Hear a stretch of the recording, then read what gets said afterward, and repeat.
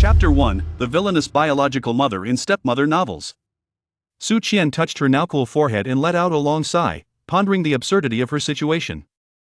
She had found herself ensnared in a heart-wrenching stepmother novel, enduring a life of suffocation and meeting a tragic demise. This epitomized the original character's existence.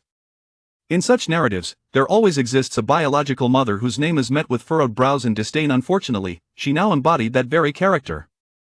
Su Yang got into a fight with other children. Su Yang's mother, could you please come here? Just as she was coming to terms with her new reality after 2 hours, a call from the kindergarten teacher disrupted her thoughts. Recalling her memories of teacher Zhang, Su Qian scoffed. This teacher had taken great pleasure in manipulating the original character. Having never been married in her past life, the sudden responsibility of a son left Su Qian somewhat bewildered. However, her greatest strength lay in her adaptability and resilience. Now that she was a mother, regardless of her son's unruly nature, the responsibilities of motherhood were inescapable. Before heading out, she glanced at her outfit and grimaced in distaste. As a fashion maven and master of costume design, she found her current haphazardly assembled attire utterly unacceptable. Setting down her keys, Su Qian tore a slit in her linen shirt, fashioning a belt from a curtain tie to accentuate her slender waist, and rolled her pant legs up to reveal her ankles. With a swift motion, she tied her hair into a high ponytail, showcasing her elegant swan neck. After her transformation, it would be impossible for anyone to discern that she was a mother. At just over 20, she had been living like an elderly woman, which was a complete waste of her potential. The original character had little interest in makeup and had no lipstick at home. Su Qian cut open a dragon fruit, using her fingers to dab its vibrant flesh onto her lips, creating a natural hue. With the looks that had earned her the role of the second female lead, a touch of color and a change of attire rendered her unrecognizable. It is worth noting that Su Qian's journey through time was not without explanation. She bore an uncanny resemblance to the original character. Faced with this inexplicable phenomenon, she chose to regard it as a parallel universe. Gazing into the mirror, she smiled brightly. After all, life must be lived, no matter the circumstances. In the kindergarten medical room.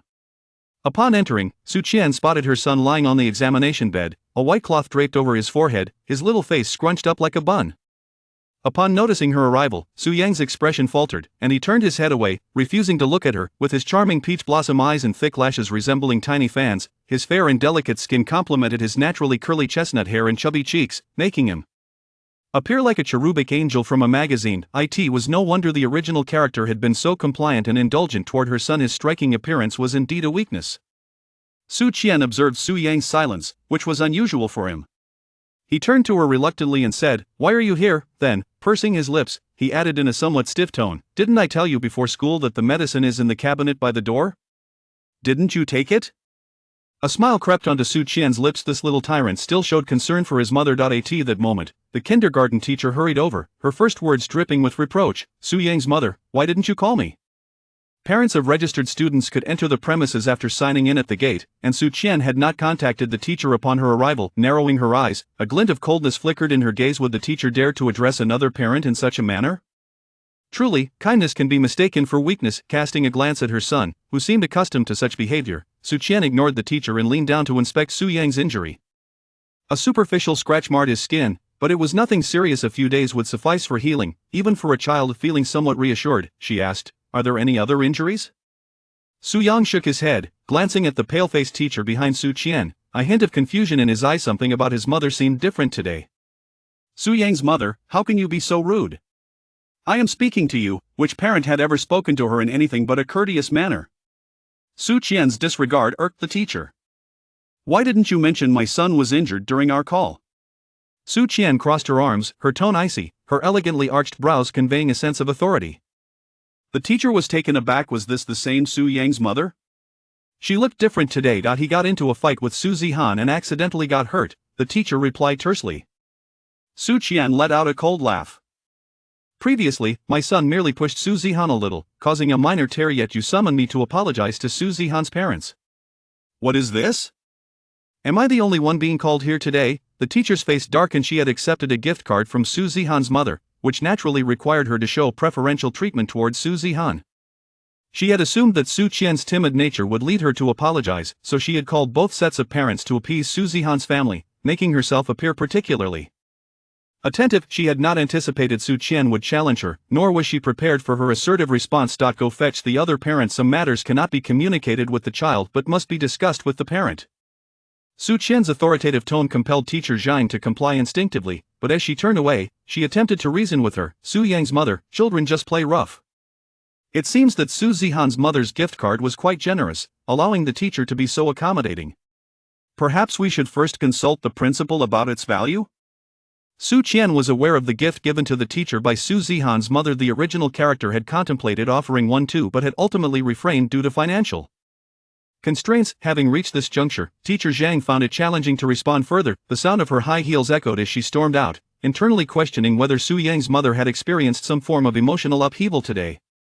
Only Su Qian and her son remained in the medical room. What good is it to tell you? Su Yang's demeanor reflected his frustration. The original character had often been left speechless, unable to articulate her points even when justified. From now on, as long as you are not at fault, we shall not apologize, Su Qian asserted with unwavering seriousness, locking her gaze onto Su Yang's eyes. Su Yang had not anticipated his mother would stand up for him. He was at a loss for words. After a moment of silence, feeling the weight of her unwavering stare, he finally relented and recounted the events of the altercation. Children's conflicts are often straightforward and trivial, unlike the complex machinations of adults. Su Qian deduced that the quarrel had originated when Su Zihan accused Su Yang of stealing his eraser. Naturally, Su Yang denied the accusation, leading to a heated exchange. Despite being only 5, Su Yang had inherited a stubborn streak from his mother, who could occasionally be left speechless by his defiance. Chapter 2, The Feeble Mother Rises. Su Zihan, unable to best Su Yang in their argument, angrily threw his pencil, which ricocheted off the desk and struck Su Yang on the forehead. In the past, the original character had always taken the stance that her child was at fault, regardless of the circumstances, seeking to downplay conflicts and resolve disputes. Yes, you are not at fault, Su Qian assured Su Yang as she tucked him under the covers. I will not apologize to them either. Su Yang lowered his gaze, his long lashes fluttering, clearly skeptical of her words. Before long, the teacher returned with Su Zihan's mother, who lived nearby. Will 5,000 be sufficient for your son's medical and nutritional expenses? Upon meeting, Su's mother immediately attempted to intimidate with financial demands addressed in the latest ES collection, adorned with a gold necklace as thick as a thumb, and flaunting large diamond earrings and a ring set with a round diamond. She presented a formidable presence. Su Zihan's mother exuded an air that seemed to proclaim her wealth to the world. When conversing with Su Qian, she raised her chin and cast condescending glances, embodying an air of superiority. Seeing Su's mother's arrogance ignited a fire within Su Qian. She reached into the drawer beneath the desk and retrieved a fruit knife, twirling it deftly in her hand. With the blade pointed at Su's mother, Su Qian spoke coldly. A wound measuring 1 centimeter, considering the delicate skin of children, translates to 2 centimeters on an adult's face. Would 5,000 suffice? Su's mother was momentarily taken aback by Su Qian's fierce demeanor, feeling as though the knife might fly towards her at any moment. With her smile faltering, Su Qian continued at a measured pace. Apologize, and have Su Zihan come and apologize to my son. Su's mother erupted in anger, feeling emboldened by the presence of passing security guards outside. She slammed her hand on the table and stepped forward, exclaiming, "Why should my son apologize? My child does not lie. In telling you, being injured does not grant you the upper hand. The kindergarten classroom has surveillance. The events leading up to this can be reviewed and understood clearly." In contrast to Su's mother's fury, Su Qian remained remarkably composed. Su Yang observed quietly, recognizing that his mother was indeed different in the past. She would have long since apologized to the other child. Fine, let's watch. Su's mother stormed toward the monitoring room, her fury palpable. Su Yang's mother was remarkably accommodating. Previously, when Su Yang had a minor altercation with another child resulting in a cut on his thumb, she had not reacted dramatically. Teacher Zhang wiped the sweat from his brow, calling out for Su's mother to slow down and be cautious on the stairs, hastily following after her. Su Qian gently caressed her son's cheek, saying, "Take a nap." He rarely addressed her as mother, often simply calling her by her name. Su Qian, all right. He slowly closed his eyes, then suddenly, as if recalling something, he struggled to keep his drooping eyelids open and said, "Su Zihan is a nuisance. I didn't steal the eraser. I think that eraser is ugly. Will his mother hit you?" Exhausted, Su Yang finally exhibited a hint of childishness, speaking no longer like an adult. Do not worry, mother can handle it. After her words, Su Yang succumbed to sleep, unable to resist his fatigue. Bending down, Su Qian kissed Su Yang's forehead and smiled. The mischievous child was quite endearing when he behaved. Over the years, the original owner had struggled with her child, often yielding to Su Yang's temperament regarding household matters. "You're a thief." "I am not."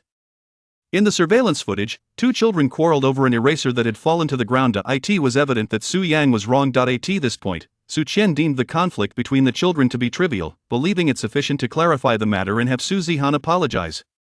However, Su's mother was relentless, unwilling to back down, insisting, "They'll cover any medical or nutritional expenses, but an apology is out of the question. Su Yang is also at fault. My son was pinned down by yours. If you don't believe me, just keep watching." Before arriving, Su's mother had inquired of her son, who remained silent. Hearing from other children that Su Yang had pinned down Su Zihan, she believed that had the teacher not intervened in time, Su Zihan would have been beaten. Su Yang's punches were known to hurt. This was a consensus among the kindergarten's older children.Su Qian refrained from engaging with Su's mother, her gaze fixed on the footage, where a scene unfolded that ignited her fury. "You don't have a father, so you stole the eraser my father bought for me." Su Zihan, feeling a bit frightened by Su Yang's injury, blurted out in panic. In his fluster, Su Zihan sought to confirm that Su Yang had stolen his eraser, forgetting that mentioning Su Yang's lack of a father might provoke a response. Suddenly, Su Yang, who had been focused on rubbing a pencil mark on his shirt, looked up, his face flushed with anger, fists clenched as he lunged at Su Zihan. The two tumbled onto the soft mat of the classroom, at which point the kindergarten teacher rushed over to intervene and halt the scuffle.Su Qian coldly glared at Su Zihan's mother, stating, "Is this what you call a mistake? Apologize." Children are both innocently naive and purely malicious. They do not comprehend the extent of harm their actions can inflict upon others.Su Qian's gaze lingered on her son's youthful face in the footage, her heart heavy with emotion. "How much do you want?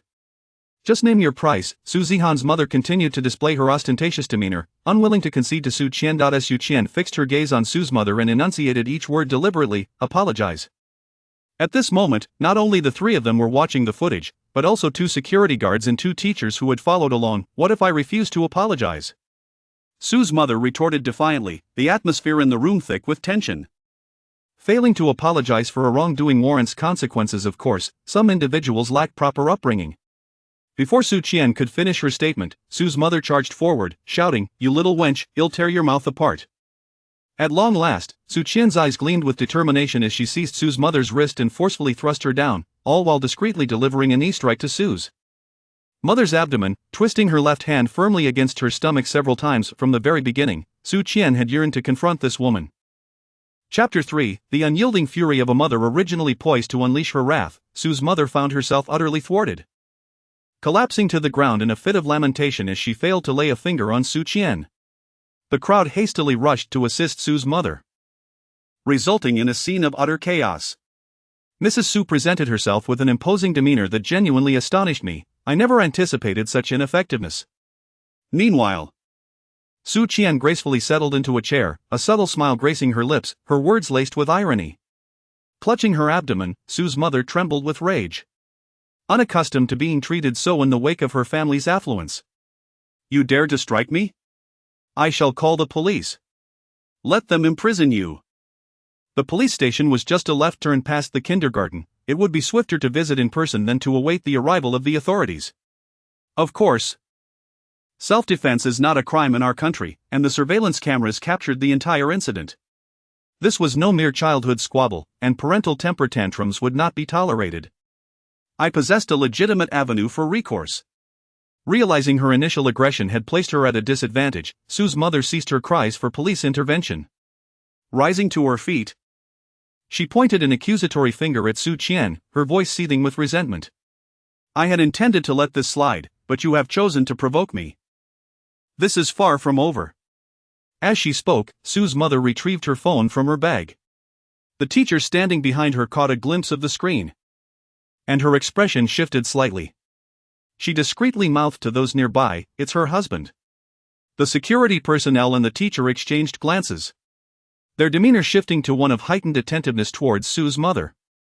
The security guard promptly fetched a chair, while Teacher Zhang made a point to squeeze past another teacher beside Su's mother to offer her a comforting pat on the back. Su's husband managed a thriving local enterprise, a veritable local canon in the parlance of B City, a native with considerable influence, well connected throughout the region. As a single mother, Su Qian finds herself in a precarious position, where a mere utterance can render her unable to navigate life in B City. The microphone emits a series of beeps, yet there is no response from the other end of the line. Endless meetings stretch on, perpetually muted. Su's mother, in a fit of anger, mutters a few words before silencing her phone. Grabbing her car keys from the table, she turns to Su Qian and declares, "Are you feeling tough? Soon I shall have you begging on your knees. If you have the courage, do not walk away. Noticing that Su Qian does not even spare her a glance, Su's mother's chest heaves with indignation, her thoughts consumed by a determination to not let this contemptible woman escape unscathed. Su Qian completely disregarded Su's mother's theatrical performance. She borrowed a phone from the security guard and recorded the footage from the surveillance camera. "What are you doing, Su Yang's mother?" she exclaimed. "I am here to clear my son's name." A teacher should discern right from wrong, and a mother must not be confused. Armed with the video, Su Qian entered Su Yang's classroom. After introducing herself, she played the video for the children. Oh, it turns out Su Yang did not steal the eraser. We misunderstood him. The children's thoughts were refreshingly innocent. They recognized that a mistake was simply a mistake, devoid of any other considerations. Su Zihan's face flushed as he recalled a cartoon that emphasized admitting to one's mistakes as the hallmark of a good child. He stepped forward, saying, "I'm sorry. Su Yang's mother. I will go apologize to Su Yang." "Me too. Me too." In a flurry, nearly half the class rushed to the infirmary. Su Qian's eyes sparkled with joy, as if children were blank canvases, reflecting whatever colors were imparted to them. She felt a deep sense of satisfaction knowing that these children were not beyond redemption, unlike Su's mother. The slumbering Su Yan was roused from his sleep, hearing a chorus of apologies echoing around him. He sat up, rubbing his eyes, and beheld Su Qian standing at the door. Listening to his classmates express their sincere remorse, Su Yan was taken aback. Had his mother truly accomplished this? "Su Yang, do you forgive them?" Su Qian inquired, approaching her still drowsy son. Su Yang snorted and said, "I shall not argue with them." "That's wonderful, thank you, Su Yang. Thank you for forgiving us." Children need role models in their actions. If Su Zihan were to apologize alone, it might lead to some awkwardness. However, with so many children together, it became a competition of who could apologize more sincerely, each uttering "I'm sorry" louder than the last. After watching Su Yang drift into slumber, Su Qian rose and made her way to the teacher's office. She intended to have a word with that teacher Zhang. Su Qian was unaware that after approximately 2 minutes of her departure, Su Yan, lying on the bed, fluttered her eyelashes and opened her eyes to find herself alone. She swiftly leapt from the bed, donned her shoes, and stealthily slipped out of the infirmary.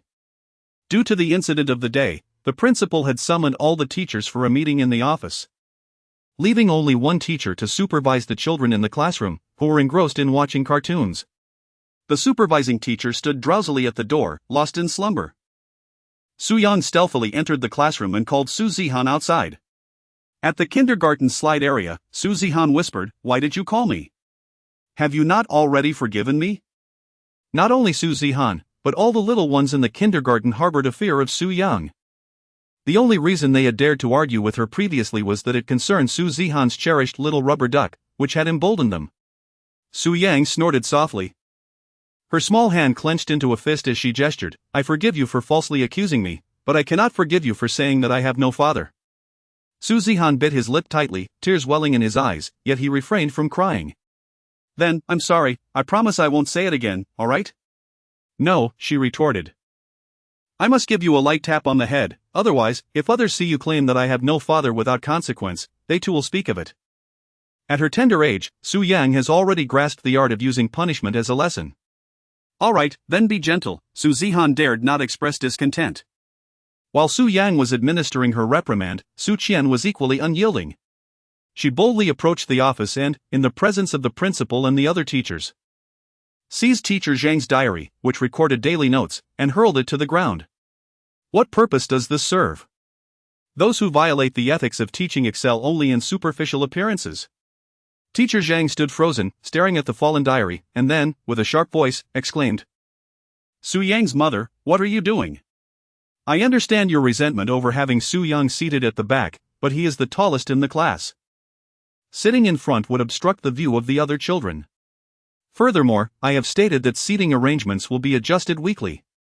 Su Qian let out a soft scoff and remarked, "Teacher Zhang, please maintain your composure.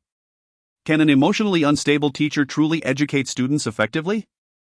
Her words of skepticism rendered teacher Zhang's tearful lament abruptly silent.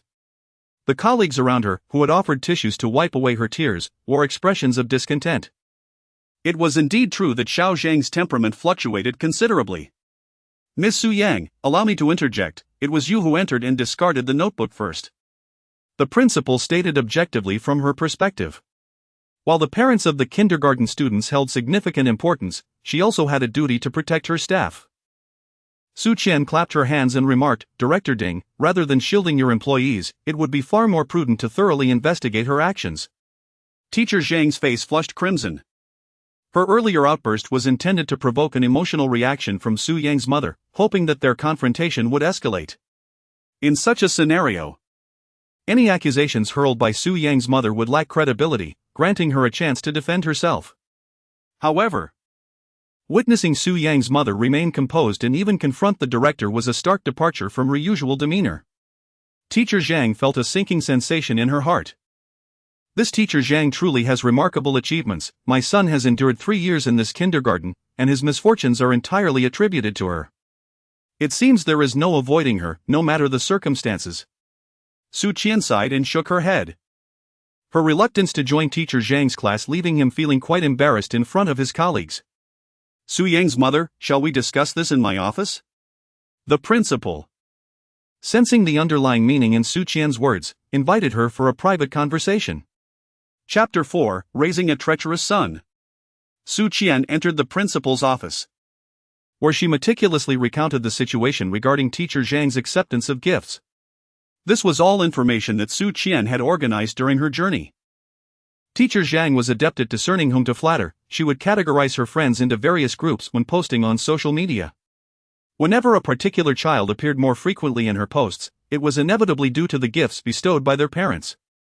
Occasionally, she would express her desire for items such as necklaces, lipsticks, and perfumes, creating an unspoken understanding within her social circle, an implication that Su Qian felt needed no further elaboration.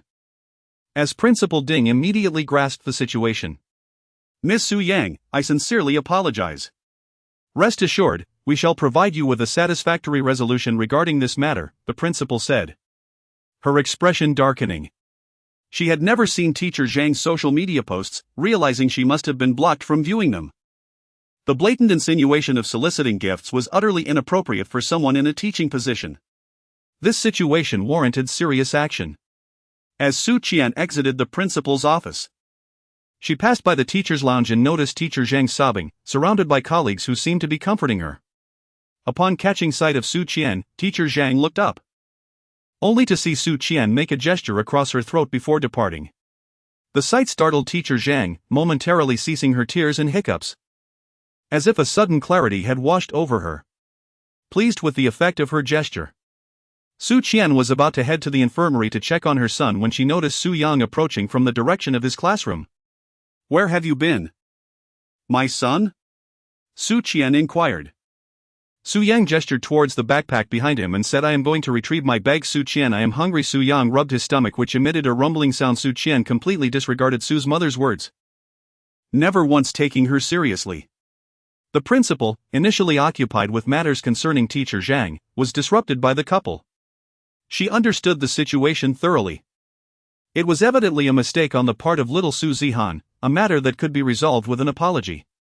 Yet, Su Zihan's parents were obstinate and unreasonable.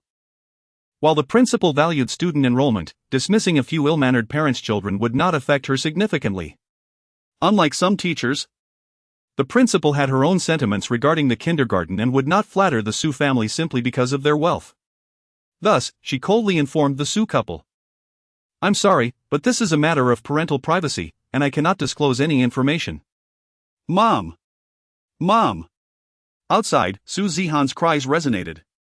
Spotting her father's car, she dashed out when the teacher was momentarily distracted. The tears she had been holding back flowed freely upon seeing her parents. Su's mother scooped Su Zihan into her arms, exclaiming with concern, "Darling, why is there a red mark on your forehead?" As soon as she inquired, Su Zihan wailed even louder, gasping for breath. Su's father kicked the door open with a loud bang, and the family of 3 departed. The principal, her tone laced with irritation, called for teacher Zhang, "Come with me." On the way home, Su Yang bounced happily, while Su Qian felt a weight on her heart. She could manage the issue of a stolen eraser, but the absence of a father was a dilemma beyond her grasp. According to the plot, the reunion between the male lead and Su Yang was still about 6 months away. "Su Qian, you seem different," Su Yang remarked with a playful scratch on his cheek. "Oh? In what way?" Su Qian inquired. Su Yang shook her head, expressing her distress as she confessed her ignorance. After a considerable pause, she added, "Today, you did not weep, nor did you incessantly apologize. Instead, you instructed them to convey their apologies to me." Su Qian smiled, saying little. As she walked hand in hand with Su Yang, swaying gently, a black business car passed by the roadside, and Su Qian stole a glance. She remembered the days when she too would ride in such a vehicle to catch flights for fashion shows. Glancing at Su Yang, who was humming a tuneless nursery rhyme, Su Qian sighed deeply, realizing how drastically life had transformed in an instant. Her boss possessed a pair of enchanting, affectionate peach blossom eyes, and if he were to smile more often, he would surely captivate countless women. Unfortunately, Mr. Jian typically maintained a gaze that exuded an overwhelming intensity, often leaving others in a cold sweat. His chiseled features appeared as if sculpted to perfection, standing nearly 6 feet 3 inches tall, a strikingly handsome and affluent figure. It was perplexing that he remained single to this day. "Ah," Assistant Zhang could not help but let out a sigh. A clear and deep voice interrupted Assistant Zhang's wandering thoughts as the quarterly report was announced. Indeed, Mr. Jian was meticulous in his work, intolerant of mistakes, prompting Assistant Zhang to focus intently on his responsibilities. "Hand over the money." Su Qian maintained her composure while reaching out to Su Yang for funds. Previously, Su Qian had allocated half of her monthly salary to her mother, and after covering her expenses, the meager remainder would be given to Su Yang for safekeeping. "I won't give it to you. If I do, the old witch will just take it." Su Yang stood resolutely at his door, refusing to budge. The old witch referred to Su Qian's mother, and even in her presence, Su Yang would address her as such. This child was particularly stubborn, and no amount of persuasion could change his mind, leaving Su Qian exasperated. Before she could earn more money to improve their lives, she needed to acquire a smartphone capable of accessing the internet. She felt disconnected from society, needing to re-engage with many aspects of life. Yet she was limited to a generic, outdated mobile phone that was utterly inadequate. Over the years, the savings she had accumulated, approximately 10,000 yuan, resided in a small iron box belonging to Su Yang. If she could withdraw 1 or 2,000 yuan, she could easily purchase a device that would allow her to go online. However, this child was immovable. "No. This money is meant for finding Dad, you cannot use it. If you ask for more money, I will run away from home." Su Yang's declaration echoed, his voice strained and desperate. In Su Yang's mind, his parents' divorce has left him yearning to see his father, a desire he has fervently expressed since childhood. Thus, Su Yang diligently saves money, and running away from home has become his favored tactic, often causing Su Qian to relent at the mere mention of it. Upon hearing her son's words and recalling the narrative from the book, Su Qian instantly crumbled. The essence of the stepmother's portrayal lies in her efforts to win over her stepson. By the conclusion of the tale, Su Yang, the little tyrant, has transformed his address for the female protagonist from aunt to mother, selflessly tending to his younger siblings and evolving into the quintessential elder brother. He utilizes the money earned by his mother to seek out his father, living harmoniously with the stepmother's family, while she, the unfortunate mother, is cast aside. Now, she finds herself unable to purchase a mobile phone with her own funds. Chapter 5: I will send you to find your biological father. Su Qian admonished herself not to stoop to the level of children, for those nonsensical plots had yet to unfold. Su Qian pointed towards the doorway, a faint smile tugging at the corners of her lips as she said, "Running away from home? The door is right there." Su Yang was taken aback. Every time he expressed a desire to run away from home, his mother would mistakenly plead for him to stay. Why was this time different? Noticing the dazed expression on her son's face, Su Qian let out a scoff. Did this little brat think he could outwit her? The smirk on her lips suddenly faded as memories of the kindergarten children mocking Su Yang for lacking a father surfaced in her mind. It was only natural for a child to seek out his biological father. Following the course of events, it was inevitable that her adopted son would eventually reunite with the male protagonist. Perhaps it would be beneficial to encourage this connection. Acknowledging his biological father could prove advantageous for Su Yang. The male protagonist treated his unexpectedly revealed son with kindness. And the stepmother was earnestly striving to win Su Yang's affection to demonstrate her maternal love. In stark contrast, Su Yang endured hardships under his biological mother's care. She knew it was impossible to instantly become affluent, the path of hard work would be arduous. Su Yang would also suffer alongside her. So perhaps it was wiser to let him seek out his biological father. Su Qian's thoughts grew increasingly feasible, and she made a decision. The day after tomorrow, she would take you to meet your biological father. Tomorrow, she would first visit the towering building where the male protagonist's office is located to scout the area. The four gilded characters of the Jian group glimmered brilliantly under the sun's reflection, dazzling to behold. Su Qian gazed upward at the towering edifice. Her neck aching from craning too far, yet the pinnacle remained unseen. Truly befitting the male protagonist's commercial empire, the structure was magnificently imposing.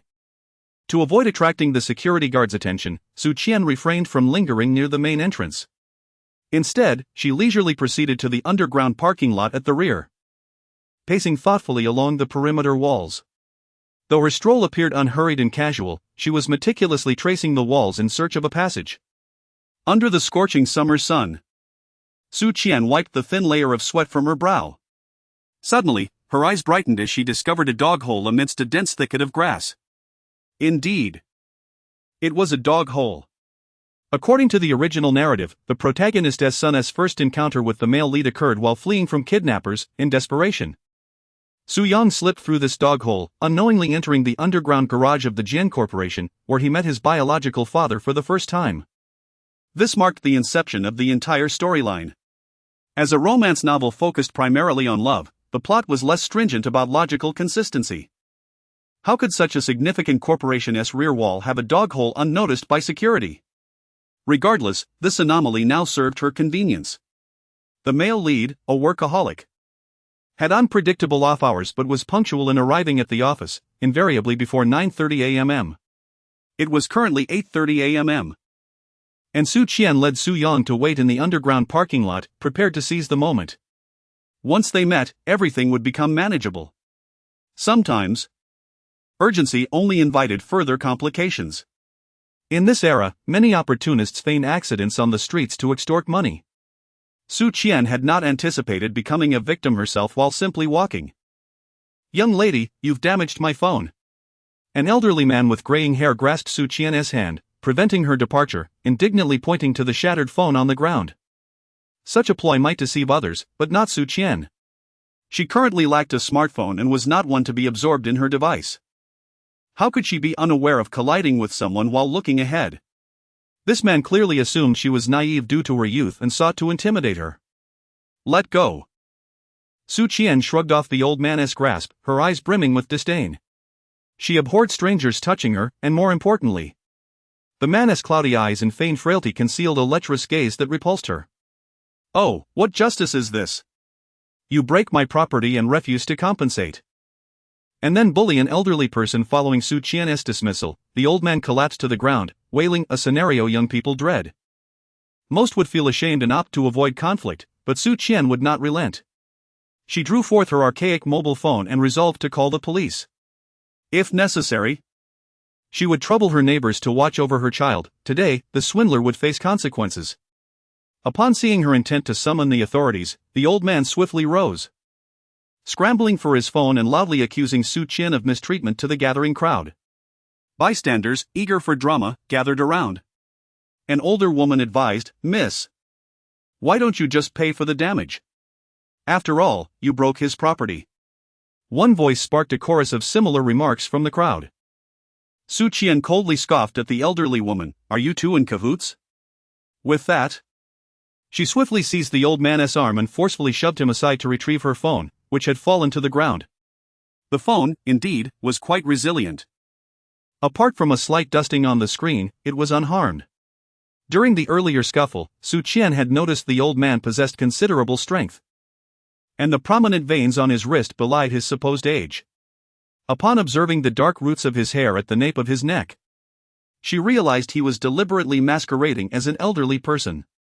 With her inhibitions cast aside, she pushed him further away and added a swift kick for good measure.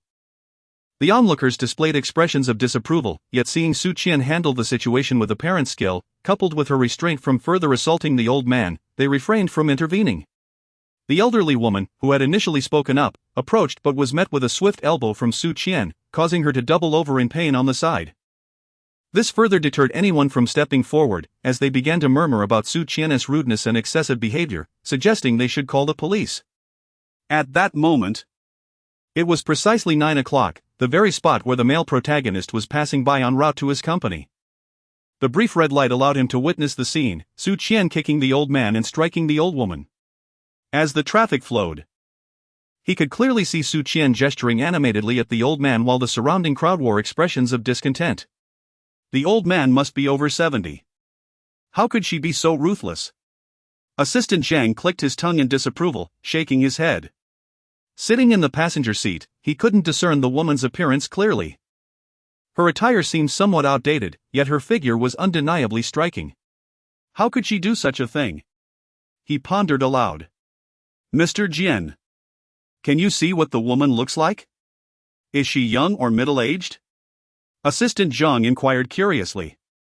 Jian Zhanyan slightly furrowed his brow, prompting Assistant Zhang to immediately silence himself. Having momentarily forgotten that Mr. Jian disliked discussing trivial matters, the car fell into silence once more. Chapter 6, A dismal first impression. The police arrived with remarkable speed. As the police station was merely a street away, they promptly cuffed the old man, exclaiming, "Lay air, your audacity grows, daring to swindle right across from the police station?" The old man sheepishly replied, "Officer, I'm just short on cash." Upon hearing this, the crowd quickly grasped the situation, realizing their grave misunderstanding of the young woman. While they felt an urge to apologize, pride held them back. Ultimately, they too had been deceived and had done nothing wrong, so they left in discontent. Among them, a woman clad in pink was seized by Su Qian, who declared, "Officer, this person may be an accomplice." She had been the first to incite the situation. Sharing the same accent with the swindler and even wearing matching socks, a detail Su Qian had noted long before. "Very well," the officer replied. As they needed to go to the police station to file a report, Su Qian intended to visit an internet CAF to gather information on the male protagonist, preparing for their potential encounter the following day. Su Qian promptly telephoned the neighbor, requesting that Su Yang spend the night at her residence. The neighbor, who served as the director of the community committee, was exceedingly warm-hearted and fond of Su Yang's mischievous spirit, thus, she readily consented without hesitation. Su Yang suffered from insomnia until the dead of night. His mother seemed genuinely angry with him. It was the first time Su Yang had ever been treated this way, leaving him feeling somewhat unsettled. "That is your father," Su Qian said, pointing through the glass window at the cover of a book displayed in the lobby's leisure area. The cover featured none other than the male protagonist of the novel, Jian Zhanyan, who was also the head of the Jian Corporation. "Madam, may I assist you with anything?" A vigilant security guard from the Jian Corporation inquired upon noticing Su Qian lingering at the entrance with a child. "We're fine, thank you," Su Qian replied, waving her hand as she led Su Yang away. Given her status, even with an appointment, she could not meet Jian Zhanyan. So she had no choice but to follow the route she had discovered the previous day. Bypassing the front, they proceeded to the underground parking lot at the rear, where Su Qian guided Su Yang toward a dog hole she had found yesterday as an exit. Suddenly, Su Yang stopped and released her hand. "What is the matter?" Su Yang's delicate face was taut with tension, his brows furrowed in deep concentration. From his backpack behind him, he retrieved an envelope used to hold his homework paper. Inside lay 2,000 yuan. Last night, Su Yang meticulously counted the money numerous times, confirming it precisely amounted to 20 bills. Su Qian raised an eyebrow. Ever since their quarrel the previous afternoon, she had chosen to ignore Su Yang. For the domineering nature of this little tyrant was beyond the original owner's control, and she would certainly not indulge him. Just now, it was the first exchange of words between the mother and son since last night. "Do you wish to abandon me?" Su Yang spoke with a hint of grievance as Su Qian accepted the envelope. "That man cannot possibly be my father. The old witch claimed my father is a poor laborer, toiling at a construction site." Su Yang had not discerned the man's face in the magazine. He understood that only successful individuals were featured in interviews. This must surely be a ruse concocted by Su Qian to deceive him. After all, there were children in kindergarten who boasted that their fathers were superheroes. How absurd! The notion of superheroes and Ultraman was nothing but a fantasy. How foolish! The night before last, he had come to a resolution: he could save up money to find his father later. If Su Qian needed to buy a phone, then so be it. Before sleeping, Su Yang carefully placed his money in his backpack. Yet, not only had he not seen her all day, but this morning, when they finally met, she had taken him to an unfamiliar place he had never visited before. Contemplating thoughtfully, realized that Su Qian had never deceived him. The answer was indeed here. Leading Su Yang through a dog hole, they evaded the patrolling security guards. Su Qian arrived at the underground parking garage, where the novel's protagonist's parking space number coincided with his birthday. Last night, Su Qian deliberately searched for information about the male protagonist at an internet CAF.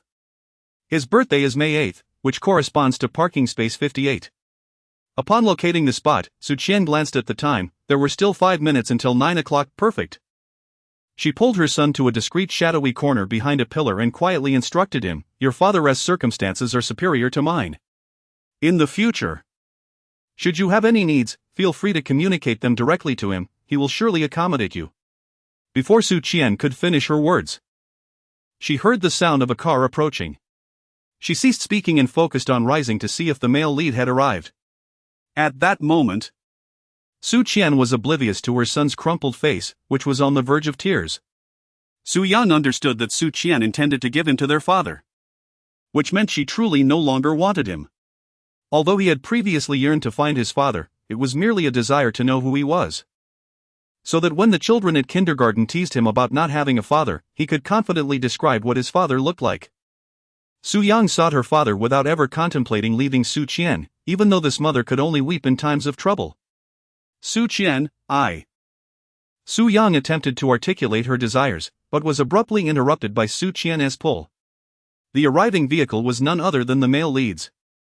Clad in a sleek black suit, impeccably tailored, with chestnut hair slicked back, revealing his exquisitely chiseled features. If Su Yang bore a resemblance to the male lead as a cherubic angel, then Jian Zhanyan was a figure akin to an ethereal being descended from the heavens. His cold gaze exuded an air of unattainable nobility, rendering him an object of distant admiration, akin to a flower atop a lofty peak, admired from afar.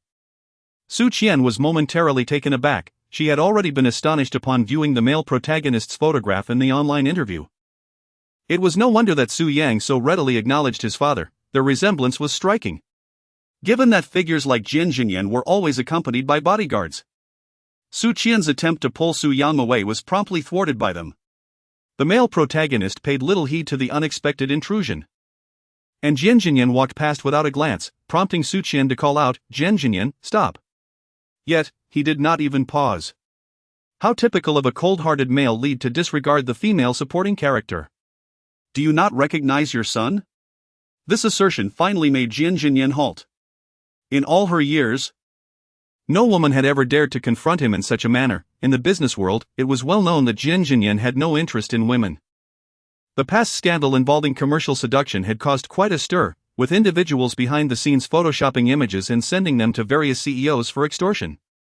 Yet none had the audacity to approach Jian Zhanyan, highlighting his notorious reputation for being aloof toward the opposite sex. Now, a woman had appeared before him, demanding he acknowledge a son. Absurd.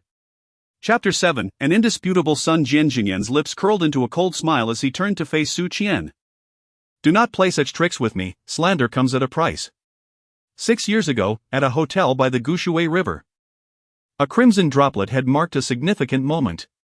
Unfazed by Jian Zhanyan's imposing presence, Su Qian lifted her chin and mentioned a location. With a hint of mockery, she referenced a birthmark on the male protagonist's private area. Upon hearing this, Jian Zhanyan's gaze darkened, emotion swirling within his deep-set eyes. He had a remarkable memory, indeed. He had engaged with a woman there, having been drugged by an adversary who sought to tarnish his reputation. He had managed to escape, only to find himself entangled with another woman in a state of confusion. When he awoke the next day, he was alone. The hotel surveillance had malfunctioned, and with his ID used to book the room, the woman's identity remained unknown. He had assumed it was a trap, as the woman had never made herself known. Could this person be for him? You can confirm with a DNA test. Here is my contact information. Reach out to me later, and we can address the subsequent matters. She placed a note in Jian Zhanyan's hand and, bending down, pinched the face of the bewildered Su Yang. This is your father. Mother keeps her promises, take care of yourself. With that, she briskly concluded her business and turned to leave. The two bodyguards dared not intervene, eager to avoid eavesdropping on their employer's gossip. Jian Zhanyan, finally paying closer attention to the child beside the woman, had not noticed that Su Qian had already departed. As he remained lost in shock, gazing at Su Yang's face, Su Yang exhibited a similar reaction upon encountering Jian Zhan's countenance. He found himself somewhat convinced by his mother's words that the individual before him was indeed his father. Yet, at this moment, he yearned for his father no longer. He had done everything he could the previous night, but his mother had chosen to disregard him, and this morning, she continued to ignore him. Had he known, he would not have expressed a desire to seek his father. Surely, his mother must think that he preferred his father over her. With this realization, Su Yang resolved to clarify his intentions with his mother.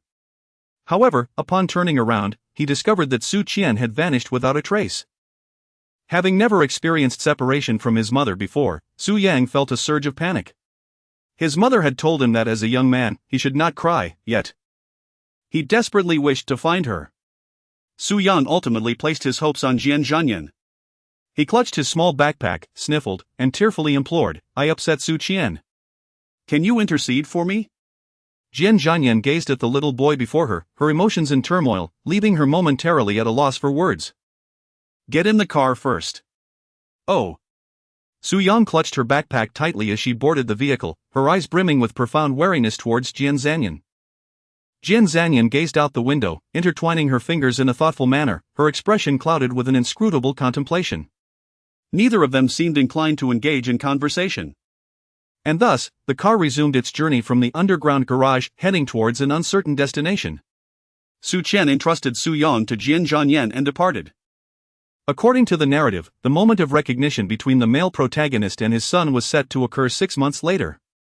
As the male lead and the child's biological father, Su Qian felt a profound sense of assurance in allowing Su Yang to remain by Jian Zhanyan's side. Regardless of whether it was the original character or the current Su Qian, her greatest attachment lay solely with her son. Although she felt a pang of reluctance in settling Su Yang, the initial melancholy ultimately gave way to a sense of relief. For Su Qian, assuming the role of a mother in this narrative was undoubtedly a monumental upheaval in her life. At this moment, she found herself granted a reprieve. A precious opportunity to reflect upon her current circumstances. With the money from the envelope in hand, she resolved to purchase a mobile phone. Su Qian's demeanor was remarkably composed. And it would not be an exaggeration to describe Jian Zhanyan's sudden action as a bolt from the blue. Jian Zhanyan drove directly from the parking lot to a private hospital affiliated with the Jian Group. Upon his arrival, the director of the hospital, having received a call, was already waiting at the entrance.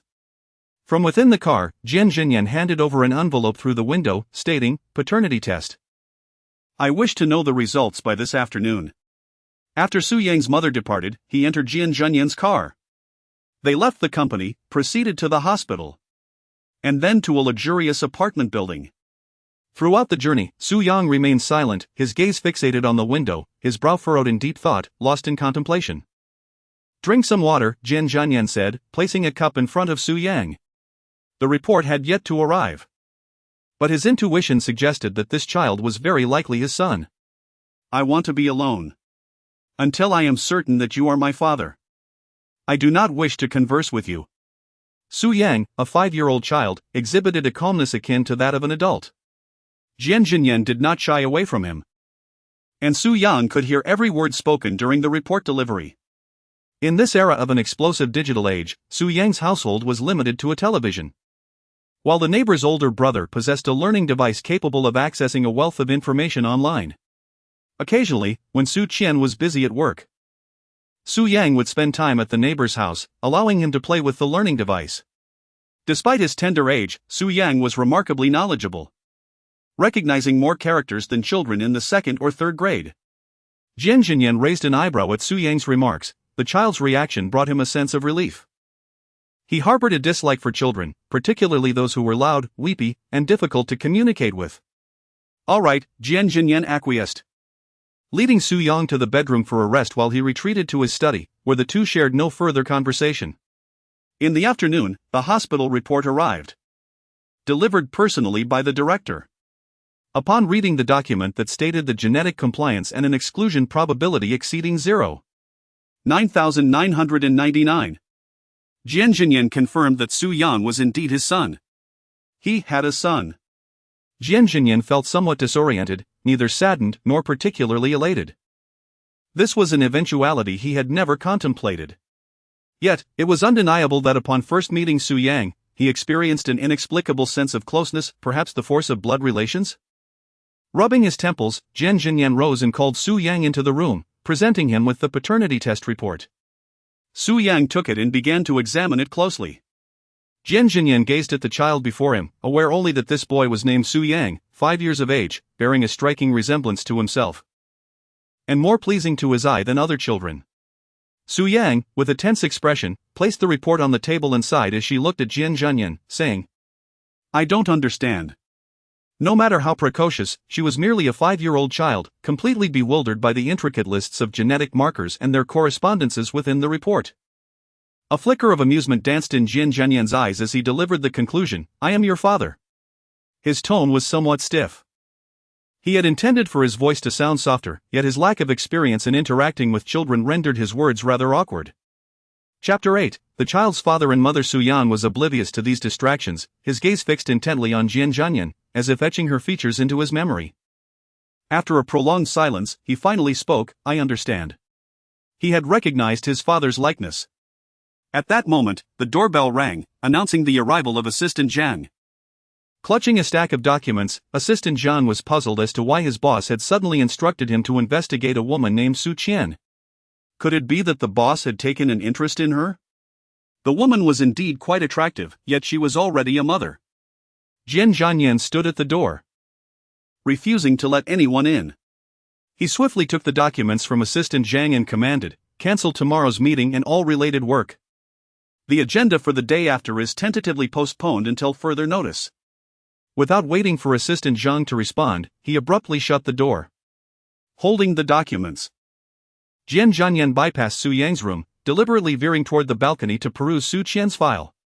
After graduating from university, she had worked as a clerk at a food company, leading a mundane life defined by routine. The information portrayed Su Qian as unremarkable, a depiction of an ordinary existence that implied financial struggle. Jian Zhanyan surmised that this woman was in need of money. The SD magazine had marked his first media interview, allowing his photograph to grace the cover. Perhaps, having seen it and discovered his identity, she had approached him with her child. Given that it was his son, he believed the boy deserved to be raised in the Jian family, receiving a proper education. He was willing to offer Su Qian compensation, as she was the child's biological mother, and he wished to avoid any unpleasantness. Suddenly, Jian Zhanyan paused in his perusal of the documents. Recognizing the woman in the photograph as the one he had encountered on the street the previous day, without further hesitation, he labeled Su Qian as materialistic, unfilial, and harsh. Picking up his phone, Jian Zhanyan dialed the number written on the note. "Hello, who is this?" "Miss Su, greetings. This is Jian Zhanyan." At this moment, Su Qian was dining, and knowing that the other party had chosen to call her at this hour indicated that they had indeed confirmed Su Yang's identity. "You have ascertained that Su Yang is your biological son, correct? Tomorrow at 10 a.m., we shall meet at Building 3, Room 202 in Lishui Community to discuss matters further." Jian Zhanyan readily agreed, his gaze harboring a tumultuous undercurrent. He wished to further probe Su Qian's stance, but barely uttered a word before the line went dead, leaving him momentarily stunned by the abrupt termination of the call. Su Qian accidentally spilled porridge on the floor. After a flurry of activity to clean up the mess, she realized she had unknowingly ended the call. It was of little consequence, as there was no need for pleasantries between her and Jian Zhanyan. They could discuss matters when they met the following day. "Tomorrow, I will take you to meet her. After finishing the call with Su Qian, Jian Zhanyan entered the room to speak with Su Yang.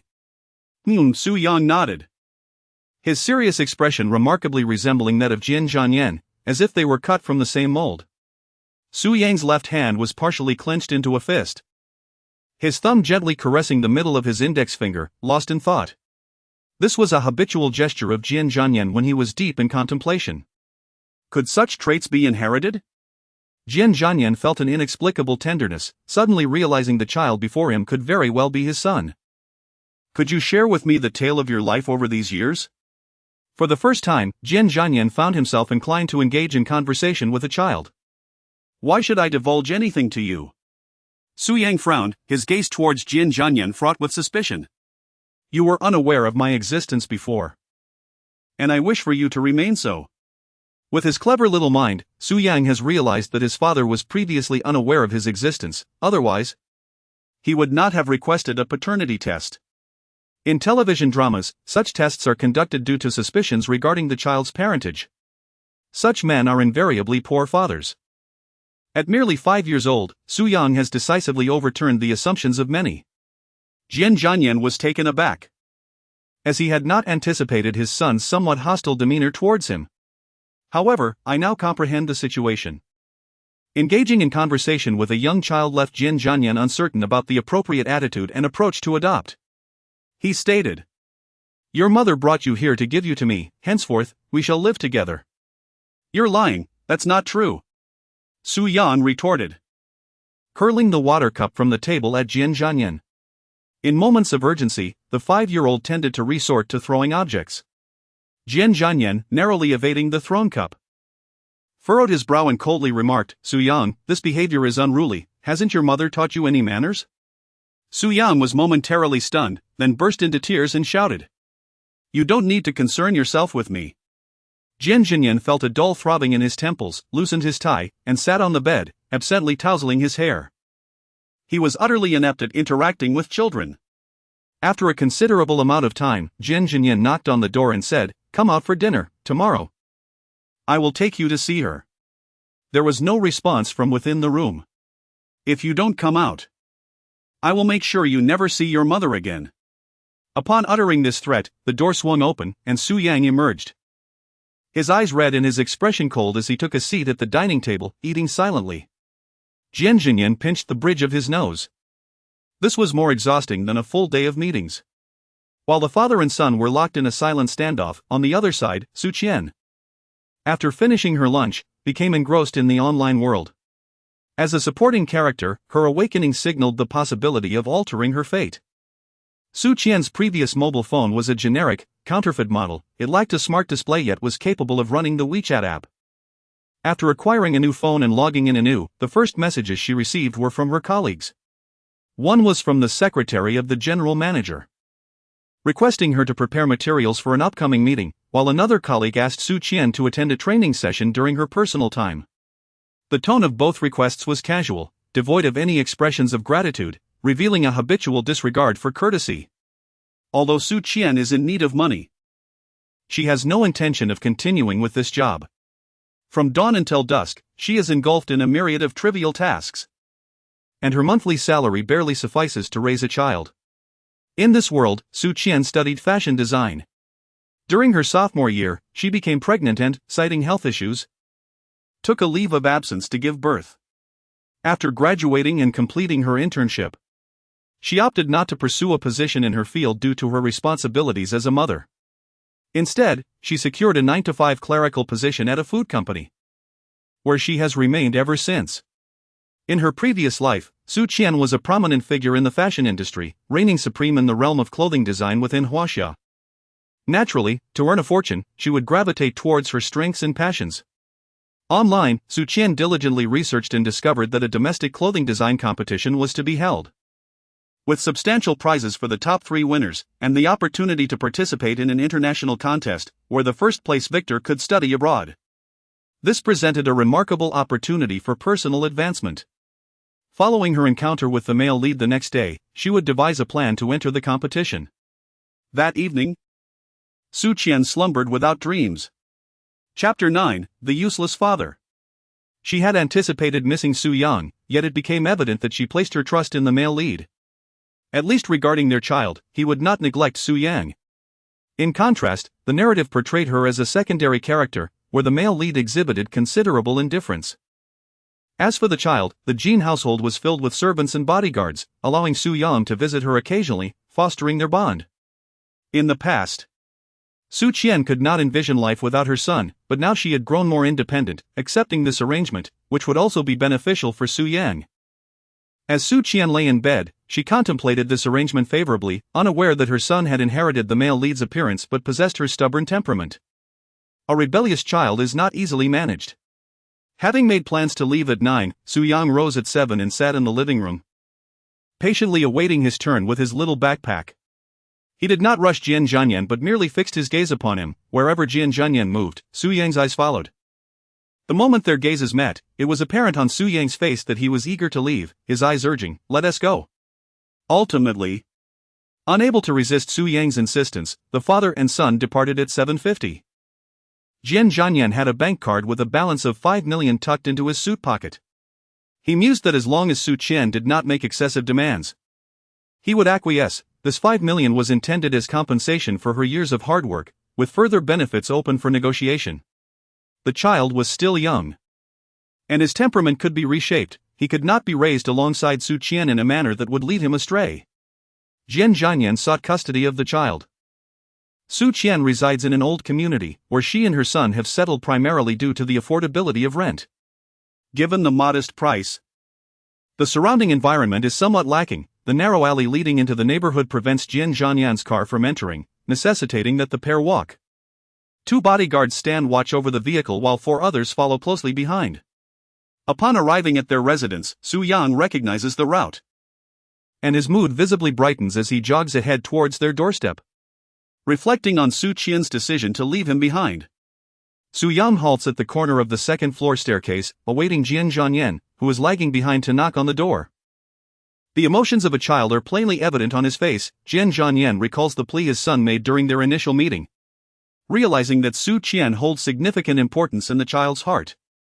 Provided the other party does not overstep bounds, he is willing to make concessions for the sake of the child. Jian Zhanyan waits at the door for half an hour. After knocking for the 3rd time without receiving a response, he glances at Su Yang and says, "She isn't home. Let us call her." Su Yang proposes a solution. Their remarkably similar features and concise dialogue revealing a striking resemblance, one would hardly believe them to be anything but father and son. However, the call does not connect. Met instead with a voicemail indicating the phone is off. It is currently 8:35, well ahead of the agreed time of 10 o'clock. Yet, Su Yang shows no inclination to converse, sitting on the doorstep with his backpack, deliberately avoiding eye contact with Jian Zhanyan. What could he possibly advise a 5-year-old? Rubbing his temple, Jian Zhanyan resigns himself to waiting alongside him. Upon spotting the luxury vehicle at the alley's entrance, Su Qian senses something amiss. The bodyguards appear oddly familiar. As she approaches the building and ascends the stairs, the sight of individuals blocking the stairway clarifies her suspicions. No wonder Aunt Wang from upstairs is absent from her usual spot in the community gazebo. Broadcasting her messages, she must be too intimidated by the presence of these men to venture outside. Su Qian cast a glance at Jian Zhanyan and his 4 bodyguards, who appeared rather formidable. As they positioned themselves to the side, they effectively blocked the entrance of the staircase, making it highly unlikely for the elderly gentleman to venture out. Wasn't the appointment set for 10 o'clock? Su Qian furrowed her brows as she opened the door, casting a glance at Su Yang, whose youthful eyes brimmed with indignation and grievance. Both mother and son possessed a stubborn temperament.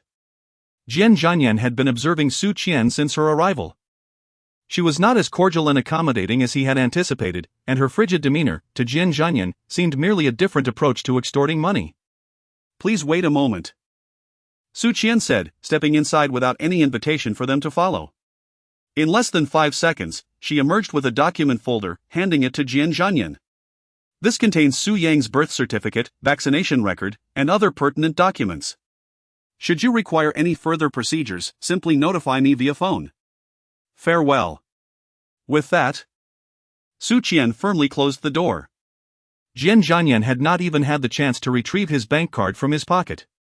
Beside him, Su Yang, feeling neglected by Su Qian, recalled her anger and turned to look at Jian Zhanyan. The father and son exchanged a silent yet intense gaze, each staring intently at the other. Su Yang's expression betrayed his resentment. He had clearly been promised that someone would advocate for him. Yet not a word was uttered in his defense.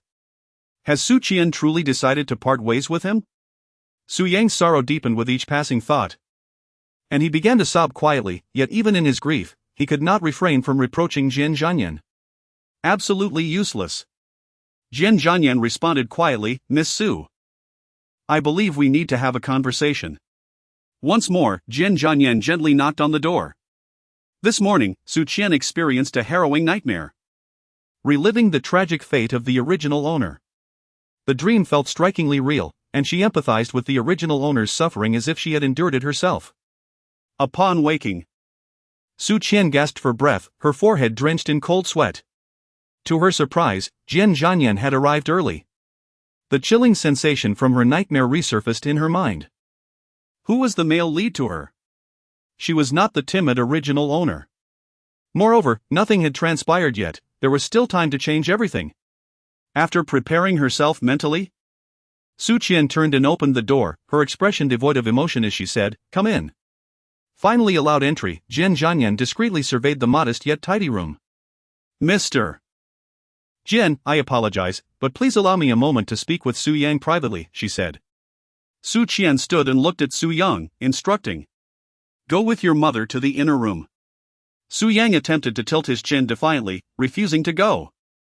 Yet Su Qian did not grant him the chance to indulge in his stubbornness. Although he wished to convey his rebellious spirit, no one paid him any heed. Su Qian had already stepped into the inner chamber. Su Yang pouted slightly, placed his backpack on the coffee table, and followed into the inner room. Chapter 10, Su Qian. Come and get me. His gaze fell upon the wall behind the television, adorned with a plethora of photographs, all capturing moments of mother and son together. He rose and approached, examining them closely. From the 100-day celebration of his infancy to the joyous occasion of his 4th birthday cake, the photographs adorned an entire wall. Each one a testament to Su Qian's meticulous documentation of Su Yang's growth. Su Yang seemed to have grown from infancy to his current self right before his eyes. Gazing at the photograph of the radiant child who bore an uncanny resemblance to himself, Jian Zhanyan felt a touch of gentleness in his gaze. Su Yang resembled him so closely that he had come to accept the reality of having a son. At that moment, the door swung open, and Su Qian stepped out. Jian Zhanyan glanced at the clock, realizing that 20 minutes had slipped by unnoticed. Let us converse on the balcony, Su Qian stated as she walked past Jian Zhanyan. Her demeanor neither flattering nor resentful, but rather indifferent. Jian Zhanyan's eyes darkened momentarily as he fell into contemplation before following her. The balcony of the old apartment complex was quite spacious. Su Qian had arranged a table adorned with various flowers and plants. Although life was modest, the original occupant had evidently embraced it with care. As for Su Yang's visitation, I require 2 days each month for parental access. Of course, should the child wish to come to you, feel free to send him over. If he prefers otherwise, that is perfectly acceptable as well. If you have any other thoughts, please feel free to share. Su Qian had exhausted her patience. Moments ago, she had pleaded tirelessly for her son.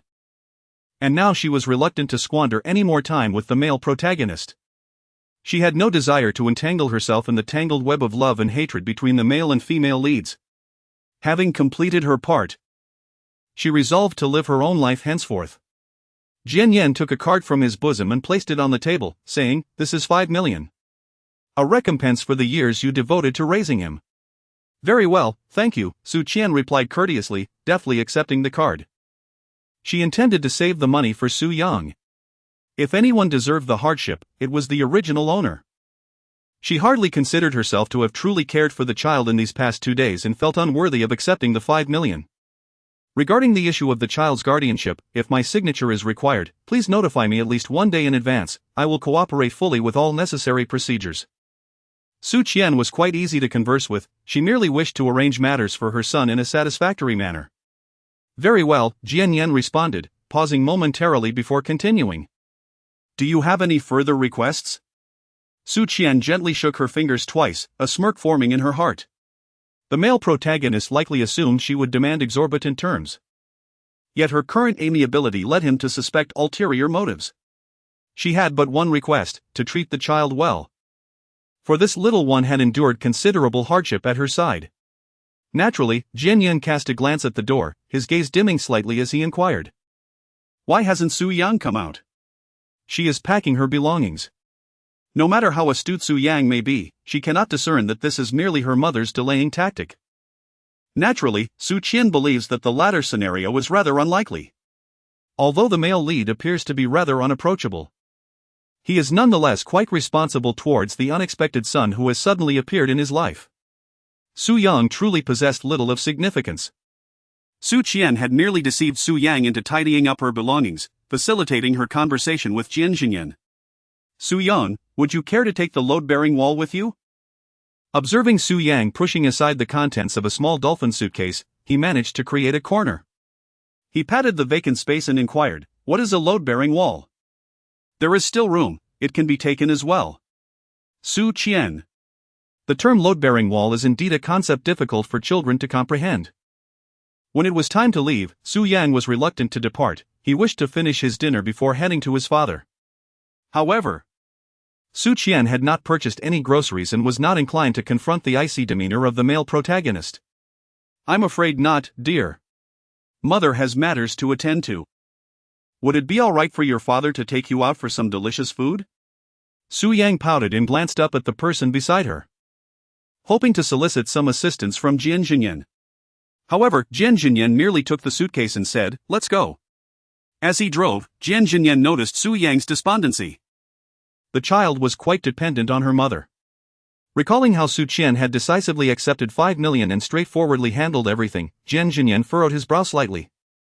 First impressions are crucial in human interactions, and Jian Zhanyan still vividly remembered Su Qian's authoritative demeanor towards the elderly on the street, which hardly portrayed her as a person of good nature.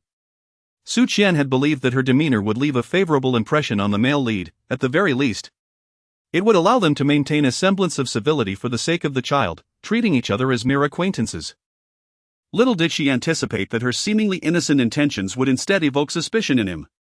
However, such tranquil days lasted for only 3 days. On the 4th day, just after lunch, Su Qian received a call from an unfamiliar number. Upon answering, she was met with the heart-wrenching cries of Su Yang. The anguish in the voice on the other end sounded as if he had suffered an immense injustice. Chapter 11, Is this little girl scolding Mr. Jian? "Son, please don't cry. Tell mommy where you are and what happened, alright?" Su Qian spoke soothingly as she rose and made her way towards the door. Su Yang is an exceptionally resilient child, and it is almost unheard of for him to cry in such a manner. At least according to the memories of his original self. This predicament is precisely what causes Su Qian to feel anxious. What could have possibly happened to the little bun? On the other end of the line, Su Yang's sobbing momentarily ceased, only to resume with a quivering voice, "I don't know where I am, boo-hoo." "It's alright, my dear. Mommy is on her way to fetch you." "I know where you are, and I will be there shortly," Su Qian reassured her son. "I will wait for mommy." I will," came his reply. Suddenly, the call was disconnected, and as Su Qian listened to the busy signal emanating from the receiver, a wave of despair washed over her. She attempted to call back, but the line remained engaged. Frustrated by the inability to reach him, Su Qian donned a coat and hurriedly departed, hailing a taxi toward the Qian Corporation's office building. Meanwhile, Jian Zhanyan had just landed from a flight.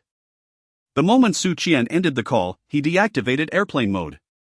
Once seated in a luxurious limousine, he calmly instructed, to the office. As it was peak commuting time, the roads were choked with traffic. Why was Su Yang crying? It had only been a few days since she entrusted her son to the male lead, and already Su Yang had faced some indignity. When he was in her care, the original mother treated him with such tenderness that he had never shed a single tear. The more Su Qian pondered, the more her agitation grew. She had entrusted the little bun to the male lead, hoping to provide him a better life. She bore no intention of shirking her responsibilities. If he could not even ensure that her son suffered no distress, then she would take him back. With the conviction that if he couldn't care for the child properly, he would have to return him, Su Qian stormed toward the Jian Corporation building. Jian Zhanyan was the CEO of Qian Corporation, a business that spanned a wide array of industries. Unlike other companies that occupied but a single floor, the entire building before Su Qian was dedicated to the Jian Corporation. Thus, when she approached the reception desk to request a meeting with Jian Zhanyan, she was met with a condescending appraisal from the receptionist. Su Qian, clad in casual athletic attire, with her hair casually tied in a ponytail and donning affordable sneakers, appeared refreshingly unpretentious. However, such an appearance lacked the gravitas suitable for a visit to the Jian Group to meet President Jian. "May I inquire your esteemed surname, miss?" The receptionist offered a professionally polished smile. "My surname is Su." "Miss Su, do you have an appointment?" "No." "I apologize, Miss Su, but without an appointment, I am unable to facilitate contact with President Jian at this time. Would you kindly leave your contact information and name?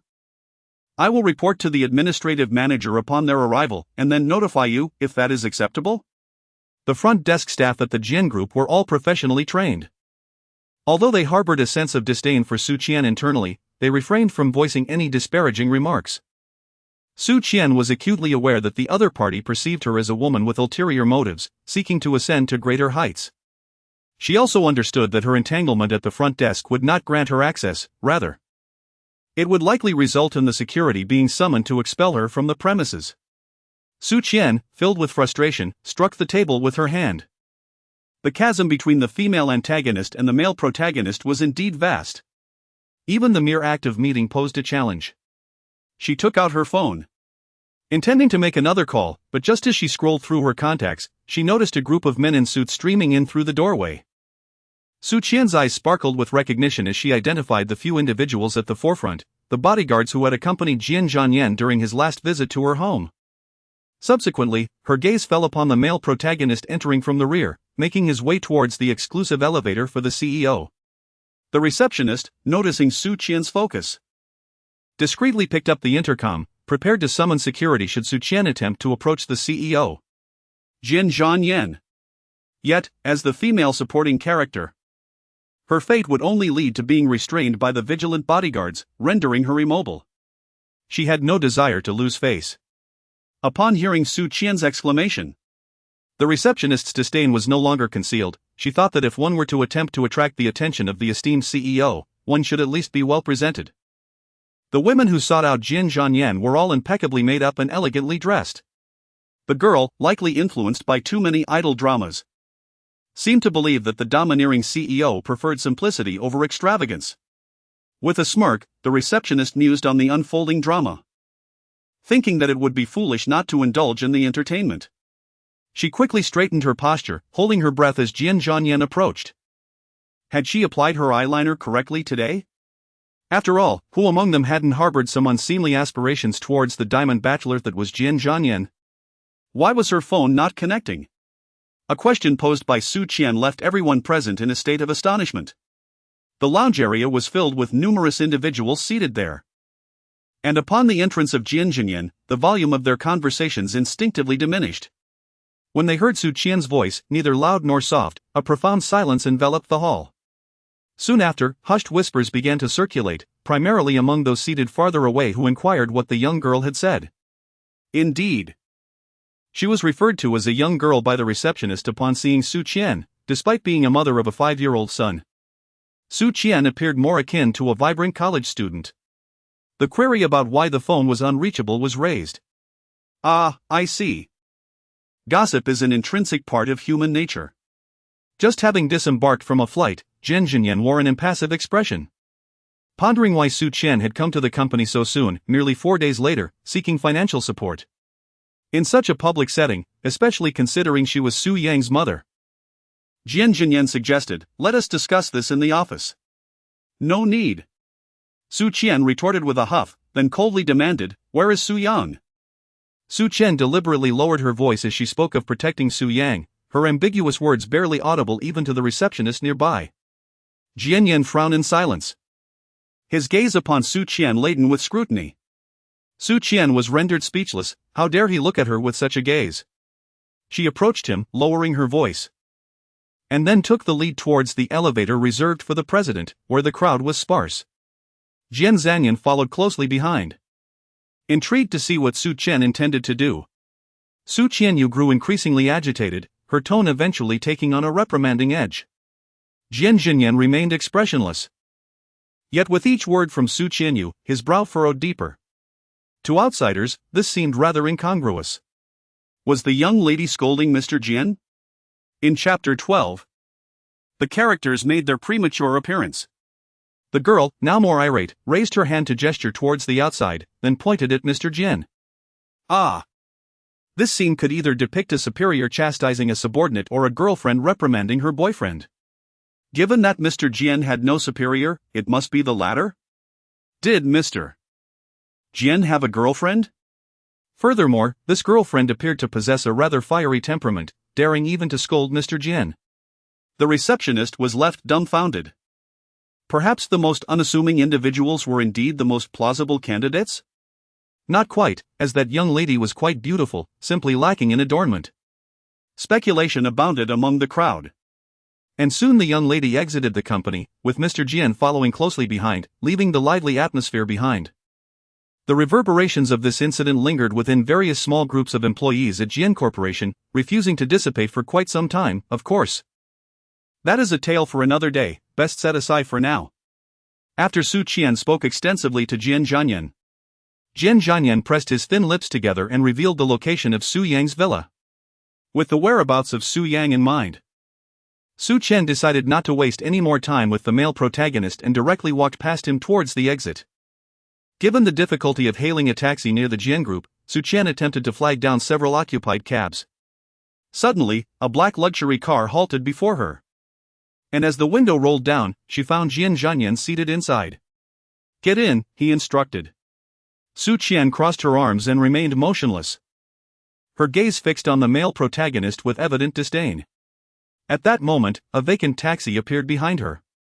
Observing Su Qian's retreating figure, Jian Zhanyan hastily remarked, "Unauthorized vehicles are not permitted in the villa area, and even if you take a taxi, it would require a 20-minute walk from where it parks." Su Qian hesitated momentarily before turning to open the car door and stepping into Jian Zhanyan's vehicle. Su Yang's wristwatch locator was still within the confines of the villa district, ensuring that safety was undoubtedly not a concern. Jian Zhanyan spoke a brief remark. Upon hearing this, Su Qian felt a sense of relief wash over her. She turned her gaze towards the window, remaining silent. Noticing Su Qian's reluctance to speak, Jian Zhanyan picked up a nearby document and began to read.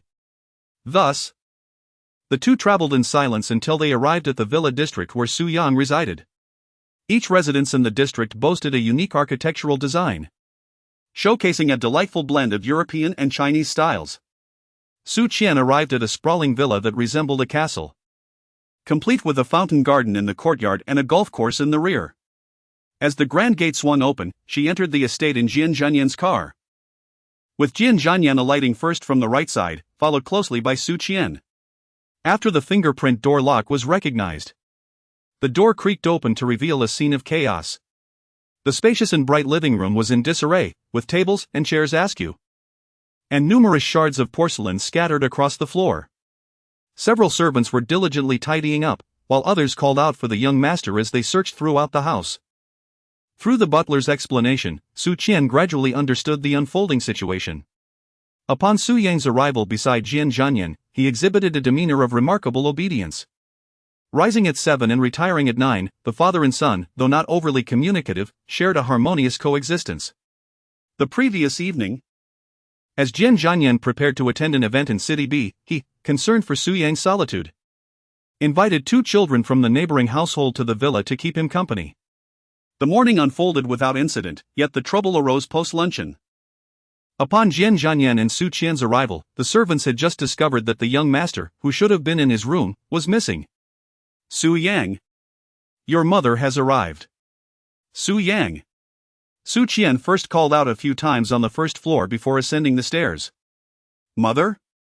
Upon hearing this address, the servants' gazes involuntarily drifted towards Su Qian. After all, the least tenured among them had served in the Jian family's villa for no less than 4 years. Today, they finally caught a glimpse of the young master's mother. "Su Qian! Su Qian!" As Su Qian ascended the staircase halfway, she suddenly saw Su Yang dashing down from the second floor, leaping into her embrace. "Mama's here, fear not," she comforted, gently stroking Su Yang's head before inspecting her son for any injuries. Aside from his wrinkled clothing and slightly disheveled hair, Su Qian pinched his arms and calves. And seeing the little bun not flinch, she concluded that he was unharmed and in no pain. Su Qian gently cradled Su Yang's face in her hands and lifted his head from her embrace. His face was flushed crimson from his loud wailing. Yet not a single tear graced his cheeks. Upon realizing he was looking directly at Su Qian, Su Yang shook his head twice, breaking free from her grasp, and buried his face in her bosom, refusing to reveal himself. Su Qian. Su Qian tenderly lifted the little bun and descended the stairs, settling onto the sofa. As she cradled the child, her hand gently patted Su Yang's back in a soothing manner. With her other hand, she reached for the teapot on the table and poured herself a cup of water, her throat feeling parched from the journey. Jian Zhanyan approached and took a seat opposite Su Qian, his brow furrowed as he gazed at the back of his son's head. "Su Yang, why did you get into a fight with Zhou Ping and Zhouan?" he inquired. "Tell mommy why you were fighting with Zhou Ping and Zhouan." At this point, Su Qian hesitated, pondering the names for a moment. Just then, the doorbell rang. The butler, having recognized the visitor through the video doorbell, swiftly approached Jian Zhanyan and said, "Sir, Mrs. Zhou from next door has come over with her children." "Let them in," Jian Zhanyan replied. Although he had spent only 3 days with his son, he could discern that Su Yang possessed a stubborn temperament. Since the boy seemed unwilling to speak, he decided to inquire about the other two parties involved. Su Qian turned to glance at the doorway, where a woman clad in a yellow dress with curly hair approached, accompanied by 2 boys. These children must be Zhou Ping and Zhouan, the twin nephews of the female protagonist in this stepmother narrative she had traversed into. Su Qian's clarity of memory stemmed from the notable presence of 2 young boys, contemporaries of Su Yang. Upon their first appearance, they sought to avenge their aunt by administering a beating to the original protagonist's son, a little tyrant. This pair of twin brothers emerged in the narrative after the female lead with the male lead, but with her alteration of the plot. Their early acquaintance with the male lead's son had set off further changes. Zhou Ping and Zhouan made their entrance sooner than anticipated. As the trio of mother and sons drew closer, Su Qian's hand paused momentarily on Su Yang's back. The marks on the boys' faces. Could they have been inflicted by Su Yang? Chapter 13. The stubborn bun. The Zhou twins towered over Su Yang by half a head, and their physiques were notably plumper. In a scuffle, it would seem that, even in a one-on-one confrontation, Su Yang would likely emerge the injured party.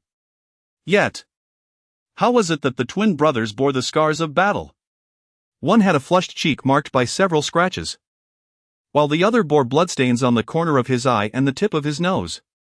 In stark contrast to their own little bun, the twins had endured a particularly fierce encounter. The Zhou family and the Jian family had long been neighbors. 7 years prior, the Zhou family's patriarch passed away, prompting them to relocate abroad. The two families had maintained a close rapport among their elders, but Jian Zhanyan was not well acquainted with them. Observing the Zhou brothers, dressed in suits and exuding a small gentlemanly charm, Jian Zhanyan recalled Su Yang playing alone in the villa and extended an invitation. Fan Shui eagerly agreed, delighted at the prospect of rekindling ties with the Jian family. Previously, the couples of Fan Shui and Zhou had enjoyed a cordial relationship with the Jian family. But as they departed for Country A and the Jian family moved to Country F, their connection gradually waned. Not speaking? Jian Zhanyan cast a glance at Su Yang, nestled in Su Qian's arms. Su Qian raised her eyebrows slightly at Fan Shui's words, indicating that this was a matter of the art of conversation. The female protagonist's sister-in-law possessed a high emotional intelligence. By speaking in this manner, she could avoid offending the Jian family while simultaneously discerning the truth of the situation. If it turned out that the Jian family was indeed at fault, she could always express her stance later. Su Qian fixed her gaze upon Fan Shui's face. This elder sister of the heroine had certainly contributed numerous strategies, including how to deal with her biological mother in the initial stages and later how to win over her stepson.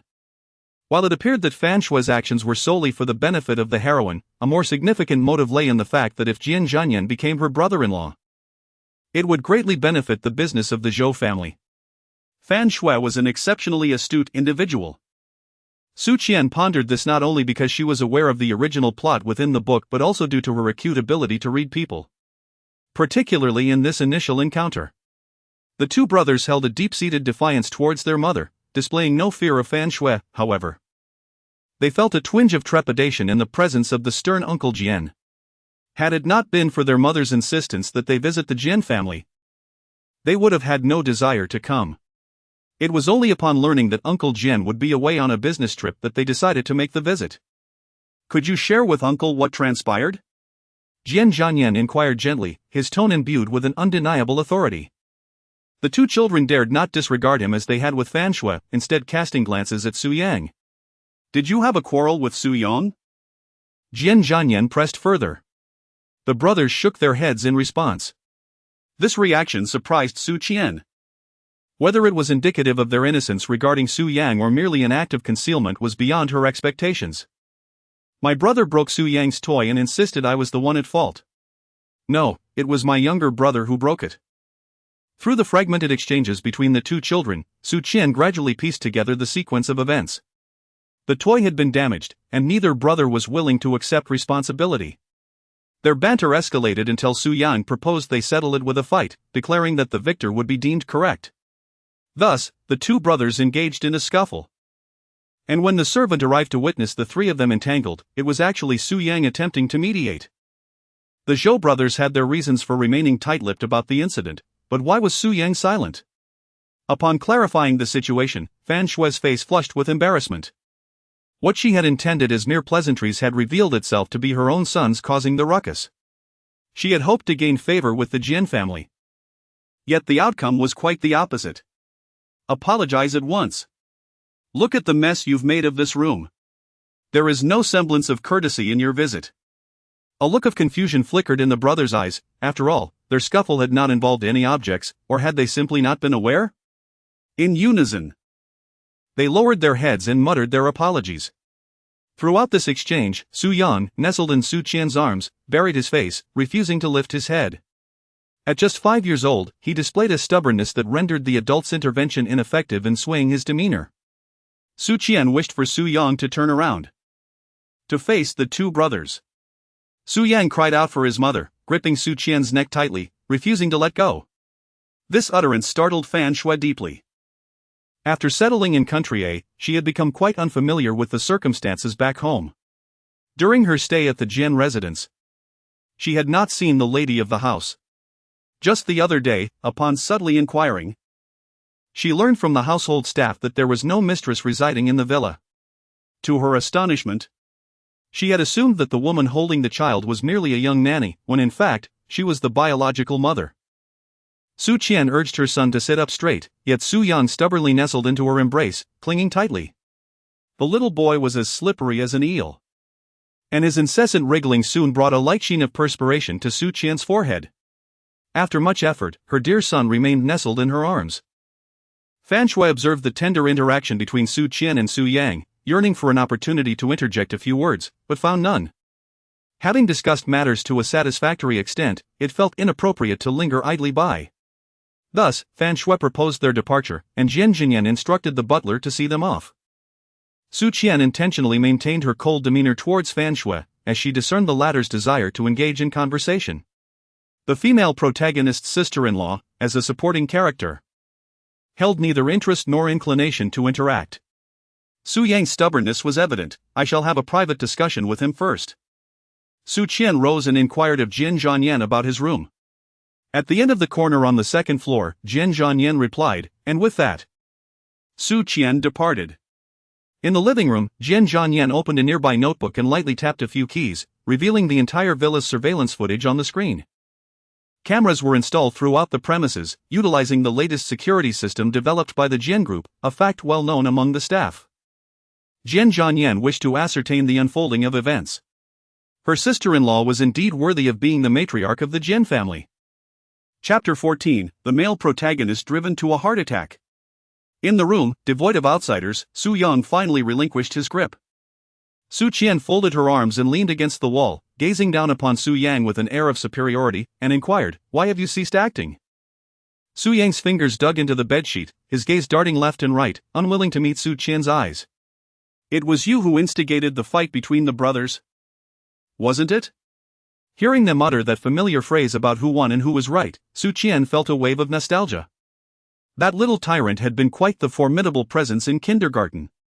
Su Qian initially believed that the conflict arose between Su Yang and the Zhou brothers. Little did she anticipate that this small tyrant would resort to a battle of wits rather than physical confrontation, using merely a toy to sow discord between the two brothers. Otherwise, no matter how formidable Su Yang's fists were, he could not hold his own against two opponents.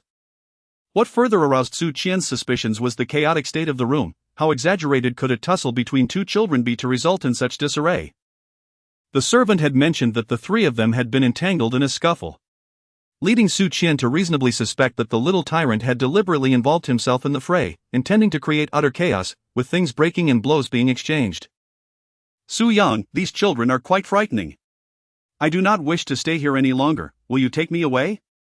After a brief silence, Su Yang began to feign ignorance, squeezing his eyes tightly, though he could not muster any tears. Upon hearing her words, Su Qian was certain of her suspicions. The ultimate aim of this little rascal was indeed to have her take him away.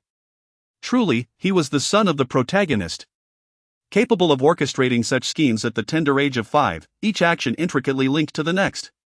As Su Qian gazed steadily at him, Su Yang sniffled, realizing that he could no longer deceive her as easily as before. He could not comprehend why the tactics that had once been effective with his mother were now futile. Su Qian observed with a cool gaze as Su Yang displayed his antics. At that moment, a knock echoed at the door, revealing Jian Zhanyan standing at the threshold. "Miss Su," he addressed her. Noticing Jian Zhanyan's evident intent to convey something significant, Su Qian exited the room, instructing Su Yang to remain indoors. Upon entering the study, Jian Zhanyan retrieved a video recording, which vividly documented the true culprit behind the brothers' quarrel over the damaged toy, namely, Su Yang. According to the surveillance footage, among the three participants in the game, only Zhou Ping and Zhouan appeared to be enjoying themselves, while Su Yang sat idly by, seemingly lost in thought. Subsequently, as he shifted a chair, he inadvertently damaged a corner of the toy, unnoticed by the playing brothers. 10 minutes later, the siblings erupted into a dispute over who had broken the toy. Su Yang, resting his chin on his small hands, observed the scene before him. Finally, he floated a remark into the air: "Are you two going to fight? Whoever wins is right. All right. Today, you shall beg for mercy on your knees." He chuckled. What a fool's dream. Come, take my life. The two brothers had recently become enamored with martial arts films, their exchanges resonating with the spirit of the martial world. The scuffle between the children was unlike that of adults. They grappled, each trying to restrain the other's arms, resulting in a stalemate. At that moment, Su Yang suggested they move downstairs to fight, where the space was ample. Coincidentally, half of the servants were having lunch while the other half tended to the lawn in the back garden. Thus, the grand hall on the first floor transformed into the training ground for the Zhou brothers, as they rolled and pushed against one another, each grappling in playful combat. After observing for a considerable time, Su Yang finished the bag of cookies in his hand before intervening. One might argue that his assistance was more detrimental than beneficial.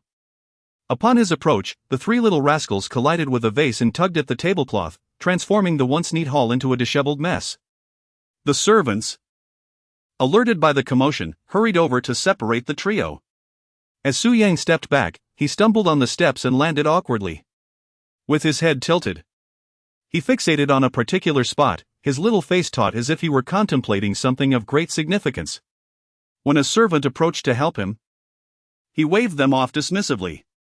After approximately 3 or 4 minutes, he dusted himself off and made his way to the living room sofa, seizing the mobile phone from the coffee table before ascending the stairs. The timing coincided precisely with the call he intended to make to Su Qian. As for the abrupt disconnection that left Su Qian anxious, it was not a deliberate act on Su Yang's part. His small hands could not grasp the phone securely, and it fell, striking the edge of a porcelain flower pot and shattering into 2 pieces. Meanwhile, seated at her computer, Su Qian witnessed the entire spectacle of her mischievous son's antics unfold in its entirety. Su Qian cast a glance at Jian Zhanyan. Recalling that she had not exhibited such behavior in her childhood, it must be due to the influence of the male protagonist. At such a tender age, One ought not to possess such temperament. Miss Su, Su Yang requires strict discipline. Jian Zhanyan frowned. Noting that Su Yang failed to admit her mistakes promptly during the dispute among the Zhou family brothers, which was inappropriate. Her subsequent conduct was even more concerning. Jian Zhanyan pondered that the child must receive proper education. Su Qian nodded in agreement, acknowledging Mr. Jian's words. She resonated deeply with Jian Zhanyan's sentiments. Recognizing that Su Yang was indeed intelligent and required positive guidance. Yet, amidst her reflections on child rearing, she pondered whether Mr. Jian ought to first strive to be a competent father.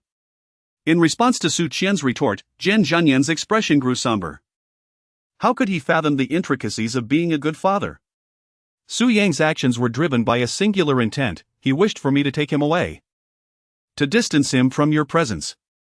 Jian Zhanyan's countenance darkened. Were the executives of the Jian group to witness such a visage, they would undoubtedly tremble in fear. In company meetings, the appearance of Mr. Jian in such a mood typically heralded impending turmoil. The phrase drenched in melodrama could aptly apply to everyone involved. There would be no escape for anyone. Su Qian is not an employee of Jian Zhanyan. Unfazed by the male lead's frosty demeanor, she ultimately remarks. If you wish to properly educate Su Yang, that's certainly feasible. However, the crux of the matter lies in your inability to retain him at this moment. How can you speak of education? Over the past 3 days, I cannot ascertain what Mr. Jian has undertaken. But the outcome is unmistakable. Su Yang harbors no affection for you. Su Qian's relentless barrage of words left Jian Zhanyan feeling a chilling sense of desolation. Every sentence she uttered pierced like a lethal arrow, leaving him battered and scarred within. A master of eloquence in the realm of commerce, Jian Zhong now found himself speechless. His lips trembling as no words escaped. His eyes darkened, a fleeting glimmer of sharp cunning flashing across them. He spoke deliberately. I would like to request Miss Su's assistance. Reaching into his pocket, Jian Zhanyan produced a check, adding a sum to it before placing it before Su Qian. The amount was 1 million yuan. Compared to the tens of millions or even billions often seen in tales of domineering CEOs, this sum appeared modest and unassuming. He continued. I hope Miss Su can persuade Miss Su Yang to stay. As for the rest, I have my own methods. He resolved to hire an experienced nanny. Confident that a seasoned educator could understand Su Yang's psychology and coax him into a better temperament. This was Su Miss's compensation. 100,000 yuan for a few words of persuasion? Su Qian raised an eyebrow, taking the check to examine it. Noticing her action, Jian Zhanyan's mind darkened. His suspicion that she was greed-driven began to surface, the fox's tail slowly revealing itself. Is this 100,000 yuan mine? Su Qian questioned. Jian Zhanyan nodded. Tonight, I and Su Yang will share a room. I will try my best to persuade him. I hope Mr. Jian seizes this opportunity and does not let my efforts go to waste. Watching Su Qian ascend the stairs, Jian Zhanyan couldn't help grinding his molars in frustration. Grabbing the check and crumpling it into a ball before tossing it into the trash. It had been a long time since anyone made Jian Zhong feel such a pang of heartache. Su Qian succeeded. Chapter 15. $1 million was spent instantaneously. Due to the quarrel between the two brothers, Su Yang had yet to eat lunch, clutching his rumbling stomach. He leaped off the bed and retrieved a bag of cookies from the suitcase beneath. Just as he tore open the bag, a knock echoed at the door. Su Yang promptly tucked the cookies under his pillow, adopting a facade of profound grievance. He made his way downstairs for a meal. Su Qian displayed no particular expression. Her speech revealed neither joy nor anger. In the dining room below, Jian Zhanyan was already seated at the table. Su Qian sat to the side, feeling no embarrassment, as she had indeed paid a substantial sum of 1 million for her accommodation and meals. However, she was somewhat astonished that Jian Zhanyan had not taken his leave. At the company, he had appeared to be exceedingly busy. Before she called out to him, his assistant had been by his side, holding a folder, seemingly engaged in a work report. Su Qian pondered that the male protagonist was likely concerned for his son while also wary of her, the biological mother. Regardless of his presence, her appetite remained unaffected. The culinary skills of the Jian family as chef were exceptional, and she needed to ensure that her little tyrant of a son was well fed before imparting any lessons. Su Yang approached Su Qian and, before sitting down, gently nudged the chair closer to her, drawing mother and child nearer together. Then, Su Yang picked up his chopsticks and bowl, beginning to eat by himself. Su Yang requires no concern from Su Qian when it comes to dining.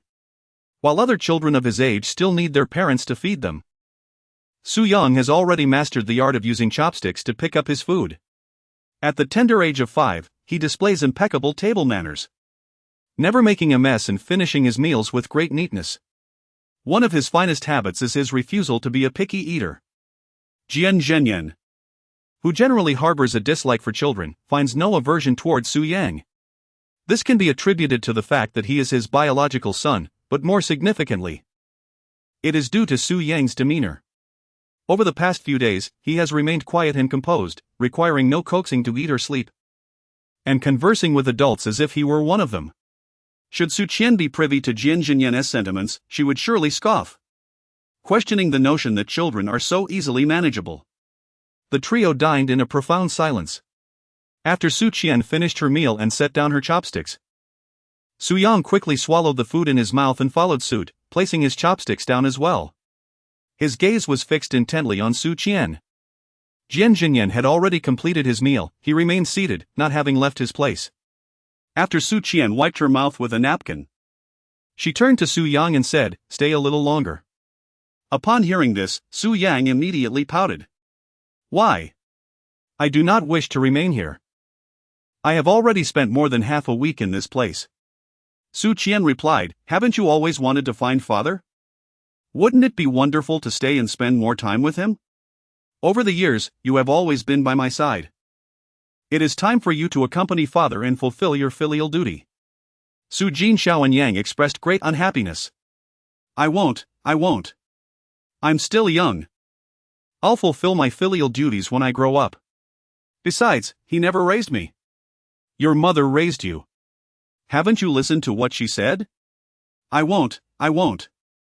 The dialogue between mother and son was like piercing arrows, all aimed at Jian Zhanyan. He wished to say something but found himself utterly unable to interject. At that moment, Jian Zhanyan's phone rang. It was his secretary informing him that Mr. Smith's flight had been moved up and he would soon arrive at the corporation. This was the most significant multinational cooperation for the Jian Group this year, and the meeting would determine whether the contract would be finalized. Thus, Jian Zhanyan had to be present. Jian Zhanyan had just uttered the word when Yang on the other end began to wail, asking if Su Qian no longer wanted him. Feeling utterly invisible before the mother and son, Jian Zhanyan fell silent. He grabbed his coat and left the room, instructing the butler to keep an eye on Su Qian and Yang. Jian Zhanyan still harbored deep reservations toward Su Qian. At this hour, Yang should have been asleep. Yet tonight he was not. This was, in a sense, a form of greeting.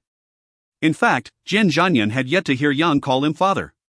Initially, he thought Yang was shy. Now it was clear that the child had not accepted him as his father. Watching the small figure ascend the stairs, Jian Zhanyan asked the butler beside him, why hasn't he gone to sleep yet? Why was Su Yang unable to sleep? Because he was ingratiating himself. The butler, Jian Zhanyan, recounted the events of the afternoon.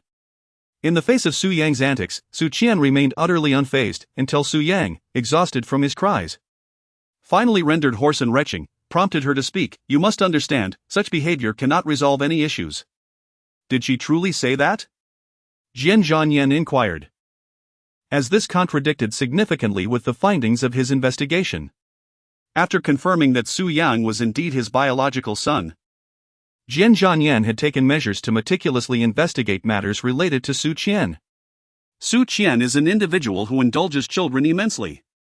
Whenever a child cries or throws a tantrum, she instantly concedes to any request made by her son. This insight was gleaned by investigators conducting a background check on Su Qian through her former colleagues at the new company. As for how they managed to delve into such intricate details, that speaks to the investigators' own skill. In any case, the portrayal of Su Qian obtained through investigation starkly contrasts with the description provided by the housekeeper. Is this yet another layer of deception? Such variability undoubtedly conceals ulterior motives. Are you still crying? Su Qian inquired of Su Yang, who had ceased his sobbing. Su Yang gazed at Su Qian, her little dumpling's eyes brimming with tears as she shook her head. Mommy will carry you upstairs. Can we now settle down and talk? Su Qian cradled Su Yang in her arms, her tone softening. The mother and son ascended to the bedroom, a sanctuary devoid of surveillance cameras, where the housekeeper remained oblivious to their conversation. Ultimately, the little master ceased his weeping. Jian Zhanyan observed through the camera the stern demeanor of Su Qian as she comforted Su Yang, clearly indicating that she was not one to succumb easily to the cries of a child. Miss Su requested paper and pen from me. Seemingly engaged in studying something on her phone, while the little master diligently poured tea, prepared juice, and washed fruits, insisting on doing so without the help of the servants. Understood, you should also take a rest, Jian Zhanyan remarked as he loosened his tie and headed upstairs. It took Su Qian 2 seconds to realize that the he Su Yang referred to was Jian Zhanyan, as she remained focused on her studies. Su Yang raised his hand and said, I am able to fall asleep, I am feeling quite drowsy. Su Qian nodded in satisfaction, rising to leave the room. She approached and knocked on Jian Zhanyan's door. Chapter 16, the supporting female character offers advice to the male protagonist. Jian Zhanyan, clad in a bathrobe, tilted his head to observe her while drying his damp hair with a towel. It was a breathtakingly unsettling scene. Su Qian took a step back. The ensuing events were inevitably tragic. The supporting female character was cast out of the villa, losing the job she had initially secured through the male protagonist's assistance. The rain that night was more torrential than the night Yi Ping had approached her father for money. From that moment on, the male protagonist ceased to show her any mercy, marking the beginning of the supporting female character's dismal fate. Su Qian shook her head, dispelling the scenes that unconsciously surfaced in her mind. Those were memories of the original owner, not her own. Miss Su, is there something you need? Jian Zhanyan's eyes glimmered with impatience as he stood at her door in the dead of night, staring at her in a daze. She hoped fervently that his thoughts were not as she feared. Regaining her composure, Su Qian met the male protagonist's disgusted expression, and a lump immediately formed in her throat. Su Qian harbored a desire for a leisurely slumber, which ultimately led to a misunderstanding regarding her intentions. Even if you are the prized peach at the Pan Tao gathering, it does not imply that everyone is eager to partake, does it? Su Qian longed to vociferously express this to the male protagonist. However, she restrained herself, recognizing that escalating the situation would only lead to further confusion, and that this was not the opportune moment for such discussions. If it is convenient, let us convene in the study to deliberate on matters concerning Su Yang. If not, we may discuss it tomorrow morning before you commence your work. Su Qian presented 2 choices to Jian Zhanyan. After this encounter, she would undoubtedly avoid the male lead's room in the future. To knock on his door again would be sheer foolishness. Observing the person before her, who had suddenly become somewhat incensed, Jian Zhanyan contemplated for a moment and then said, Please, Miss Su, wait for me in the study. Su Qian turned on her heel and departed without a trace of hesitation. This incident served as a lesson for her. She realized that, given her identity as a sensitive supporting character, she must exercise greater caution, especially in the presence of the male lead. Jian Zhanyan did not keep Su Qian waiting for long. He merely changed into a comfortable outfit and appeared, his hair still slightly damp from drying. Clad in a simple white t-shirt and gray sweatpants, Jian Zhanyan exuded a newfound vitality, his moisture-laden hair falling over his forehead, reminiscent of a senior basking in the gentle sunlight of the campus. From the perspective of Su Qian, a fashion designer, the male protagonist serves as an impeccable mannequin. However, this is merely a facade. In reality, Jian Yan is frigid, and his heart is shrouded in darkness. Su Qian silently muttered to herself, pondering how ruthless this scoundrel could be, striking with such venomous cruelty. Miss Su, what business do you have with Su Yang? Jian Yan sat down directly and inquired without hesitation. Su Qian, equally disinterested in excessive pleasantries with the male lead, swiftly addressed the matter at hand without unnecessary elaboration. Su Yang agreed to stay a while longer.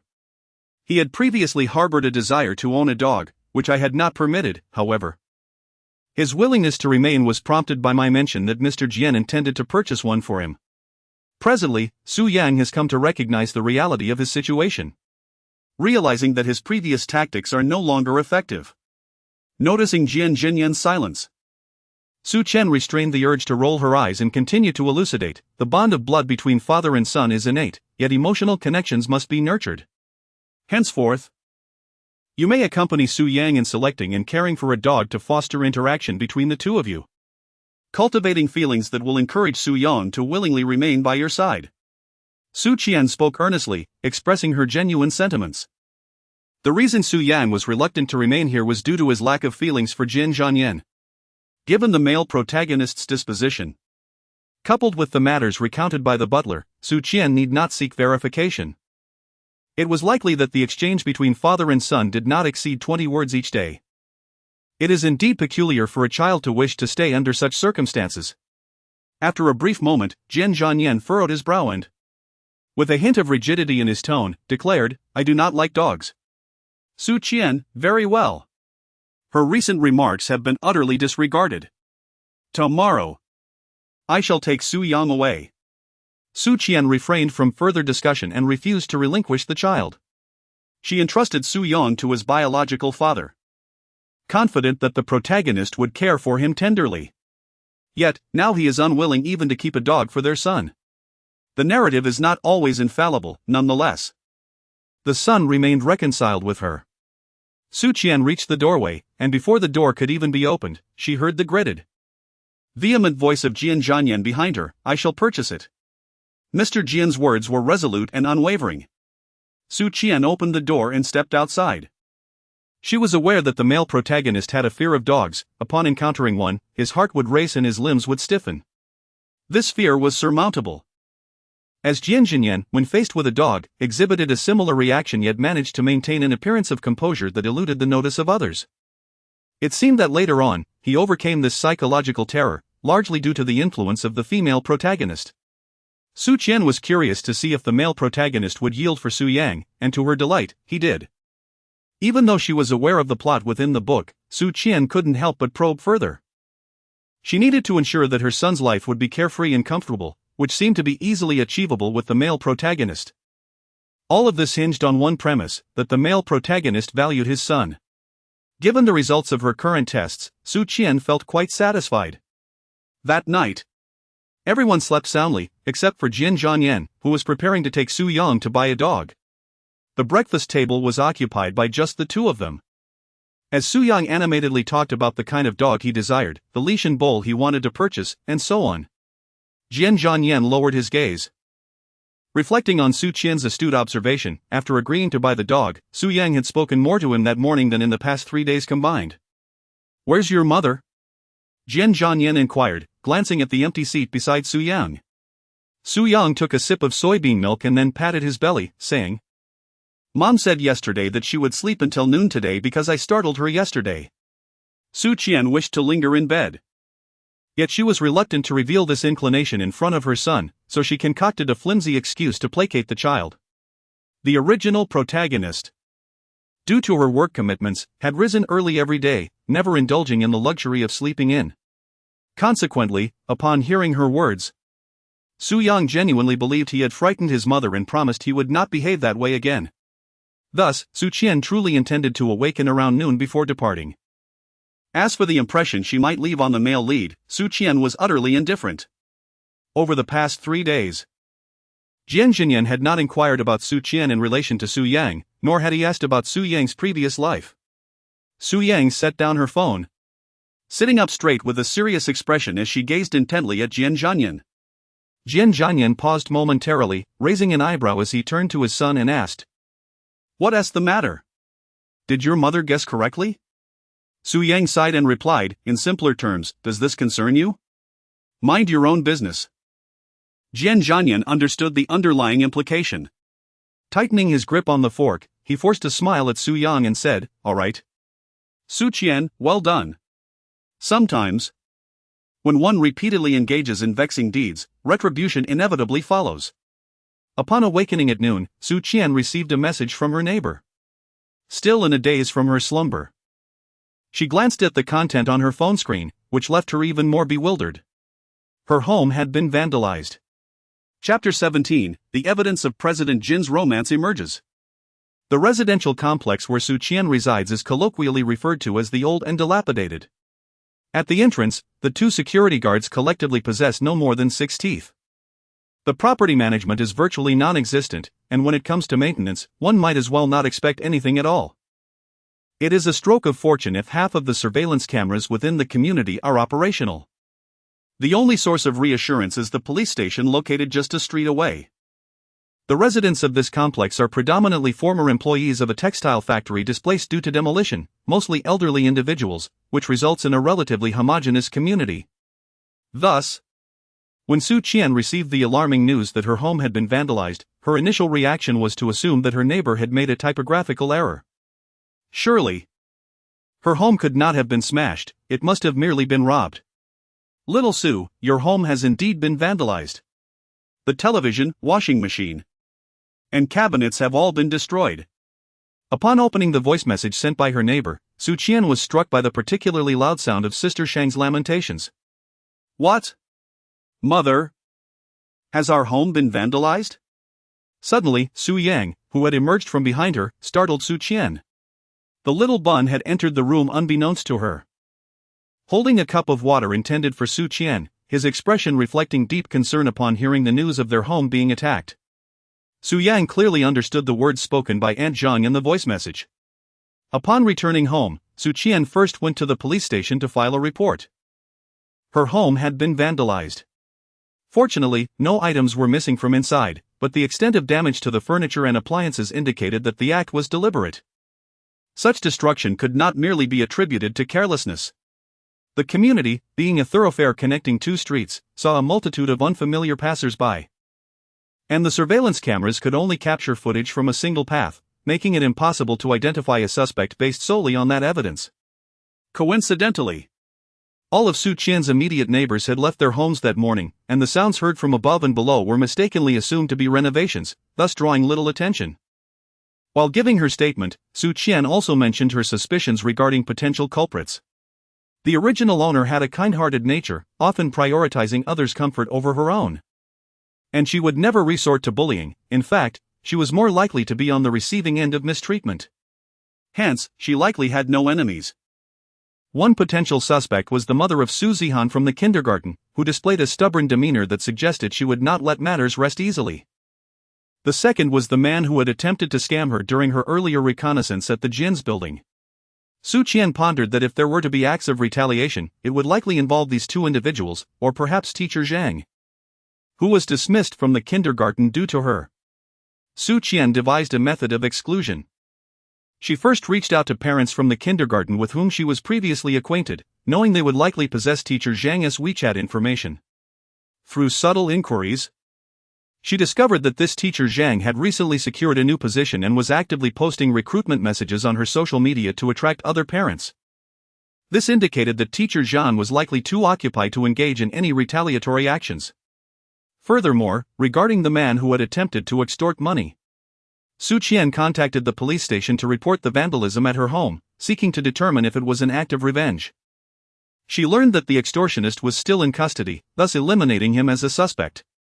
Consequently, only one individual remained as a suspect. In the parents group from the kindergarten, each parent's nickname was formatted as XXX Mom Dad, followed by their contact number. Su Qian requested a familiar parent to assist her by sending a screenshot of Su Zihan's mother's phone number. Upon receiving it, Su Qian promptly dialed the number. After ringing 4 or 5 times, the call was finally answered. Su Qian directly inquired, "Is it your doing that my home was destroyed?" On the other end of the line, Su's mother paused momentarily before responding, "Are you Su Qian? What are you talking about?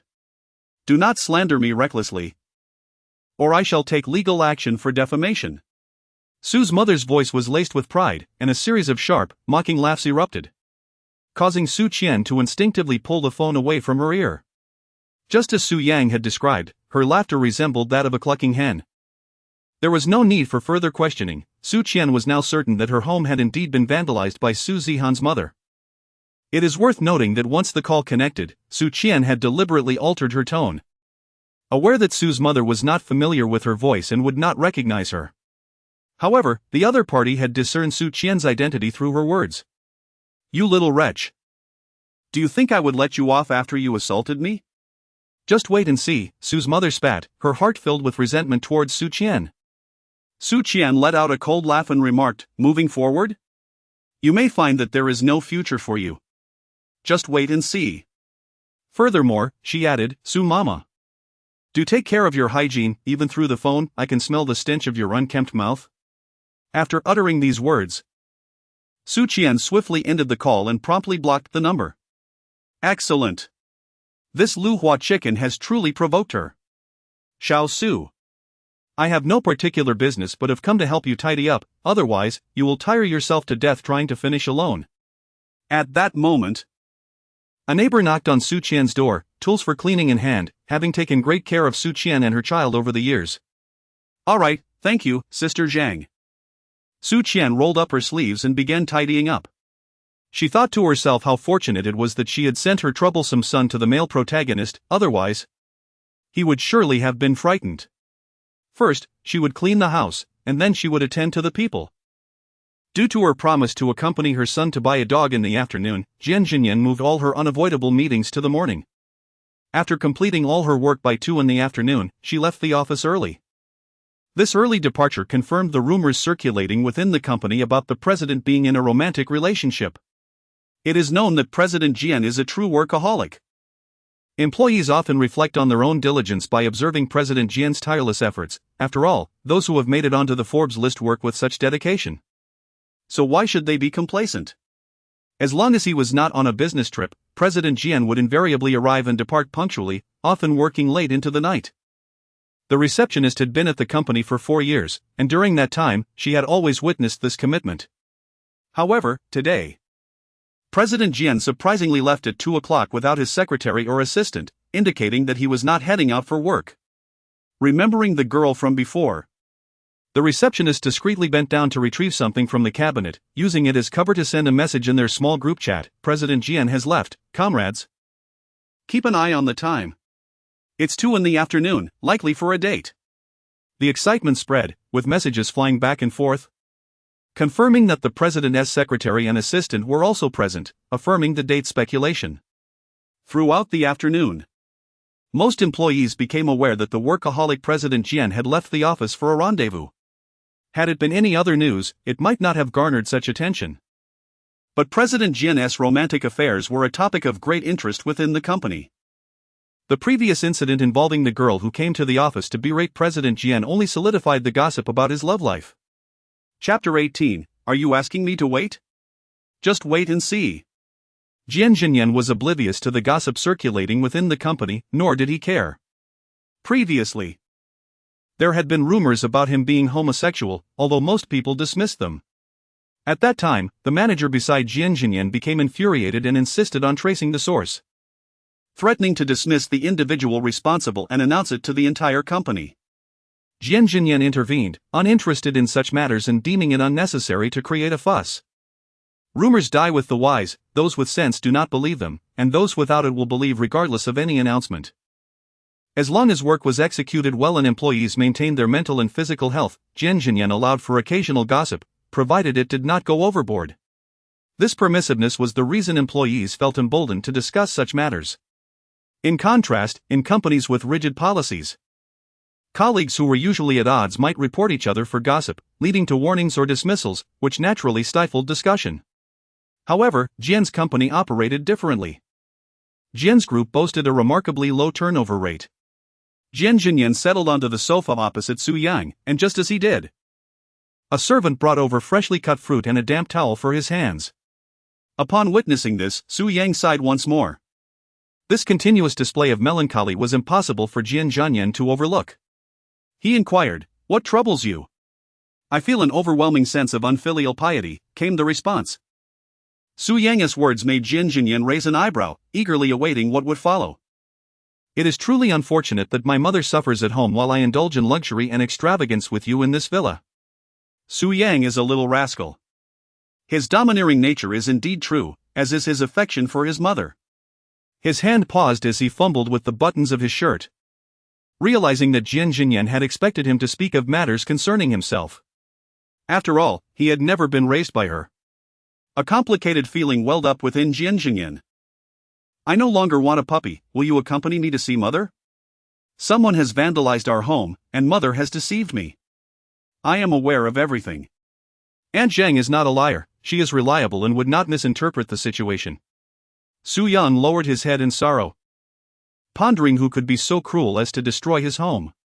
Jian Zhanyan, observing Su Yang curled up in a small ball, enveloped in despair, could not help but utter compassionately, "Let us go."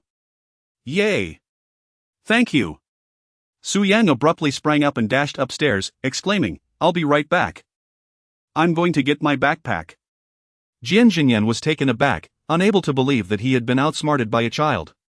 Yet, despite his disbelief, he had no choice but to accept the reality. The astute Mr. Jian, who could effortlessly evade the traps of cunning old foxes in the marketplace, had indeed fallen for his son's bait. In a familiar location, amidst a well-known scene, he found himself once again in the narrow alley where their car could not fit. Feeling the plump little hand in his palm, Jian Zhanyan experienced a bittersweet pang in his heart. This was his biological son. Blood ties are a remarkable phenomenon. On the day he received the DNA test results, he felt little connection to the small boy. Yet, nearly a few days had passed, and he already harbored a fondness for Su Yang, a mix of affection that stirred within him. Even when the child occasionally misbehaved, he found no resentment. As they reached the corner of the staircase, Su Yang noticed that the door to their home was ajar. He immediately released Jian Zhanyan's hand and trotted ahead, calling out for Su Qian. Jian Zhanyan gazed at his empty palm and adjusted his glasses, pondering the ongoing uncertainty surrounding the child's mother. At this moment, Su Qian had just finished tidying up her home and sat down to rest. Her neighbor, Sister Zhang, had assisted her for half an hour before leaving due to matters at home, leaving Su Qian to complete the remaining organization on her own. Those individuals had come solely for retribution. Not only had they thoroughly devastated her living space, but they had also sullied the tiles and walls with spray paint. Su Qian bent down slightly to scrape off the paint, having already prepared the white wall with sandpaper. She then made a phone call to schedule a craftsman to come and patch the wall the following day. After a flurry of activity, Su Qian sank into the sofa, too fatigued to even rise and close a door, her back aching terribly. While attending to these tasks, a simmering anger gradually accumulated within her. Reclining on the sofa, Su Qian thought to herself, not only would she heed Su Zihan's mother's warning, but she would also ensure that the other party would not escape unscathed. Wait a moment, was she so exhausted that she was hallucinating? Had she just heard Su Yang calling her name? As the sound of hurried footsteps drew closer, Su Qian opened her eyes to see Su Yang dashing in and leaping onto her. Su Qian instinctively glanced towards the entrance, where she spotted Jian Zhanyan entering behind her. Today, he sported a pair of golden-framed spectacles, prompting Su Qian to divert her gaze, silently branding him a cultured yet morally bankrupt individual. This sentiment reflected the underlying malice a female supporting character harbored towards the male protagonist. Indeed, Su Qian's home had been ransacked. Just look at these walls, the television was missing from within, this space once housed a washing machine, and over here. Su Yang paced around the room. Speaking of change, the once cozy two-bedroom apartment, now stripped of many belongings, suddenly felt eerily vacant. Su Qian remained silent. The little bun truly had a keen eye. From a young age, Su Yang exhibited a protective nature. When the original owner's mother attempted to take something, the 2.5-year-old Su Yang would resolutely block the doorway, refusing passage. As the sole caregiver, most of the belongings in their home were acquired during the original owner's shopping trips with Su Yang after work, which made these memories particularly vivid for him. Su Qian, who could possibly be responsible for the destruction of their home, filled his thoughts with anguish. Initially, Su Yang maintained a semblance of composure. But as he noticed the increasing scarcity of items within the house, he could no longer contain his sorrow and began to weep softly. When Su Yang wept, Su Qian felt a profound sense of discomfort. She was acutely aware that many of Su Yang's character flaws stemmed from a lack of security.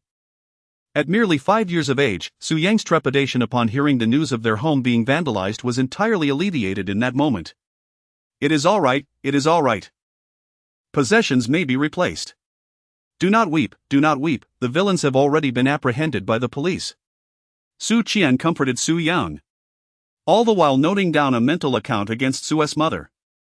Su Yang was genuinely heartbroken, weeping uncontrollably, gasping for breath. What kind of trouble has Su Qian provoked? Initially, the investigation revealed that Su Qian's social connections were quite straightforward. How could it then lead to the incident of her house being vandalized? The more Jian Zhanyan interacted with her, the more he discovered that Su Qian was entirely at odds with the findings of the investigation. In Chapter 19, the male lead is a formidable character. Faced with Jian Zhanyan's inquiries, Su Qian's mind began to wander. Instead of laboriously seeking trouble with the Su family herself, it would be more prudent to let the male lead take action. Her current capabilities would merely scratch the surface of the Su family's power. But with the male lead's intervention, the outcome would be vastly different. Moreover, he is the biological father of the child, making this matter intrinsically linked to him. Little Baozi sniffled and pointed to a faint white mark on his head, stating, "This was caused by Su Zihan. He said I have no father and accused me of stealing his eraser, which I did not. The Lu Hua chicken bullied my mother. I have seen Su Zihan's father.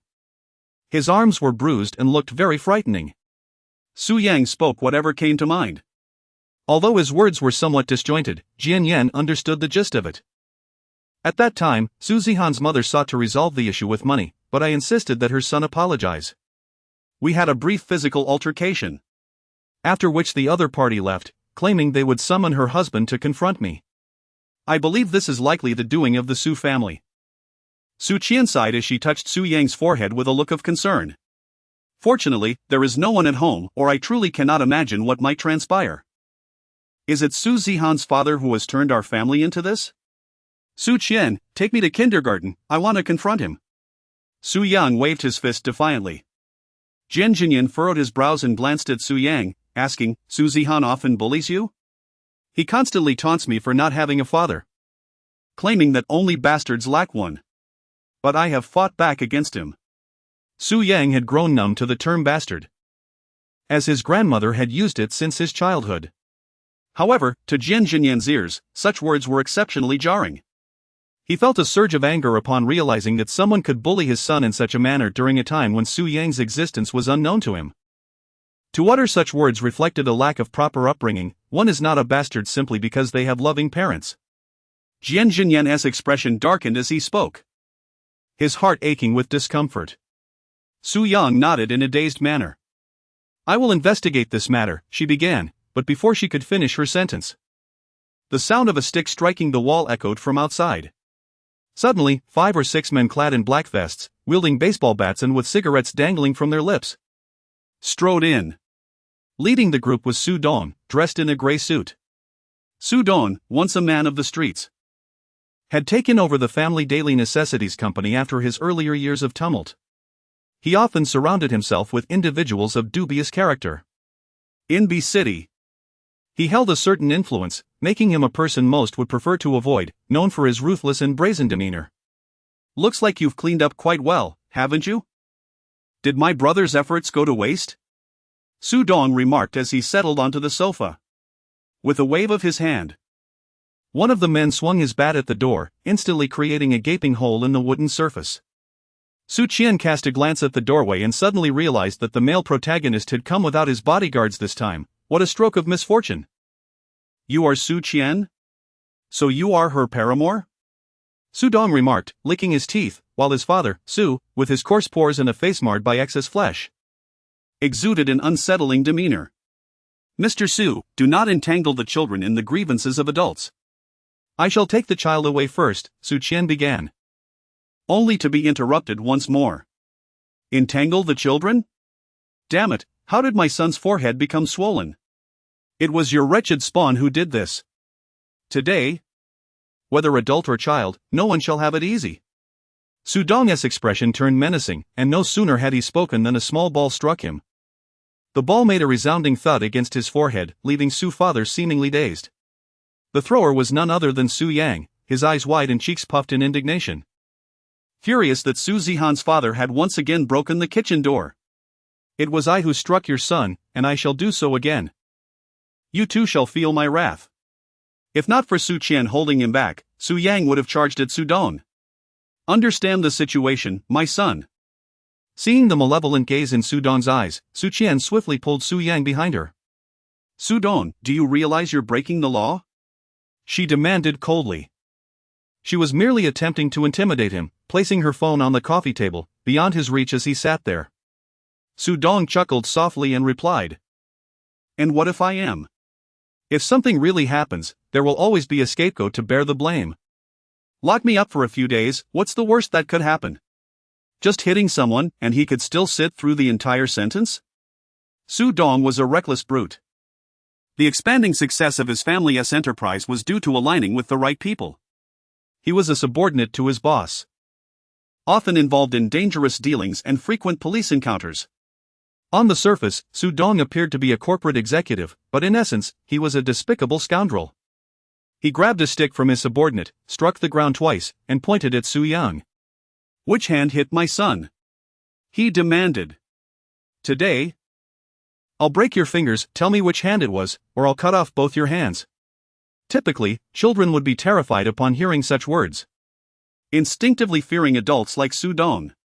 Children naturally feel fear towards such formidable figures.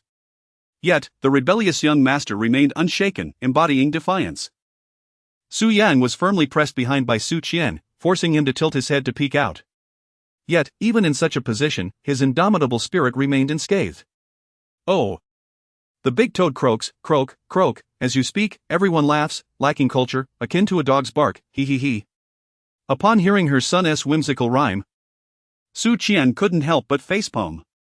Even Su Dong, despite his lack of education, could discern that he was being insulted, marking an irreversible shift in the atmosphere. Very well. The male lead's expression had turned to ice. "What now? What can a widow with a burden do to me?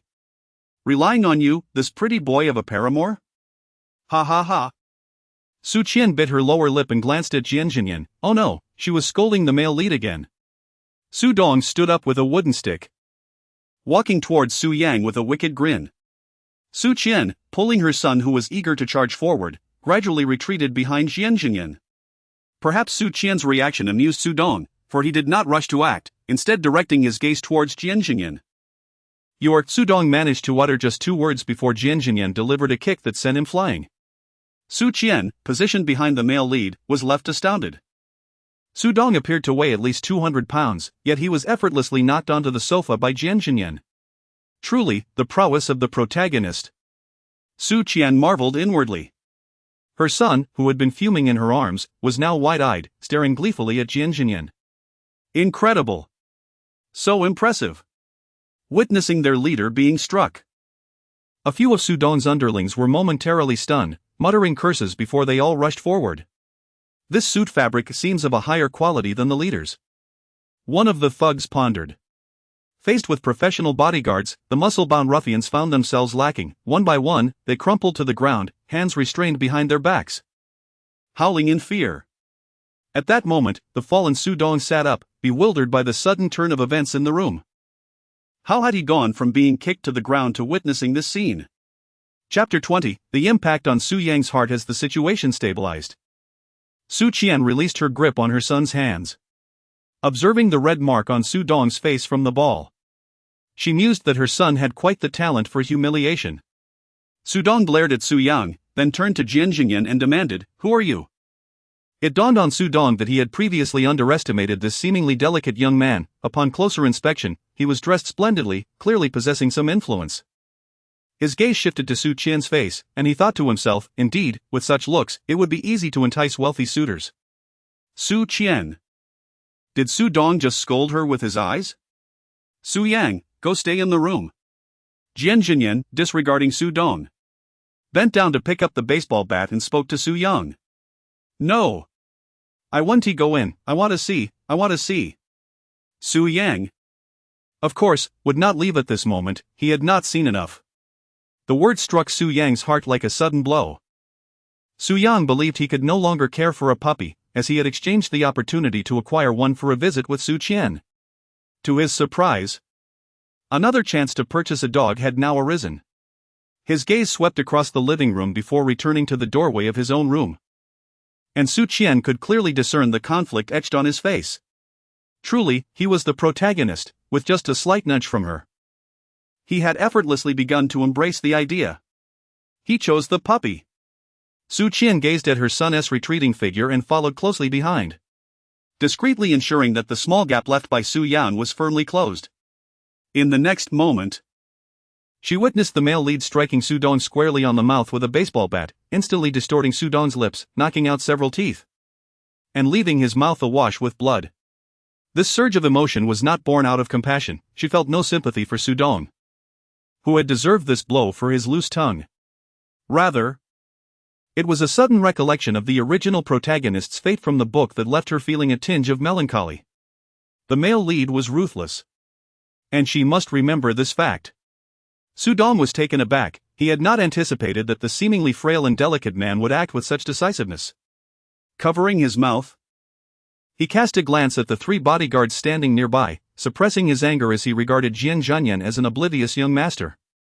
"Are you acquainted with Zhao Lu, the president of the Sihua Construction Company?" Upon uttering this, Su Dong noticed a slight change in Jian Zhanyan's expression, leading him to believe that the latter was now apprehensive. With a sense of pride, he continued, "Zhao Lu is my elder brother. After you have struck me today, he will undoubtedly seek retribution on my behalf, and you shall not escape unscathed." Jian Zhanyan was aware of Zhao Lu due to his involvement in the upcoming large amusement park project that the Jian family was set to undertake.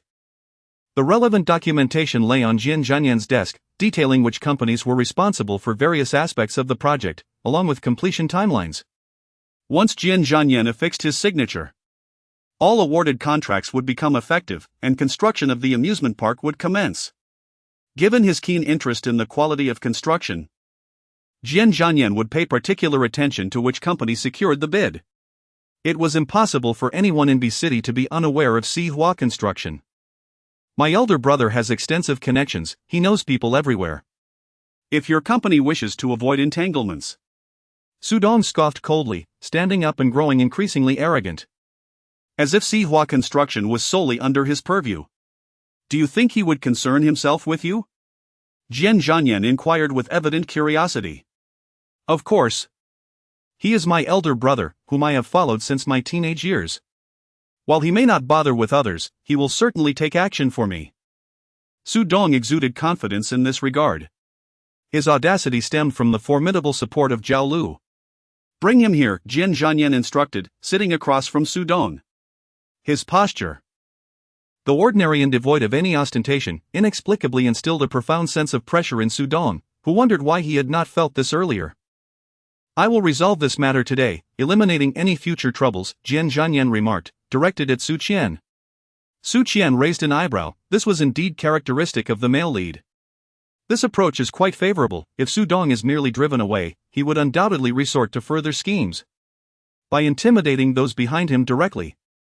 Su Dong would naturally become insignificant. Su Qian sat beside Jian Zhanyan on the sofa, content to observe the unfolding drama.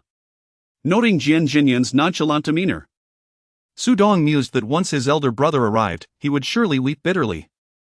After all, he was merely a young master reliant on his family's fortune.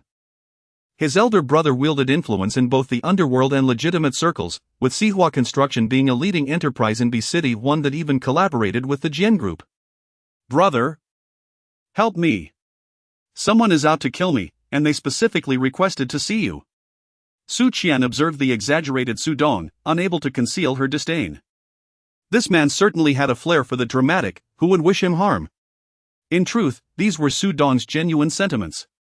Each time the man's gaze fell upon him, an icy chill would send shivers down his spine. Having participated in countless fierce confrontations, Su Dong was particularly attuned to such perilous stares. After ending the call, Su Dong watched as the individual across from him fiddled with his phone, feeling a sense of relief wash over him, grateful that he no longer had to meet his gaze. Su Chen noticed Su Dong's subtle movements and thought to herself that the male protagonist truly exuded an aura that even a scoundrel like Su Dong would find intimidating. It soon became evident that Zhao Lu held Su Dong in high regard as a brother, for within half an hour, he arrived. A series of knocks echoed, and upon receiving Jian Zhanyan's signal, the bodyguard opened the door. Zhao Lu, a refined man in his 40s, had his hair meticulously slicked back, showing no signs of the receding hairline typical of middle-aged men, and he appeared quite distinguished. Upon surveying the chaotic scene within the room, Zhao Lu's furrowed brow remained unrelaxed as he noticed the cold, piercing gaze directed at Jian Zhanyan. Su Qian concluded that Zhao Lu was unfamiliar with the male protagonist. In the kindergarten, conflicts among children arise. Mr. Su brought his henchmen, leaving the place in disarray. Afterwards, he claimed support from Mr. Zhao of the Four Transformation construction. What do you think of this matter, Mr. Zhao? Jian Zhanyan inquired. Brother, it was his child who first struck Xiaohan, and this woman went on to hit my wife. They have bullied me to this extent, how could I possibly endure it? Su Dong exclaimed, feigning immense grievance. Sir, regardless of the circumstances, you have unjustly assaulted Su Dong. Jian Zhanyan asserted. However, had I not acted, he would have inflicted harm. Su Dong did not harm anyone. Nor have I seen anyone he has hurt. Listening to his brother and the opposing party exchange words, Su Dong felt a swell of emotion. His brother was indeed on his side. In the end, Jian Zhanyan sighed heavily and remarked helplessly, "It seems Mr. Zhao is one to unconditionally shield his subordinates, turning a blind eye to their misdeeds while resorting to sophistry. Dare you speak of my brother in such a manner? Have you grown weary of life?" With reinforcements arriving, Su Dong seemed to regain his vigor. Little brother, some words should not be carelessly spoken. Zhao Lu's eyes glimmered with a hint of coldness, his tone laced with veiled threats. Leaning back against the sofa, Jian Zhanyan draped his arm over the backrest, his gaze sharpening suddenly. A person like you is untrustworthy regarding any projects you are associated with. Chapter 21, The male protagonist Cixi Decline. The novel featuring Su Qian is a story of a stepmother, rather than one centered on a domineering CEO. Although the male protagonist possesses the status of a powerful figure, his demeanor is not that of a tyrant. This is precisely why the previous dialogue took place. He had already discerned that Zhao Lu was indeed problematic before expressing his stance. Su Qian has a profound appreciation for rational individuals. If someone were to approach her with an arrogant, domineering demeanor, exuding an air of superiority, it would be utterly intolerable. The domineering characters she encounters in novels may provide superficial entertainment, yet she hopes never to encounter such a person in reality. Fortunately, Jian Zhanyan does not embody that type of male lead.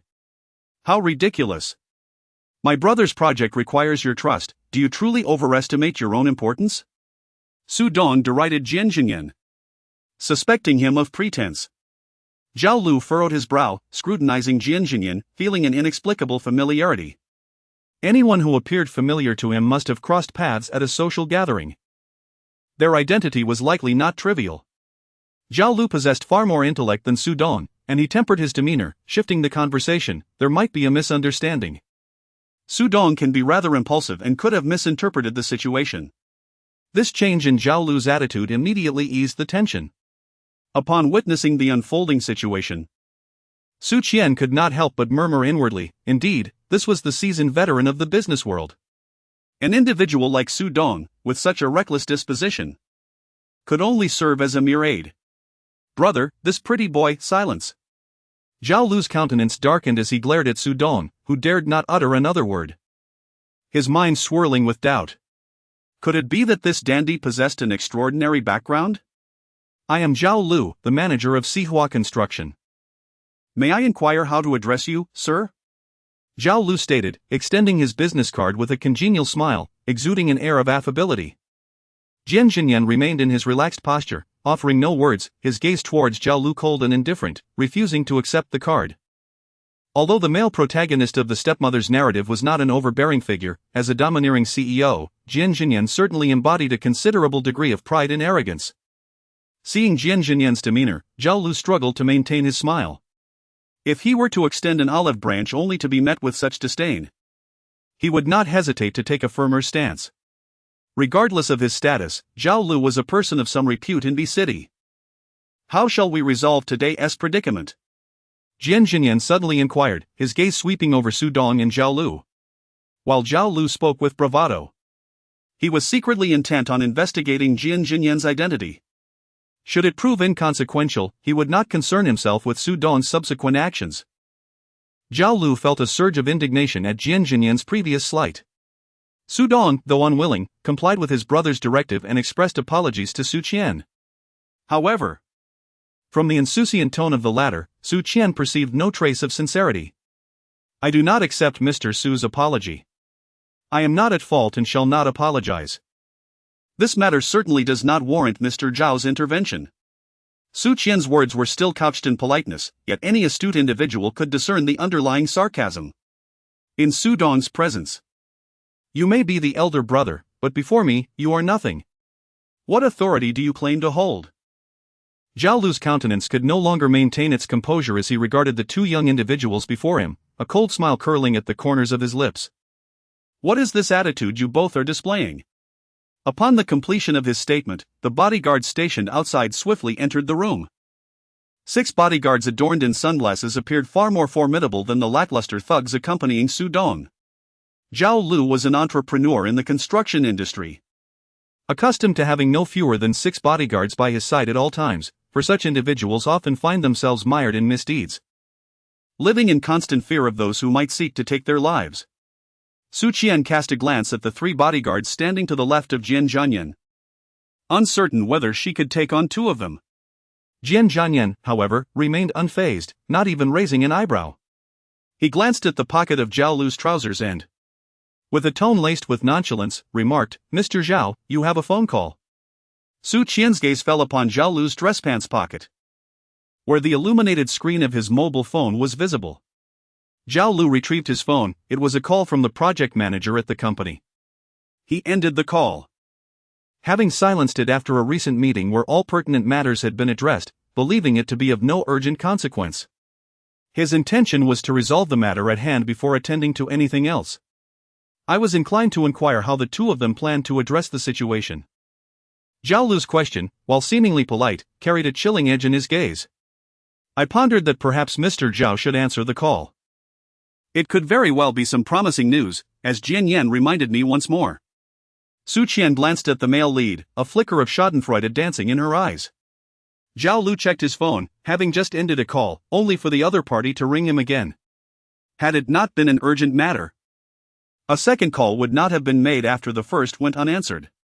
"Hello," Zhao Lu answered, only to be met with the anxious voice of the project manager on the other end. "Zhao, it's bad news. The Jian Group has informed us that we did not win the bid." "What?" "Manager Lu said it was a done deal once the higher-ups signed off." Zhao Lu shot upright. Manager Lu was the individual responsible for the bidding process at the Jian Group, and he had previously shared insights with Zhao Lu, indicating that once the signature was secured, the project was virtually theirs. With confidence in Lu's words, Zhao Lu had firmly believed that the lucrative project was destined for him. This was not merely a theme park project. A collaboration with the Jian Group would pave the way for future endeavors, provided they delivered satisfactory results. Aligning with the Jian Group was akin to sailing smoothly on a well-crafted vessel, propelling Sihua construction to new heights, a partnership of profound significance. Thus, Zhao Lu placed great importance on this bidding opportunity, emphasizing in the recent meeting that if they secured the Jian Group's contract, all projects must be executed flawlessly. Now, however, the project manager was delivering the disheartening news that their collaboration had fallen through. "It seems Zhao is receiving unpleasant tidings," Jian Zhan remarked nonchalantly, as if discussing mundane affairs. Zhao Lu abruptly turned to Jian Zhan, recalling the earlier suggestion to check his phone, followed by the disheartening news of the lost partnership. His expression shifted dramatically as he remembered the moment he had spoken to Jian Zhan, who had been seemingly preoccupied with sending messages. "Did you sabotage my collaboration with the Jian Group?" Zhao Lu asked, barely able to believe his ears. He preferred to think it was mere coincidence. How could this young man possibly influence the decision-making of the Jian Group? It was utterly ludicrous. Surely, he was misinterpreting the situation, shaken by the sudden unwelcome news. Yet, in the next moment, he heard a simple affirmation. Chapter 22, the male lead and female supporting character are at odds. Zhao Lu is a pillar for Su Dong. I have been threatened by him. Before I resolve my issues with him, it is essential to eliminate you, his support.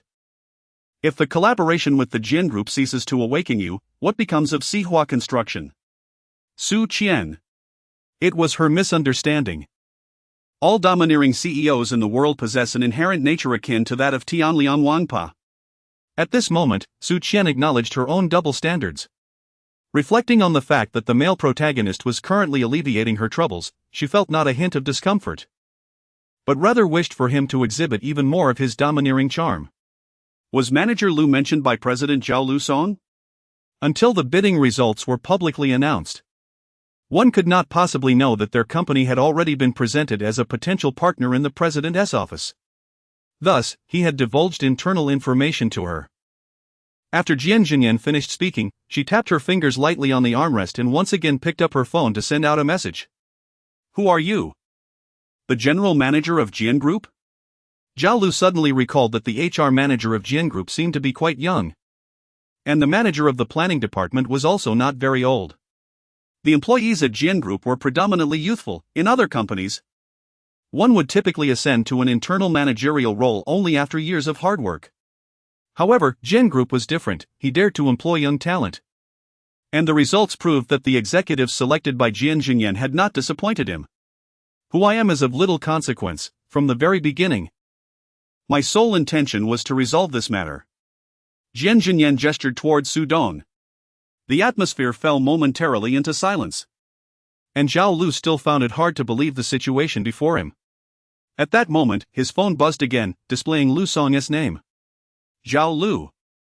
You actually deceived me. I have been dismissed from Qian Group. The reason cited was the leakage of commercial secrets. After much contemplation, I can only attribute this to you. Did you speak carelessly outside? I initially intended to offer you a word of advice, yet you turned around and bit me. Well done. On the other end of the line, Lu Song erupted in a tirade. He had high hopes for Qian Group's development and aspired to dedicate his life to its progress, only to find himself with nothing now. Zhao Lu hung up the phone, and in that moment, he had no choice but to admit that the other party was not lying. The young individual before him possessed such capabilities that dealing with him and the Sihua Group would be effortlessly easy. Lu Song, responsible for the company's bidding affairs, had indeed made quite a name for himself at Qian Group, yet this young person, with a single piece of information, had led to his immediate dismissal. He could even intercept crucial documents awaiting the president's final approval and terminate the collaboration with Sihua Construction. Remembering what the other party had said about rendering Sihua Construction non-existent, Zhao Lu's complexion turned pale involuntarily. Today, he had indeed provoked someone formidable, prior to his arrival. Seeing such a community had made him underestimate the situation, only to encounter a tough adversary. Zhao Lu pulled out a card from his pocket and placed it on the table, stating, "Here is 100,000 yuan. To compensate for the damaged items and to provide a measure of mental relief for this young lady. I sincerely apologize for this misunderstanding. Su Dong. You are to apologize to the two of them now, and tomorrow, you shall return with your wife and child to offer your apologies once more." Upon hearing these words, Su Qian felt no surge of happiness. Instead, she quietly resolved that it was the male protagonist who had resolved the current predicament. Henceforth, she would strive to empower herself, ensuring that no one would dare to bully her. With her inherent vigor rekindled, Su Qian's spirit soared even higher. Gone was her previous arrogance. As Su Dong spoke with an air of subservience, nodding and bowing with an unmistakable humility, Su Qian declined the proposition for Su Dong to visit with his wife and son to apologize, merely requesting that he cease his harassment. She clarified that after compensating the landlord with the funds in her account, the remaining amount would be donated to a charitable organization.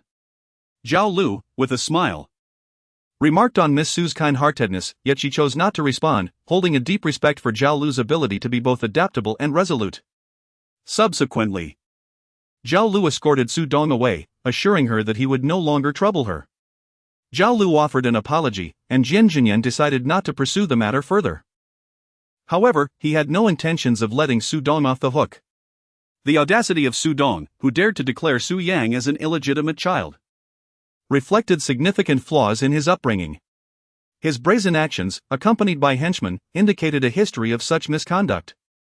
Based on Zhao Lu's demeanor, it was likely that he had previously spent considerable sums to extricate himself from trouble, which explained why he had been released after a few days due to a lack of evidence. Jian Zhanyan, however, was determined to take a different approach. He would not only investigate Su Dong's unlawful conduct in his personal life but would also scrutinize his business practices. A person like Su Dong was unlikely to be a law-abiding citizen, and it was probable that his company was involved in tax evasion. Jian Zhanyan firmly believed that his inquiries would yield substantial findings, sufficient to bring Su Dong to justice. As this incident concerned Su Yang, he would not remain an indifferent observer. Miss Su was encouraged to speak candidly with him, without feeling the need to use her child as a bargaining chip. With that, Jian Zhanyan rose and proceeded to the room where Su Yang was located. Su Qian remained rooted to the spot, pondering the implications of the male lead's words. Could it be that he mistakenly believed she had intentionally informed Su Yang about Su Dong's impending trouble, thus orchestrating for her son to lure him in to resolve the situation? Alas! The male lead had misconstrued her intentions based on his own assumptions. Su Qian was aware that the supporting character was unpopular, and the original owner harbored malicious intentions that were exposed, leading to her disdain. This was understandable. However, Su Qian found it utterly unjust that she, devoid of such ill intentions, was wrongfully accused. With a surge of indignation, she marched towards Su Yang's room, determined to engage in a reasoned discourse. Although the male protagonist was formidable, she believed she could adeptly manage the situation on her own. A bit of effort on her part would surely be preferable to enduring the scornful jests and baseless accusations from others. Just as Su Qian regained her composure and approached the door, Su Yang emerged from within the room. Su Qian was determined to rush out and clarify matters with Jian Zhanyan, but she was obstructed by his 2 bodyguards. Helpless, Su Qian could only raise her voice and exclaim, "You there, stop right now. Let us get this straight, what do you mean by raft? Your mind is so filthy that everything appears tainted to you." It was not until Jian Zhanyan had distanced himself that the bodyguards finally stepped aside, muttering an apology before striding out of Su Qian's room. Su Qian was utterly exasperated. The gratitude she once felt towards the male protagonist for resolving issues evaporated in an instant. Were it not for his role as the father of her child, she would not have deigned to acknowledge him. "Su Qian, what does it mean to be a raft?" Moments ago, Jian Zhanyan had entered the house intending to take Su Yang away, but Su Yang insisted on staying with Su Qian, claiming she was frightened. Jian Zhanyan said little in response, merely informing Su Yang that he would come to pick him up in the morning. Once the father and son reached a mutual understanding, Jian Zhanyan departed, and as Su Yang exited, he encountered Su Qian's furious outburst. Su Yang nodded in agreement. Su Qian sighed. It was hardly surprising that the male lead had misunderstood her. Nevertheless, it mattered little, for she was not reliant on his affection for her existence. That evening, Su Qian took her adopted son out to dine, celebrating her successful registration for the competition. In recent days, Su Qian has been fervently researching, fearful of falling out of sync with the fashion of the world. Additionally, every participant in this competition must complete an online examination. This serves as a threshold, deterring mere onlookers and ensuring that only genuine designers partake in the contest. Successfully registering is but a minor milestone in the grand scheme of the competition, however. For Su Qian, it is a moment worth celebrating, as she embarks on her journey as a designer in an entirely new realm. Thus, she takes Su Yan to indulge in his favorite barbecue. Su Qian never anticipated that a simple outing for barbecue could lead to such a series of events. Had she known in advance, she would have undoubtedly opted for takeout. The story begins with the mother and son stepping out. Chapter 23, Su Qian. We can buy a house now. Previously, after every payday, the original owner and her son would indulge in a delightful meal at the barbecue stall located beneath their apartment. However, on this occasion, it so happened that the stall was closed, prompting Su Qian to take her son to a barbecue restaurant on the adjacent street. While enjoying their meal, Su Qian inquired if Su Yang felt frightened, as she was concerned that the events of the day might leave a lasting impression on her child. Although Su Yang exhibited no signs of fear at the time, Su Qian remained apprehensive about the potential impact on her son's tender psyche. "My dad is the strongest. Not like Su Zihan's dad, who can't even defeat my dad," Su Yang exclaimed cheerfully. In the nursery, Su Zihan often boasted about his father's prowess, leaving other children envious. Although Su Yang had initially scoffed at those claims, he secretly yearned to know what his own father was like. Was he not even more formidable than Su Zihan's father? It became evident that indeed, his father surpassed Su Zihan's in strength. While Su Yan remained in his room, oblivious to the happenings in the living room, he was intently eavesdropping at the door. Su Zihan's father had apologized to his own. Su Qian gazed at the unshadowed and rather proud Su Yang, shaking her head with a smile. Her little tyrant of a son was far bolder than the average child. "Mother, look at this." Su Yang glanced around and then carefully retrieved a golden bank card from his pocket, placing it gently into Su Qian's hand. "This is a gift from Dad. He mentioned there are 500,000 inside, and the password is my birthday. I can purchase whatever I desire. The day after arriving at Jian Zhanyan's side, Su Yang acquired an iPad. Jian Zhanyan assumed that his son would use it for gaming, but to his surprise, Su Yang opened a shopping website instead. The little bun skillfully purchased a phone recharge card, demonstrating remarkable proficiency in the process. Buying a recharge card online offered a discount, often around 10 less than paying directly, which was a significant saving for the financially constrained mother and son. Thus, every month, Su Yang would borrow a learning device from their neighbor, Aunt Zhang, to recharge his mother's mobile number. The duo possessed a dedicated card for essential living expenses like communication fees, water, electricity, and gas, which Su Yang meticulously safeguarded. At the tender age of 5, Su Yang exhibited remarkable intelligence, diligently following Su Qian's instructions regarding the expenses to be covered and their amounts. Su Yang would go to Aunt Zhang's house to log into his account and handle payments. Unlike other children who might stealthily use their parents' money to recharge games, Su Yang spent his online funds on legitimate matters. He was always prudent with his money, fully aware of how much he had left. Some items were available online at more affordable prices, and his original owner would ask Su Yang to make those purchases online. At the tender age of 5, Su Yang was already quite adept at managing various aspects of life. The saying that poor children mature early holds true. After expressing this thought, Su Yang was unaware of what his father might be imagining. He then observed his father retrieving a card and inquiring whether Su Yang could link the card to his shopping account. Su Yang nodded. For him, this was exceedingly simple. Subsequently, Jian Zhanyan informed Su Yang that there were 500,000 in the card, with the password being Su Yang's birthday. In the future, he could purchase anything he desired, as the expenses could be directly deducted from this card, which was linked to his shopping account. After conveying this information, Jian Zhanyan proceeded to work at the company. Su Yang possesses a keen understanding of finances. He realizes that this 500,000 could be used to purchase a modest home of his own alongside his mother. Since it has been designated for him, it rightfully belongs to him. Su Yang carefully tucked the card away. Su Yang was beaming with excitement and said to Su Qian, "Su Qian, we can now use the money in the card to purchase a house." This money was a gift from her father, and her mother could not accept it. Su Qian carefully tucked the card back into Su Yang's pocket.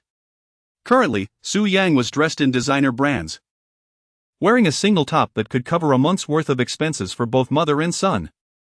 The male protagonist was willing to hold on to Su Yang's words and was prepared to give a 5-year-old child 50,000 yuan, demonstrating genuine paternal love.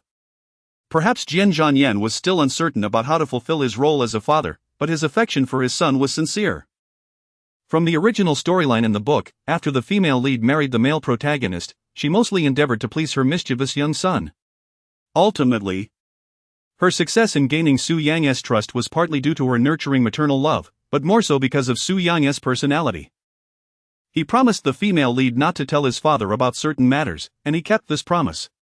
Whenever Su Yang expressed his displeasure toward the female lead at the story's outset, or if he shared her parenting efforts with Jian Zhanyan, the story might have taken a different turn.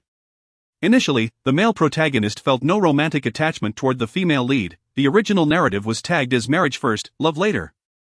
Knowing that the female lead's discipline was for Su Yang's benefit, he prioritized Su Yang's feelings whenever he sensed discomfort. The notion that a stepmother must have a stepfather in this context was invalid, although the story is a stepmother tale. Su Qian felt that the narrative leaned more toward the male protagonist's perspective. As she observed Jian Zhanyan and his behavior, Su Qian increasingly saw similarities between him and the character in the book, which reassured her. Entrusting her son to the male protagonist was a feasible choice. He belonged to her now, what she gave him was hers, and what she gave to her mother was also hers. Why not? When Su Yang saw Su Qian's refusal, he stomped his foot in frustration. The young troublemaker was quick-tempered and prone to tantrums when things didn't go his way. He had become more restrained now because throwing tantrums used to work, but Su Qian had grown tired of such tactics. Kids have keen instincts, they can accurately gauge which adults they can manipulate. Su Yang knew that if he made a fuss, Su Qian would give in. So he often threw a fit. Even though he was aware that this trick no longer worked, he still instinctively wanted to try. During summer, barbecue vendors would typically set up a few small tables outside their shops. Most people enjoying barbecue preferred sitting outdoors, as it was cooler and created a lively atmosphere. Su Yang, with a discontented grunt, inadvertently kicked the table leg, causing the ordinary cross-legged table to lose its balance and topple to one side. Su Qian, with her quick reflexes, swiftly steadied the table, preventing the barbecue from spilling, yet the drink above slipped down. The can tumbled to the ground, rolling away towards a nearby table, spilling its contents as it went, until it finally came to rest at the feet of the patron seated there. At that table sat two young men. This street, lined with numerous billiard halls, often attracted tattooed individuals who frequented the barbecue stalls. In this era of law and order, and with the clock barely past 7, the bustling street was filled with passers-by. She felt assured that after finishing their meal, she and her child could leave without encountering any trouble. Su Qian harbored such thoughts, yet at times, trouble finds you even when you seek to avoid it. Chapter 24, The Down-to-Earth Overbearing CEO. Su Yang's drink accidentally soiled another person's shoes, and her immediate reaction was to apologize and express her willingness to compensate. However, the two men opposite her were relentless. Noticing that Su Qian was alone with her child, they seized the opportunity and demanded an exorbitant sum of 120,000 yuan for a pair of supposedly limited edition designer shoes. While it is true that some shoes can reach such staggering prices, the shoes worn by that man were certainly not worth it. As a fashion designer, Su Qian had been fervently studying the various prestigious brands in the world, including footwear, along with meticulously examining accessories such as belts and necklaces. It was evident that the man's shoes were neither limited edition nor authentic, they were blatant knockoffs, easily identifiable as inferior replicas. Your child has 500,000, right? Just give me 12,000 as compensation. I am already being exceptionally accommodating. The man smirked with ill intent. His companion chimed in, his family owns a shoe factory. If you pay up quickly, we can settle this, otherwise, he can claim the shoes are worth 500,000, and we can provide evidence. You'll have no choice but to accept the loss. Their collusion made Su Qian realize that they had overheard her conversation with her son and were plotting something devious. At that moment, there was no need for further dialogue. Su Qian turned and led Su Yang into the store, picking up her phone to dial 110. The man noticed Su Qian pressing the buttons on her phone and immediately understood that she was calling the police. He cursed and rushed forward to snatch her phone. In his haste to pursue her, he accidentally knocked over a small table occupied by three men sitting nearby, who did not appear to be gentle souls. One man in black stood up and shouted at the pursuer.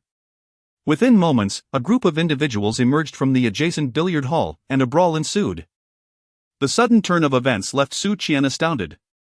The melee was fierce, with chairs being thrown and bottles smashed. Both exits were blocked.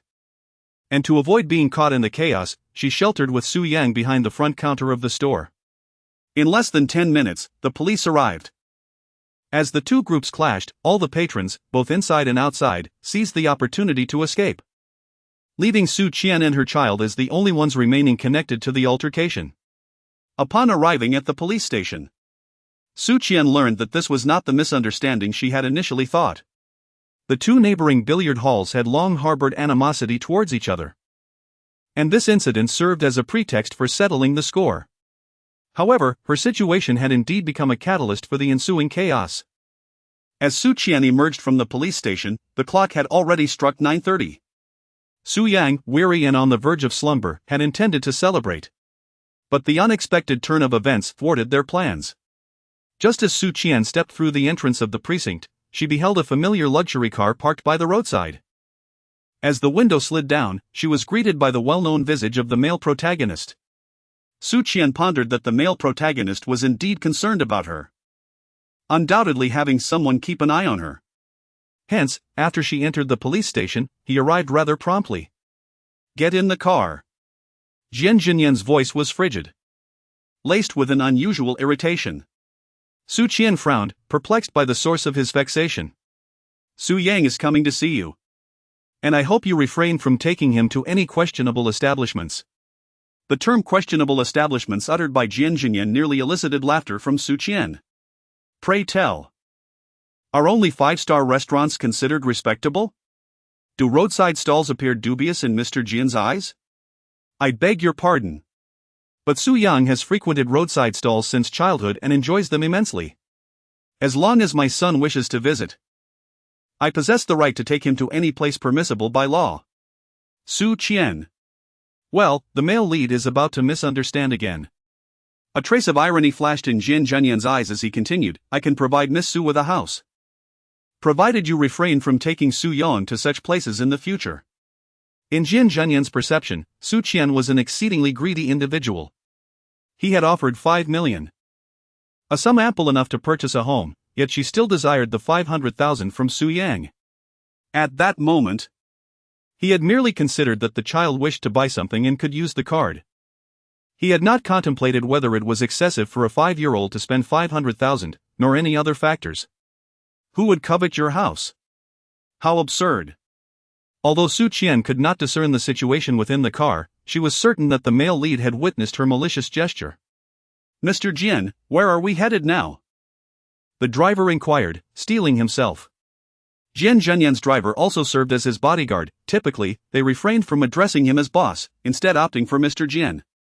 The vehicle he operated was bulletproof and soundproof, yet Jian Zhanyan had lowered the window. During their earlier tense exchange, closing the window would undoubtedly attract attention, and thus, the driver, unwilling to pry into his employer's private matters, was nonetheless forced to overhear the entire conversation. Miss Su exhibited remarkable courage, daring to admonish Mr. Jian for his faults and even resorting to gestures of insult. The driver discerned that Mr. Jian was somewhat incensed. He hesitated to speak at that moment, yet Mr. Jian had just instructed him to follow Miss Su. Now that she had entered the residential complex, should he remain parked at the roadside or proceed elsewhere?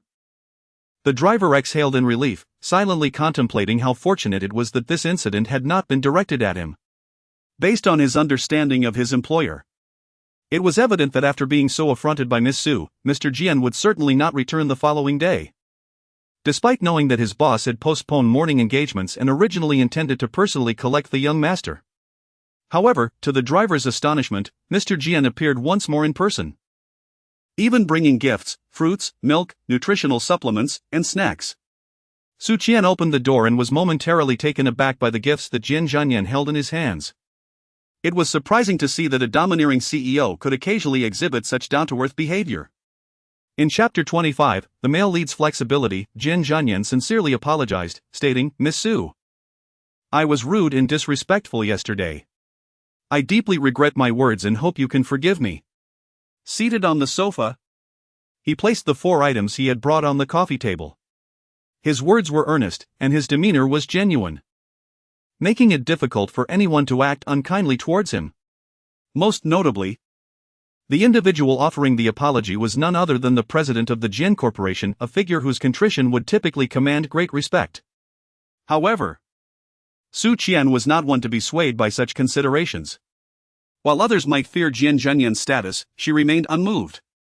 She understood all too well that his apology was not sincere. The Jian Corporation's ascent to prominence under his leadership could not merely be attributed to the cold and aloof personality depicted in the text. In contrast to the flat character described in the book, the man she encountered was far more authentic, exhibiting a more nuanced personality. Jian Zhanyan was someone capable of altering his demeanor and engaging in pretense for his own benefit. The fundamental reason behind his capitulation towards her lay in her son, whom he perceived as an advantageous connection. Su Yang relies heavily on her mother. Jian Zhanyan, if he desires to have a son, must avoid falling into a deadlock with her. The original text also mentions that the male protagonist, for the sake of their child, initially exhibits extreme tolerance and patience towards the protagonist. The male lead possesses exceptional discernment and prudence. So Su Qian's current attitude toward him does not surprise her in the slightest. She is merely astonished by the simplicity of the apology he holds in his hand, not expecting it to be so unpretentious. It seems that her anger from yesterday, which stemmed from her disdainful attitude, prompted Jian Zhanyan to select these impeccable tokens of apology. Had he presented a check or some valuable item, it might have been perceived as yet another insult, likely resulting in her outright rejection and dismissal. The male protagonist is remarkably adept at understanding human nature and navigating social nuances. Jian Zhanyan recognizes his mistake and hopes not to repeat it, wishing this matter to be laid to rest. Hearing Su Qian's somewhat instructive tone, Jian Zhanyan's expression subtly stiffens. For a moment, the two remain silent. At this time, Su Yang, still drowsy, emerges from her room, her eyes half closed. She notices Su Qian sitting on the sofa, and the little bundle of joy immediately comes over, sitting beside her. Resting his head on Su Qian's arm and dozing off again, Su Qian gently smoothed the tousled hair of her youngest son, then softly said, "Su Yang, go wash up. Your father will take you to buy a puppy. Didn't you want to get a puppy?" "Yes, to buy a puppy." Su Yang suddenly regained consciousness and hurried to the bathroom. Feeling somewhat bitter, Jian Zhanyan was completely overlooked by his son, who still seemed distant. In Jian Zhanyan's mind, children represented trouble. He had never desired marriage or parenthood prior to meeting Su Yang. When a man, who embraced the philosophy of solitude, discovered he had a son, his initial reaction was one of disbelief, soon followed by an overwhelming affection. Now, Jian Zhanyan has come to a realization: he does not care for other people's children. Yet he finds himself eagerly drawn to his own. This transformation strikes him as intriguing, and he feels no aversion to it. As the saying goes, fortunes ebb and flow. Now it is the child who shies away from Jian Zhanyan, as Su Yang harbors not an ounce of affection for the surrogate father, even when promises of a puppy are made. Once tidied up, Su Yang slung his backpack over his shoulder, and just before stepping out, the little tyrant began to throw a tantrum. "I want mommy to come with me. Why can't mommy go? Su Qian, I want Su Qian." Su Yang wailed and rolled on the ground, a quintessential display of thunder without rain, his voice hoarse from the incessant shouting. Hearing his son cough repeatedly due to the overwhelming cries, Jian Zhanyan could no longer bear it. He had always considered himself a person of considerable emotional fortitude. Yet he found himself outmatched by Su Qian. He glanced at Su Qian, who remained indifferent and even took out her phone to record Su Yang. And after a moment's hesitation, he spoke, "If Miss Su has no pressing matters, perhaps you could accompany Su Yang. He longs for his mother's presence." Su Qian glanced at Jian Zhanyan, surprised that he would initiate an invitation. Given her understanding of the little tyrant, she anticipated that the tears would last no more than 3 minutes before the ordeal would conclude. Jian Zhanyan paused, taken aback by Su Qian's refusal. 3 minutes later, Su Yang was still wailing.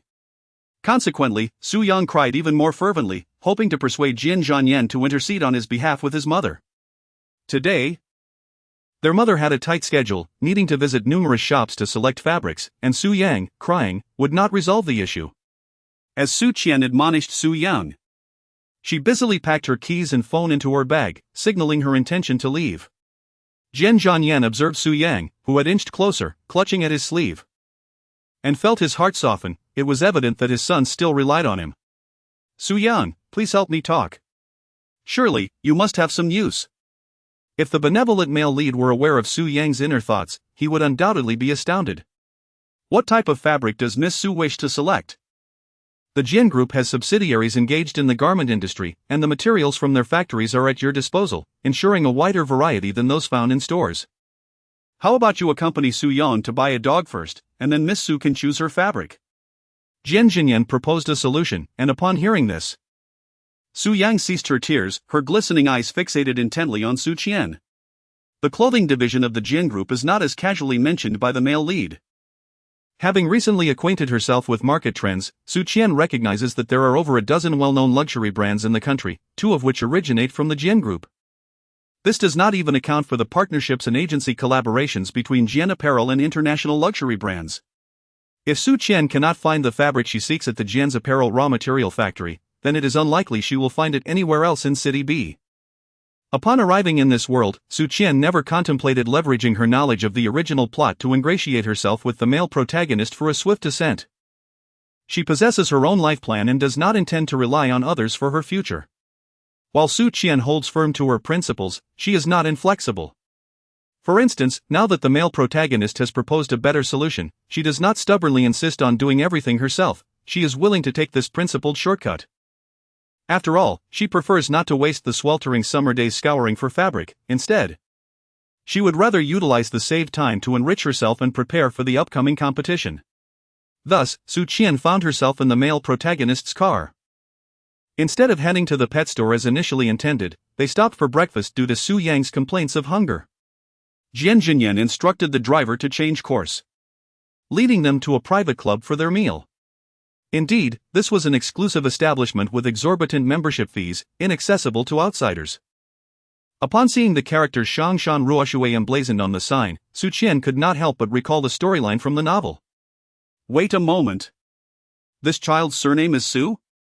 This was the very place the male protagonist had brought the female lead after their marriage. Accompanied by a circle of esteemed friends, businessmen, politicians, and artists alike, each a paragon in their respective fields, they would gather here when free. As a dominant figure, the male protagonist naturally surrounded himself with like-minded companions, a hallmark of his character. His friends would take an immediate liking to the female lead, praising her and highlighting the differences in the male protagonist's treatment of her, thus catalyzing the development of their relationship. Simultaneously, this dynamic served as a contrast. The more they favored the female lead, the more disdain they showed towards the female antagonist, exhibiting indifference and contempt, thereby underscoring the stark disparity between the two. From the perspective of the male protagonist's friends, their attitudes are not unwarranted, for the original character had indeed committed numerous off-putting acts.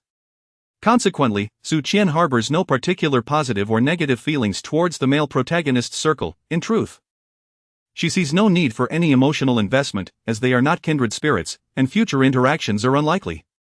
Su Qian would never emulate the original protagonist by ingratiating herself with the male lead's companions merely to draw closer to him. The more assiduously she sought their favor, the more she resembled a ludicrous spectacle. This club was a sanctuary of privacy for the male lead, and when he eventually brought the heroine there, it signified that she had truly entered his heart. Su Qian was taken aback to discover that Jian Zhanyan had chosen this location for breakfast. She certainly did not presume to think herself worthy of such an honor. She was well aware that she was merely basking in the glow of her son's influence. It was said that the chef at this establishment was a descendant of imperial cooks, renowned for his culinary prowess. And Su Qian mused that she was indeed fortunate to indulge in such delicacies today. Jian Zhanyan was not a person who placed great importance on gastronomic pleasures.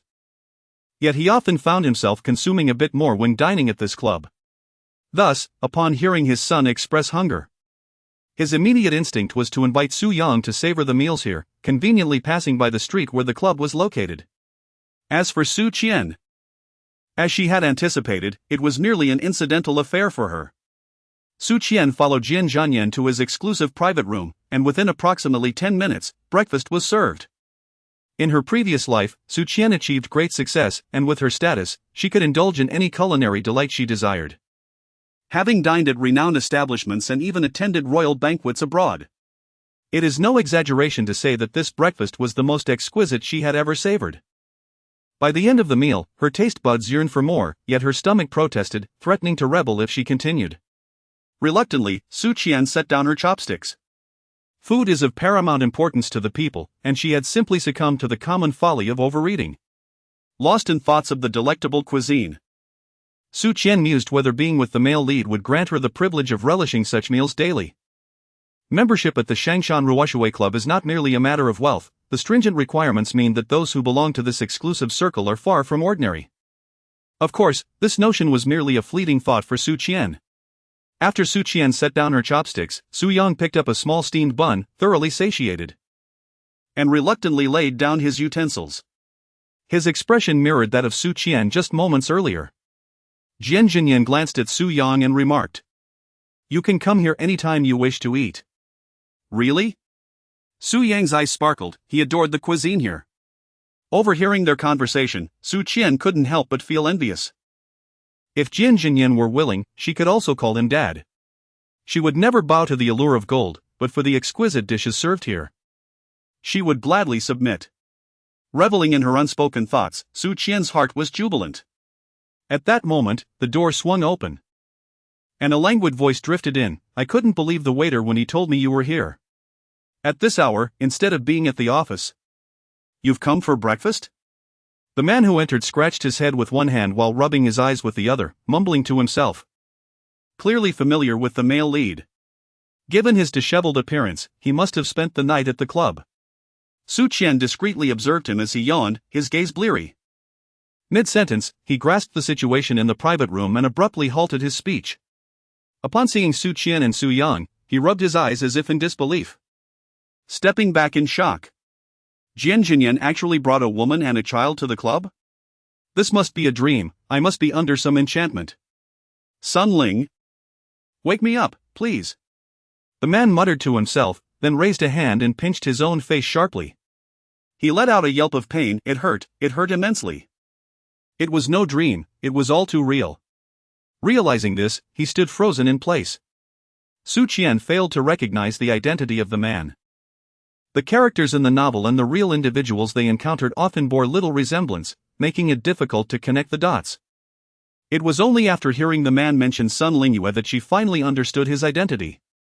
Sun Lingyue, a contemporary artist whose works once fetched over 180 million yuan at an international auction, had also trended on social media, attracting a multitude of admirers due to his handsome appearance and remarkable talent. His Weibo followers numbered in the millions, and every time he posted a message, countless comments calling him husband flooded in. This man was also the most ruthless among the original protagonist's rivals. His personality was somewhat childlike, straightforward and uninhibited, causing the original protagonist considerable embarrassment in many situations. Su Qian wiped her mouth with a napkin, concealing a malicious smile that played on her lips. Zhanyan, do you have some situation? Sun Lingyue quickly leaned over and sat beside her, winking at Jian Zhanyan. He introduced himself simply, saying, "My son is Su Yang." Once Jian Zhanyan confirmed Su Yang's identity, he had no intention of hiding it from others. Sun Lingyue choked on his own saliva, exclaiming, "Son?" In his view, this boy was likely a niece or nephew of the woman. And Jian Zhanyan was like a blooming flower in the desert, unexpectedly in a relationship. To his astonishment, Jian Zhanyan, who everyone believed would remain single forever, actually had a girlfriend. Sun Lingyue immediately planned to share this groundbreaking news in the group chat. However, what he did not anticipate was that even more shocking revelations would follow. Jian Zhanyan's words rendered everyone speechless. Dating a girl was one thing, but it turned out that the boy was not a nephew or niece but Jian Zhanyan's own biological son. Sun Lingyue's gaze shifted to Su Yang. Yes. Jian Zhanyan had looked like that since childhood. They were undoubtedly father and son. Among their circle of friends, anyone else might have joked about this revelation. But Jian Zhanyan was the only one who would not. To have captured Jian Zhanyan and fathered his child, what kind of divine being was capable of such a feat? The child's mother was named Su Qian, Jian Zhanyan added with another brief introduction. Su Qian nodded slightly to Sun Lingyue and greeted him with a simple hello. Then she instructed, "Su Yang, greet your uncle." "Hello, uncle," Su Yang obediently replied. Sun Lingyue nodded in acknowledgement, still somewhat bewildered by the unexpected encounter. "It's all right. This meeting caught me off guard, and I came unprepared without a gift. I promise to make it up to you next time." After saying this, Sun Lingyue chuckled softly. Yet he couldn't shake off the thought, was this truly not a dream? Wait a moment, Su Yang and this child has the surname Su? Chapter 27, Brothers. A major discovery. After pondering the names Su Yang and Su Qian carefully, Sun Lingyue's eyes widened slightly, as if he had uncovered some extraordinary secret. Did he realize something momentous? The fact that Zhanyan's son bears the same surname as his mother was unheard of before. Could this be a clandestine love affair with a pregnancy? Sun Lingyue's gaze sparkled with undisguised excitement. As a renowned painter, one of Sun Lingyue's greatest passions was indulging in various sensational romantic novels, an obsession known only to his closest confidants. He claimed that these stories served to ignite his creative inspiration, though everyone understood that beneath his elegant, aloof exterior as a handsome artist lay a true gossip aficionado, someone who delighted in tales of domestic strife and scandal, especially the more lurid the better. "Miss Su, may I inquire where you are employed?" Sun Lingyue's eyes gleamed with curiosity. Unfazed, Su Qian responded with a nonchalant expression, "Unemployed." Jian Zhanyan cast a glance at Su Qian, aware that she had resigned from her job. In response to Sun Lingyue's probing question, he had expected Su Qian might embellish her situation, perhaps claiming she'd just quit and planned to take a break, a typical superficial reply. However, Su Qian's complete indifference, ignoring Sun Lingyue entirely, treating him as a stranger, caught Jian Zhanyan somewhat off guard. Sun Lingyue's handsome features were widely admired by young women. Rarely did anyone respond to him with coldness. His friends often joked that he was a thief of hearts, but today, this formidable suitor found himself rebuffed. Unperturbed. Sun Luya believed that anyone capable of capturing Jian Zhanyan's affections must possess a fiery spirit. How else could one pluck that high mountain flower? Miss Su. Here is my business card. I have an upcoming art exhibition at the beginning of next month, and I'd be delighted if you could find the time to attend, he said. As he spoke, Sun Luya produced 2 tickets from his pocket and placed them before Su Qian. Su Qian glanced at the ticket and then at Jian Zhanyan opposite her, smiling lightly as she said, "Very well, I shall visit when I have the time." In the original text, the female supporting character first encountered the male lead's friend, who was Sun Lingyue. By that time, the male lead's acquaintances were already aware of his paternal status. When the original character unexpectedly met Sun Lingyue at the male lead's villa, she first introduced herself and then expressed her admiration for his paintings, mentioning that his art exhibition was highly sought after, with tickets selling out rapidly. At that moment, Sun Lingyue merely responded with a nonchalant "oh," displaying a rather indifferent attitude towards her enthusiasm. Now, however, without revealing anything, Su Qian had inadvertently garnered a more favorable impression from him, a flicker of mockery dancing in her eyes. Observing Su Qian's calm demeanor, Sun Lingyue felt increasingly convinced that this Miss Su Qian possessed a profound depth. He doubted that she was unaware of his identity. Her reaction when Jian Zhanyan introduced him clearly indicated recognition. He discerned that her attitude was not feigned but rather a genuine disinterest, even in light of his friendship with Xinyan. Meanwhile, Su Yang grew somewhat impatient, eager to leave after their meal to purchase a puppy. "When can we depart?" he inquired of Su Qian, his voice loud enough for both Sun Lingyue and Jian Zhanyan to overhear. Su Qian remarked, "Let's wait for Dad to finish his conversation." Upon hearing this, little Baozi jumped off the stool, slung his small backpack over his shoulder, and took Su Qian's hand, saying, "Let him talk, we shall go by." The notion of acquiring a dog had always been in little Baozi's mind as a simple matter, believing that as long as mother consented, everything would be resolved. Now that mother had come along, whether father was present or not became inconsequential. "We can discuss it another day. Su Yang wishes to buy a dog, and I will take him there first," Jian Zhanyan announced as he rose to his feet. Sun Lingyue's eyes widened in astonishment as he exclaimed, "Buy a dog?" Having grown up alongside Jian Zhanyan, few among their circle were privy to Jian Zhanyan's fear of dogs. Sun Lingyue was one of the rare individuals in the know. Although Jian Zhanyan now had a son, Sun Lingyue surmised that his temperament had likely remained unchanged and pondered whether Jian Zhanyan's character might frighten his son. What was this he heard? Jian Zhanyan was going to buy a dog. He was accompanying his son because the boy adored dogs. Was this the same General Jian who could terrify children?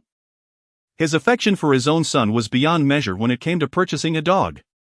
At the moment Sun Lingyue yelled, Su Yang happened to pass by, immediately raising his hand to cover his ears upon hearing the commotion. Jian Zhanyan shot Sun Lingyue a glance, realizing he had startled the child. Sun Lingyue stood there, bewildered. Was the man before him truly Jian Zhanyan? "I'll take my leave," Jian Zhanyan said as he reached the door, leaving those words for Sun Lingyue before leading Su Qian and Su Yang out of the establishment. Sun Lingyue remained rooted in place, and after a considerable pause, he mechanically retrieved his phone from his pocket, opened the group chat, and began typing furiously.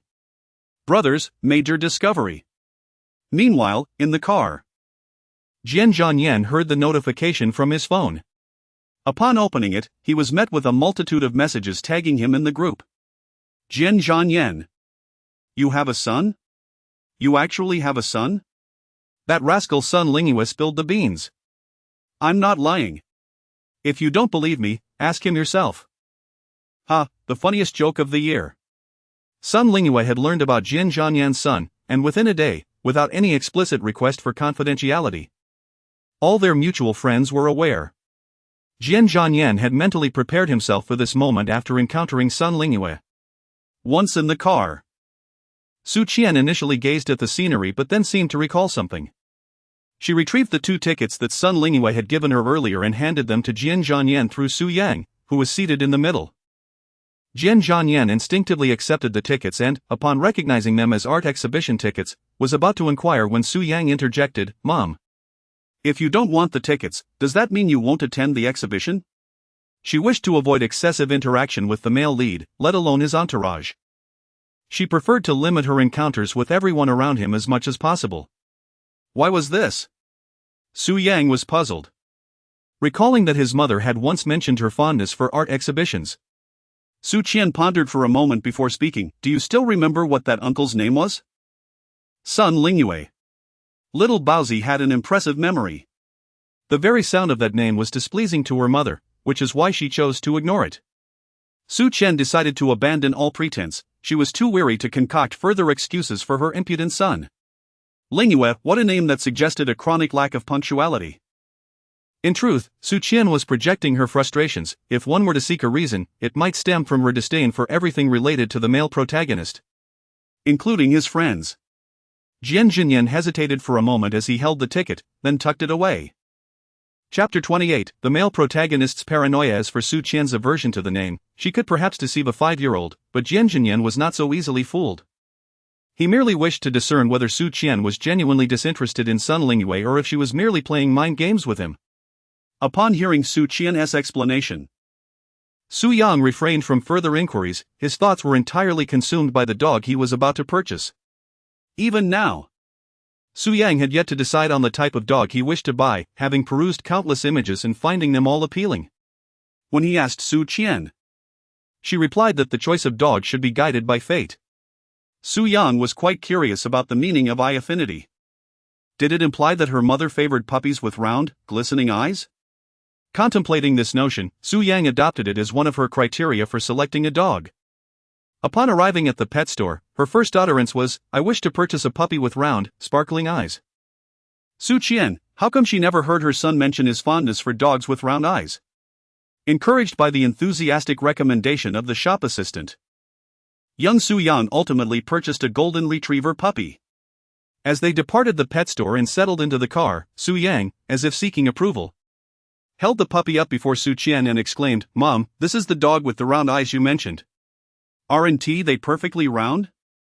Eye affinity, round eyes. Eye affinity. Su Qian hesitated for a moment, then decided to let this charming misunderstanding persist.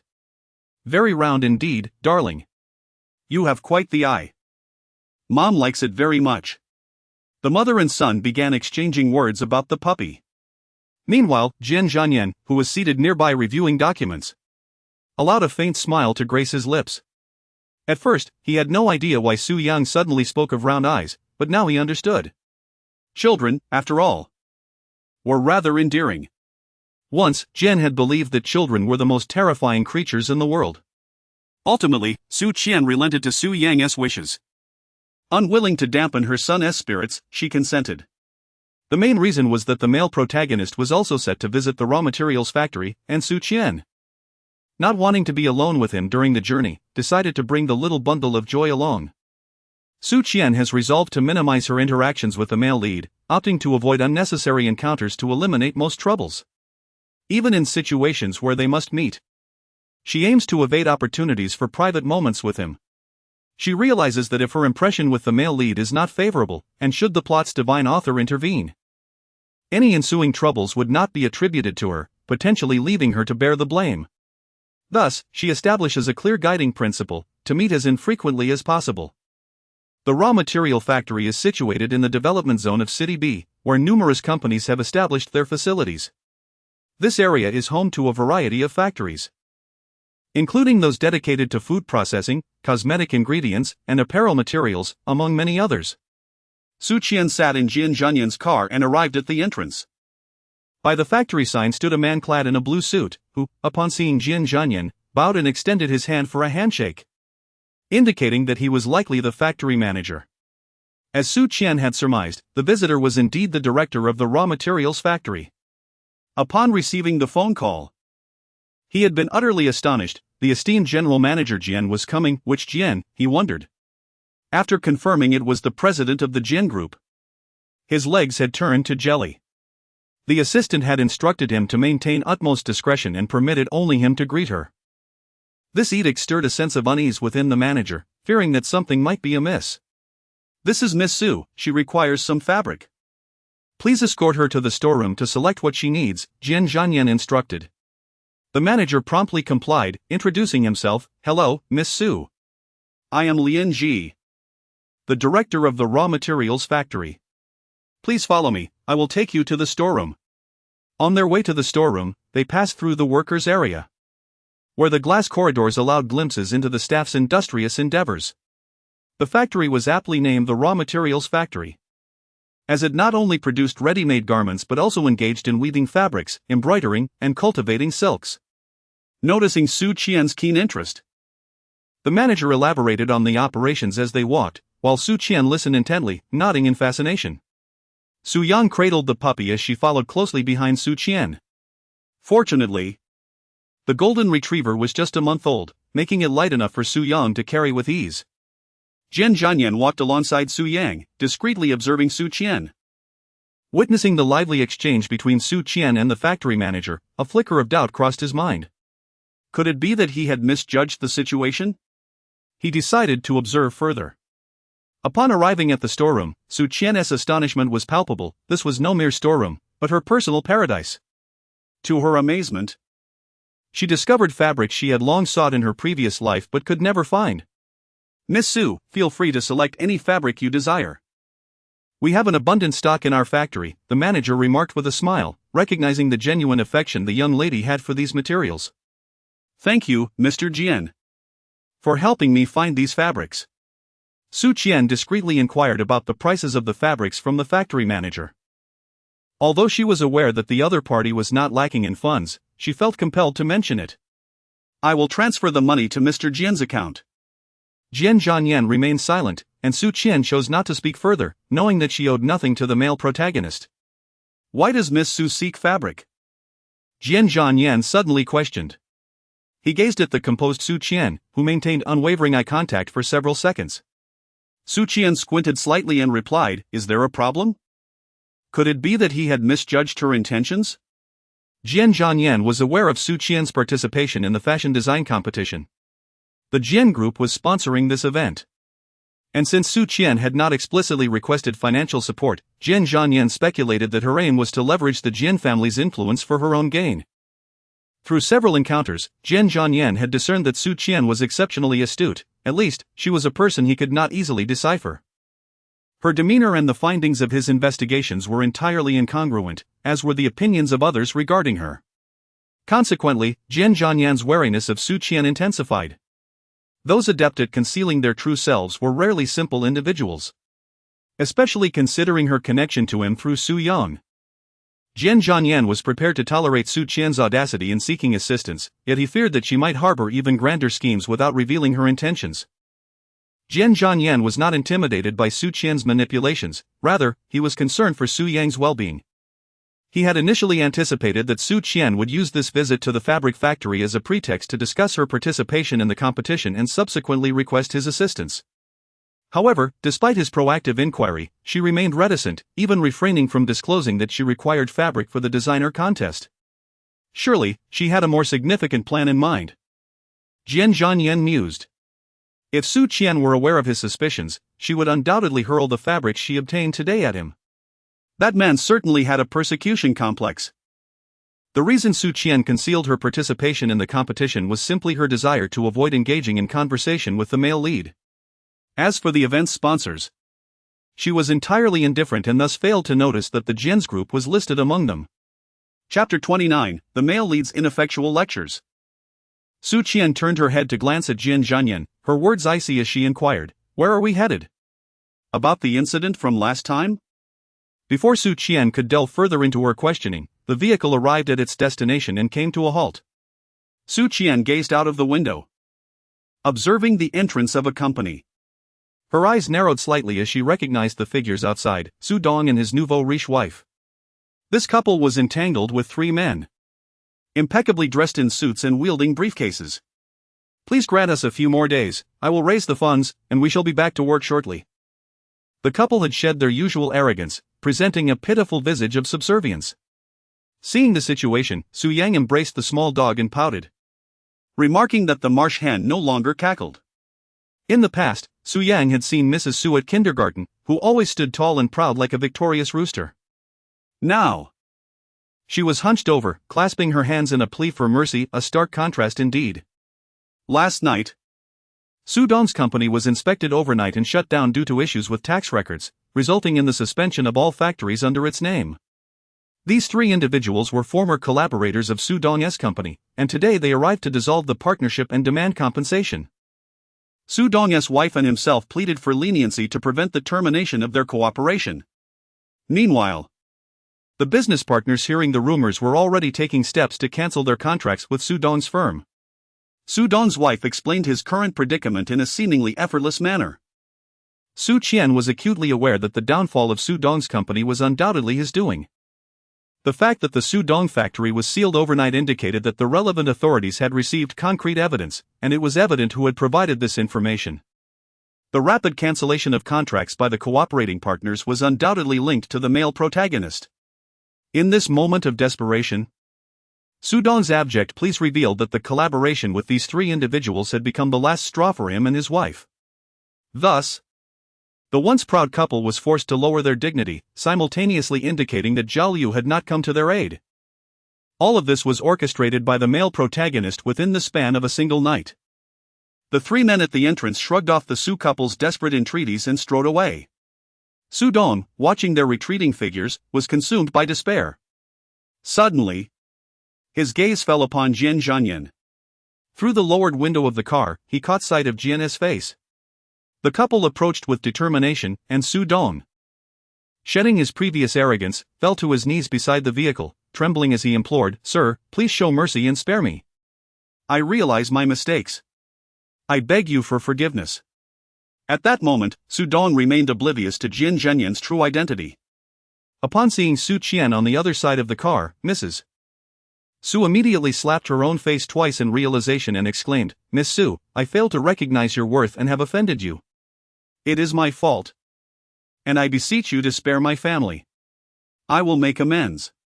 Since aligning himself with Zhao Liu, Su Dong's arrogance had only intensified, and Mrs. Su's behavior was even more outrageous. She would lash out at anyone at the slightest inconvenience. Having grown accustomed to violence, she was deeply resentful after being struck by Su Qian. "Do you even realize the trouble you've caused? The contracts with Sihua and Jian's firm fell through because of your actions today." Back on his own turf, Zhao Liu could no longer contain his fury. He had not only lost a significant order but also a valuable connection, all due to Su Dong's foolishness. "From now on, I will no longer involve myself with you. Nor will you need to work for me." Zhao Liu dismissed Su Dong. Even the deepest brotherly bond could not outweigh self-interest. Zhao Liu was acutely aware that the man would not spare Su Dong, and shielding him would only lead to his own downfall. He had learned his lesson well and would not be so foolish a second time. As Su Dong left Sihua Construction, he felt dazed and confused. He could not comprehend why his older brother was so enraged this time when he had always been protective of him in the past. Sihua Construction was a stalwart in B City. How could Jian's group compare? Hadn't the CEO of that clothing conglomerate spoken amicably with Liu Gu, treating him like a brother? Su Dong, with his narrow-mindedness and penchant for violence, failed to grasp that although the names of groups may be similar, the disparities between them were vast. The subsequent upheaval made Su Dong realize he had provoked someone beyond his reach. In the dead of night, his company was suddenly sealed. And by dawn, various partners began sending termination notices, while the bank demanded repayment of loans. In the span of a single night, his circumstances had undergone a dramatic transformation. Under normal circumstances, issues within a company would not manifest so abruptly. It was evident that someone was covertly undermining him. Su Dong immediately thought of Jian Zhanyan. In a matter of hours, a thriving company had descended into desolation, leaving him with a profound sense of helplessness. Faced with Jian Zhanyan, Su Dong felt utterly powerless. He only wished to plead for mercy from someone who could dismantle his company overnight, someone he could not afford to provoke. Meanwhile, Mrs. Su's lips were bruised, and her cheeks swollen from Su Dong's wrath. The husband, who had once been indulgent, blamed her for being a source of trouble, claiming that had it not been for her provocations, the company would not have reached such a dire state. She accepted the beating, realizing that her momentary impulsiveness had led to this dire situation. Su Qian gazed at the pleading couple, her heart unmoved.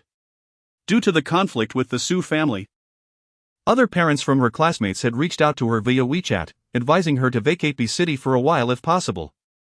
Through their accounts, Su Qian learned of the numerous misdeeds committed by the Su couple. The pitiful sight of the two evoked not a shred of sympathy within her. She merely felt they had brought this upon themselves. Jian Zhanyan closed the car window and instructed the driver to proceed, leaving the Su couple far behind. Disregarding their pleas for mercy. Su Yang, did you see? There are ways to compel others to admit their faults and plead for forgiveness that do not involve violence alone. Su Qian gazed deeply at Jian Zhanyan. Su Yang, the little tyrant, preferred to communicate through his fists. The male protagonist seemed to have perceived this trait, intentionally using this situation to teach Su Yang a lesson. However, you had struck him yesterday. Su Yang still recalled the moment when Jian Zhanyan kicked Su Dong. After that, he entered the room, but he could deduce the general situation from their conversation.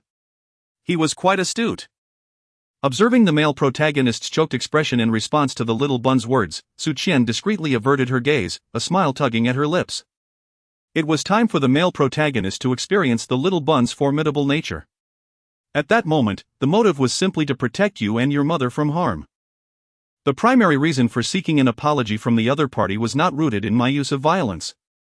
Even if I had defeated him then, if he harbored resentment, once the wounds healed, he would still seek trouble with your mother. Jian Zhanyan explained, indifferent to whether Su Yang could comprehend. So, what do you wish to convey? Su Yang nestled closer to Su Qian with the little dog, finding this easygoing father rather verbose. When faced with problems, one must first analyze the situation calmly. Resorting to violence is the most foolish solution. For instance, dismantling Su Dong's company would compel him to recognize the reality of the situation, deterring him from further harassment. Chapter 30, What on Earth? Su Qian shook her head silently as her gaze fell outside the window, confident that Su Yang would grasp and remember the simple truths.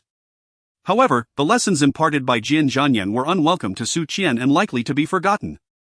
The child Su Yang, at such a tender age, had torn paper into shreds and scattered them across the floor the previous day. You imparted various profound lessons about environmental protection, emphasizing the significance of cherishing paper, which is derived from trees. At that moment, he obediently nodded, indicating his understanding. However, the following day, the little rascal demonstrated that his comprehension was superficial. The ground remained littered with torn paper, and he played joyfully amidst the chaos. From the original owner's memories, it was evident that the male protagonist had attempted to instill such values, yet with little success. Children require reasoning, but at times, the implementation of consequences is equally essential. This is Su Qian's personal insight, a perspective that Jian Zhanyan failed to grasp. He endeavored to educate Su Yang through examples and encouragement, and Su Qian could surmise that he had diligently researched online. This approach might prove effective for other children. But for Su Yang, what you propose are actions I can only undertake in adulthood. For now, I will retaliate against anyone who provokes me. Just remember, when encountering those with malicious intent, violence is not the sole solution to dilemmas. Jian Zhanyan conceded, condensing his earlier discourse into a single phrase. Su Yang let out a sound of acknowledgement, her nonchalant demeanor rendering Jian Zhanyan helpless. Which subordinate would dare to exhibit such an attitude during a meeting? Miss Su. You need not worry, Su Dong's family has already lost its influence. Upon hearing Jian Zhanyan address her so suddenly, Su Qian raised her eyebrows slightly and inquired. Are you certain, Mr. Jian, that Su Dong won't act out of desperation? A cornered individual can resort to anything. Su Qian was apprehensive that Jian Zhanyan might push someone to desperation, making her a target for Su Dong's vengeance. Surely, he wouldn't dare. Although Su Dong appeared to be reckless, in reality, he harbored a profound fear of death. Jian Zhanyan had uncovered Su Dong's infidelity and noted that he had siphoned a considerable amount of money to his mistress. Soon, this revelation would reach Su's wife. In his professional life, Su Dong found himself in a quagmire, and at home, he would face relentless pressure, leaving him neither the time nor the courage to act against Su Qian. Su Dong had already developed a fear of Jian Zhanyan's influence. He was wary that any further provocation could jeopardize not just his company but his very life. Such an unscrupulous individual as Su Dong deserved his fate, while Miss Su, with her integrity and poise, had nothing to fear. As Jian Zhanyan spoke, he cast a profound glance at Su Qian. A look laden with meaning that made Su Qian's brows arch slightly. Was the male protagonist signaling her? The fact that he could maintain the same psychological state as in the original narrative left Su Qian utterly flabbergasted. What should we name the puppy? She pondered. Unbeknownst to him, Su Yang was completely oblivious to the electric tension between his parents. As he had already dismissed Jian Zhanyan's earlier admonitions and was wholly consumed with thoughts of naming the little dog. If his mother chose the name, it might reduce the chances of her casting the puppy out of their home, Su Yang reasoned. Did the little tyrant understand the greater truths? He certainly did. But he directed his cleverness elsewhere, such as in the care of a dog. Choose any name that sounds pleasant and rolls off the tongue, Su Qian suggested. Su Yang tilted her head in contemplation and said, I enjoy eating watermelon, so let us call it Guagua. How about if mother names it Su Guagua? Why not call it Jian Guagua? Su Qian glanced at the male lead and asked her son with a smile. Su Yang naturally remarked, My surname is Su. As I take after my mother, and my dog shares my name. Oh, I see. Very well, we shall call it Su Guagua. In his hand, Jian Zhanyan firmly squeezed the documents, for he was no fool and comprehended the implications of Su Qian's words. Having yet to win over his son's heart, how could he be concerned about the intentions of others? Su Qian was keenly aware that the male protagonist had deliberately taken a detour to visit Su Dong. Not only to impart wisdom to his son but also with the intention of letting her see. Rather than being angered by his cautious demeanor, Su Qian found the situation amusing, allowing him to play his solitary role while she focused on her own affairs. Riding in Jian Zhanyan's car, she arrived at the villa. Without the male protagonist present, Su Qian felt a sense of freedom. The mother and son first enjoyed lunch together before embarking on the task of decorating Su Guagua's new home. After purchasing a dog from the pet store, Jian Zhanyan generously acquired all the essentials for the puppy, including a dog bed, bowls, and a small fence. These items were delivered by the pet store's dedicated vehicle, arriving just as Su Qian and her son finished their meal. Following Su Yang's suggestion, they set up the puppy's bed in the garden, and the two of them arranged the white fence in a circular shape to prevent the puppy from running amok. Given the garden's features, including a rocky hill and water channels, it was quite possible for the little dog to injure itself or accidentally drown if it were to wander about carelessly. Inside the house, the servants discreetly observed Su Qian, all pondering whether she might be the future mistress of the home, considering she was the child's mother. Thus, when Su Qian led Su Yang inside for a refreshing drink to stave off the heat, she could distinctly feel the change in the servants' attitudes, which became overly attentive. Sitting on the sofa, she downed half a glass of ice water and was about to inform the little bun of her impending departure when a servant entered and approached her, saying, Miss Su, a guest has arrived. Su Qian furrowed her brows as a guest arrived at the simple residence. What did he say to her? Noticing the servant giving her a subtle glance and acting as if they were close allies, Su Qian remained speechless. She hadn't done anything yet, but unexpectedly, a plot was set in motion, an alliance between the female supporting character and the mansion servant, leading to a compromising situation. Just then, the door swung open, and the butler led a woman into the house. Upon recognizing the visitor, Su Qian's eyes widened slightly, filled with disbelief. What on earth? Chapter 31, the original protagonist's characterization is flawed. Su Qian was utterly astonished because she saw the heroine who was supposed to appear only after half a year. Yet, the male lead was absent. Their first encounter was triggered by a melon purchase that caused a butterfly to fall. Dear butler, do you remember me? The person who has served the longest in the Jian residence is the butler, who has been with the family for 12 years, and thus recognizes the heroine. However, he didn't say anything upon her arrival, only speaking these polite words once they reached the house, which felt somewhat peculiar. Moreover, before the heroine entered, Su Qian was certain that their gazes had just met. It seemed as though these words were directed at her. Of course, I remember. Miss Shou, please come in. The butler led Zhou Qiang to Su Yang. This is our young master. Young master, this is Miss Shou, the neighbor from next door. The butler introduced them and then turned to Su Qian without revealing her identity, saying, This is Miss Su. The butler's action of bringing Zhou Qiang over was not due to insight or as a sign of allegiance to Su Qian, rather, he was simply executing the master's orders. When the master was away, Su Yang was the head of the household. The night before going to fetch Su Yang, Jian Zhanyan told the butler that he must discipline the servants. Although Su Yang was just a child, respect must be shown to him. And one couldn't assume that his young age meant he was naive or ignorant. After a brief interaction with Su Yang, Jian Zhanyan realized that Su Yang was a child with the maturity of an adult and was worried he might feel neglected in the Jian residence. So he had already instructed the servants accordingly. Therefore, the butler's actions were natural. With the master absent, guests should be received by the young master. Miss Shou, hello. Zhou Qiang first greeted Su Qian, then crouched in front of Su Yang and whispered softly, "Are you Jian Gija's son?" Hello. My aunt made some small pastries. They taste quite good. Would you like to try one? Su Yang had never liked sweets from childhood, finding cakes too soft and mushy, choking him. He preferred chewy foods. Most importantly, he didn't like this aunt very much. Her smile was less charming than Su Qian's. Oh. Su Yang nodded, took the pastry, and placed it on the table without any intention of eating it. Seeing this, Zhou Qiang picked up a piece and coaxed him gently, asking, "Yang Yang, would you like to try this? Do you like the strawberry flavor?" Su Yang's face was taut, his brows furrowed as if he could crush a mosquito between them. He despised being called Yang Yang by anyone. "Miss Shou, Su Yang has no fondness for pastries," Su Qian chimed in.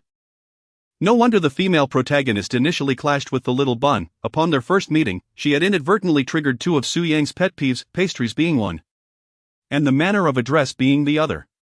Observing the displeasure on her son's face after being referred to as Yang Yang, Su Qian could hardly suppress a smile. Noticing Su Yang's evident irritation, Zhou Qiang awkwardly set aside the pastries and shifted her gaze to Su Qian. "Miss Su, may I inquire about your occupation?" "An idle drifter," she replied. Zhou Qiang glanced out the window, her face betraying a look of concern. Su Qian feigned indifference. The expression on the heroine's face was not one of sorrow, but rather a clear invitation for her to inquire about her well-being. Yet, she remained silent. This was quite unappealing.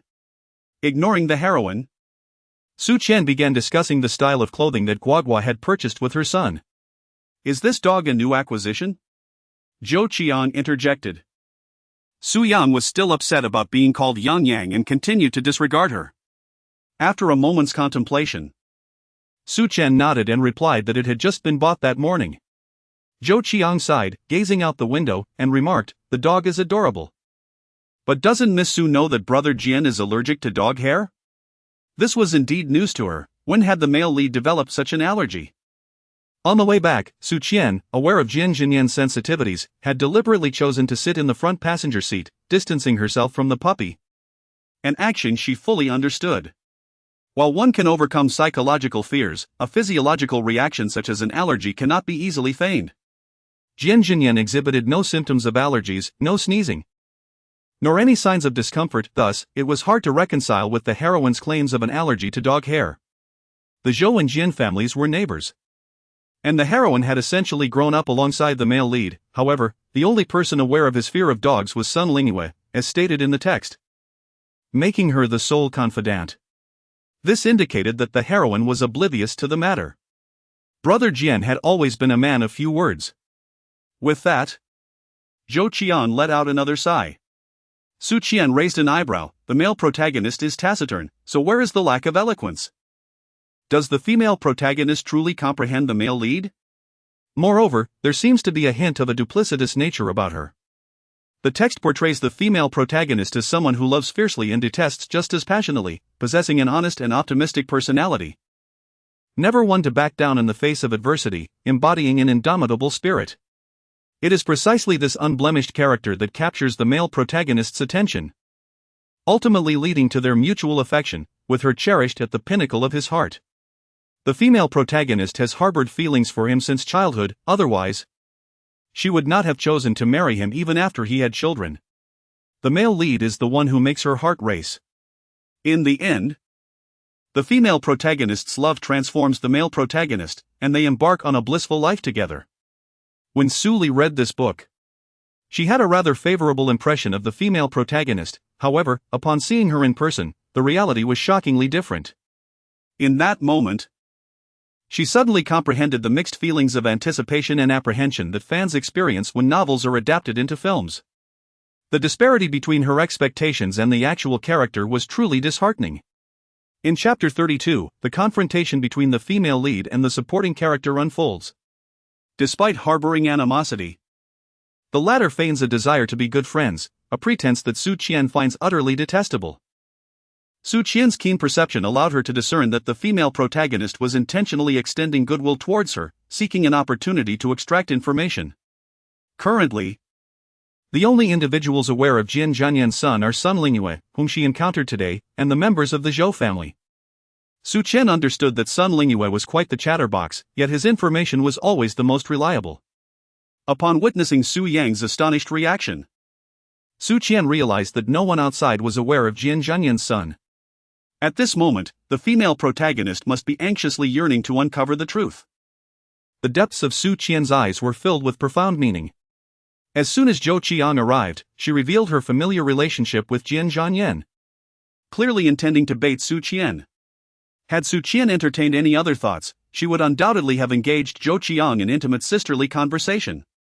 Even without ulterior motives, she would have sought to befriend Zhou Qiang to become acquainted with the male protagonist's circle, especially considering her connection to Su Yang. Little did Zhou Qiang, who believed her plan was meticulous and without flaw, realize that from the very beginning, her disguise had been seen through by Su Qian. No, no, no. Mom said to stay with me. As Su Qian attempted to leave, Su Yang tossed aside her iPad and grasped Su Qian's hand, refusing to let her go. Su Qian understood her son's character better than anyone else. Instead of offering comfort, she firmly pulled Su Yang's hand away from her sleeve and said with seriousness, "Su Yang, I have fulfilled my promise to help you build a nest for the puppy, but now, I must leave." As Su Yang gazed into Su Qian's eyes, he pouted in a pitiful manner and said, "I understand." Children possess remarkable intelligence. Within just a few days, Su Yang had already discerned Su Qian's temperament. The tone and expression he displayed indicated that the matter was immutable. Should the situation escalate further, Su Qian would undoubtedly become enraged. Having witnessed Su Qian's fury before, Su Yang recalled how his mother had previously ignored him, prompting him to cease his persistence. How did Miss Su come to know Brother Jian? He certainly keeps it under wraps. None of our group of friends has heard a whisper about it. Zhou Qiang meticulously observed Su Qian's countenance, hoping to detect any changes. But alas, Su Qian did not even furrow her brows. Even with 4 pairs of eyes, Zhou Qiang could glean nothing. Su Qian does not reside in the Jian residence, which is splendid news for Zhou Qiang. This indicates that Jian Gu and Su Qian share no intimate feelings. The circumstances surrounding this child remain uncertain. If she were indeed a legitimate girlfriend, how could it be that she hears not a whisper of it? Zhou Qiang posed the question intentionally, eager to observe Su Qian's reaction. Should Su Qian display any signs of embarrassment or hesitation, it would suggest that the origins of this child are rather dubious. Unfortunately, upon posing her inquiry, Zhou Qiang gleaned nothing from Su Qian's countenance. There was no discernible reaction to analyze. Such matters are not suitable for me to discuss with Miss Zhou. Should she harbor an interest, she may inquire directly with Mr. Jian. Su Qian addressed Jian Zhanyan with an unfamiliar title, deliberately conveying to the heroine that she was not her rival. Certain words spoken by her might raise doubts in the heroine's mind. It would be better for her to inquire with the male lead.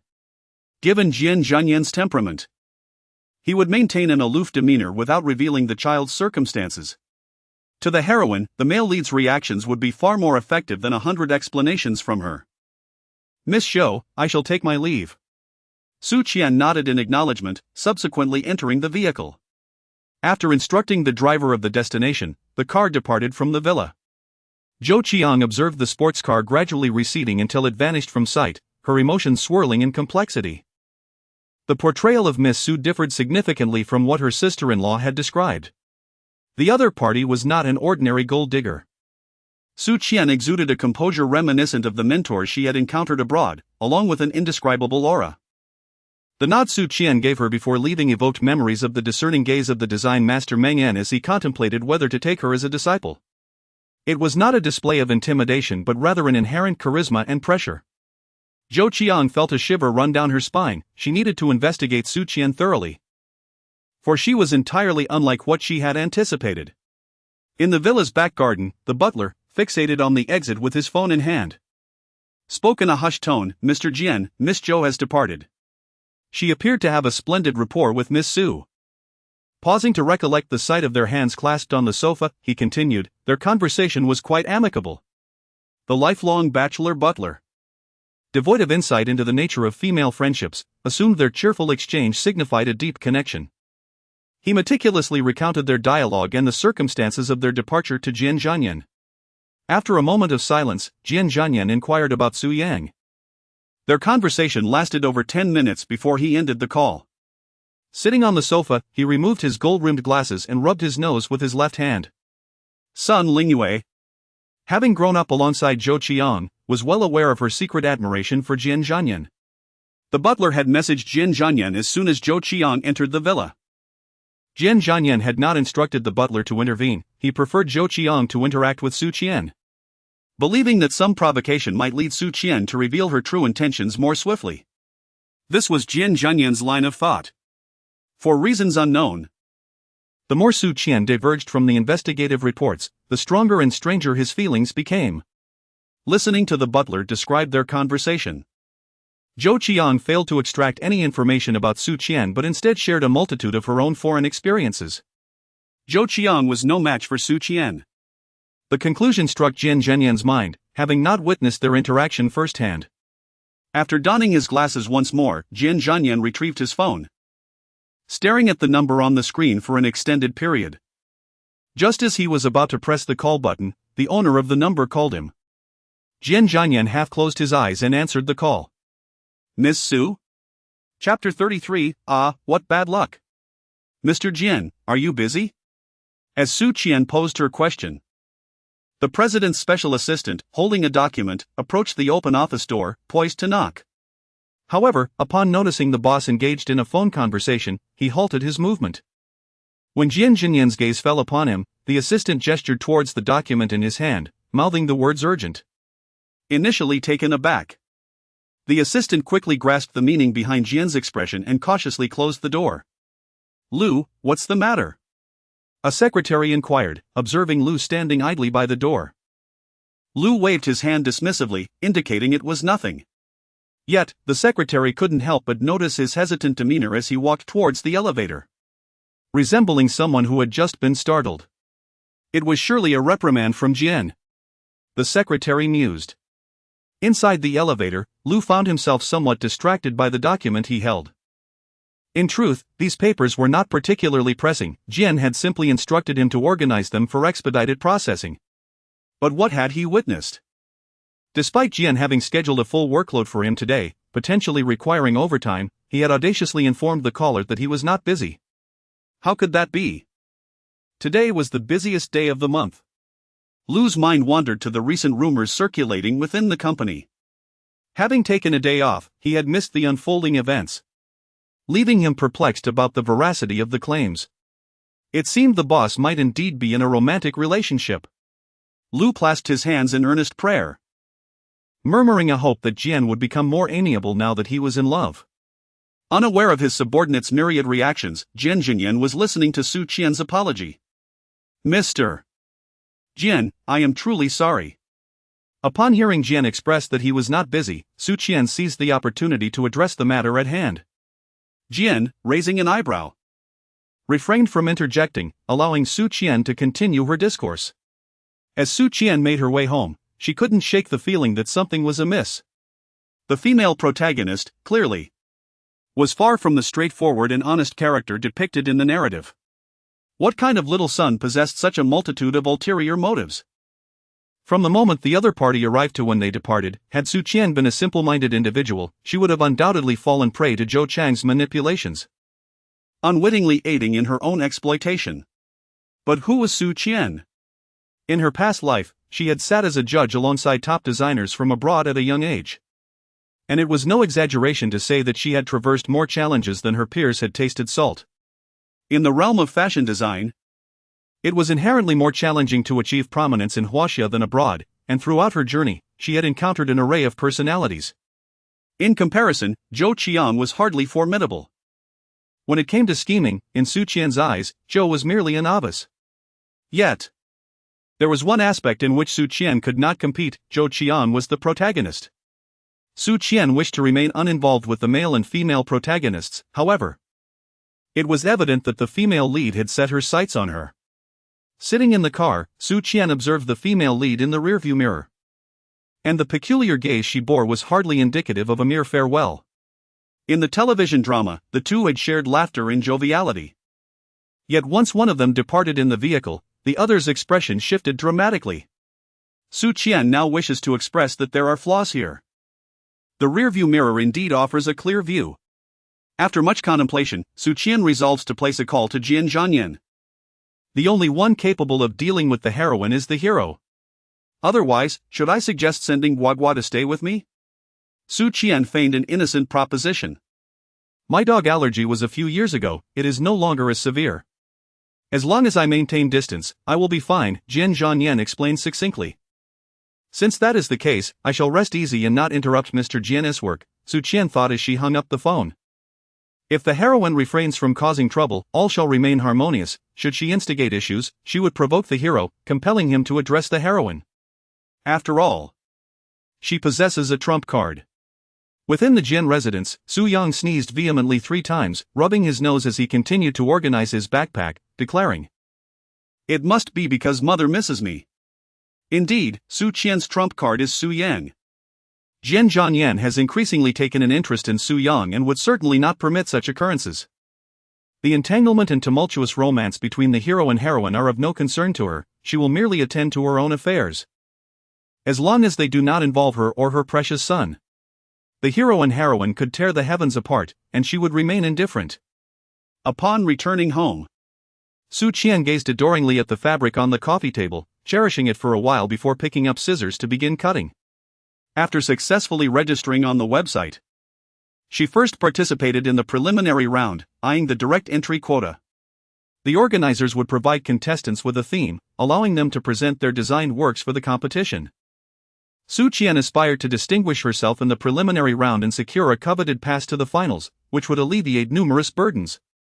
With the preliminaries just 7 days away, she had acquired the fabric and completed her design sketches, ready to commence the creation process.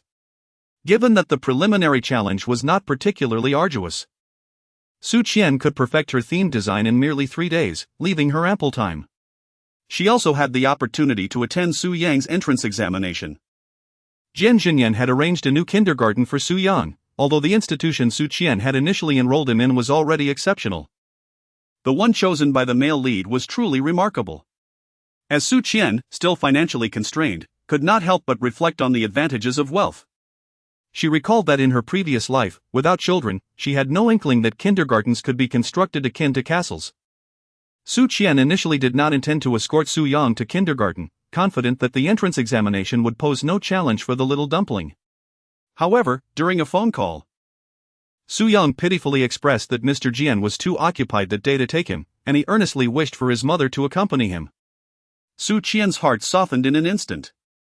Indeed, the little bun still refrained from calling Jian Zhanyan dad, and before Su Qian, he referred to him simply as Manager Jian. A title he had adopted after hearing Assistant Zhang use it during his last visit, which had been firmly etched in Su Yang's memory. Su Qian remained unfazed.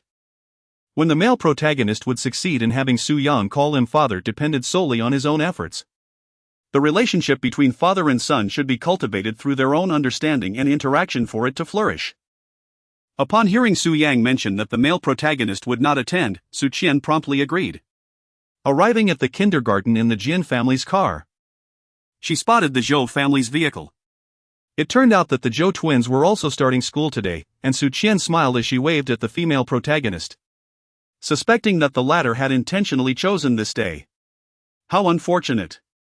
Chapter 34, polite yet reserved. Today, 5 children were enrolling in the kindergarten, all of whom would take the entrance exam together while their parents waited outside the classroom. The other 2 sets of parents sat quietly nearby. Whereas the female protagonist incessantly chatted with Su Qian, her voice a constant buzz. Although Zhou Qian lowered her tone, Su Qian found it quite bothersome. My sister-in-law had intended to inquire about where Su Yang was studying, only to discover, quite coincidentally, that it was the same kindergarten. I plan to indulge for a few days before returning to my work. I heard that Miss Su was studying fashion design. It seems we are in the same field. Suddenly, Su Qian turned her head, smiling as she inquired of Zhou Qiang, "Oh? Miss Zhou, where did you hear that?" Zhou Qiang hesitated, taken aback by the question. How could she reveal that her sister-in-law had investigated Su Qian's background? Naturally, that was not to be mentioned. Knowing that Su Qian came from an exceedingly ordinary background only fueled her curiosity about how this woman had ended up bearing Jian Zhi's child. It was just something I overheard from the house staff. Perhaps I heard it from the servants at the Jian family, Zhou Qiang chuckled, attempting to brush it off. Yet, Zhou Qiang was lying. The Jian family's servants were utterly unaware of such matters, viewing her as far more enigmatic. This only confirmed that the female protagonist had taken an interest in her. Su Qian felt a twinge of annoyance. Previously, she had heard from Mrs. Fan that they intended for the child to adapt to life in the country for a while longer. Why had they rushed to kindergarten so quickly? Su Qian inquired once more, suggesting that this was the reason she believed the other party had deliberately chosen today. As the Zhou family was likely monitoring the Jian family's movements closely. Her sister-in-law explained that the two children were too boisterous at home, and sending them to kindergarten would allow them to make new friends and learn. This, of course, was merely a pretext. In reality, the Zhou family had managed to ascertain when Su Yang would commence school and which kindergarten he would attend, prompting them to hastily send their children over. Su Yang is the son of Jian Zhanyan, and Zhou Ping and Zhou An have been childhood friends. A bond that will undoubtedly serve as a significant support for the two children as they grow. Zhou Chang's explanation is understandable, yet Su Qian remains skeptical of her words. She can practically hear the Zhou family schemes ringing in her ears. Su Qian smiled faintly and fell into silence. Zhou Qiang also remained quiet. She glanced at her watch and inquired whether Su Qian intended to visit the restroom. Su Qian declined, prompting Zhou Qiang to depart on her own. As she observed Zhou Chang's retreating figure, Su Qian's expression turned contemplative. Once Zhou Qiang disappeared around the corner, Su Qian rose and followed her. However, Zhou Qiang did not head to the restroom. Instead, she exited the school building and took out her phone to make a call.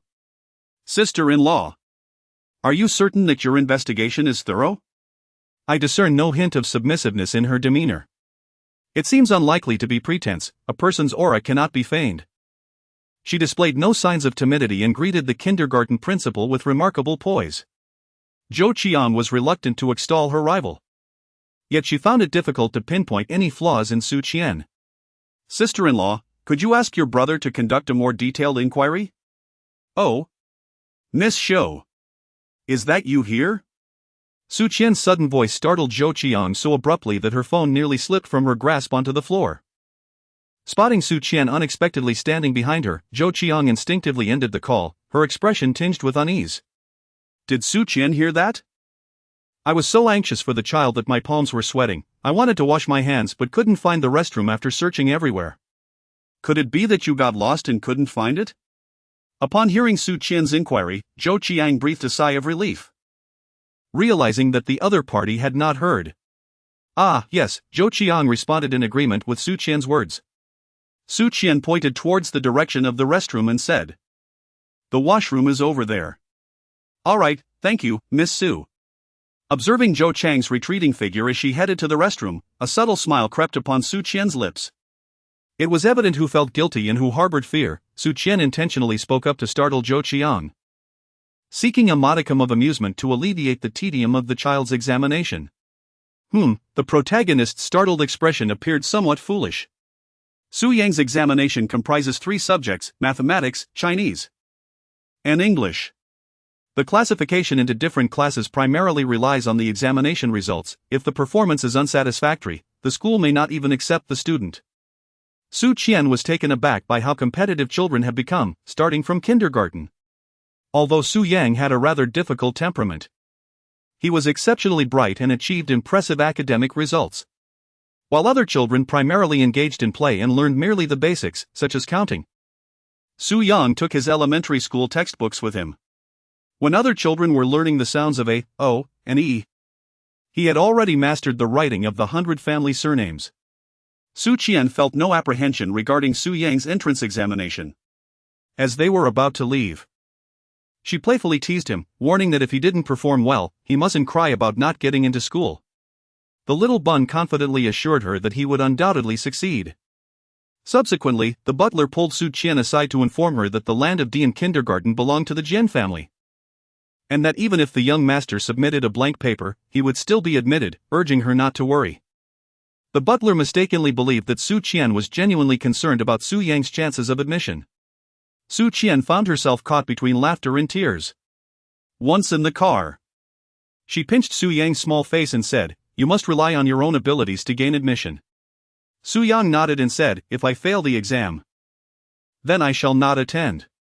The steward, believing his words had been spoken in a hushed tone, was unaware that Su Yang had overheard them. The young lad had already begun to cultivate a sense of pride. Su Qian was taken aback by her son's unexpected words. She raised her hand and gently tousled Su Yang's hair, remarking, "You do possess a certain pride."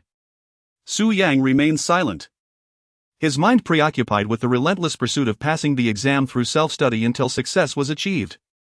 Despite being only 5 years old, Su Yang exhibited a maturity far beyond his peers.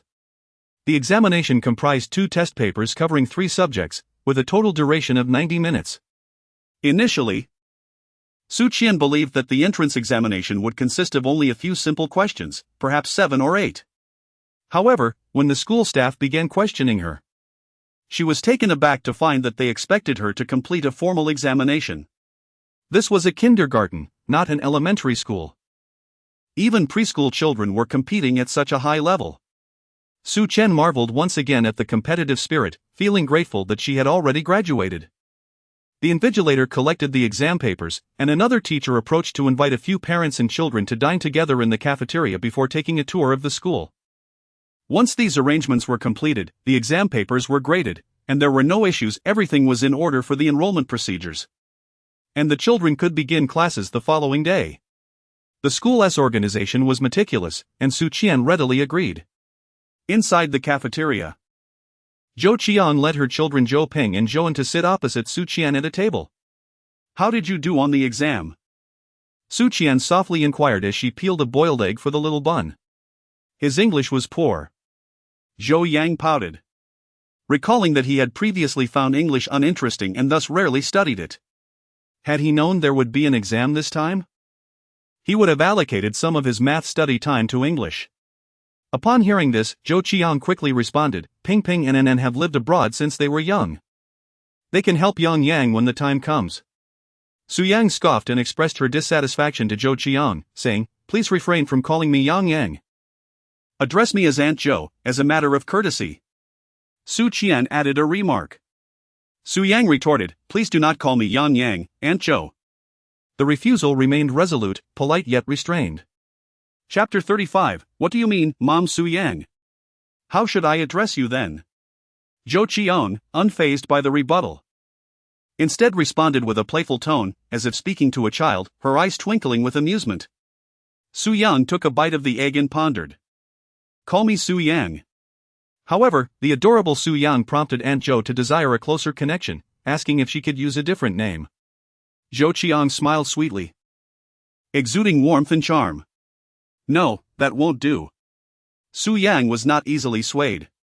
As he declined, he placed the chicken wings from his plate into Su Qian's bowl, knowing well her fondness for them. Zhou Chang's smile faltered. She had not anticipated that Su Yang would be so difficult to manage. Meanwhile, Zhou Ping and Zhouan were engrossed in their meals, entirely oblivious to the unfolding dynamics at the table. Even if they were aware, a 5-year-old child would hardly recognize Zhou Chang's discomfort, let alone alleviate the situation. "Very well then. Let us wait until we become better acquainted and establish a friendship before I change the way I address you." With that, Zhou Qiang gently ruffled Su Yang's hair, gracefully finding her own way out of the awkward moment. Su Yang felt a slight aversion to Zhou Chang's gesture of patting his head. Yet as the latter withdrew his hand swiftly, he chose to remain silent. Su Qian reminisced about the character of her son, the little tyrant, who initially caused the female protagonist considerable distress. In the beginning, Su Yang truly harbored a deep-seated dislike for Zhou Qiang. However, as time progressed, the Dian kindergarten sprawled over an expansive area, resembling a grand castle, divided into sections for preschool, elementary, and middle school. This prestigious private institution catered to children from affluent families, boasting top-notch facilities throughout the campus. After a thorough tour, Su Qian found herself yearning to be a student there.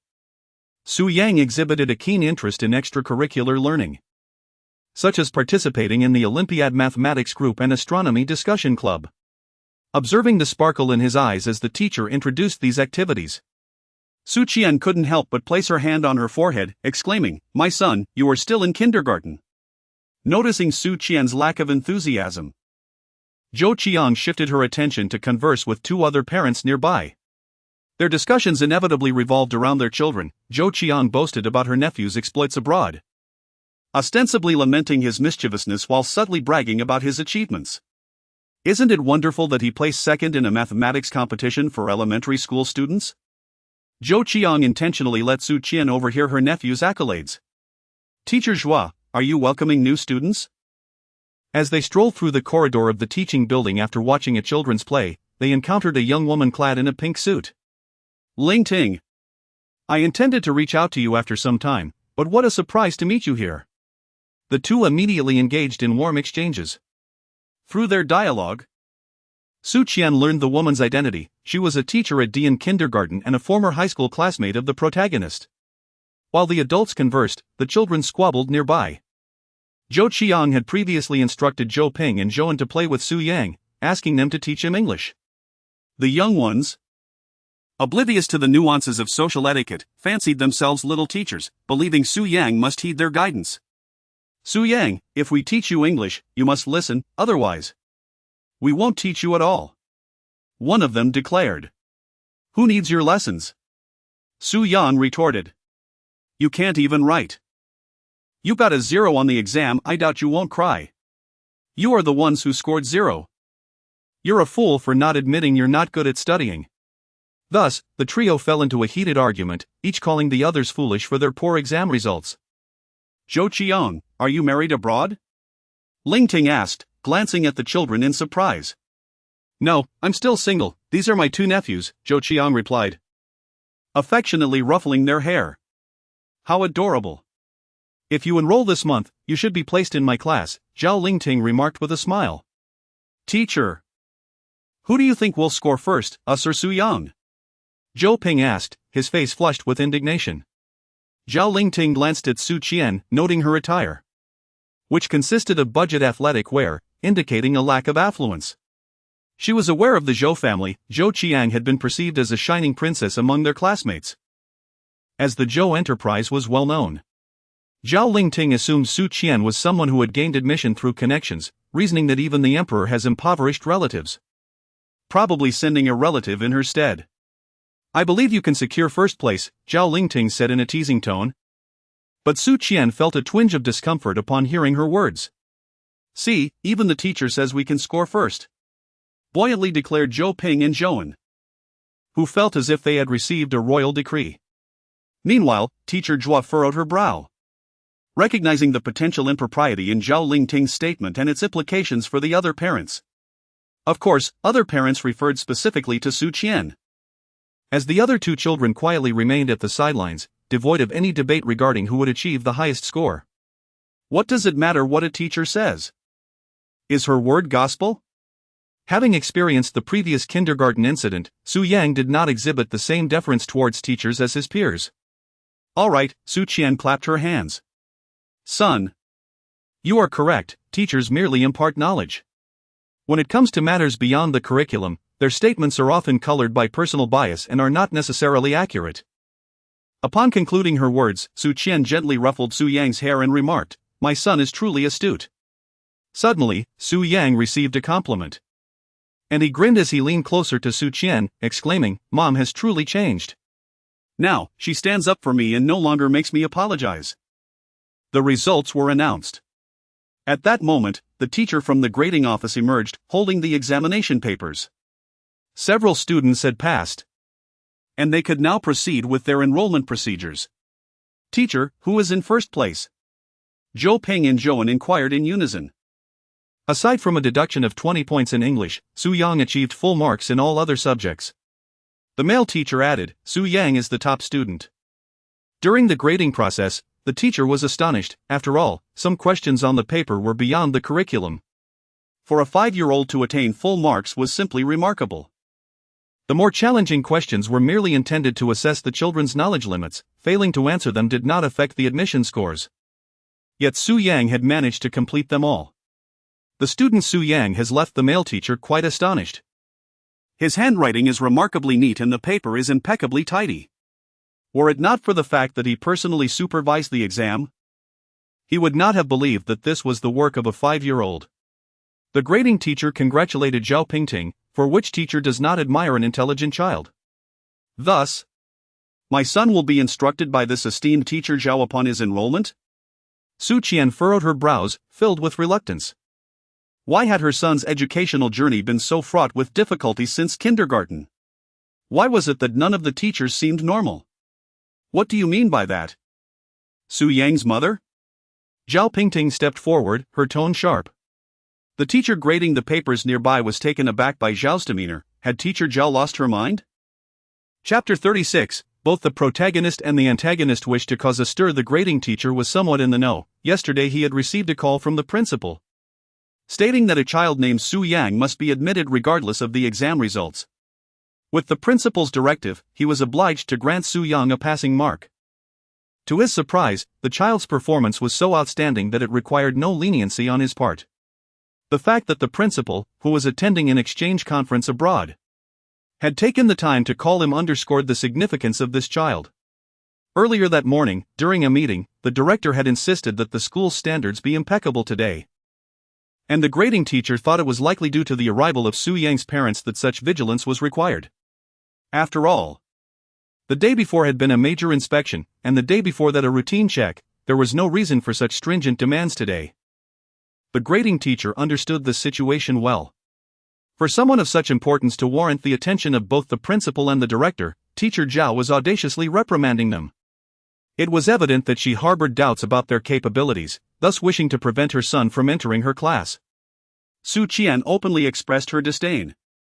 She had never been one to endure indignities. Even when she had just traversed into this world, she had the audacity to confront the Lu Hua chicken. Now, with her little bun backed by the male lead, Su Qian felt even less intimidated. Taking advantage of her connection to the male lead, Su Qian was determined to ensure her son's placement was secure. Judging by teacher Zhao's performance, she had already discerned the petty nature lurking beneath the surface. And her son could not possibly study under such an instructor. Su Yang, do you like this teacher? Su Qian inquired. Su Yang shook her head and declared loudly, I do not like her. Miss Su, Zhao Pingting is a graduate student from a prestigious foreign university, specializing in early childhood education. Zhou Qiang began to introduce Zhao Pingting's impressive credentials. Seeing Zhou Qiang standing by her side, Zhao Pingting felt more assured. However, her recent performance did not resemble that of a credible teacher. Rather than mediating the conflict between the two children, she exacerbated the situation by taking sides, which makes it difficult for me to believe she could be a good educator. The issue I am raising has nothing to do with her academic qualifications. Upon hearing these words from Su Qian, Zhao Pingting's expression turned a shade of iron. The allocation of this new batch of students to my class is in accordance with the regulations of the institution. If you, as a parent, are dissatisfied, you may choose not to enroll. The original character was of a gentle disposition, timid and inarticulate, typically relying on Su Yang for support during disputes. Yet, in this moment, like a child who should be hiding behind an adult, she resolutely clutched her mother's hand, standing up for her. I refuse to believe it. I demand to see the examination papers. Su Yang cannot possibly be first. At this juncture, the twin brothers also began to protest. In their foreign preschool, they were always the two children adorned with the most red flowers, and it was inconceivable for their exam scores to be lower than Su Yang's. Their mother insisted they were the smartest children in the world. Surely the papers must have been graded incorrectly. There is no error, you may verify it. The examination proctor laid several papers before the assembly. While it appeared there were many sheets, the number of questions was quite limited. After all, they were merely 5-year-olds. No matter how stringent the preschool, it could not treat newly enrolled children with the expectations reserved for prodigies. The grading was unmistakably clear. The Zhou brothers lost points due to incorrect answers on the major questions, and, regarding English, although they had grown up abroad, their carelessness led to numerous misspellings. Consequently, the brothers' English scores fell short of Su Yang's. The twins were left dumbfounded. "Mother, let us depart, we shan't associate with these simpletons," Su Yan declared, sticking her tongue out at Zhou Ping and Zhou. "Very well, let us go." Su Qian picked up Su Yang and made her way outside. Zhao Pingting snorted dismissively, feeling triumphant, convinced she had the upper hand. Zhou Qiang attempted to pull Su Qian back, advising, "Miss Su, do not act impulsively."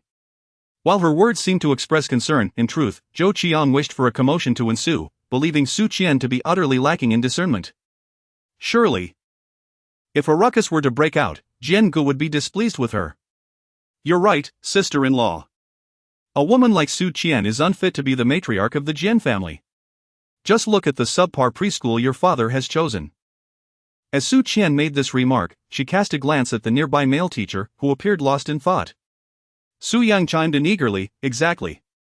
Upon receiving a glance from Su Qian, the male teacher suddenly awoke to the gravity of the situation. Should his suspicions hold true, the departure of an individual under duress would implicate all the teachers present. He swiftly retrieved his mobile device and hastily messaged the principal. "We have a serious situation. Principal, please come to the southern office on the 3rd floor. Mr. Zhao is in a dispute with a student's parent over today's report."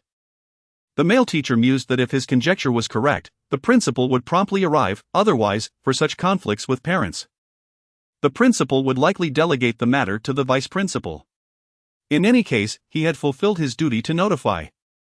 Observing the teacher's urgent message, a glimmer of amusement flickered in Su Qian's eyes. Her initial uproar had been driven by impulsiveness, but subsequently, Su Qian's gaze fell upon the figure of Zhou Qiang, who obstructed her path. The protagonist had fixed her attention on her, and it was imperative for Su Qian to assign her some task. The only individual capable of diverting the protagonist's unwavering focus was the male lead. It was only fitting for her to entangle herself with him. As a mere supporting character, her influence could merely serve to facilitate the circumstances, which was hardly excessive. "Am I acting impulsively? Does Miss Zhou believe that Teacher Zhao's actions were justified?" "You have misconstrued Teacher Zhao, she is not the person you portray." Zhou Qiang. "There is no need for you to explain. If she chooses not to study, no one is compelling her, it is a decision she has made herself." Su Qian discerned that the female protagonist was fanning the flames in this situation. The male teacher, after sending a message, fixated his gaze upon the stairway, eager to confirm his suspicions, oblivious to the surrounding clamor. Suddenly, he seemed to hear the footsteps of the principal approaching. In the next moment, the principal's gleaming forehead came into view, reflecting the sunlight. How could human skin glisten so under the sun? It was drenched in sweat. The male teacher vowed he had never seen the usually impeccably dressed principal appear so flustered and disheveled. Chapter 37, The Arena of Conflict. There are many intelligent children at Dian, your child is not exceptional. If you're not going to study, then leave promptly. This was the first remark that Principal Feng made upon his arrival, his face flushed from rushing over, turning pale as he observed the paper grading teacher whose lips trembled in agitation. "Zhao Pingting. Principal Feng?" Upon seeing him approach, Zhao Pingting's eyes flickered with a hint of panic. But upon noticing Zhou Qiang beside her, she regained her composure. "Principal Feng, she is being unreasonable, this parent can attest to my claims," she asserted, gesturing towards Zhou Qiang. Zhou Qiang looked at Principal Feng and said, "There seems to be a misunderstanding here." His seemingly neutral words subtly aligned with Zhao Pingting's statements. "My mother is not being unreasonable, it's you, wicked woman," Su Yang exclaimed, clutching Su Qian's neck and shouting at Zhao Pingting. "Principal Feng, look at this child." Zhao Pingting exclaimed, her expression conveying a sense of deep grievance. "What nonsense are you spouting? Be quiet." In the midst of this exchange, Principal Feng finally approached Su Qian, his short legs moving quickly. Dressed in a black suit, his hair meticulously styled, he resembled a ball due to his middle-aged bulk, and he was panting heavily from exertion. Zhao Pingting was momentarily taken aback by his sharp rebuke. Principal Feng was known for fiercely defending the teachers' interests, even when parents from Dian created trouble for the teachers. He would reason with them, never forcing teachers to admit fault regardless of the parents' status. Hence, upon seeing Principal Feng, Zhao Pingting hastily declared her stance as a reasonable parent. Miss Su, I sincerely apologize for causing you distress. It must be exhausting holding your child. Let us sit in the office and discuss this matter. Rest assured. The institution will remain impartial to the teachers, and we will provide you with a satisfactory resolution. Principal Feng said, all smiles. Having been at Dian kindergarten for 2 years. This was the first time Zhao Pingting witnessed such a demeanor from Principal Feng, filling her with an uneasy premonition. Ever since the argument began, Su Qian had spoken with reason, her expression not twisted by rage. She politely nodded at Principal Feng and followed his gestured direction into the office.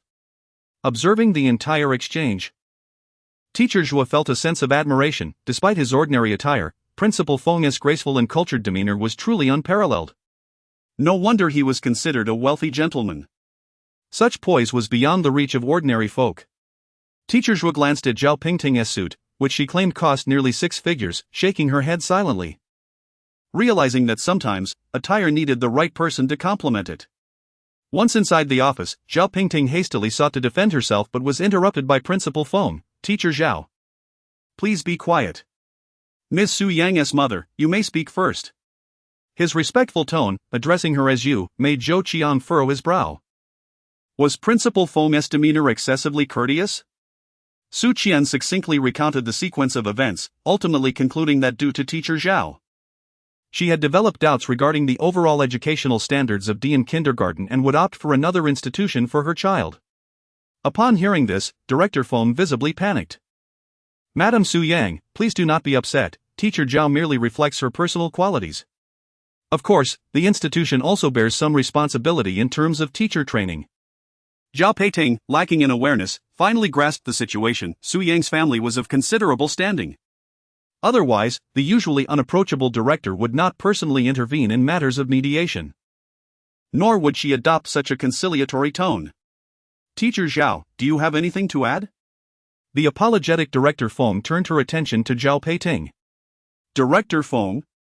I have nothing to say. Did you not mention that the other 2 children would place first? Zhao Peiting, interrupted by Director Feng's inquiry, momentarily faltered before affirming. I was merely amusing the children, that was not serious. Did you not, after a dispute with the parents, declare that if they chose not to enroll, Dian would not miss any students? Yes. After several probing questions, Director Feng was now convinced of the veracity of Su Qian's claims. With a deep sigh, she addressed Zhao Peiting, you have greatly disappointed me. Teacher Zhao was to be dismissed for violating the Dian teacher code. I have just reviewed Su Yang's performance. He will be placed in Teacher Zhua's class upon the commencement of the new term. I sincerely hope that Ms. Su will grant our kindergarten another chance. I assure you that Su Yang will thrive here. Director Feng's statement left Teacher Zhua wide-eyed, not merely because Su Yang was assigned to her class, but due to the earlier pronouncement of Zhao Peiting's dismissal. The expulsion of a teacher at Dian kindergarten typically requires an internal meeting, yet Director Feng boldly declared the dismissal solely to appease Su Yang's parents. The fact that Director Feng felt confident enough to bypass standard protocol indicated her assurance that she would not face repercussions. What, then, was the true identity of this Su Yang's parent? The male teacher grading papers beside them shared in the astonishment, realizing that the individual before him was even more formidable than he had imagined. Su Qian was somewhat taken aback. She had not anticipated that Director Feng, who appeared to be amiable, would handle matters with such decisiveness and efficiency. Initially, she intended to argue that if the institution adopted a conciliatory stance, her plans would proceed with even greater ease. However, with the institution now so cooperative, it would be rather unreasonable for her to express anger. Furthermore, she needed to set a good example for Su Yang. Su Qian glanced at the little bun in her arms. The mother and child exchanged gazes, and Su Yang affectionately pressed his face against hers, saying, "Mommy, don't be upset."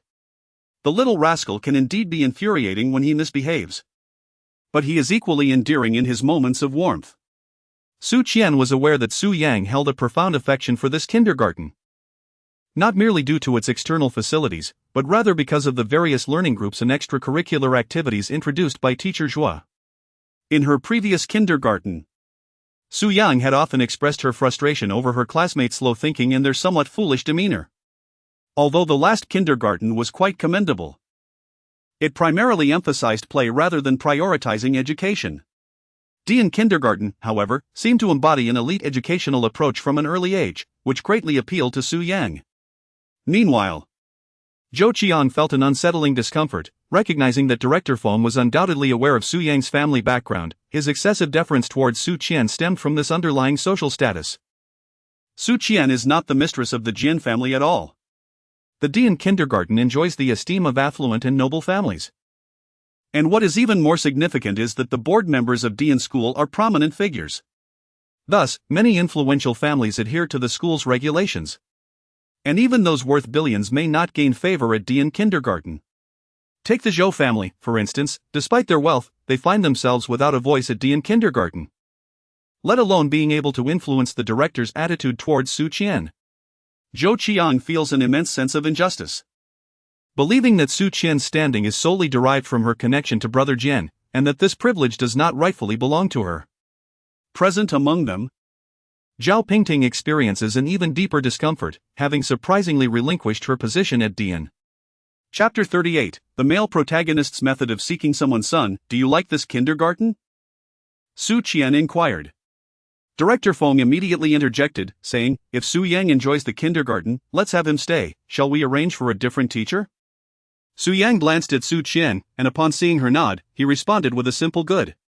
At last, they had managed to retain the individual. Director Feng let out a sigh of relief internally. Why, Director Feng, dismissing a teacher must go through a meeting for discussion. How can you simply decide to dismiss me? I have signed a contract. Zhao Peiting demanded an explanation for herself. This matter, Teacher Zhao, we shall discuss later. Director Feng replied with a hint of coldness in his tone. Did she even realize the foolishness of her actions? The land of Dian belonged to the Jian family. And all the facilities and materials for the experimental building were funded by them. He had previously stumbled upon a little secret. Mr. Jian was an undisclosed shareholder of Dian School. A major shareholder. It was not merely a matter of dismissing a teacher. Even he or the principal could not simply be let go at will. Su Yang was akin to a young prince. If he did not stir up trouble, it would be a blessing. And here was a mere teacher daring to utter such words. Without needing to mention dismissal, the principal likely wished to slap her across the face. The principal was abroad for an international education exchange conference, a connection arranged by the Jian family. The school's current scale and prestige were undeniably supported by the Jian group. Recently, the principal had heard whispers that Mr. Jian had a son, someone who could prompt Mr. Jian to personally call regarding enrollment. Who else could it be? If today he were to send Mr. Jian's wife and son away from the school, the management of Dian would surely undergo a significant upheaval the very next day. He had been preoccupied with affairs within the school, nearly allowing Zhao Peiting to ruin everything.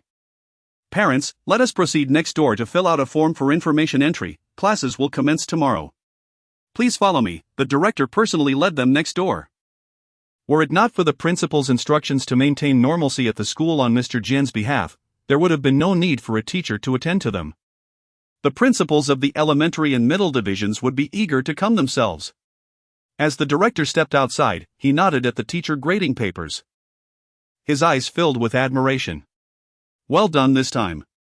Zhao Peiting understood that causing a scene now would only further embarrass her. Before leaving, Zhou Qian had even patted her shoulder in silent consolation.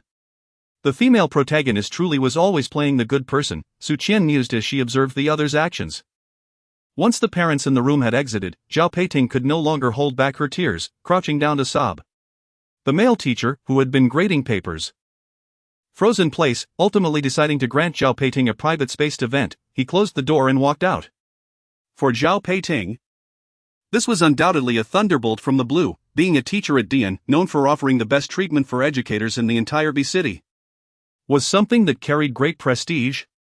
Moreover, the parents of her students were all affluent individuals. Many of the mothers had previously invited her to join them for beauty treatments at upscale venues. Now, all was lost, everything was gone. With tears streaming and a runny nose, Zhao Peiting failed to notice the message notification on her phone. The home screen displayed a new message from Changchang. The campus was vast. The cars of the other parents waited outside the school gates, while only the Jian family's vehicle was permitted to wait at the entrance of the teaching building. Had the driver left? Su Qian could not be bothered to expose her. Miss Shou, I am a guest of the Jian family. You ought to inquire with their young master. Su Qian's polite tone carried a hint of distance. Zhou Qiang bit her lip and then addressed Su Yang. Su Yang, could we possibly get a ride? Su Yang glanced at the Zhou brothers and inquired, do you not admit your foolishness for failing to secure the first place? The brothers lowered their heads in silence, and surprisingly, Zhou Qiang did not come to their defense. Su Qian let out a soft click of her tongue, pondering whether this was truly the heroine from the novel. The more time she spent in her company, the more she sensed a considerable disparity between the literary portrayal of the female lead and the reality before her. Fortunately, the male protagonist did not evoke the same disillusionment. Aunt, we. Zhou lifted his head, intending to lead Zhou Qiang away, when he felt a gentle push on his back. A clear indication from his aunt urging him to yield. We are fools. Su Yang deftly unlocked the car door, emitting a soft hum as he said, please. Do get in. Upon witnessing the scene, Su Qian reflected inwardly. Her son, at times, acted with a sense of righteousness, yet he could also be quite irksome. It was only later that she discovered her little bun had given Su Zihan a good thrashing before leaving kindergarten. At this moment, the Zhou brothers must be yearning to retaliate against her son. Su Qian's perception of the female protagonist in the novel had shattered entirely. During the return journey, the protagonist received a phone call. Thank you, otherwise, I would have truly struggled to figure out how to register. Not at all, you flatter me. Well then, let me treat you to a meal another day. Goodbye. After hanging up, the protagonist smiled at Su Qian and said, I plan to start anew here in the country. Miss Su, you are aware that I studied fashion design.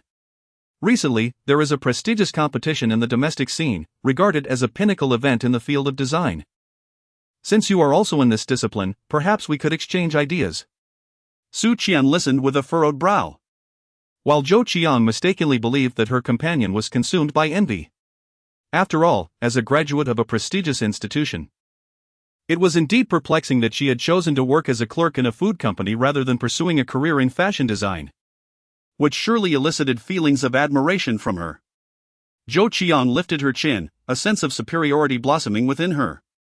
Subsequently, she established her own brand and embarked on her entrepreneurial journey.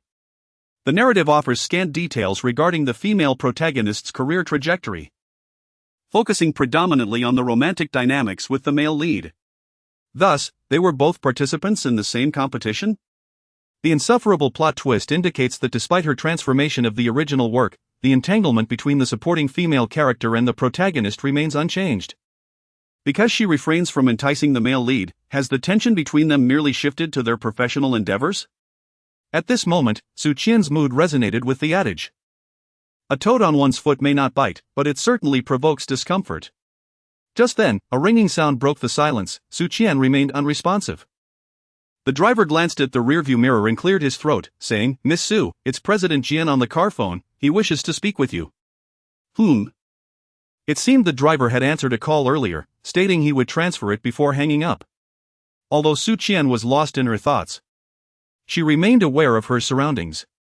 She glanced at the phone hanging above the car window, her lips twitching. Why did the male lead choose to contact her in this manner? Chapter 39, Little did I expect President Jian to hold such regard for his wife and son. Miss Su, your mobile phone was unreachable. I presumed you were in the car, so I used the satellite phone to reach you. Su Qian glanced at her phone, realizing it had unexpectedly shut down due to a depleted battery. Just as she tucked her phone away, she noticed Zhou Qiang gazing intently in her direction. Su Qian curled her lips into a subtle smile and deliberately softened her voice, inquiring, Is there something you wish to discuss? Su Qian's wish was fulfilled as she beheld the fiery gaze of the protagonist. Tonight? She inquired. Very well. With that, Su Qian ended the call. Miss Su, is there something urgent? Zhou Qiang asked with an air of casualness.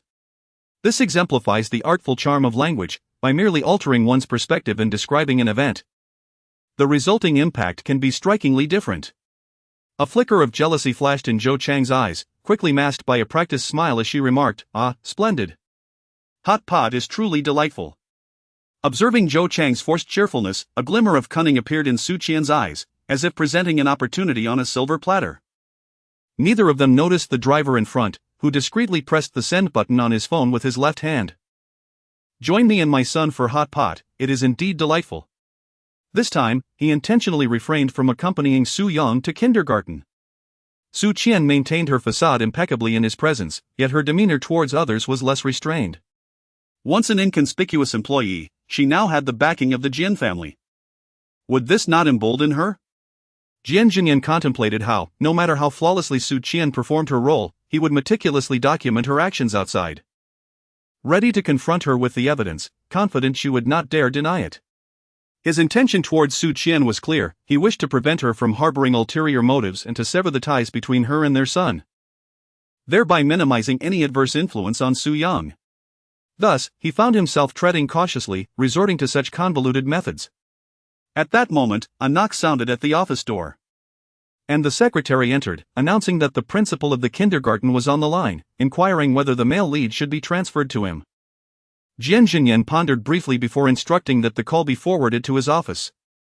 Following the departure of the parents, the principal was promptly informed of the events at the kindergarten and, disregarding all else, hurried to call Jian Zhanyan to extend her apologies.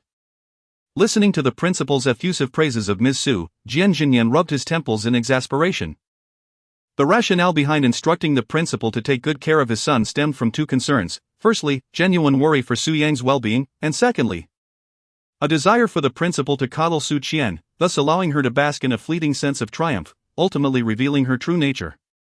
Now, with the principal reaching out to Jian Zhanyan, the blame undoubtedly fell on Su Qian, though she would never admit it. Jian Zhanyan, growing weary of the principal's flattery, interjected. "Please compile a detailed account of the incident, including all dialogues, and send it to my secretary's email." "Yes, of course," the principal responded. But by the time she comprehended his words, the call had already ended. Stunned for a moment, she struck her palm in frustration, realizing she had underestimated Jian Zhanyan's concern for his wife and child. Chapter 40, having done nothing, yet captured hearts. Jian Zhanyan typically dealt with contracts worth hundreds of millions. Yet he was willing to dedicate time to review documents, evidently distressed at the prospect of his wife and son facing any injustice. Had she realized this sooner, she would have ensured Director Feng presented a more amiable demeanor. Thankfully, Director Feng managed to resolve the issues to Ms. Jian's satisfaction, otherwise, it would have been disastrous. The kindergarten principal felt a profound sense of relief. Meanwhile, Su Qian had arrived at the Jian residence, assisting her little bun in organizing the necessities for the upcoming school day. Initially, Su Yang was reluctant to attend kindergarten, believing that his time spent there would be brief and the education offered insignificant. It was Su Qian who insisted that Su Yang must experience it, just as she had, for it would be unfair to their father otherwise. Although Su Yang could not articulate what felt amiss, he sensed a semblance of truth in her words. Thus, he acquiesced to the idea of attending kindergarten. What was once a source of reluctance has now blossomed into a fervent desire. He yearns to join the mathematics Olympiad group, captivated by the equations displayed on the blackboard, eager to solve them. Moreover, the astronomy group beckons him. He recognizes the names of the little stars featured on the bulletin board, yet he has never seen their images. The teacher even mentioned that they could observe them through the school's telescope at night, and he is filled with anticipation. Upon witnessing the eager and expectant demeanor of the little bun, Su Qian felt an immediate sense of reassurance. At last, there was a place that the little tyrant cherished. The maid nearby offered to assist in tidying up, encouraging Su Qian to take a rest. The servants within the villa seemingly regarded Su Qian as a quasi-mistress of the house, despite her not having lifted a finger. It appeared as though each one had been effortlessly won over. Su Qian was perplexed and decided not to trouble herself with such matters. Ultimately, everyone tends to act according to the disposition of the master and young master. The servants, observing their attitudes towards Su Qian, dared not overstep their bounds. Moreover, the aura surrounding Su Qian was unlike that of an ordinary person, commanding their respect. Upon seeing Su Qian tidying up her belongings, the servants hurried over to offer their assistance. Su Qian declined, feeling that preparing her child's school supplies was not only effortless but also somewhat enjoyable. Was this the mindset of a mother? Su Qian gazed at her son, who was folding clothes alongside her, his laughter causing her eyes to crinkle with joy. The once unruly child had transformed into a character reminiscent of those irksome figures in literature. Largely due to the original owner's educational approach and the environment provided for Su Yang. Now, with changes in place, Su Qian observed a marked improvement in her son's temperament. No longer did he feel the need to shield his mother like a prickly hedgehog, guarding against potential harm. With that tension dissipated, the little rascal had become an adorable cherub. After organizing their study materials, the mother and son ventured out to play with Guagua, their laughter even reaching the ears of Zhou Qian next door. How exasperating. In Zhou Chang's mind, Su Yang and her mother had taken over a space that felt rightfully theirs, individuals who were once worlds apart now comfortably ensconced as the hosts. The phone on the table rang, and upon seeing the caller's identity, Zhou Qian quickly answered, adopting a tone filled with feigned concern and worry. All right, Ping Ting. I will await your arrival. Did she aspire to be the mistress of the Jian household? She was not worthy. Chapter 41, a non-compliant female antagonist, indeed. Hot pot is far superior. Su Yang has a penchant for hot pot, however, he cannot tolerate excessive spiciness, thus he invariably opts for the tomato-flavored broth. This occasion was no different. The ingredients prepared by the Jian family were exceptionally lavish, featuring top-tier prawns, Kobe beef, abalone, and an abundance of other delicacies. The table was adorned with a splendid array of ingredients, which Su Qian fondly referred to as a hot pot version of the Manchu Han imperial feast. As the mother and son descended from the upper floor and beheld the magnificent spread, they exchanged a glance filled with excitement and exclaimed, "Let us indulge." Su Qian has an insatiable love for hot pot, particularly the spicy Sichuan variety. Upon hearing of her craving, the chef from the Jian family eagerly offered to prepare it on site. Soon, the villa was engulfed in a fragrant, spicy aroma that caused little Baozi to sneeze repeatedly, while Su Qian exclaimed in delight. The mother and son were thoroughly enjoying their hot pot feast. Meanwhile, the red light of the kitchen camera blinked, and Jian Zhanyan was left speechless on the other side of the screen. He inquired of the butler, "Has Su Qian been eating hot pot the entire time without doing anything else?" The butler confirmed that since she descended the stairs, Miss Su had not left her seat at the dining table. As for the exquisite jewelry necklace displayed on the coffee table, she barely glanced at it for less than a second before her attention was wholly captured by the hot pot ingredients. Jian Zhanyan remained silent, pondering why women typically adore jewelry and flowers. The pink diamond on the table, a treasure that entices all women, was overshadowed by the allure of hot pot ingredients? He found it hard to believe that Su Qian would not be enticed. Surely, she would hasten her pace, revealing her true intentions. Yet, who could have anticipated that the world's largest natural pink diamond would appear so lackluster in comparison to hot pot ingredients, failing to captivate Su Qian for even a fleeting second? Zhou Qiang had been observing from the balcony on the third floor, her gaze fixated on the adjacent property. Upon spotting a familiar black car entering the courtyard, she hurried inside to pull Zhao Pingting along, urging her to prepare quickly as they could move over now. Indeed, Zhao Pingting was currently at Zhou Qiang's residence.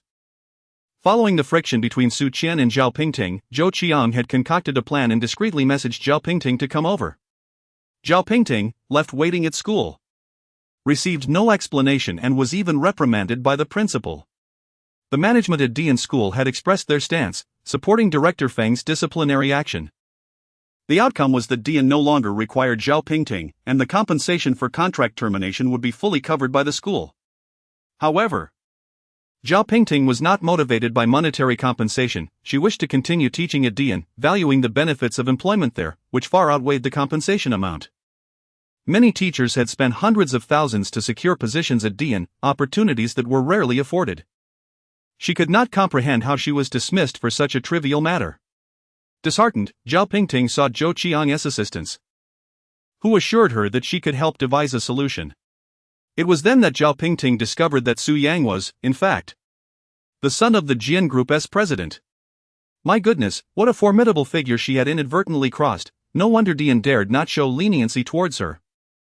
Zhou Qiang reassured Zhao Pingting, stating that she understood her intentions were not malicious and that it had merely been a jest, which Su Qian had taken to heart. Upon hearing this, Zhao Pingting readily agreed. Chapter 42. When conspiracy meets conspiracy, the female supporting role faces off against the female protagonist before heading next door. Zhao Pingting deliberately donned Zhou Cheng's white dress, her face adorned with a pale touch of powder. When they arrived at the Jian residence, they were abruptly halted at the entrance, where the security guard stated that the Jian household did not receive guests at night. Zhou Qian was taken aback. How would they gain entry? She began to cry, loudly weeping. To regain her standing in high society, she was willing to forego her pride. Mrs. Su, I am here to apologize. Please, I beseech you to meet with me. Zhao Pingting pulled at the door and wept uncontrollably. During her university years, Zhao Pingting had joined the operatic singing group, and now her skills were coming into play. Since Zhou Qiang and the Jian family were neighbors, they approached the main entrance of the Jian residence. This proximity allowed those inside to hear Zhao Pingting's cries. Su Qian paused mid-bite, wondering what the commotion outside was about. Is someone performing? She mused, perplexed as to which wealthy individual would indulge in such a peculiar hobby, especially when the singing was so off-key. Upon receiving word from the security guard regarding the situation, the butler relayed the message to Jian Zhanyan. Since the visitors included Miss Zhou, the security guard refrained from expelling them outright, considering the Zhou family's reputation, and sought the butler's guidance on how to proceed. As Jian Zhanyan made his way to the kitchen, the butler followed closely, explaining the circumstances, which Su Qian also overheard. With a mere glance, Jian Zhanyan conveyed his intent to the butler, who promptly approached Su Qian and inquired, Miss Su, do you wish to see these individuals? If not, I shall instruct security to remove them. The absence of any mention of Zhou Qiang indicated that there was no need to consider the Zhou family's stature. Hence the butler's query. Let them in, I am curious to hear what they wish to say, Su Qian thought, reasoning that if she did not allow them entry, her earlier confrontation would have been in vain. Beside her, little Baozi swallowed a shrimp and remarked, annoying people have arrived. Jian Zhanyan raised an eyebrow upon hearing this. Taking a seat next to Baozi, prompting the servant to promptly present a pot of prepared broth.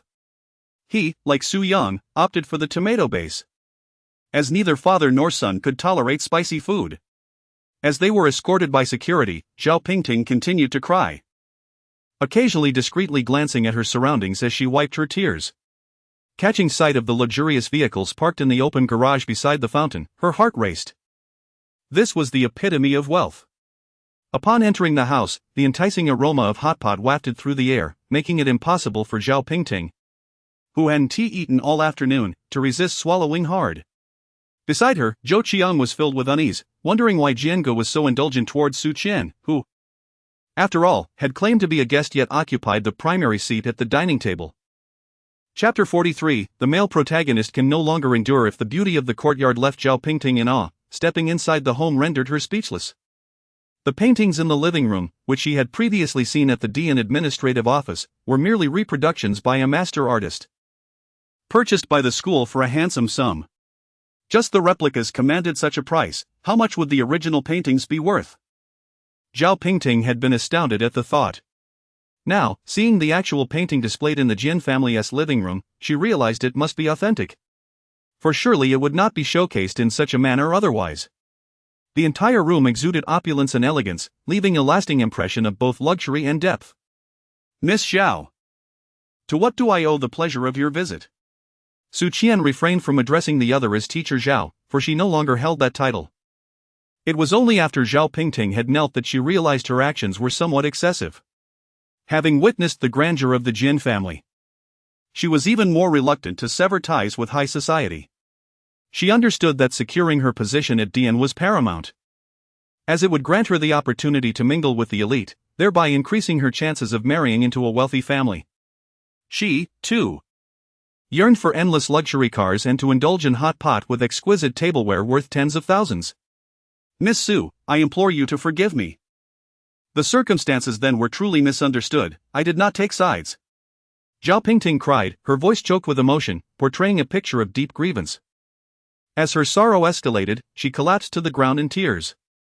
At that moment, Zhou Qiang chimed in, Miss Su, Pingting and I were high school classmates. She merely made a light-hearted jest, perhaps not realizing the boundaries, which led to your misunderstanding. I assure you, her intentions were never malicious. Her mother has just undergone surgery. And losing this job would be devastating. With their harmonious exchange, Su Qian appeared to take on the role of the antagonist. But then again, was not the supporting character inherently the villain? Thus, her character was once again ensnared in the narrative. Su Qian glanced at Jian Zhanyan, who was beside her enjoying hot pot, seemingly unaffected by the situation. Miss Zhao ought to seek resolution from the garden management rather than appeal to me. There is no need for her to be so excessively courteous. As Su Qian spoke, Zhou Qiang immediately interjected. But the kindergarten is treating Zhao Pingting this way because of brother Jian.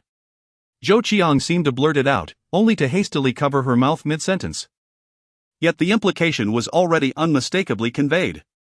The treatment of Zhao Pingting by Dian kindergarten was a result of their apprehension regarding the Jian family's status, while Su Qian, emboldened by the Jian family's influence, had turned into a tyrant, with Zhao Pingting as the victim.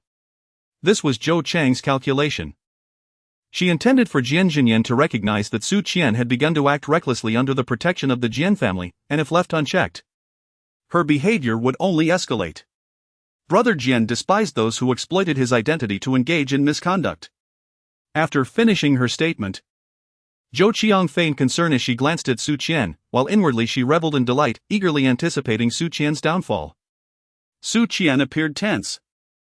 Yet inwardly she felt a profound frustration akin to the disappointment of unfulfilled potential. Having left behind numerous pitfalls, the protagonist resorted to such trivial grievances to lodge complaints.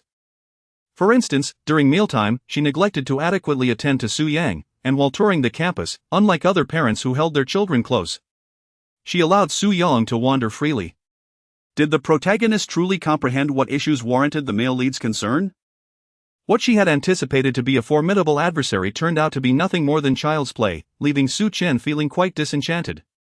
Meanwhile, Zhao Pingting began to wail once more, and thus far, the most significant distress inflicted upon Su Qian had undoubtedly stemmed from the sound of Zhao Pingting's cries. Enough is enough. As Su Qian was about to reprimand, she heard someone else utter those very words. She turned to glance at Jian Zhanyan, whose brow was furrowed tightly, realizing that the male lead was equally intolerant.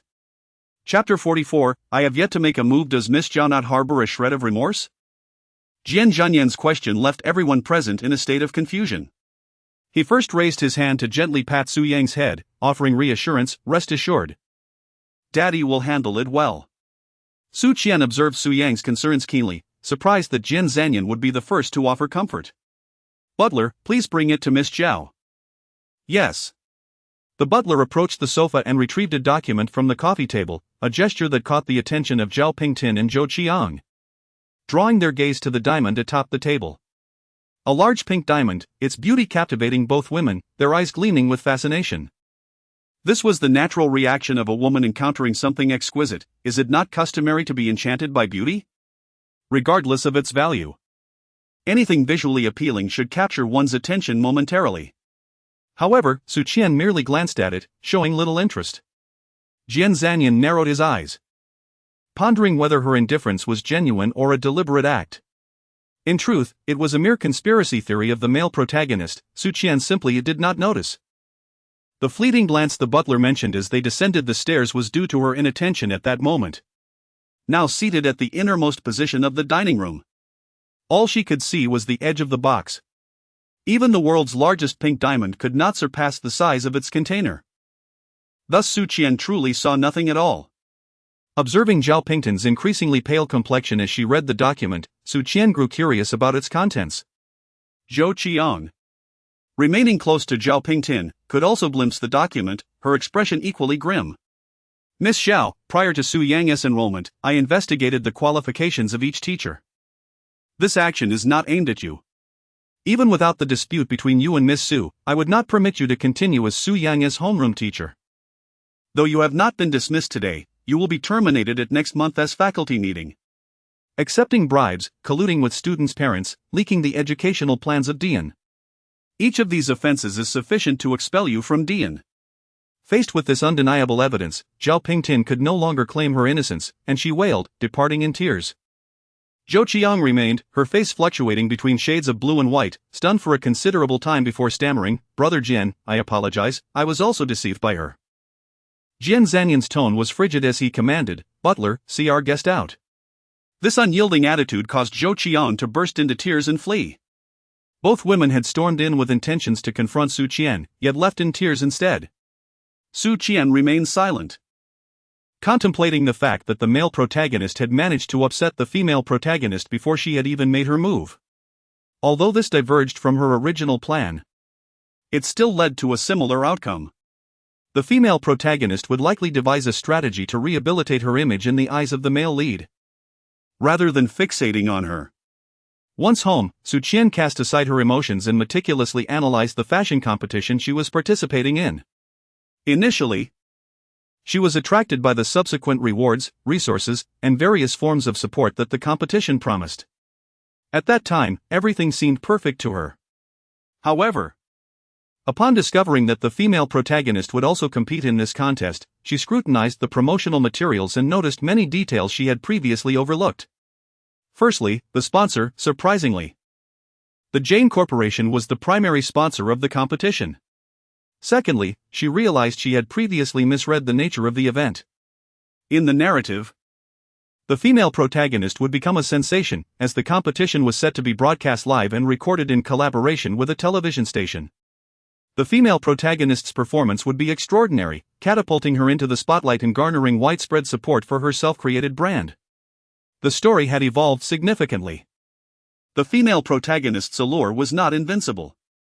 As long as she performed adequately in the competition, she would accept defeat if it were due to a lack of skill. Nevertheless, Su Qian held confidence in her own abilities. Even if the female protagonist possessed remarkable talent, she would still shine brightly in the competition.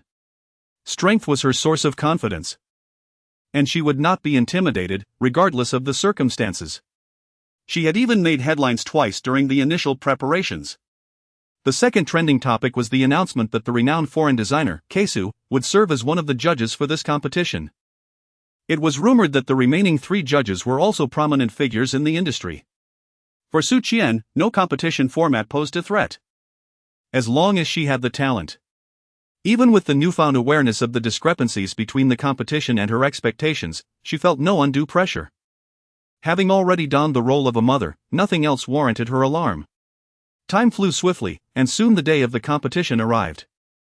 In the days leading up to it, Su Yang had been calling Su Qian every night, sharing amusing anecdotes from kindergarten, clearly demonstrating his fondness for Dian, which put Su Qian at ease. Unbeknownst to her, Su Yang had been closely monitoring Su Qian's competition as well. After all, their most significant argument stemmed from Su Qian's desire to purchase a smartphone to access information for the competition. Despite Su Yang's silence on the matter, it remained etched in his mind.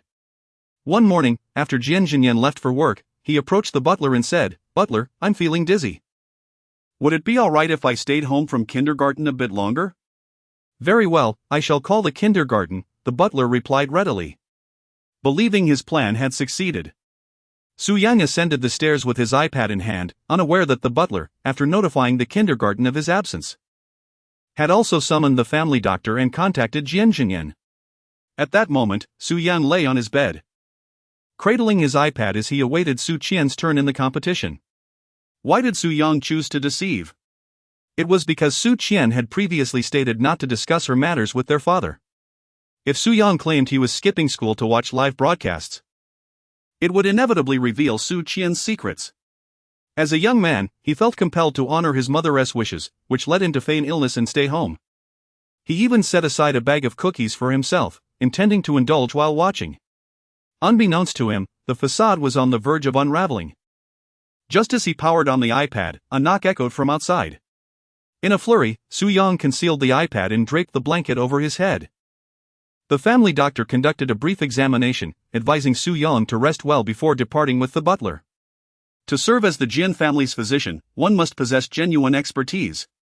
And after the consultation, the doctor confidently informed the butler, "The child is merely pretending to be ill." Prior to joining the Jian household, this doctor had spent a year in pediatrics, encountering numerous children feigning ailments. Su Yang's choice to feign illness undoubtedly stems from a reason.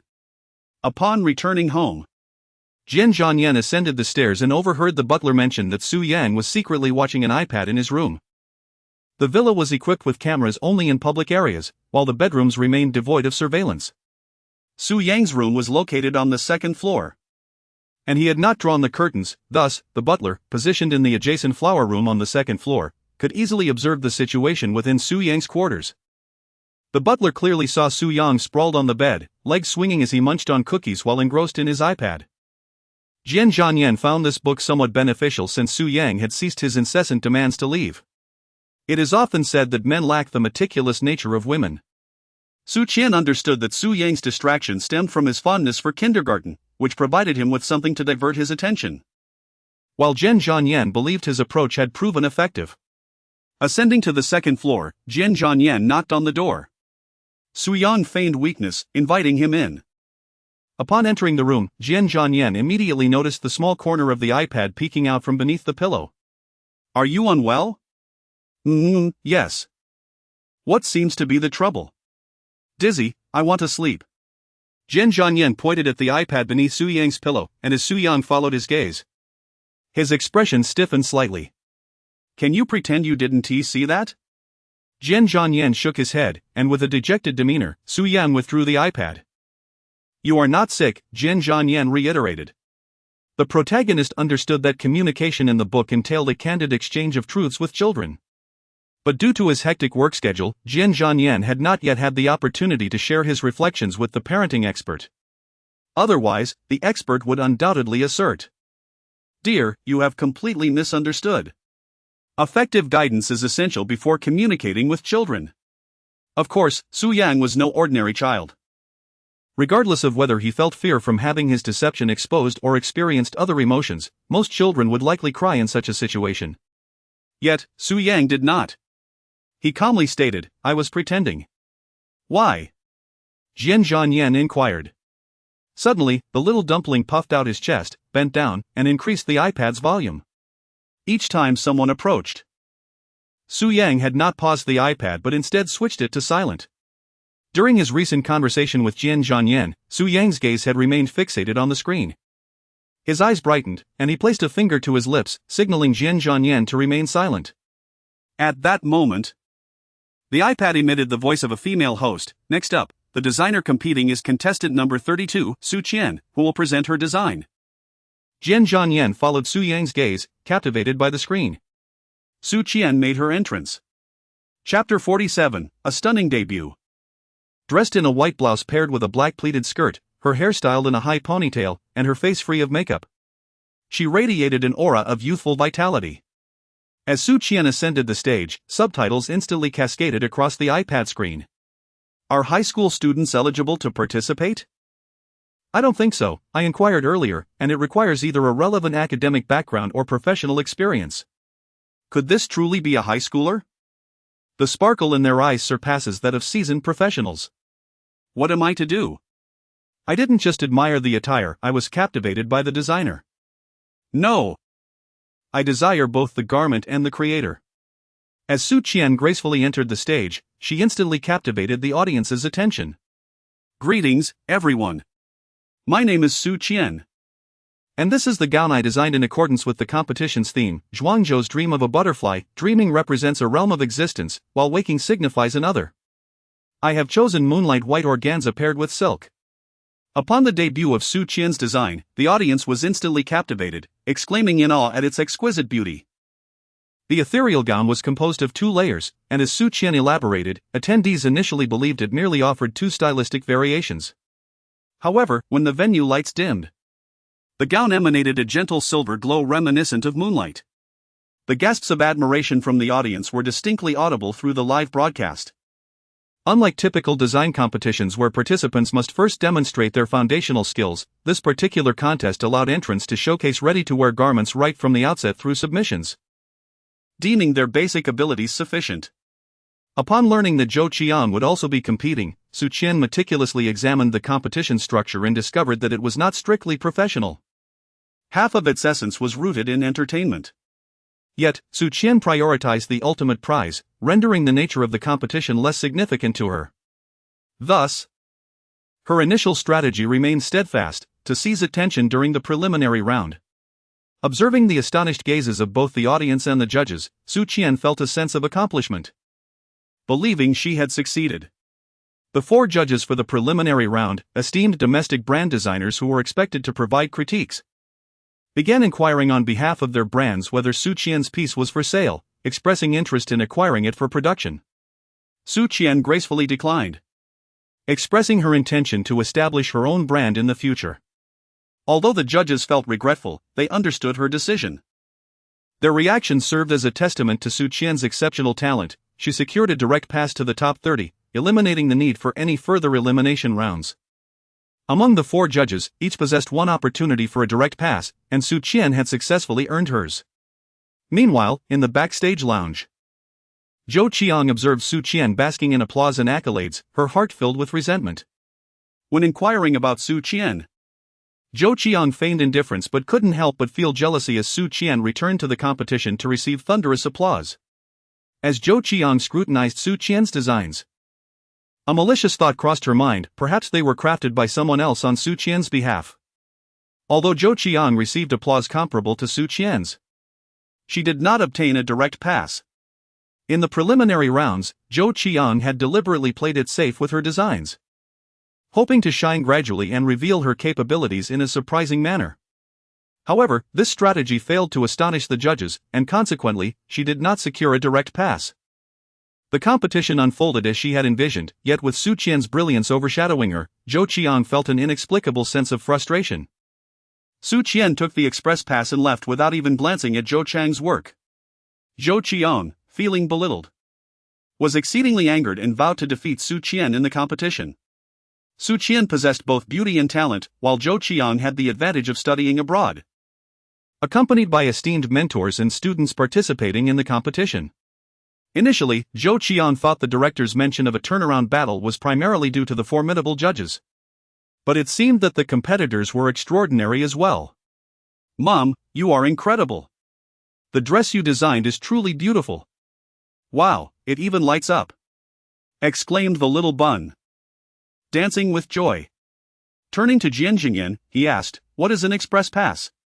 Unaware of its significance but knowing it was something good, Su Yang inquired as well. "It allows you to skip the competition and directly advance to the top 30 finals." "What does the top 30 mean?" the little bun asked. "It refers to the 30 contestants ranked throughout the entire competition." "Mom, with the express pass, what place did you secure in the top 30? "There is no specific ranking. Instead, each region determines its champion, who then competes in the advancement round." After the little bun had voiced all his questions, Su Qian's performance concluded, and it was Zhou Qiang's turn. At that moment, the little bun conveniently turned off the iPad. "I can go to school now," he declared, setting the iPad aside. Behaving obediently, unlike someone who had just feigned illness to skip school. "Did you pretend to be sick just to watch Mom's competition?" Su Yang nodded. Su Qian mentioned that she had been preoccupied with matters lately and would come to see me in a few days. I was aware that she intended to participate in the competition and that it would be live-streamed today, which is why I feigned illness to watch the broadcast. Jian Yan continued to inquire, "Why not speak plainly?" Su Yang lowered his head in silence, displaying no inclination to respond to Jian Zhanyan's inquiries. His obstinate demeanor bore a striking resemblance to their initial encounter as father and son, both locked in a stalemate, with the young boy refusing to yield even the slightest bit. Jian Zhanyan felt the situation growing increasingly precarious. Parenting experts had advised the importance of communication with children. Yet what could one do when the child steadfastly refused to speak? It seemed he would need to inquire about such scenarios later. "If you remain silent, I shall have to inform Miss Su of this matter," he finally declared after much contemplation. At last, Su Yang reacted, lifting his gaze to meet Jian Zhanyan's. His small face contorted in deep contemplation and hesitation. Acknowledging the art of negotiation, Jian Zhanyan seized the moment to press on, stating, "If Miss Su were to learn of this, it would surely displease her. My mother forbids me from discussing matters related to her. Should I mention wanting to stay and watch the livestream, you would inevitably uncover details about my mother." Given that the news of his mother's participation in the competition had already surfaced, Su Yang felt it permissible to share this tidbit. What exactly did she intend to achieve? Chapter 49, A Mother's Nobility, A Father's Unworthiness in the Future. Should you wish to discuss anything, feel free to express yourself. As long as your requests are reasonable, I shall grant my consent. I surmise Miss Su would not appreciate your tendency to fabricate stories, much like today's deceit. I can assure you that I am capable of keeping certain matters confidential from Miss Su. Regarding your pretense of illness to watch the livestream, I shall refrain from mentioning it to her. Our silence shall not be deemed deceitful, shall it? Jian Zhanyan endeavored to soothe with a gentle tone. Observing a softening in Su Yang's demeanor, he contemplated that perhaps Su Qian could influence a change in the boy's attitude. Very well. Su Yang nodded. Indeed. It was particularly easy to persuade Su Qian's obstinate son. Even though it was painful, Jian Zhanyan had to acknowledge that, in Su Yang's eyes, the roles of mother and father were no longer a matter of who weighed more. He and Su Qian were simply not on the same scale. After their conversation, Su Yang shouldered his backpack and went off to kindergarten. Jian Zhanyan called Assistant Zhang to request information regarding the upcoming fashion design competition, noting that this sponsorship was a project involving the company's vice president. After carefully reviewing the event process and the investment contract, it appeared to be a standard commercial collaboration. Based on the market assessment detailed in the documents and the initial online broadcast's popularity, the prospects seemed quite favorable. As Jian Zhanyan perused the messages sent by Assistant Zhang, he noted that Su Qian's gown had made it onto the trending topics.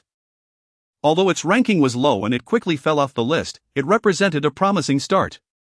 Everyone working at Jian's firm was competent, and when Jian Zhanyan requested information, Assistant Zhang naturally sent more than just details about the competition. He also highlighted several key points in the documents. Among the contestants, Jian Zhanyan immediately spotted Su Qian, followed by Zhou Qiang beneath her name.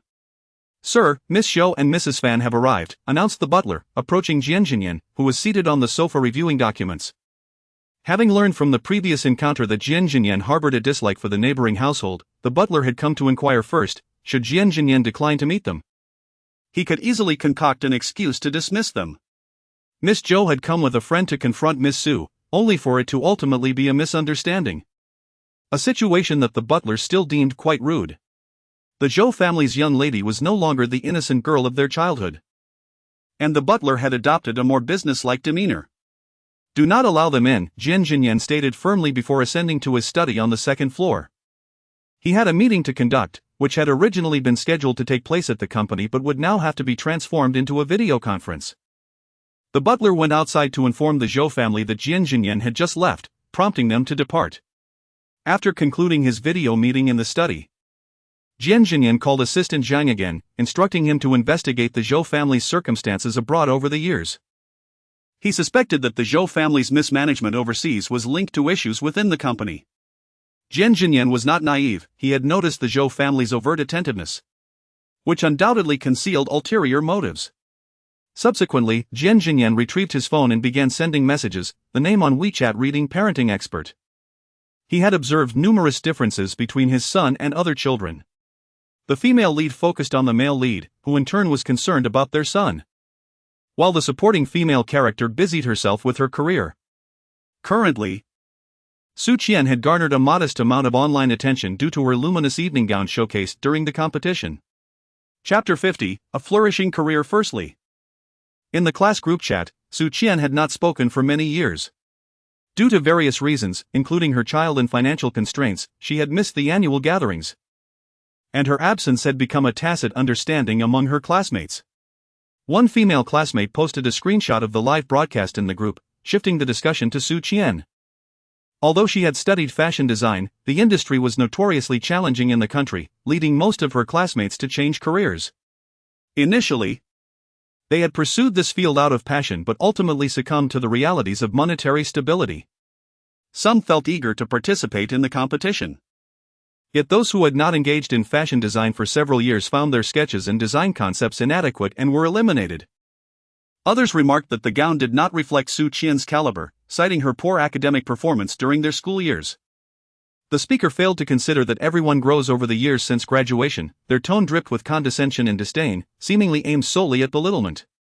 While it was true that Su Qian had not been particularly well liked during her school days due to her introverted nature, she had consistently earned scholarships, firmly disputing any claims regarding her lack of competence. Su Qian directly tagged the classmate who insinuated her poor grades and accused her of cheating. She then located the document announcing the scholarship recipients at the school and captured it in an image. Each image bore the inscription that the following students excelled in their major courses and thus received scholarships, regardless of how others fared. Su Qian would forever occupy the first position in the front row. Su Qian changed her nickname in the group to her real name, allowing everyone to recognize her more readily. Upon her arrival, an immediate hush fell over the chat, and while some attempted to engage her in casual conversation, a female classmate wished to clarify matters but was met with the notification of Su Qian's departure from the group. This prompted a few to express sarcastic remarks, suggesting that Su Qian looked down upon them. This was merely the perspective of her classmates. Former colleagues also reached out to inquire if it was indeed her. During her tenure at the food company, Su Qian was known for her amiable nature, always ready to assist anyone in need. This mutual exchange of favors was often referred to as camaraderie, yet it frequently devolved into others offloading their unwelcome tasks onto her, which amounted to bullying an earnest individual. Consequently, while Su Qian maintained cordial relations with her colleagues, she found herself at odds with them as well. Now, having secured a direct pass through her participation in a competition, Su Qian reflects on the harsh realities of society, as the reactions around her reveal a stark truth. Even as the second day of live auditions unfolds, her dream remains a poignant memory for the audience. Other dresses may be beautiful, yet they merely possess an aesthetic charm. When it comes to breathtaking elegance, nothing compares to that long gown, which, when the lights dimmed, resembled the ethereal drapery of a fairy. Su Qian's original intention was to create a striking impression on the judges with this dress, thereby elevating the starting point for her future competition entries. However, she did not anticipate that the viewers online would also be equally impacted. Su Qian had no intention of following the same path as the female protagonist. She remained resolute in pursuing her own plans, step by step. Indeed, the two of them had chosen distinctly different routes. Observing numerous netizens imploring the designer of the Dream Ruins dress to share their Weibo, Su Qian still opted not to register, choosing instead to focus her energies on the competition. Once she had organized her responsibilities, Su Qian found herself with some free time before the contest. She decided to pick up Su Yang from kindergarten, intending to surprise him. Su Qian pondered that if the little bun adapted well, she would proceed with the transfer of ownership. During these days, the male lead had not mentioned it, nor had Su Qian brought it up, fearing that he might differ from his character in the book and that the little bun might suffer. However, after careful observation, she discerned that the male lead harbored genuine affection for the little bun, which alleviated her worries. Yet, her heart only felt at ease until she arrived to pick up Su Yang. Upon reaching the kindergarten gate and seeing her son, her concerns resurfaced. Chapter 51, President Jian is the villain. Su Qian arrived at the kindergarten discreetly, intent on surprising Su Yang. Initially, she contemplated informing the protagonist beforehand, but ultimately decided it was unnecessary, as she could easily encounter the butler at the entrance of the kindergarten. Su Yang and Su Qian had previously discussed that if Jian Zhanyan was unavailable during school hours, a housekeeper would be responsible for his pickup and drop-off. In the days that followed, Su Qian became engrossed in competitions, which resulted in a diminished frequency of visits to Su Yang. This circumstance conveniently provided an opportunity for the little bun to stay longer with the male protagonist. By the time her competitions concluded, Su Yang would have likely grown accustomed to residing with him. Prior to this, Su Qian had been in high spirits, contemplating these arrangements, and thus far, everything had unfolded splendidly, allowing her to avoid the pitfalls of a typical supporting character. However, this buoyant mood dissipated instantly upon witnessing Su Yang's reckless dash out of the kindergarten, nearly colliding with the passing vehicles. Fortunately, as it was at the school gate, the cars were moving at a slow pace. Su Yang. As Su Yang sprinted towards Su Qian, his eyes lit up upon spotting her. He quickened his pace, rushing over to embrace her legs, joyfully calling out "Mommy." It was only then that Su Qian noticed the butler and the driver hastening behind them, both visibly relieved to see Su Yang at her side. "Why did you run?" she inquired while inspecting her son for any injuries. Apart from a scraped palm and a bruised knee, he bore no other wounds. The tender skin of a child made the two minor injuries appear rather alarming. Su Qian picked up Su Yang and walked toward the butler. When confronted with her question, Su Yang remained silent, and Su Qian did not press him further. Approaching the butler, she asked, "What transpired?" At that moment, the butler leaned against the car, his legs feeling a bit weak. He had never experienced such a rapid heartbeat in his life when Su Yang vanished from his sight. Nothing unusual occurred, the young master was patiently queuing. And in the blink of an eye, he was gone. We had no inkling as to why. It was precisely due to the absence of any anomalies that the butler had not anticipated Su Yang's sudden departure, otherwise, how could two adults possibly lose sight of a child?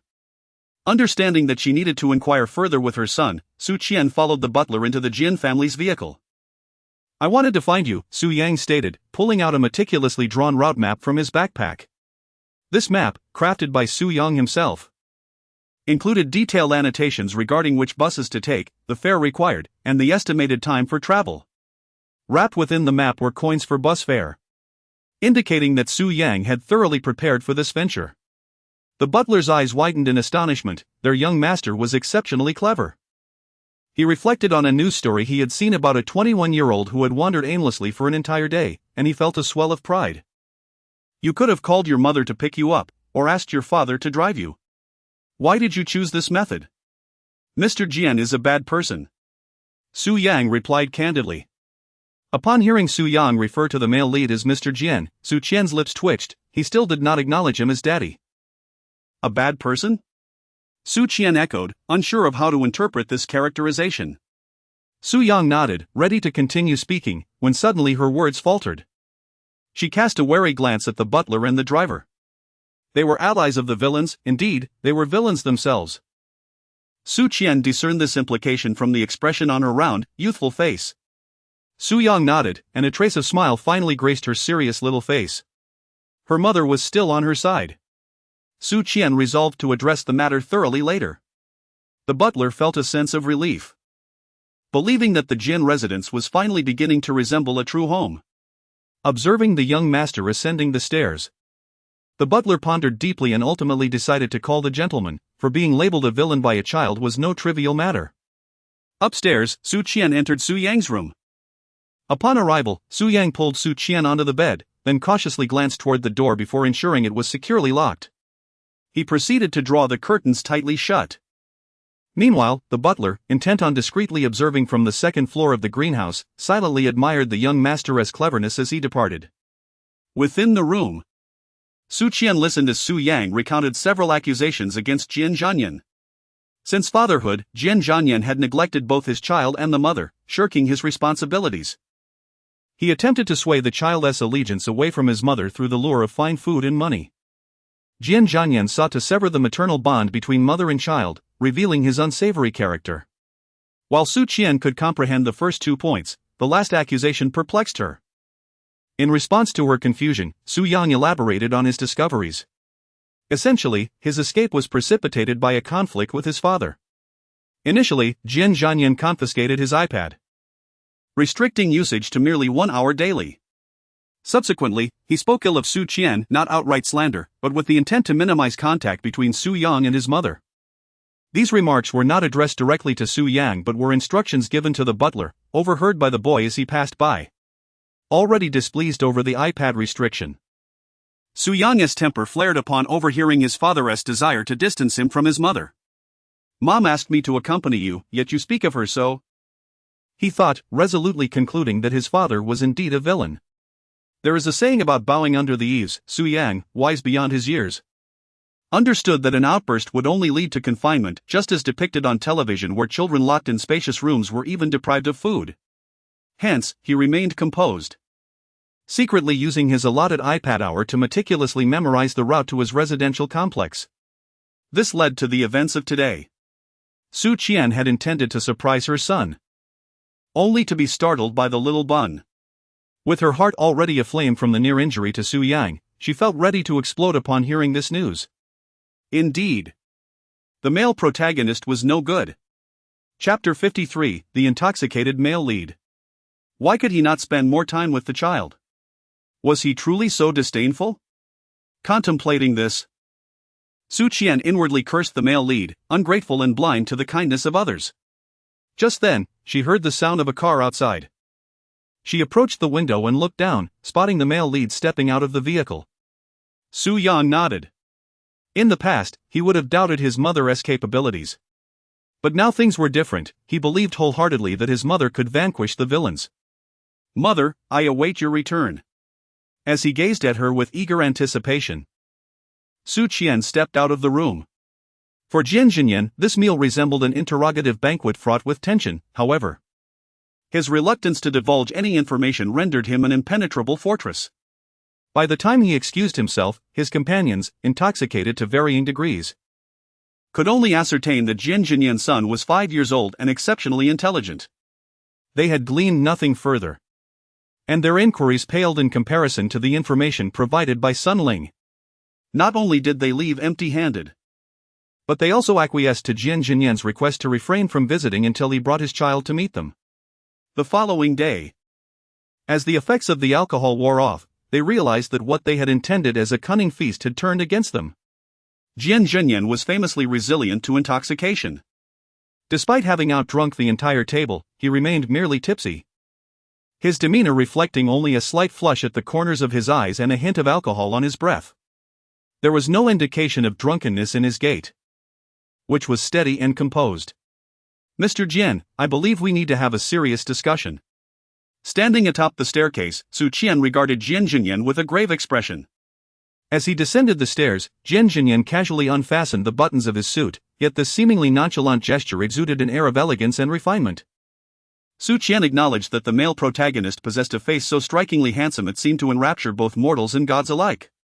Such allure could bewilder the heroine utterly, leaving her longing even after leaving the country, willing to become a stepmother just to marry him. His appearance could hardly be anything less than exquisite.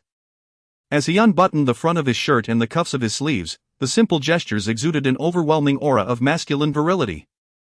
Su Qian absent-mindedly noted his remarkably attractive collarbones. It was not until Jian Zhanyan brushed past her that she caught a whiff of alcohol.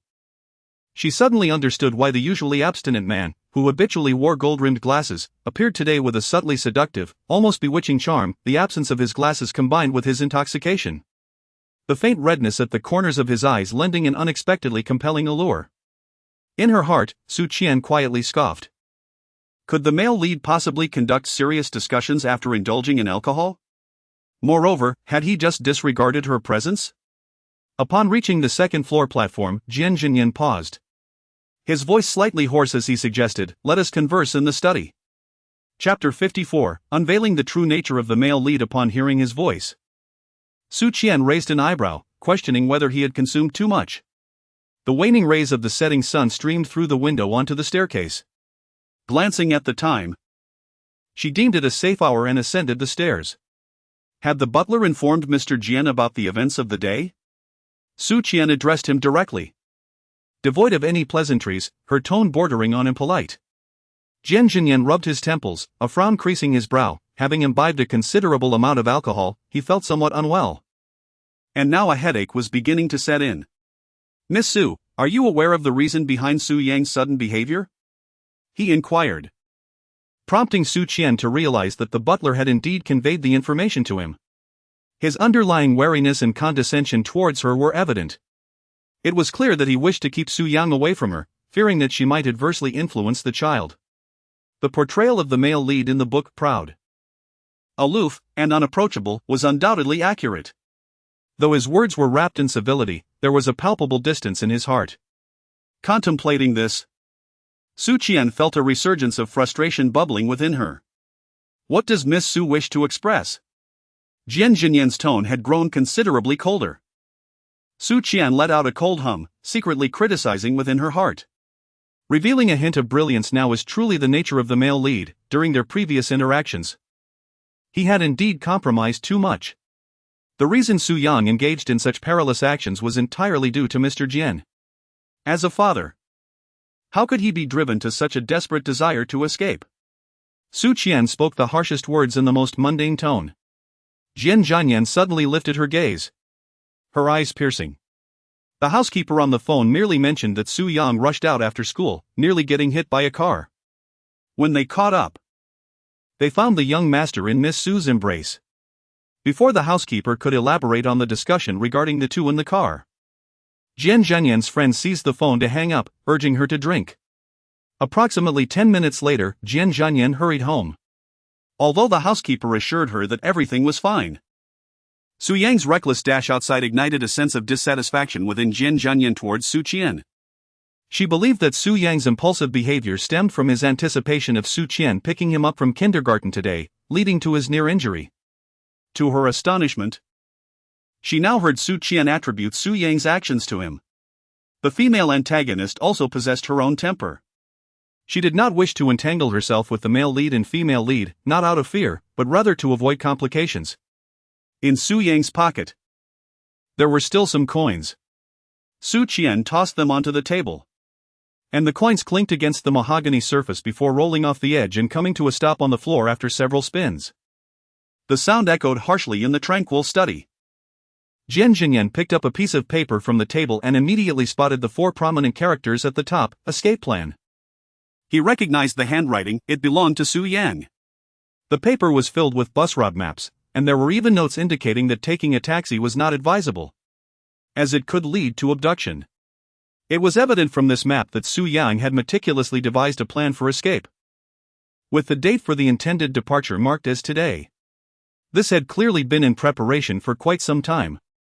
Chapter 55, the two of them break through the window paper. How could Su Yang suddenly act this way? Jian Zhanyan, slightly tipsy, furrowed his brow, his eyes reflecting confusion and bewilderment, though the redness at the corners of his eyes somewhat softened his intimidating presence. A man who could strategize 3 steps ahead in the marketplace found himself utterly perplexed at this moment. Of course, Su Qian was not inclined to show any mercy toward such a male lead. She placed her hands on the table, looking down at Jian Zhanyan from a height. Leaning slightly forward as she enunciated each word, "It is because you are arrogant and conceited, believing that others harbor ill intentions, that you have caused a child to diminish contact with his mother. How could a child possibly develop affection for a father who appears in his life so abruptly?" The remark struck home. "Miss Su is aware?" Jian Zhanyan responded with an air of nonchalance, showing no signs of guilt for being caught. "On what grounds does Mr. Jian dictate the degree of interaction between Su Yang and me?" The distinction between having less contact with one's own child and imposing limitations on a mother-child relationship is significant. Both she and Su Yang were uncomfortable with this situation. Why didn't Su Yang reach out to her for help? Because Su Yang had mentioned that whenever he attempted to call her, a butler or servant would be eavesdropping, making it impossible for him to speak freely. While the male lead guarded against her, he inadvertently harmed Su Yang as well. Children possess the most sensitive hearts, particularly a clever child like Su Yang, who understands far more than others might assume. Family and character? To my knowledge, Miss Su's mother harbors a profound disdain for Su Yang, openly referring to him as a burden. Miss Su obediently follows her mother's directives, surrendering a significant portion of her monthly salary, which suggests she does not resist her mother's opinions too fiercely. If her mother behaves this way in public, it is likely even worse at home. As for Miss Su's own thoughts, I shall refrain from elaborating further. All considerations lead to the conclusion that Su Yang is not suited for excessive contact with you. What is her own mindset? He certainly articulated that. What nonsense are you spouting? Su Qian could not help but curse. Jian Zhanyan gazed at Su Qian with amusement. Look at you, still so crude. Perhaps it was due to the striking resemblance between father and son. Su Qian realized she could clearly read Jian Zhanyan's intentions on his face, just as she could with Su Yang. Mr. Jian will ultimately pay the price for your arrogance, Su Qian remarked with a cold smile. As Su Qian pondered how to articulate her thoughts regarding the relationship between herself and Su Yang, Jian Zhanyan interjected. I have consulted renowned international parenting experts. Miss Su need not worry about the child. Su Qian gazed at Jian Zhanyan, finding herself at a loss for words. Sometimes, the words of experts are not entirely reliable, otherwise, the incident of Su Yang's escape today would not have occurred. Observing the composed expression of the male lead, Su Qian realized that no matter what she said, he would not heed her words. Since that was the case, there seemed little point in continuing the conversation. Upon finishing her words, Su Qian did not wait for Jian Zhan's response and directly exited the room. Faced with such a male lead, Su Qian felt no inclination to utter another word, allowing reality to impart its lessons upon him. In the realm of business, he may wield considerable influence. Yet when it comes to matters concerning Su Yang, he remains woefully unqualified. Chapter 56, the threat perceived by the female supporting character. Although the iPad was restricted to merely 1 hour of use each day, when in Su Qian's presence, he found that even that hour was elusive, as playing with the learning device in the adjacent room was not an everyday occurrence. Thus, Su Yang remained largely indifferent to the situation. What he found truly intolerable was the prohibition against spending more time with his mother. Is little Yang aware that mother has been participating in competitions recently? Su Qian inquired. Su Yang nodded, mentioning that he had watched the live broadcast, showering praise upon the exquisite garment, exclaiming how beautiful it was. He reminisced about his female classmates in kindergarten playing house and declared that his dress was named Dream Ruins. He was aware that Dream Ruins was the title given by his mother to that particular design. Thus, while his classmates played, Su Yang remained silent. Yet his face radiated pride, for everyone adored the dresses crafted by his mother. His mother was soon to participate in a competition, thus she would be exceedingly busy. As soon as Su Qian spoke, Su Yang nodded and said, "I understand. Go for it, Mom. I will support you." The little bun rarely called Su Qian by her name anymore, she was more often referred to as Mom. Observing the increasingly sensible Su Yang, Su Qian felt a pang of bittersweet emotion. The so-called little tyrants depicted in books were merely a protective facade for the little bun. Su Qian told Su Yang that due to the competition, he should stay a while longer at the Jian residence, and she would come to fetch him once she had finished her commitments. Observing Xiao Bao's understanding nod, she felt reassured. Su Qian gently stroked his head and said with affection, "Shall we establish a secret signal? If you are not happy here, just say this phrase over the phone, and I will know immediately, coming to take you away." Su Yang's eyes sparkled with excitement as he nodded in agreement. "Excellent." Su Qian followed Su Yang's lead in speaking. For the little one believed that the steward and servants were watching him, thus, Su Qian proposed establishing a secret code to soothe the child's mind. After the mother and son reached their agreement, they conversed at length, during which she also admonished Su Yang for his previous escapades. Su Yang no longer caused a scene. In just a few days, her remarkable growth was astonishing. She had transformed into an endearing and obedient child, so understanding it tugged at one's heartstrings. Should the male protagonist cause her any distress, she would possess the confidence to take the child away, boldly claiming that her care would rival his. As Su Qian sat in the car, she gazed into the rearview mirror at Su Yang, who was still earnestly waving goodbye, and a gentle smile graced her lips. Indeed, having a child was quite delightful. Unbeknownst to Su Qian, another figure stood by the window watching her depart. It was the male protagonist. Jian Zhanyan's expression was shrouded in an inexplicable darkness. Today's conversation had taken an unexpected turn for him, and Su Qian's response was equally unforeseen. She neither erupted in hysteria nor made unreasonable demands. It seemed she acknowledged his words, yet there lingered an air of ambiguity. After a prolonged moment, Jian Zhanyan retrieved his phone and called his assistant, instructing him to monitor Su Qian's movements at all times, including her interactions with others. For reasons unknown, he harbored a sense of uncertainty and unease regarding Su Qian, as if she possessed the power to upend his current circumstances. It was an instinctual feeling of impending danger. Chapter 57, the expanding landscape of cloud platform. The Tianlu design competition was being broadcast on television. Should they lose to Langhua platform again, the title of the leading network would be relinquished. After editing, Su Qian's appearance was strategically placed at the end, serving as the grand finale. As it turned out, Menxiu proved to be quite the contender, not only trending but also climbing to 4th place.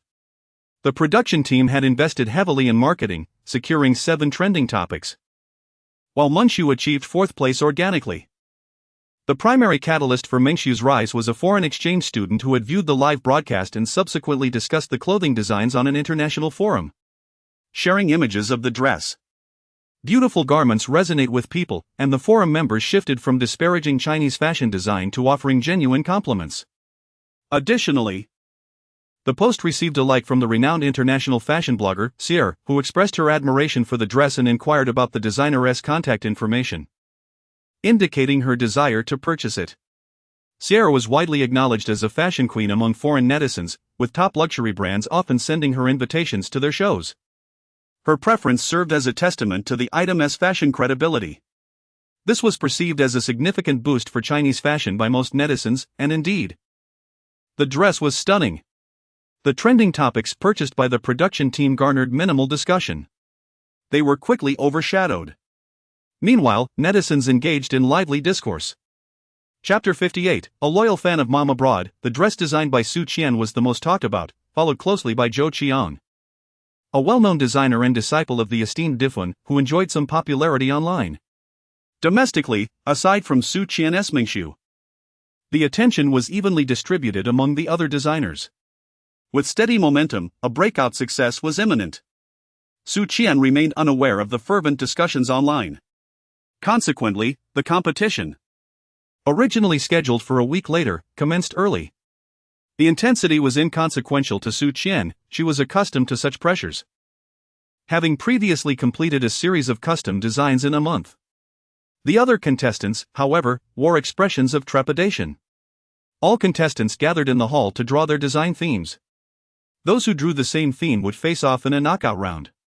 When Su Qian held up a blue ball, several contestants' expressions turned grave.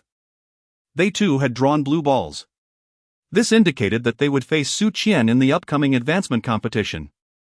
Among all the contestants, she was universally regarded as a formidable contender and the opponent they least wished to encounter in the early stages. As soon as the dress designed by Su Qian Mengsu made its debut, it dazzled not only the judges but also captivated the eyes of competitors and netizens from both domestic and international realms. This exquisite garment is not a product of Su Qian's previous designs, rather, it is inspired by her experiences upon entering this world, embodying her emotions associated with this journey. The timing of her participation in the competition, coinciding perfectly with the theme, allowed her to express this sentiment beautifully. Everything aligned seamlessly. After reviewing the competition theme, the contestants retreated to their rooms to sketch their design drafts, all the while being closely followed by cameras documenting their creative process. The production team aimed to showcase not only the contestants' professionalism but also their daily lives. For instance, some contestants resorted to doing handstands when struck by a lack of inspiration, while others indulged in snacks. This method of presentation added an element of intrigue to the Tianlu competition, effectively capturing the audience's attention by blending professionalism with entertainment. The positioning of the Yunduo platform was remarkably accurate, striking a perfect balance between relaxation and engagement. After Su Qian departed that day, she advised Su Yang to boldly express her feelings towards Jian Zhanyan, asserting that if the other party proved utterly unreasonable, she should simply call her. "You promised me that before," Su Yang added. On the other end of the line, Jian Zhanyan fell silent for a moment before responding. "Hand the phone to the butler." "Mr. Jian." The butler took the call, responding affirmatively several times. Once he hung up, he retrieved an iPad from the locked drawer and handed it to Su Yang. Su Yang cheered as she ascended the stairs with her iPad. Reflecting on her mother's words, indeed, this approach proves beneficial. After ending the call, Jian Yan tapped his fingers on the desk. And with merely 10 minutes before departing the company for a collaboration discussion, he unlocked his phone. The screen displayed a live broadcast of the Tianlu competition. Chapter 59, the infamous contestant number 032. Wow, Qian Bao is stunning, that profile, those pores. I can't believe she is not wearing any makeup. This individual possesses remarkable talent, their sketching skills surpass even my professional training. Is this person a designer or an artistic prodigy? Their work is absolutely phenomenal. Streams of admiration flooded the screen, each comment punctuated with emphatic exclamation marks. Upon finishing reading the note inside the small ball, Su Qian began to sketch with her pen. In a short while, a silhouette emerged on the blank paper. Although it lacked facial features, the hairstyle and attire clearly indicated that it was a young boy.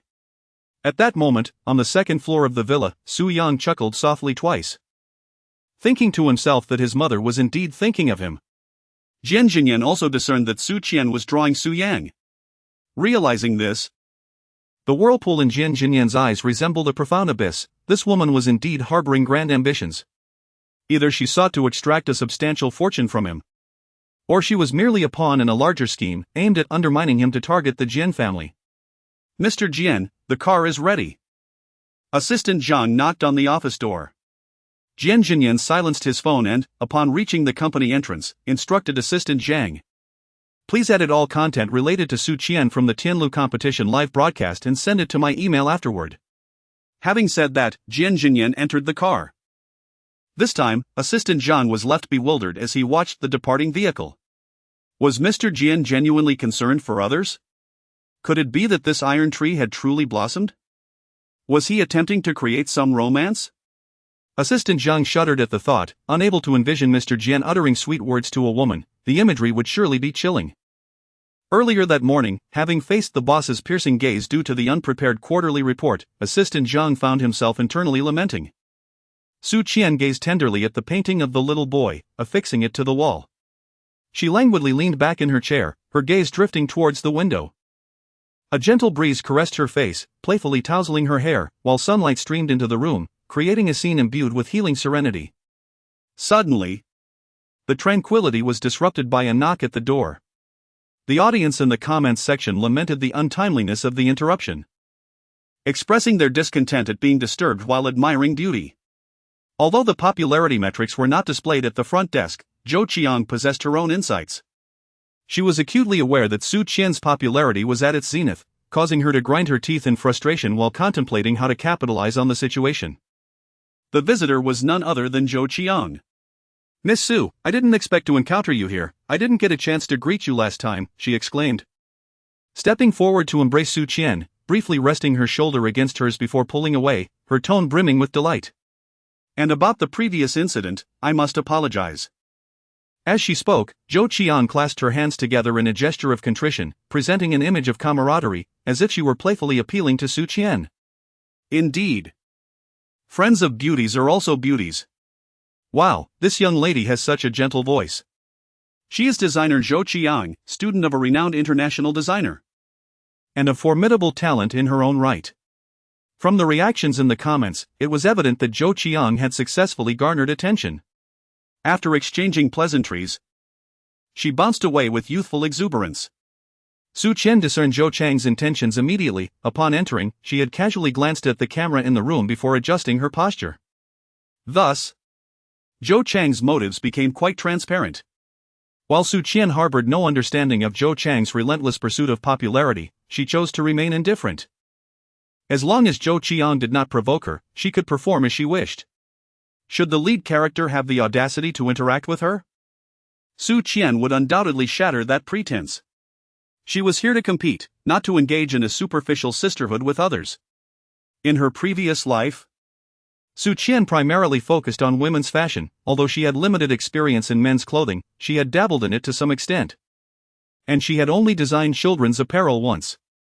In her past existence, Su Qian earned the moniker of a design diva. And her versatility in design was a testament to her prowess. Prior to the competition, it was announced that the recording would take approximately 2 days, during which participants were required to create design sketches and subsequently produce garments. The timeframe was exceedingly brief. The production team did not mandate that competitors create finished clothing, rather, they were instructed to provide design drafts. Those who completed their work first would be allowed to leave. The following Saturday, Cloud Platform Television would broadcast the transition from 30 to 20 contestants, and during these days, participants would engage in a showdown using the garments they had crafted. For esteemed judges would also be present, elevating the stakes of the competition. The live broadcast aimed to pique the audience's interest, ensuring that viewers remained engaged until Saturday's airing, thereby preventing any dilution of viewership and enhancing ratings. Su Qian's gaze fell upon the painting on the wall. After a moment of contemplation, she took a sheet of white paper and began to draw. Approximately an hour and a half later, the viewers observed Su Qian rising to stretch before exiting the room with her paper in hand. A flurry of online spectators hastily vacated the room, eager to locate Su Qian's presence through other split-screen cameras. To their astonishment, she was nowhere to be found. Where could Su Qian have gone? Just as the viewers were urging the production team to capture Su Qian for them, an announcement echoed from within the room. Contestant 032 has completed her design draft and is now leaving the Tianlu design building. Everyone was left dumbfounded. Had she truly completed it in less than 2 hours? Even with a wellspring of inspiration, one would expect to deliberate over such a design. It was akin to a student submitting their Olympiad exam paper merely 20 minutes after it commenced, surely absurd. Meanwhile, Zhou Qiang remained in her room, deep in thought, puffing her cheeks and tapping her head in a feigned display of cuteness. The broadcast only served to highlight her status as a struggling contestant. While the students of renowned foreign mentors had yet to put pen to paper, Su Qian had already submitted her final draft. Contestant 032 had submitted her paper. Should her number change in announcements, the crowd would remain oblivious, yet they would certainly recall who 032 was. This contestant, who had dazzled everyone during the preliminary rounds, continued to captivate during the advancement competition. The Tianlu competition was notoriously rigorous. Su Qian had secured a direct entry card and thus participated in the top 30 competition, while others without such a card had to endure 2 rounds of competition within that same week before arriving here.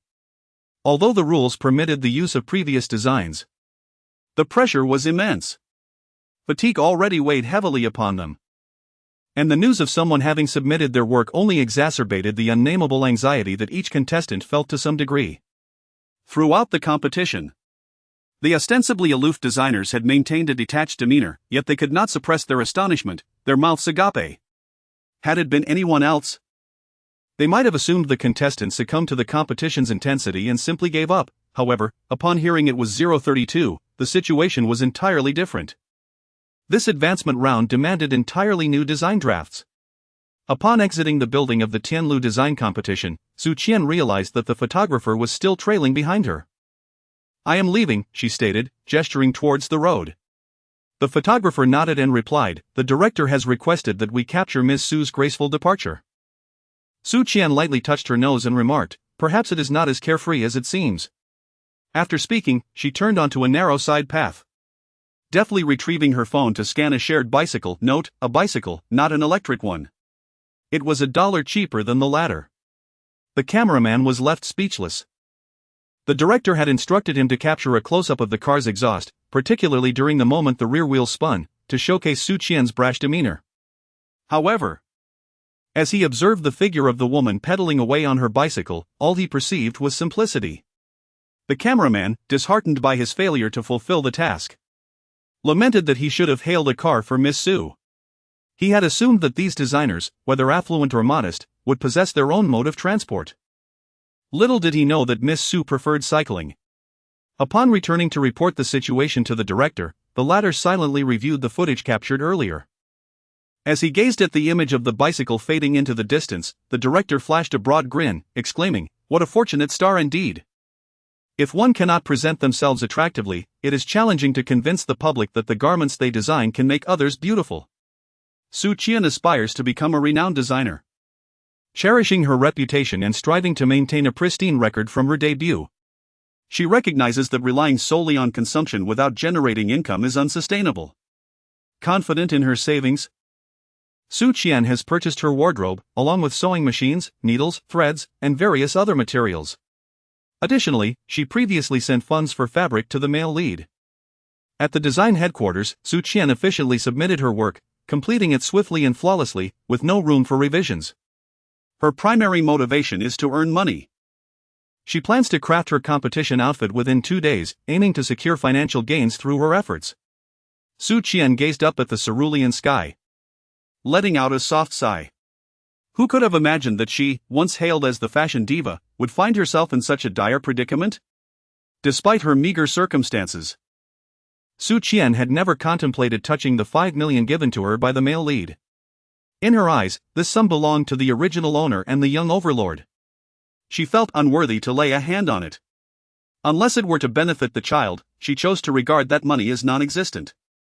Having discovered a lucrative avenue for earning income, Su Qian found herself immersed in a world remarkably akin to a game she once cherished. This digital realm offered coaching and matchmaking services, and Su Qian, confidently asserting her prowess, regarded herself as an unrivaled expert in gameplay.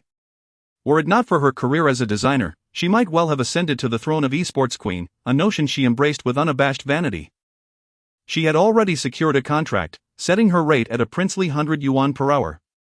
After thorough evaluation by the platform's moderators, Her exceptional gaming skills were duly acknowledged, granting her the authority to accept orders at will from behind the scenes. During this period, Su Qian intended to sustain herself through this endeavor. Her working hours were flexible and unrestrained, transforming her activity into a beloved pastime and avenue for relaxation.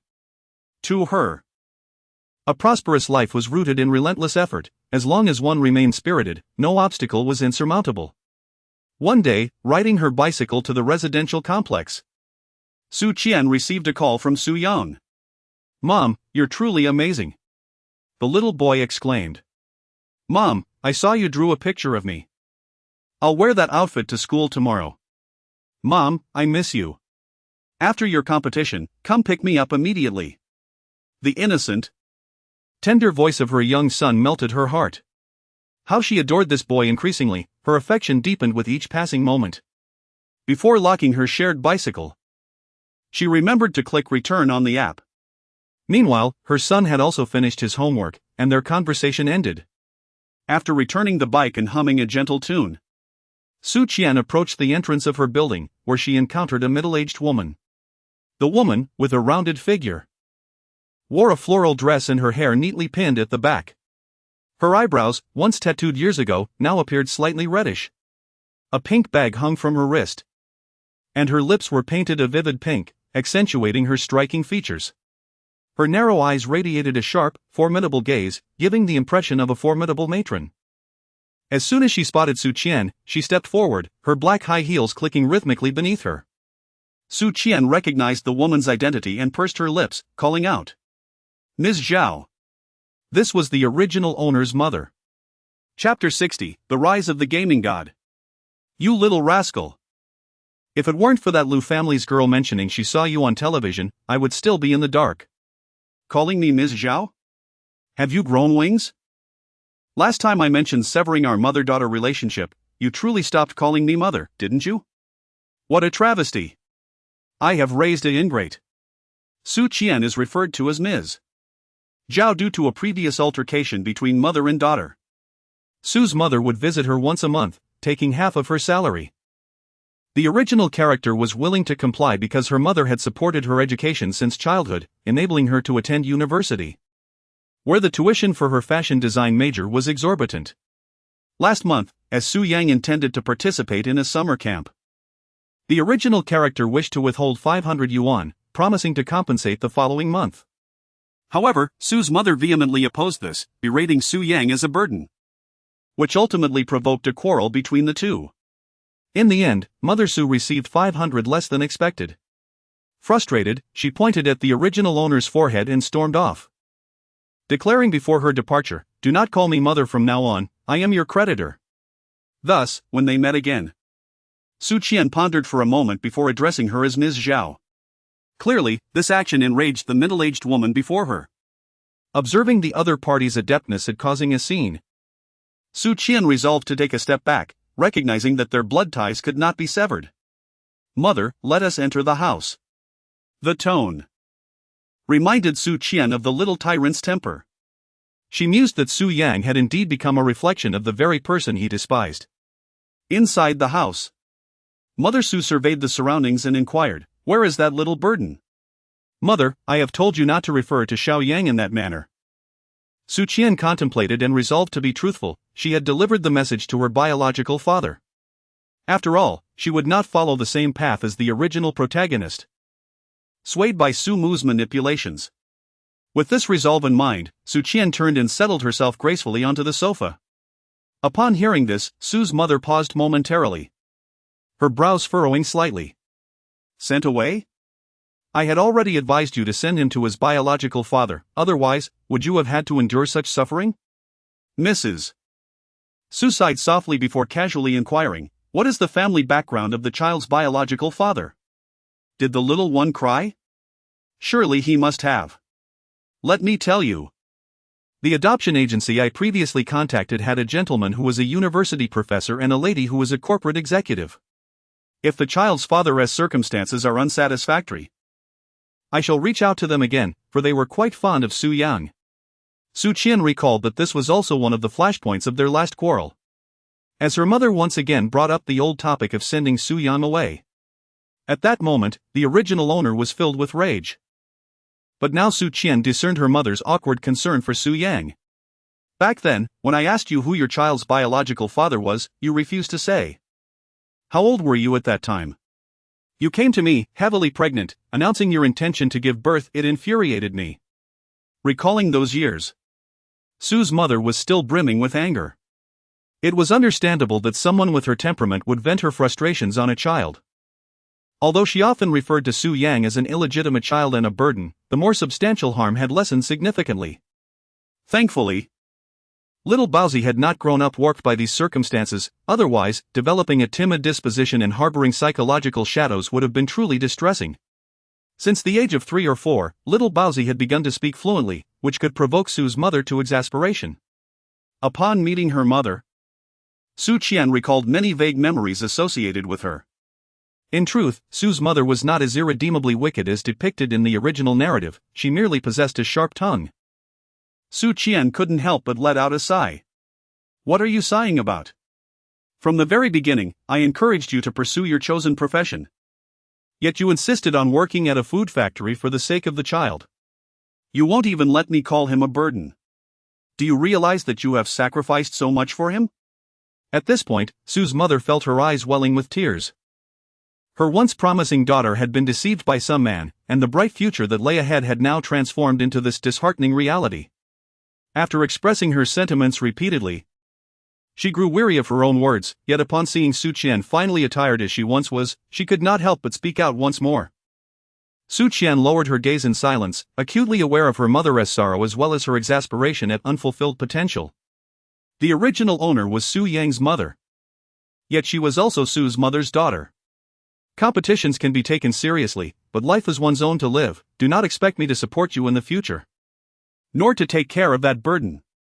While banging on the table, Su's mother abruptly shifted her tone and inquired, after participating in the competition. Have you resigned from your job at the food factory? Su Qian nodded, unsure of how to respond to her mother, who was now speaking with such earnest concern. If the words had been unkind, she would have felt justified in retorting, but given that every phrase uttered by her mother was intended for her well-being, Su Qian, being no fool, could hardly retort. Although the tone was somewhat harsh, it was simply the nature of her mother, who had been strong-willed her entire life. Take good care of yourself. Perhaps it had been a long time since she had expressed such concern, for the delivery of these words felt somewhat stiff. Meeting Su Qian's clear gaze, she sighed, contemplating how children are but a debt owed by parents from their past lives. This is the mahua you loved as a child, she said, pulling a red plastic bag from her purse and tossing it onto the coffee table before rising to leave. It was only after her mother had exited the room that Su Qian realized and hurried after her. Was she truly leaving just like this? Su Qian gazed at her mother's departing figure and called out, "Mom, please take care on the road and watch for cars." Upon returning home, Su Qian opened the bag containing the fried dough twists and discovered another white plastic bag within. Upon discerning its contents, she was taken aback. It was a bank book. As she flipped it open to reveal the deposits, her eyes grew misty. Each entry represented the wages she had entrusted to her mother over the years, with the final entry indicating a transfer of 50,000 yuan from her mother. Su Qian called her mother, her voice slightly hoarse as she said, "Mom, you left your passbook behind." On the other end of the line, Su's mother paused, then scolded, "How could I have given birth to such a wooden-headed child like you? If it weren't for me saving money for you all these years, you would have squandered it all on that little freeloader. I hope you can think clearly. Your mother would be very pleased. Take the money and participate in the competition properly, and do not bring me shame." After finishing her words, Su's mother hung up the phone without waiting for Su Qian to respond. Suddenly, memories of her earlier days when she chose her major flooded Su Qian's mind. Relatives at home had cautioned her against pursuing a career in fashion design, claiming that its prospects were bleak. Yet, her mother, with unwavering support, declared, "Let my daughter study whatever she desires. In the vast array of professions, any can sustain a living." In truth, Su's mother did not harbor any disdain for her daughter. Rather, she felt a deep compassion for her. Reflecting on the hardships her daughter endured, all stemming from this very choice, what mother could remain untroubled? Each individual expresses their sentiments in their own manner. For Su's mother, her benevolence often came across as harshness. After ending the call, Su Qian stared blankly at the passbook in her hand, pondering her predicament. How was she to navigate this world, which felt like a sweet burden? With determination, she sprang to her feet, fists clenched, ready to create garments. After all, she had both elders and children depending on her. Su Qian approached her workspace with unwavering enthusiasm. Her room, once belonging to Su Yang, had now transformed into her dedicated studio where garments were meticulously crafted. According to her initial plan, she aimed to complete the clothing within 2 days, after which she intended to rent a computer. She figured that rather than purchasing a new device immediately, she would lease one temporarily, waiting for the upcoming major sales event to buy a computer, whether for researching, emailing, or digital design, since computers are undeniably more convenient than mobile phones. After all, her mother had provided the funds. It wasn't that Su Qian was greedily chasing money, rather, she had simply clarified her relationship with her mother. Compared to tearing apart their relationship, she wished for mutual well-being and harmony. Unexpectedly, her mother proved to be far more generous and understanding than she had anticipated, even making her feel that the original owner was the truly naive one. Each of them held their own perspective, after all. Ding ding ding, a message, Su Qian. I have a task. Will you do it for 500 yuan an hour? The other party was a technical streamer challenging platforms, with a promise to promote the platform for 5 days if he won, or to receive 1,000 yuan if he lost, along with fan benefits. This was a prominent streamer, and 5 days of promotion equated to a 50,000 yuan advertising value. The reviewer only approved Su Qian's participation after observing her technical skills. There were 3 spots available. The top 2 technical collaborators within the platform had already lost. They were the platform's most skilled technical partners. And due to the inability to find other suitable candidates, hope was placed on Su Qian. Such competitive live broadcasts significantly boosted the streamer's popularity, which was why he had been actively posting challenge notices recently.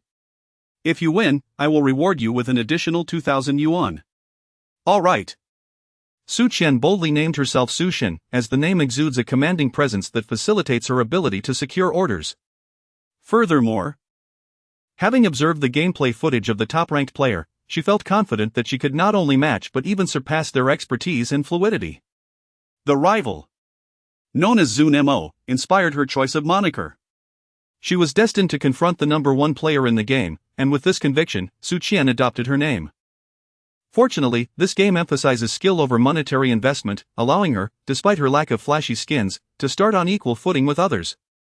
Naturally, prior to any competition, she adhered to the streamer's regulations. To prevent any allegations of cheating, she was required to position a camera to capture her keyboard and screen.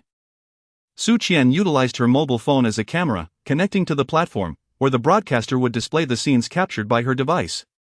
Oh, Su Qian. Such a bold name, the broadcaster remarked. Typically, players who dare to call themselves gods have a 60% chance of being mediocre.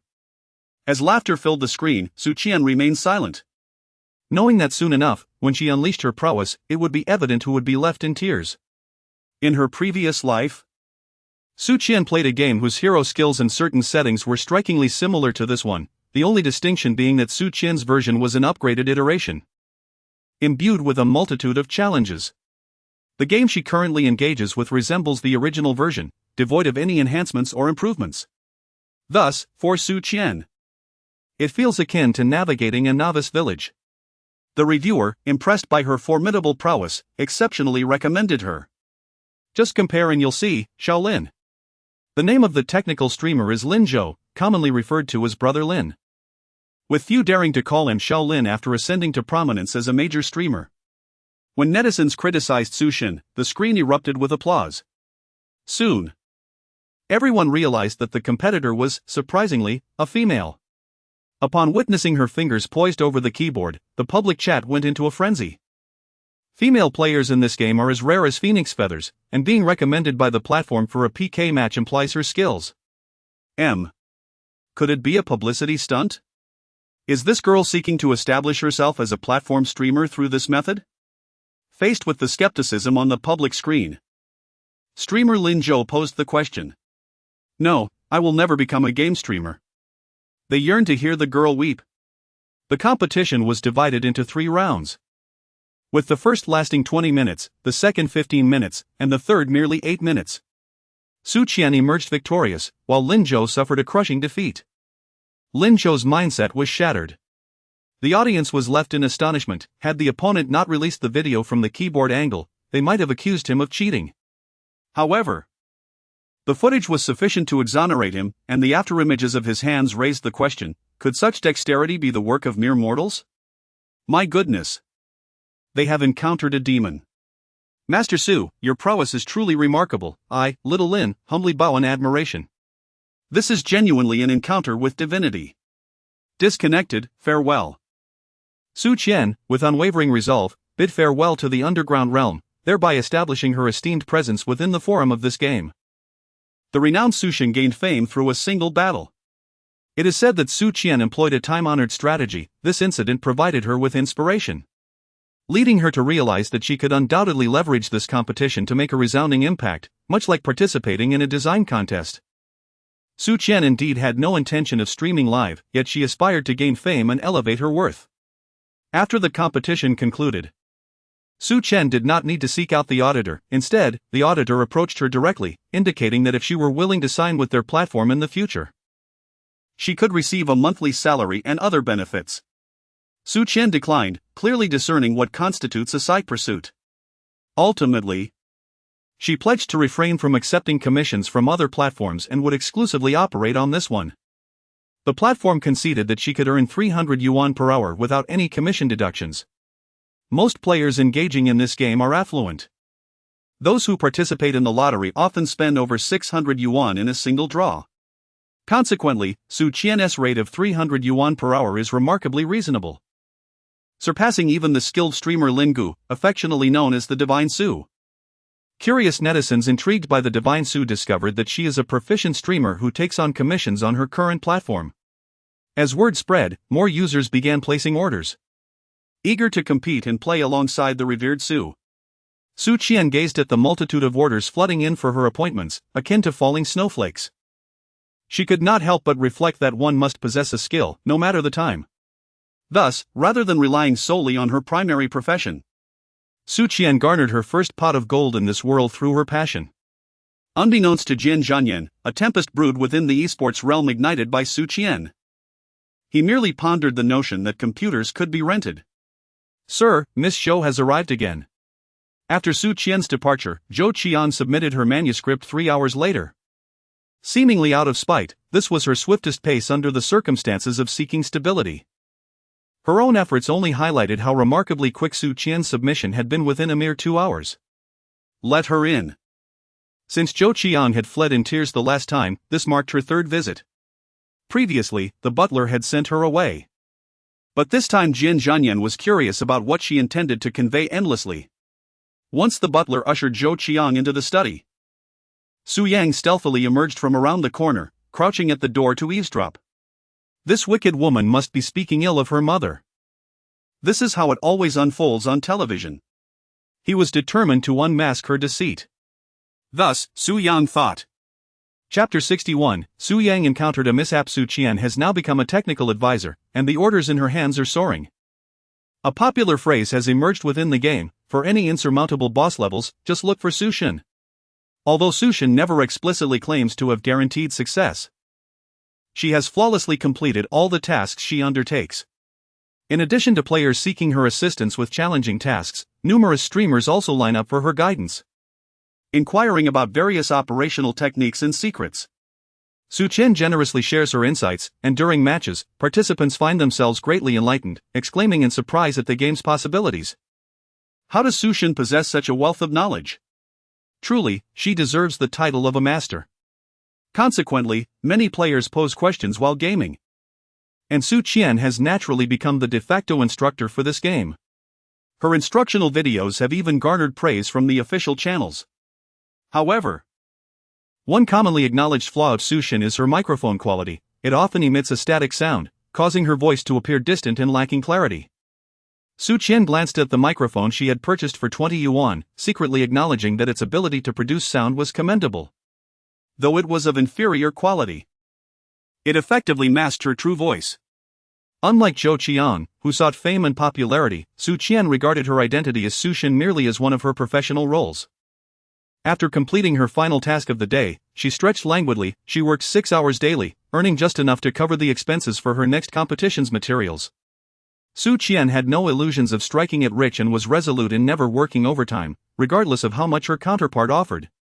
Just as she exited the game, she received a call from Su Yang. The words she had spoken previously resonated with him, after expressing his desire to watch the live stream to Jian Zhanyan. The second request he made was for a phone watch. He mentioned that all the children in his class had one, and he wished to have one as well. Su Yang is a remarkably intelligent child. He is aware that Jian Zhanyan is reluctant to allow him to maintain frequent contact with his mother. Consequently, he cites examples from his kindergarten classmates, all the while his true intention for wanting a phone watch is to stay in constant communication with Su Qian. The child's naive cleverness is readily discerned by Jian Zhanyan, who, rather than confronting him directly, instructs the steward to procure a phone watch for Su Yang. Upon seeing the incoming call from the phone screen, a smile instantly graces the corners of Su Qian's eyes. As soon as the call is connected, Su Yang proudly declares, "Mom, I made the bad woman cry." Upon hearing Su Yang refer to a bad woman, Su Qian's mind immediately conjured up a candidate. It could only be Zhou Qiang, who frequented the Jian household at this hour. "Mom, the bad woman is speaking ill of you," he proclaimed. Despite being merely 5 years old, Su Yang possessed a remarkable narrative ability, allowing Su Qian to swiftly piece together the unfolding events. Zhou Qiang held this opinion, believing that brother Jian would surely think of her as an exceptional girl. However, neglecting to consider Jian Zhanyan's perspective, this statement took on an entirely different connotation in Su Yang's ears. In the corridor adjacent to the study on the second floor, there was an artificial rockery, beneath which a small pond housed several fish. Coincidentally, as Zhou Qiang spoke, the fish were joyfully leaping about. How could Su Yang tolerate such words? Indeed, it was an outright slander against his mother. Fueled by indignation, he stormed into the study, pointing an accusatory finger at Zhou Qiang, exclaiming, "You bad woman, how dare you speak ill of my mother? I shall strike you." With that, Su Yang seized a book from the study and hurled it at Zhou Qiang. The impact of the book was quite painful, prompting Zhou Qiang to swiftly retreat behind Jian Zhanyan for protection. Su Yang chased after him with fervor, completely indifferent to Jian Zhanyan's admonitions. Jian Zhanyan paused, realizing he could not ensure that Su Yang would apologize. With tears glistening in her eyes, Zhou Qiang managed a compassionate smile and said, "Jin Gu, it's all right. I won tea, take it to heart. I'll take my leave now, you should talk to the child first. We can discuss it later." With that, Zhou Qiang wiped her tears and departed. Once assured of Zhou Chang's exit from the villa, Jian Zhanyan released Su Yang, only to find Su Yang forcefully pushing him away, resulting in her tumbling down into a sitting position. "You're a bad person, just like her, a nuisance." The butler, hearing the commotion, ascended the stairs and chanced upon Su Yang, who seemed to be crying as she rushed into the room. He knocked on the door and coaxed for quite some time. Yet Su Yang remained unresponsive. Jian Zhanyan, his brow furrowed tightly and ready to speak, was interrupted by a ringing phone. Inside, Su Yang pouted, disregarding Jian Zhanyan's lack of understanding, and proceeded to call Su Qian. "I made that wicked woman cry. She deserves it." Su Yang believed she had acted justly. To a 5-year-old child, confronting and striking a villain was their interpretation of righteousness. After listening, Su Qian was at a loss for words. How could Zhou Qiang be crying?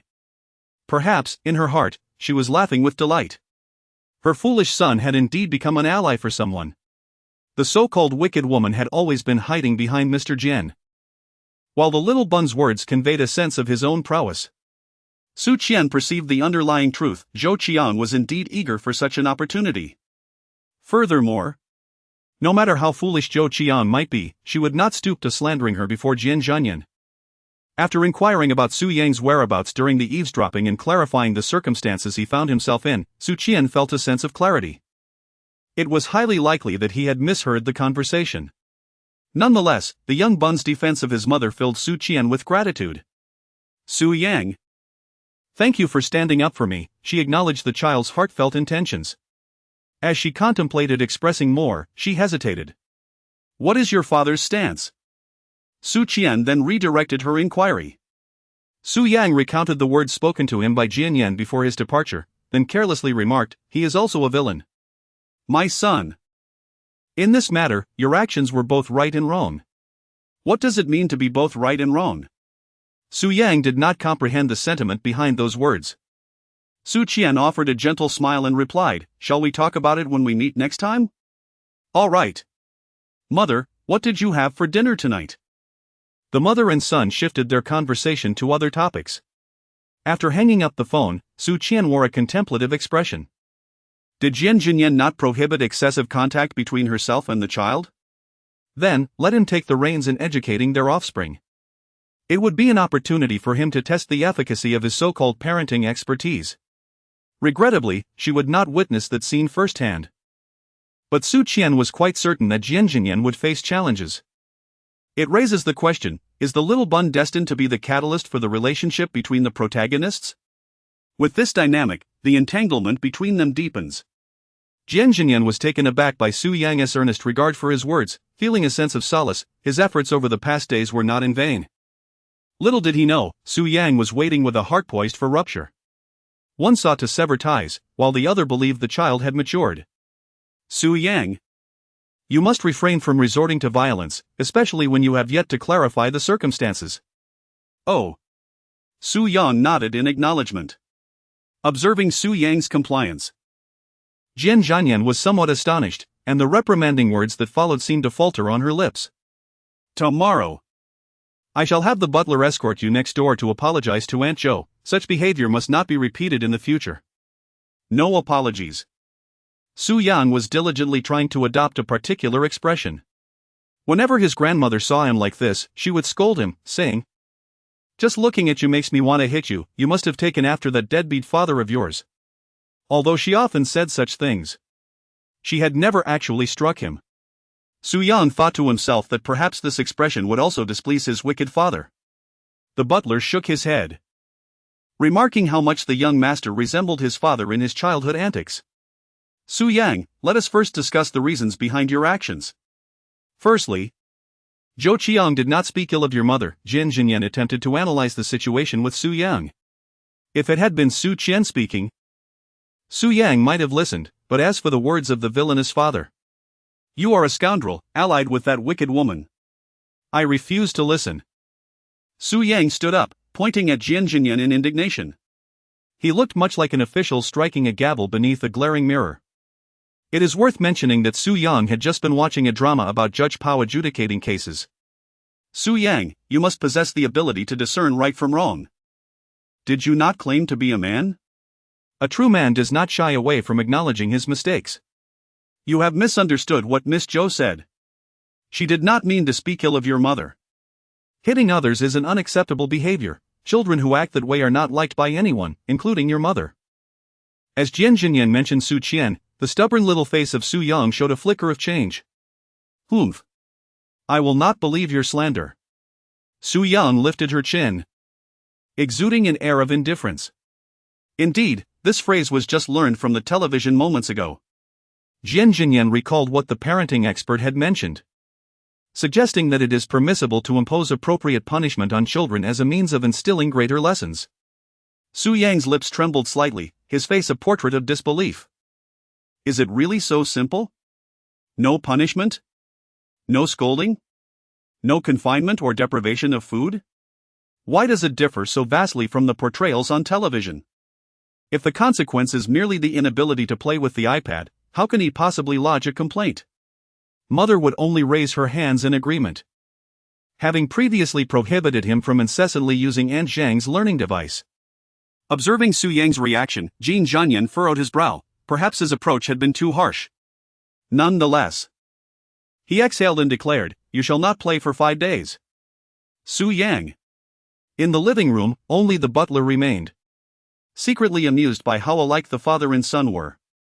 In the study, Jian Zhanyan was on the phone with a parenting expert, and Su Yang's reactions were entirely at odds with what she was saying. After listening to the monotonous advice of the expert, Jian Zhanyan hung up, rubbing his temples in frustration. The punishment of 5 days without an iPad hardly seemed effective. Su Yang had not recognized his mistake at all. Meanwhile, Su Yang pondered whether to call his mother, though he doubted she would come for such a trivial reason. As the clock approached 11, he tossed and turned, unable to sleep, and his stomach growled, prompting him to venture downstairs in search of a snack. The villa was illuminated by night lights, dim yet sufficient to illuminate the path. However, preoccupied with his thoughts, Su Yang misstepped and tumbled down the stairs, fortunate to have fallen only from the last 4 or 5 steps. A fall from the second floor would have been disastrous, yet even so, Su Yang was considerably hurt, his wrist throbbing painfully, rendering him immobile. The commotion from his fall, coupled with Su Yang's cries, roused everyone in the villa, particularly Jian Zhanyan, who rushed out from the study without a moment's rest. Upon seeing Su Yang sprawled on the floor, his pupils dilated in shock as he quickly descended the steps, inhaling deeply to regain his composure. He instructed the butler to summon the driver and turned to Su Yang, asking in a serious tone, "Where does it hurt?" "My hand hurts, Wowo, it hurts so much." By this time, Jian Zhanyan had assessed Su Yang's condition. Aside from his wrist, he appeared uninjured, which allowed him to breathe a sigh of relief. He gently lifted Su Yang and began to carry him outside. "Call my mother, I want to find my mother." "Su Qian, I want to find Su Qian, Wowo." Su Yang wept bitterly, feeling as though his heart might shatter from the anguish. "Do not fear. A visit to the hospital will remedy all," he was comforted by Jian Zhanyan's soothing words. Turning to the chauffeur outside the vehicle, he instructed, "Contact Miss Su and have her come to Rinxin Hospital." Upon hearing this, Su Yang ceased his futile struggles as the car made its way toward the hospital. Along the journey, he sobbed and called for his mother, his heart heavy with sorrow, for he believed that if she did not arrive soon, he would miss seeing her one last time. Meanwhile, Su Qian had retired early that evening, though her slumber was restless. When she received the butler's call, she was momentarily disoriented, suspecting she was still ensnared in a dream. "Miss Su, the young master has fallen down the stairs and injured his wrist. He is being taken to Rinxin Hospital, and he is crying for you." As the butler repeated the alarming message, Su Qian jolted awake, exclaiming, "What? Su Yang is hurt?" Without delay, she sprang from her bed, hailing a taxi to rush to the hospital. Chapter 62, The supporting role no longer bears the blame. The leads take a step back. The doctor assessed the child, noting a slight fracture in his wrist. The affected area has been immobilized with a cast, which can be removed in a few days without impacting his future well-being. After delivering the diagnosis, the doctor swallowed nervously, fearing any misstep in his words might tarnish his professionalism. He had previously met with the hospital director regarding equipment costs and had the fortune of encountering the esteemed Mr. Jian, the powerful head of the Jian group, his superior whom he could not afford to offend. Rather than fawning for favor, he understood that during such a distressing time, it was best to maintain an air of complete professionalism. Unbeknownst to Jian Zhanyan, the doctor was wrestling with a myriad of thoughts. Upon learning that Su Yang's condition was not severe, he felt a wave of relief wash over him. The child was safe. At that moment, Su Qian had also arrived at the hospital. She approached a nurse inquiring about a young boy with a wrist injury. Rinxin Hospital was vast, with the night clinic spanning 2 floors. Despite the late hour, many patients sought medical attention, and the nurse, having just completed an emergency case, had no recollection of the boy Su Qian described. Frustrated by the lack of information, Su Qian dialed Jian Zhanyan's number once more. Earlier, she had attempted to reach him, but her calls had gone unanswered, likely due to his preoccupation with Su Yang, which only heightened her anxiety. Fortunately, this time he answered, recognizing Su Qian's number. Jian Zhanyan immediately reassured her, stating, "Su Yang is fine, he has a minor fracture, but his recovery will not affect him in the future." Su Qian's anxious heart finally eased as she inquired, "I am at the hospital entrance, where are you?" "In the V3 ward on the 3rd floor. Upon hearing Jian Zhanyan's response regarding their location, Su Qian promptly ended the call. On the other end, Jian Zhanyan was unfazed by the sound of the disconnection, recalling that their very first conversation had concluded even more abruptly than this one. Su Qian turned to the nurse beside her and inquired about the way to the V3 ward. Upon hearing the ward number mentioned by Su Qian, The nurse's expression shifted momentarily, and she promptly replied, "Madam, please follow me." Within the hospital. It was common knowledge that the VIP wards on the third floor were reserved for individuals who required the personal attention of the director during each visit. Whether they were nurses or doctors, everyone treaded lightly on the third floor. Rumor had it that the hospital's research projects and equipment upgrades were all approved by the influential figures residing there, regardless of who these eminent individuals were. Those who stayed in this area were undeniably significant. Following the nurse's enthusiastic guidance, Su Qian arrived at the third-floor ward area, where she laid eyes upon Jian Zhanyan. The decor of the third-floor ward was exceptionally exquisite, rivaling that of private villas, and it bore no resemblance to a conventional hospital room. Su Qian strode purposefully toward the room where Jian Zhanyan had just emerged, her gaze unflinchingly fixed ahead as she proceeded without so much as a glance in his direction. Su Yang lay upon the hospital bed, his wrist encased in a cast and bound with a layer of bandages. His cheeks bore 2 abrasions, tinged with red. The sleeping child, with a furrowed brow and a pallid visage, had tears clinging to his long eyelashes. Su Qian picked up the gauze on the table and gently wiped away the tears from Su Yang's face. Subsequently, she exited the ward and discreetly gestured to Jian Zhanyan, who was leaning against the door, indicating a desire to converse outside. Before leaving the ward, Su Qian entrusted a nurse at the third-floor reception to assist in watching over the child. And then she and Jian Zhanyan made their way to the stairwell of the fire escape. The question lingered: what had caused Su Yang to fall? Su Qian crossed her arms, her gaze sharp and piercing. The male protagonist adhered to the teachings of so-called parenting experts, claiming to follow international guidelines, which implied a gentle approach. This was also why Su Qian felt assured that the little bun would provoke him and that he could handle the situation. However, she soon received a call informing her that something had happened to the child. The little bun, who had always been so robust in her presence, now appeared utterly frail, causing Su Qian to question whether her decision had been misguided. Could the male protagonist truly take good care of the child? As Su Yang stumbled down the stairs, he lost his footing. Jian Zhanyan leaned against the wall, his expression neutral as he explained, his voice slightly hoarse. Since Su Yang's injury, Jian Zhanyan had remained tense. Regarding Miss Zhou's incident, how did Mr. Jian ultimately treat Su Yang? Su Qian furrowed her brows and inquired. Jian Zhanyan turned his gaze towards Su Qian, a hint of scrutiny in his eyes, as if to ponder whether Su Yang's sudden aggression had been incited by her. With Su Yang now equipped with a smartwatch, communication between mother and son became markedly more effortless. Could it be that Su Yang had called his mother to inform her that Miss Zhou had arrived? Was Su Qian the instigator behind these actions? Otherwise, how would Su Qian have known such details? As for the reason, now that she appeared before him, merely adopting an accusatory tone was sufficient.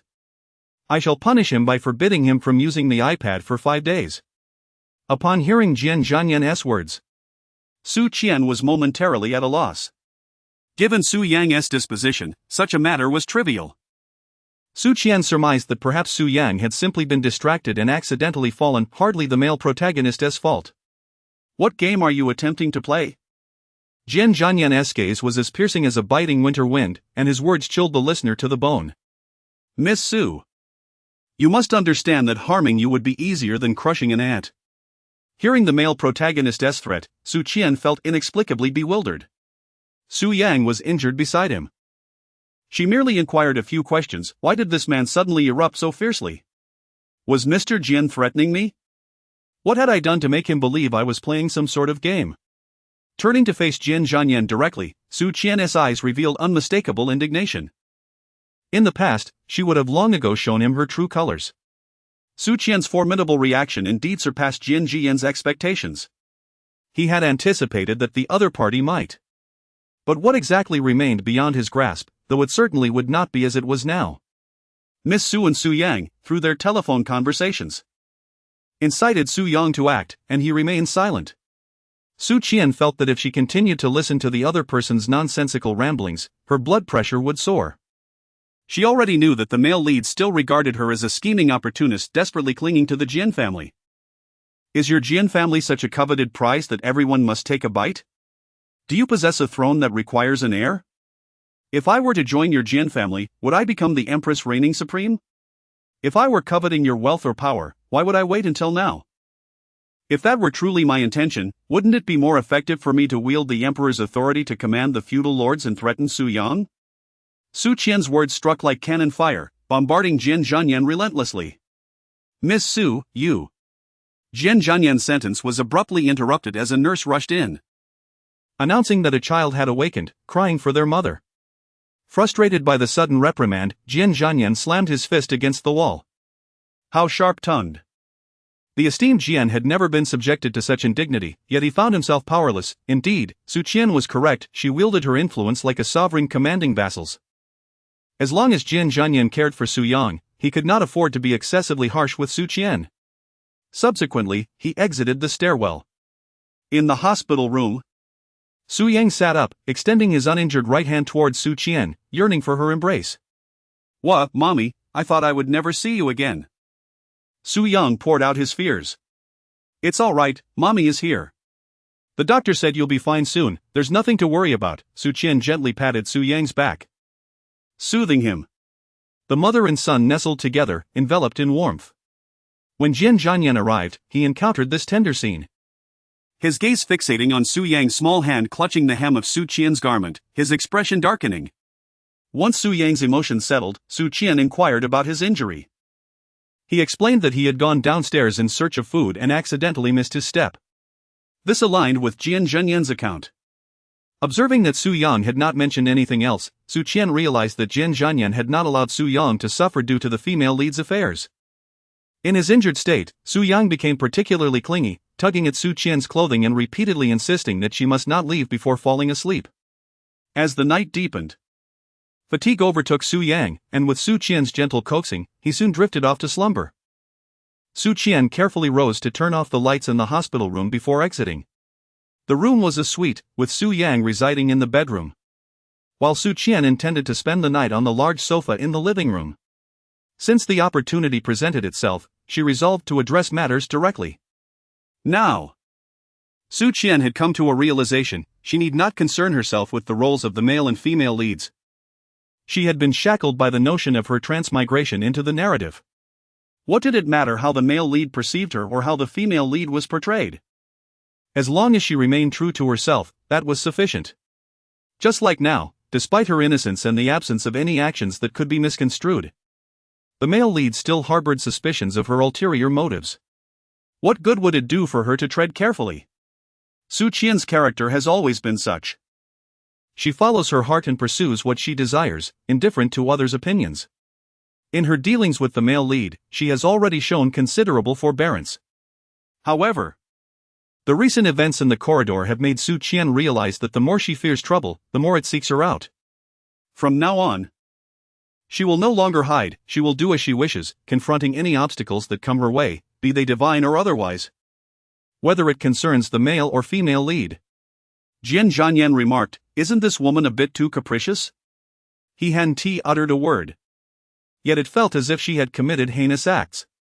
Miss Su still has a competition to prepare for, it seems she might not manage it all. Jian Zhanyan subtly declined her request. Su Qian let out a cold laugh and remarked, "You are not me, so how can you possibly know what I can manage?" Mr.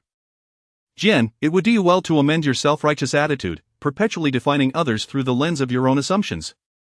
Su Qian's words were laced with sharpness, reflecting her considerable dissatisfaction with the male protagonist. Faced with such an aggressive Su Qian, Jian Zhanyan fell into silence. He surmised that her reaction stemmed from witnessing Su Yang's injuries, rendering her somewhat irrational. Engaging in discussions with emotionally unstable individuals yields no efficacy. After casting a glance at Su Qian, Jian Zhanyan chose to remain silent and left the room. His departure momentarily bewildered Su Qian, who had anticipated a confrontation and was prepared to drag the male protagonist out of the ward. She could not disturb the little bun's rest. What did the male protagonist's exit signify? In matters concerning their relationship, Su Qian resolved to take things one step at a time. Adhering to a principle of non-aggression, if one does not provoke me, I shall not provoke them. She stifled a yawn and reclined on the sofa, soon drifting into slumber. The following morning, upon rising, Su Qian settled by Su Yang's bedside to peruse the newspaper, hoping that when the little bun awakened, he would find her presence, instilling a profound sense of security within him. Good morning, Mama, Su Yang greeted her with a broad smile, his face no longer bearing the remnants of yesterday's fear. Hearing Su Qian's voice, Su Yang beamed with delight, reveling in the comfort of being with his mother. Su Qian conveyed to Su Yang that while it is indeed correct for children to defend their parents, resorting to violence indiscriminately is unacceptable. There are myriad approaches to resolving conflicts. She illustrated that if he had harmed Zhou Qian yesterday, the police would certainly pay a visit. The essence of Su Qian's words resonated with Jian Zhanyan's sentiments, urging Su Yang to refrain from impulsively resorting to violence. It is imperative to comprehend the situation thoroughly, oftentimes. Once one resorts to physical confrontation, even a justified cause may devolve into an unjust one. Su Qian endeavored to elucidate this principle in a manner both simple and comprehensible, so that Su Yang could grasp it clearly. Observing the young boy nodding repeatedly, Su Qian was uncertain whether he truly understood. Looking at her obedient and charming son, she couldn't help but lean in to plant a gentle kiss on Su Yang's small face. Upon hearing this, Su Yang's face flushed crimson. Ever since he began attending kindergarten, he had insisted that his mother could no longer kiss him, declaring, "Mother, you cannot kiss me anymore, I am a man now." At that moment, upon hearing Su Yang's proclamation, the original owner immediately acquiesced to the child's wishes. However, Su Qian, unfazed, retorted, "Who says that becoming a man means one cannot receive a mother's kiss?" With that, she bestowed another affectionate kiss upon him. Su Yang yearned to adopt a stern expression and firmly declare that it was unacceptable, yet as Su Qian spoke, she playfully pinched Su Yang's armpit. Mother and son erupted into a lively commotion, their playful bickering filling the air. Su Yang also forgot to mention this matter. A man should not be overly sentimental. This misunderstanding arises from the childish whims of Xiao Baozi. Now that Su Qian has shattered such notions, it is of little consequence. Upon returning home, Su Yang discovered that his room had been transformed into Su Qian's office space.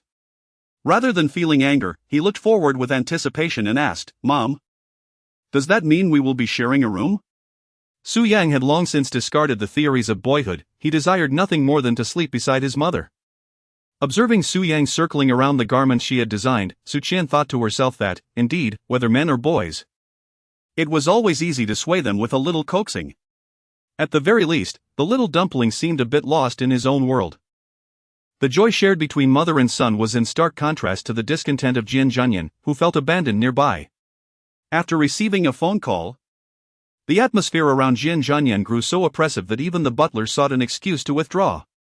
As dusk descended, Jian Zhanyan sat in his study, gazing out the window with a grave expression. Suddenly, as if struck by an epiphany, he grabbed his car keys and departed from the Jian residence alone.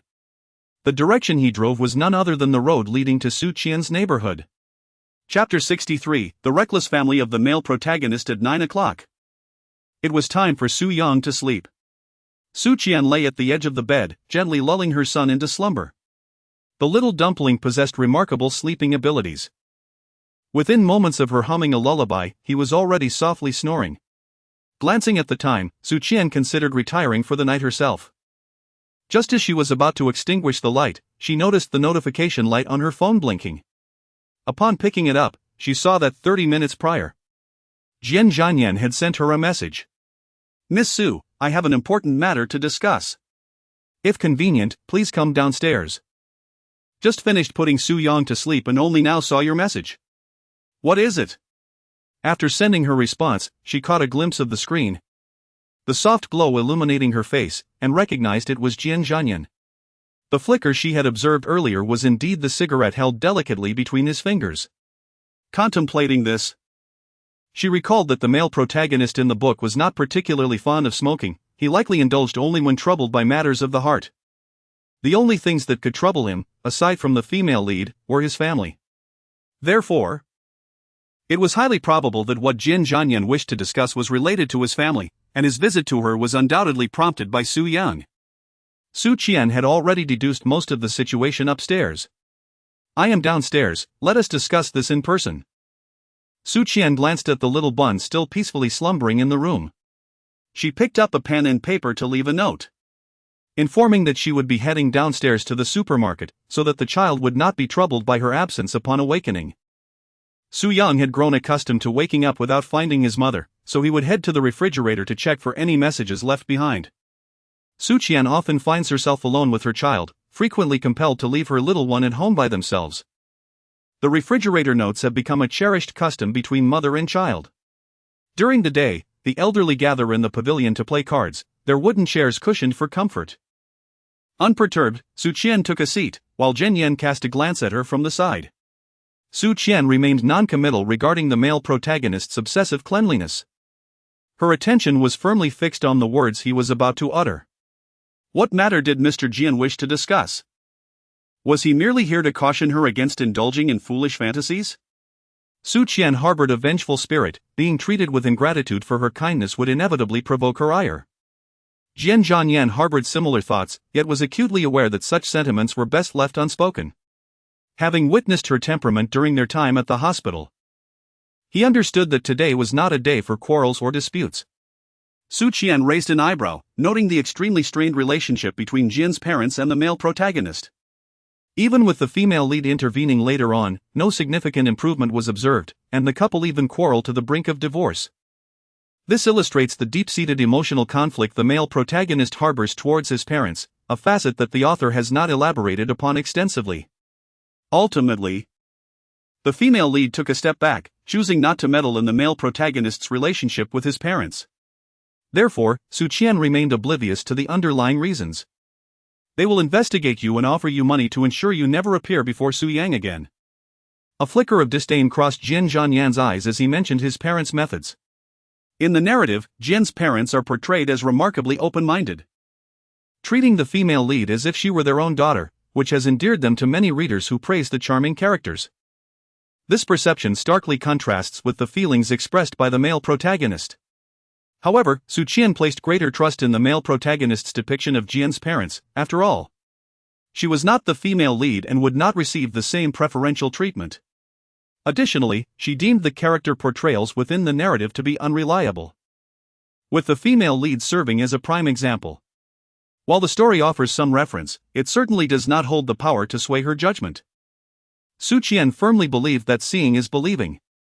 Miss Su need not concern herself with them, they do not represent my stance, was the essence of Jian Zhanyan's intended message.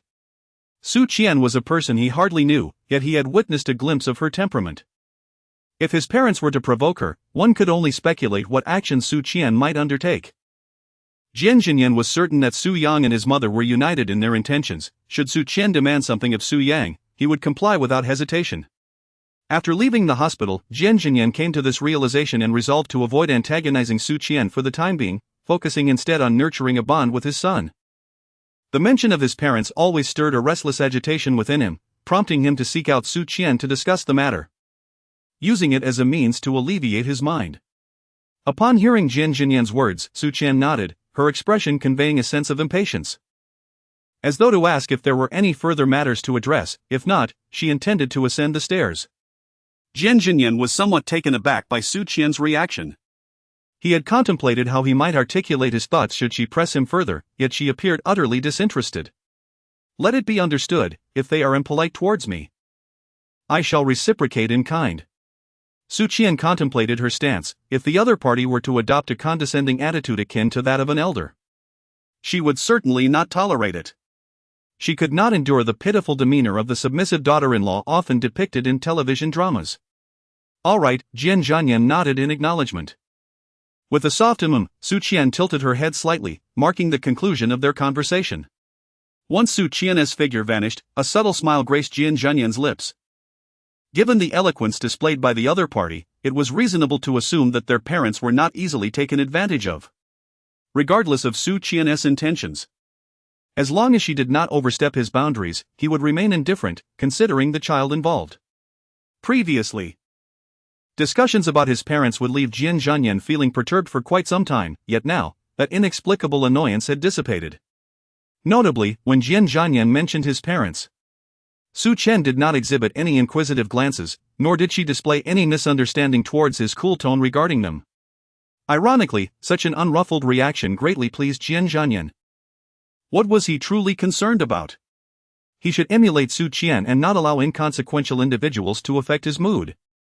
Contrary to his expectations that Su Qian would treat the matter with utmost seriousness, she appeared unusually nonchalant, which in turn eased Jian Zhanyan's spirits. It proved to be quite foresight for Jian Zhanyan to broach this topic in the dead of night, for the following morning Su Qian received a phone call from someone claiming to be Su Yang's grandmother. Initially taken aback by the title, she quickly realized it was Jian Zhanyan's mother. The caller insisted that Su Qian add them on WeChat to arrange a video call with Su Yang. The Jian family made the call at 7 in the morning. A time when little Baozi was still asleep, prompting Su Qian to step out onto the balcony to take the call. As anticipated, she, the minor character, indeed received no affection from the Jian family. Upon confirming that she was Su Qian, the tone of Jian's mother took on a distinctly superior air. Throughout the conversation, Su Qian managed only to state, "I am Su Qian," before listening to the other party's demands. Jian's mother felt an added distaste for Su Qian. Having only learned from her daughter that a woman had borne her son a child, what could the motivation be for a woman to bear a child without any recognition? Surely, it was an attempt to seize the Jian family's wealth, and thus, Jian's mother naturally regarded the unseen mother of her grandson with a sense of superiority. If the woman aspired to marry into the Jian family, she must first seek to curry favor, making demands would surely compel the mother of the child to comply.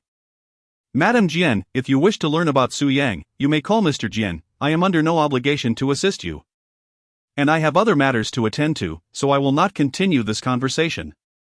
With that, Su Qian hung up and promptly blocked the number. It took Jian's mother more than 10 seconds to process that she had been cut off, her fury escalating as she prepared to dial a fifth time. Was she, perhaps, blocked? After pouring herself a glass of water to calm her nerves, she seethed internally, vowing that such a woman would never be admitted into the Jian household. Even if she had borne a son, there would be no leveraging motherhood for status. As her anger mounted, Jian's mother called her daughter, Jian Zhanyan, who was about to board a flight. Chewing gum and blowing bubbles, she answered, "Mom, make it quick, I have 5 minutes before boarding." "I just spoke with that woman." Jian's mother ranted about Su Qian, labeling her as rude, unrefined, and a gold digger. Venting her frustrations lightened her burden somewhat, and she thought of her daughter's fiery temperament, confident that Jian Zhanyan would not let Su Qian off easily. "Got it, Mom. Don't worry, leave it to me." Jian Zhanyan replied, eager to end the conversation, as she was not fond of her mother's incessant chatter. As she boarded the plane, her mind wandered to the words of her friend Zhou Qiang. Zhou Qiang, not only a childhood companion but also her senior from abroad, was someone Jian Zhanyan held in high regard. Jian Zhanyan learned about her brother's child from Zhou Qiang, who had shared several concerning details about the mother. An image emerged in Jian Zhanyan's mind of a calculating, cunning woman who was rude and ungrateful. The thought of the woman giving birth to her brother's child stirred a sense of rivalry for the position of matriarch of the Jian family. During the call, Jian Zhanyan inquired if Zhou Qiang still harbored feelings for her brother. Zhou Qiang was notoriously shy about romantic matters. Jian Zhanyan had only discovered her long-standing infatuation through an accidental glimpse of her diary. Now, unexpectedly, a woman had appeared with a 5-year-old child claiming to be her brother's son. 5 years. 5 years of silent endurance. Only to emerge when the child was old enough to remember his mother, seemingly to prevent the Jian family from disinheriting him. With her presence, that woman's dreams of grandeur were destined to shatter. Su Qian, believing she had no need for the Jian family, felt indifferent to Jian's mother's intrusion. It was as though the wind had brushed past her without leaving a trace. However, had Jian Zhanyan not come to her the previous day with those words, Su Qian would surely have sought out the male protagonist for a confrontation. Given that he had approached her in the dead of night, she chose to refrain from stirring up trouble. At this moment, she had little time to contemplate other matters. Her primary concern was how to persuade Su Yang to avoid the limelight. Yet, she was given no opportunity to decline, as the call commenced with sweetened promises. Declaring that the director valued Su Qian's segment highly and that all other contestants had completed their recordings, so they would finish with her and she could leave for the day. It was a considerable concession, and feeling unable to refuse, Su Qian acquiesced. The production team was accommodating, but Su Qian was utterly unprepared for Su Yang's obstinacy. "Why can't I be on television with Mom? Doesn't Mom want to acknowledge me as her son?" Little Baozi, having been injured, had become somewhat sentimental. Once a fearless little tyrant, he now wore a pitiful expression. openly displaying his feelings of hurt. Su Qian harbored suspicions that this little tyrant was merely employing a different strategy to deal with the adult, yet lacking any evidence. She could only pacify him for the time being. Casting a glance at Su Yang's plastered wrist, Su Qian infused a bit more patience into her approach, continuing to appeal to his emotions and reason. However, it became evident that when a child throws a tantrum, grand principles hold no sway. He simply would not listen. Chapter 64. Sir, the young master appeared on television. Does mother not love Xiaoyang anymore? Does mother feel that Xiaoyang appearing on television is an embarrassment to you? Does mother wish for another child to take his place? Where on earth had he learned such words? Su Qian rubbed her forehead, bewildered by how this little tyrant had begun to speak in such a refined manner. Su Yang did not place much significance on the prospect of appearing on television. At merely 5 years of age, the notions of fame and recognition were far from his thoughts. His resolute desire to join Su Qian on screen stemmed primarily from the previous live broadcast. Although still in kindergarten, Su Yang was capable of writing numerous characters, enabling him to discern the comments referring to Su Qian as sister and wife. A sense of urgency enveloped the young Su Yang, for he perceived a threat. They were attempting to usurp his mother. He felt compelled to convey to the viewers of the live stream that their mother belonged to a child, and thus, she could not be taken away by others. Su Qian once again felt the stubbornness of the little tyrant, just as he had adamantly refused to give her 2,000 yuan to buy a phone. In fact, in order to appear on television with Su Qian, Su Yang even shed tears. The little tyrant was a child who rarely cried. With tears glistening at the corners of her eyes, Su Yang sniffled and said, "I want to be on television with mommy." At other times, Su Qian could be resolute in her refusal, but now, seeing the little bun with his hands wrapped in bandages and his cheeks marred by scabs from scrapes, the sobbing Su Yang appeared utterly pitiful. Sighing, Su Qian contemplated a compromise. It was permissible for Su Yang to appear on television, yet he must remain unrecognizable. Given the connection to the male protagonist, it was prudent to prioritize Su Yang's safety and consider various factors that necessitated anonymity. The method proposed by Su Qian was to have Su Yang appear solely through his voice. "Can I call you mother?" Su Yang asked, with a quiver in his voice. Su Qian looked at Su Yang with a head full of questioning marks, pondering when she was ever forbidden from calling her mother. "Of course it is permissible. I am your mother, why shouldn't you call me that?" Su Qian extended her pinky finger, intertwining it with Su Yang's. As they did so, Su Yang chanted, "A pinky promise for 100 years, never to change." Su Qian gently wiped the little flower-patterned face of Su Yang and said, "Hurry and wash your face, or the guests will surely mock you as a crybaby." Upon hearing this, Su Yang hurriedly ran to the restroom to wash his face. Watching her son scamper away, Su Qian smiled as she approached the door. The production team had assured Su Qian that they would not film the exterior of the community, only the interior, as she wished to keep her residence confidential. The individual accompanying her was the chief director, who had just completed filming at Zhou Chang's home. Compared to the meticulously designed setting, it was evident that Zhou Qian was far more eager for the director to capture the ambience of her abode. The affluent villa district in B City marked the director's inaugural visit. In his eyes, both Zhou Qian and Su Qian were embodiments of opulence, their innate grace revealing their distinguished backgrounds. Having just come from Zhou Chang's residence, the director was struck by the stark contrast he perceived upon arriving at Su Qian's home. This was an aging community, and he had not anticipated that Su Qian would reside in such a place. Initially, he had dismissed the thought while observing her ride by on a bicycle, but in retrospect, it might indeed suggest economic constraints. Despite the community's dilapidated state, Su Qian had maintained a tidy and inviting interior. The warm yellow flooring harmonized beautifully with the wooden furniture, while vibrant flowers bloomed on the windowsill, infusing the room with a cozy atmosphere. Upon entering, one could sense that the lady of the house was undoubtedly passionate about life, a person of refinement. This impression aligned perfectly with Su Qian's demeanor, the director mused. Just as he had gathered his thoughts, he was struck again by a wave of surprise. Su Yang emerged from the restroom and rushed to his mother's side, calling out "Mama," before bowing politely to the cameraman and the director, cheerfully greeting them with "Hello, Uncle." At 5 years old, Su Yang's voice was soft and endearing, clad in a delightful little yellow duck sports outfit, resembling a charming little rice ball. The hearts of the two grown men, director and cameraman, melted at the sight of such an adorable child. Wait a moment, did he just say mama?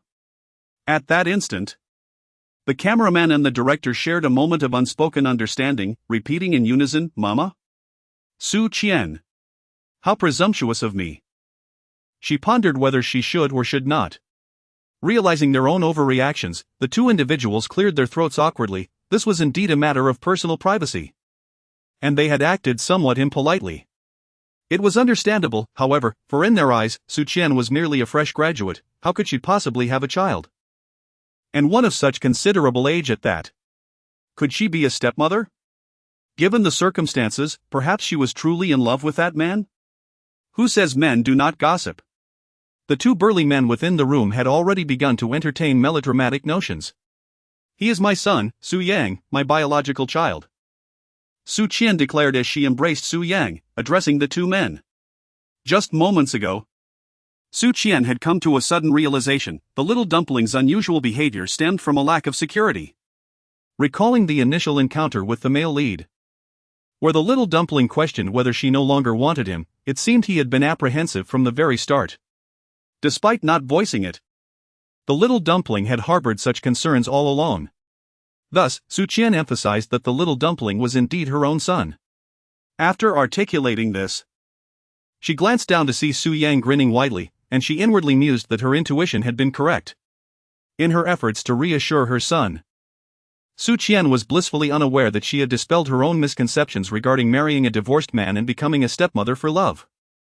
Su Qian merely introduced Su Yang as her own son, deeming further explanation unnecessary.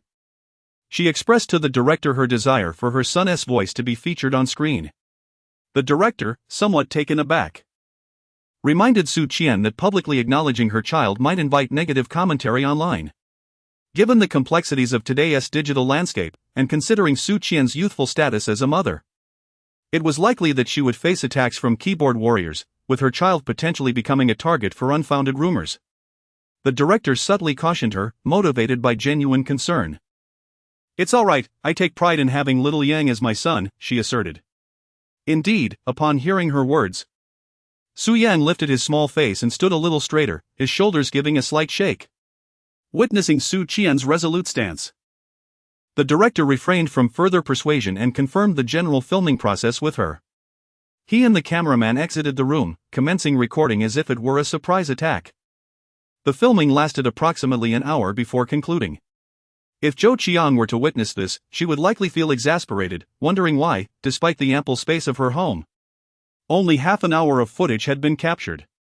Su Qian had not anticipated that the filming would extend for such a prolonged duration, as her prior conversation with the director over the phone indicated that it would conclude in approximately 20 minutes.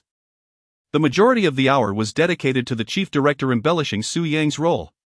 Originally, Su Qian intended for Su Yang to deliver merely a line during the shoot, a token acknowledgement, to which the director had concurred. However, when Su Yang inquired, "Mom, is this pouch designed for me?" the chief director's inspiration surged uncontrollably, leading to an array of dialogues being crafted for Su Yang, whose character was portrayed as an inquisitive child, constantly bombarding his mother with questions. Su Qian felt that these queries were rather demanding of her son, yet it proved that she had underestimated little Baozi. After the director recited the lines, he asked Su Yang if he could memorize them in 10 minutes. Su Yang looked at the chief director with a somewhat bewildered expression, as if to say, "Is this uncle a bit slow?" The director chuckled awkwardly, momentarily questioning if he had erred in his delivery. Subsequently, he was astonished to hear Su Yang accurately recite his earlier words, word for word. The chief director exclaimed in disbelief, "You memorized that after just one hearing? These are merely simple questions logically derived, why would you need to memorize them?" The perplexity expressed in Su Yang's words, when it reaches the ears of the chief director, is met with the calm demeanor of a prodigy. It is not surprising that adults can adapt, but this child is merely 5 years old. To be precise, he is just 4 years old. "Very well, dear child, let us commence filming." Thus, the chief director is exceptionally attentive. It was the first time Su Qian had witnessed the earnest chief director burst into such laughter, resembling a quirky uncle. Fortunately, the little bun had a brave disposition. Most children might have been frightened to tears. The Tianlu competition was scheduled for live broadcast on television on Saturday, with the footage filmed today set to be released on the official website at noon on Friday, followed by a televised airing at 10 o'clock that evening. At noon, Su Yang and Su Qian sat together at the dining table, adorned with fruits and snacks. Su Qian opened the official website of Yunduo Station on her phone. After the filming, she had specifically inquired about the broadcast time from the director, as the little bun had been eagerly anticipating it since early morning. This was the first time the mother and son would appear on television together. Initially, Su Qian didn't think much of it. But seeing the little bun's excitement stirred her own anticipation. "Oh dear, it's 12 o'clock. Mom, refresh the page quickly," Su Yang urged, glancing at his little watch as the hands ticked past noon. At that moment, Su Qian comprehended what the director had meant by promotional footage. Observing the little bun's enthusiastic and proud demeanor, she tucked away her phone and continued watching with Su Yang. After the program aired, netizens engaged in discussions about Su Qian having a child, but it failed to ignite significant buzz. Though Su Qian gained some attention after the first episode, she still remained an ordinary person in comparison to celebrities. This sort of gossip concerning motherhood did not attract much scrutiny. Among the chatter, some so-called insiders claimed that the Zhou family was exceptionally prominent and wealthy, with numerous netizens referring to Zhou Qiang as a beautiful sister and little princess. Zhou Qiang seemed to be on a trajectory to become an internet sensation, cultivating her celebrity status. Halfway through the program, Zhou Qiang's segment had already propelled her onto the trending topics. Su Qian even suspected that this was orchestrated by Zhou Qiang herself. After browsing through Weibo, Su Qian felt relieved to find that no one had uncovered the identity of the little bun. Her earlier anxiety seemed unwarranted. For who would know that the little bun was the son of Jian Zhanyan? Su Qian continued to place her phone on the stand, observing the records of the remaining contestants. Knowing both herself and her opponents would ensure her victory in every battle. She also took note of the conditions of the other competitors. This marked the first moments of little Baozi's journey into the world of social media. Su Qian gave a like, then went to the kitchen to fetch the freshly prepared soup, a pork rib broth that Su Yang specifically requested. Unbeknownst to Su Qian, who believed that only she was in Su Yang's WeChat, the butler also liked her post after she did. At that moment, Jian Zhanyan had just finished a meeting and frowned upon seeing the video sent by the butler, hesitating to open it. His first thought was that the butler's WeChat account had been hacked. Although the butler had added him on WeChat, they typically communicated via phone, rarely, if ever, through messaging. Soon after, Jian Zhanyan received a message from the butler. "Sir, the child's voice inside is that of the young master." Jian Zhanyan raised an eyebrow and opened the video. The innocent and cheerful voice of a child reached his ears, and Jian Zhanyan's expression became somewhat complex. Su Yang only spoke in such a coy and endearing tone when conversing with Su Qian. In the Jian household, he always appeared as a mature little adult, whether speaking to him or the butler. Picking up his phone, Jian Zhanyan opened Su Qian's text conversation, preparing to type, when a call interrupted him. Upon seeing who was calling, Jian Zhanyan felt a flicker of impatience but answered nonetheless. "Brother, that woman is going too far. She actually used my nephew as a tool to gain attention," she exclaimed furiously, calling Jian Zhanyan. Chapter 65, You Have an Aunt. "And mother might have to deal with her. This matter does not concern you." Jian Zhanyan's tone was icy over the phone, lacking any warmth that a brother would typically show his sister. "This is not your concern." Jian Zhanyan tapped his fingers on the table, his patience beginning to wear thin. "If my nephew is around that woman, he will be led astray. Brother, trust me, that woman has ulterior motives." Jian Zhanwei slammed her hand on the table in anger, desperately trying to reason with him. Her brother, a titan in the business world, could hardly comprehend a woman's petty schemes. "Madam, the last dish, the fortune soup, has been served. I wish you a pleasant dining experience." Jian Zhanwei gestured for the waiter to be silent, then waved him away. The fortune soup was a dish developed by the Jian family hotel, having won international acclaim, yet available only domestically. Jian Zhanyan identified the core issue, and his nonchalant tone rendered Jian Zhanwei's deceit transparent. Of course, this was Jian Zhanwei's own assumption of her exposure. In reality, Jian Zhanyan was outsmarting her. This dish was indeed a creation of the Jian family's culinary department, but the name was not exclusive to their restaurant, as it was also common internationally. While this line might not be effective for others, it was sufficient to deceive Jian Zhanyan. Working in H country, Jian Zhanyan primarily focused on gaining experience to enhance her resume. She had no intention of involving herself in the internal strife of the company, as she was not driven by ambitions of promotion or salary increase. With a strong background, her boss treated her kindly, allowing her to maintain a neutral stance without being targeted.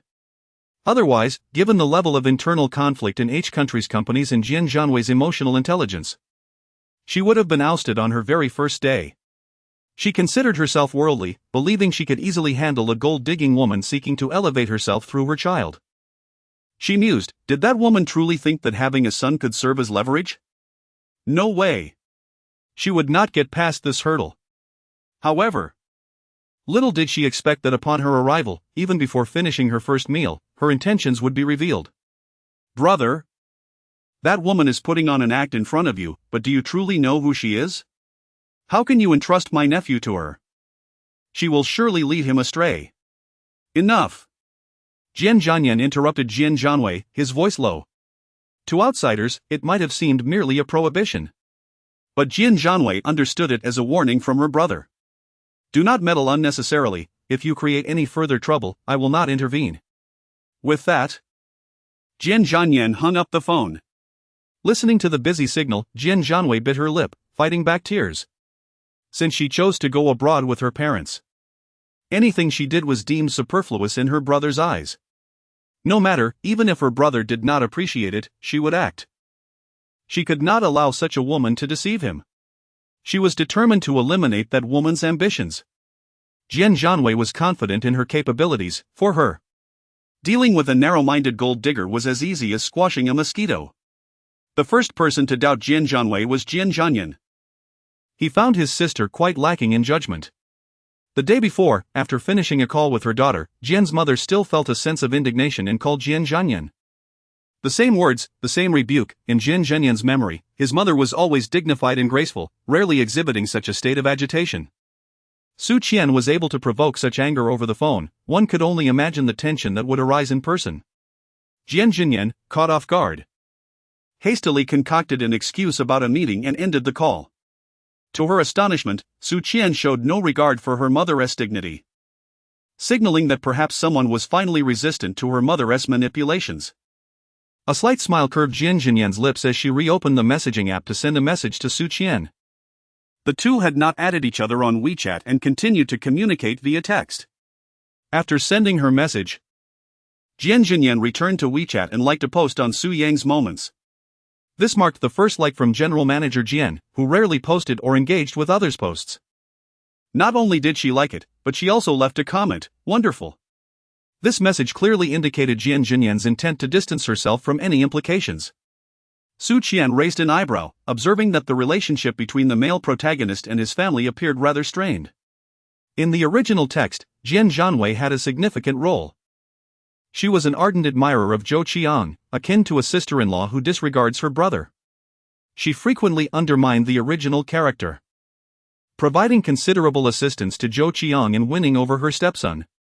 Thus, she could be considered a reliable ally of the female protagonist. The Jian family's parents were aware of Su Yang's existence, which was likely divulged to Jian Zhanyan by Zhou Qian, who in turn informed the Jian family. Although Qian was reluctant to acknowledge it, the reality was evident. Zhou Qian regarded her as a rival in love, which prompted her to manipulate the Jian family to counter Qian, hoping to benefit from the ensuing conflict. If she truly harbored feelings for the male protagonist, this tactic might prove effective. However, that was not the case, as the male protagonist's family elicited no sense of pressure from her.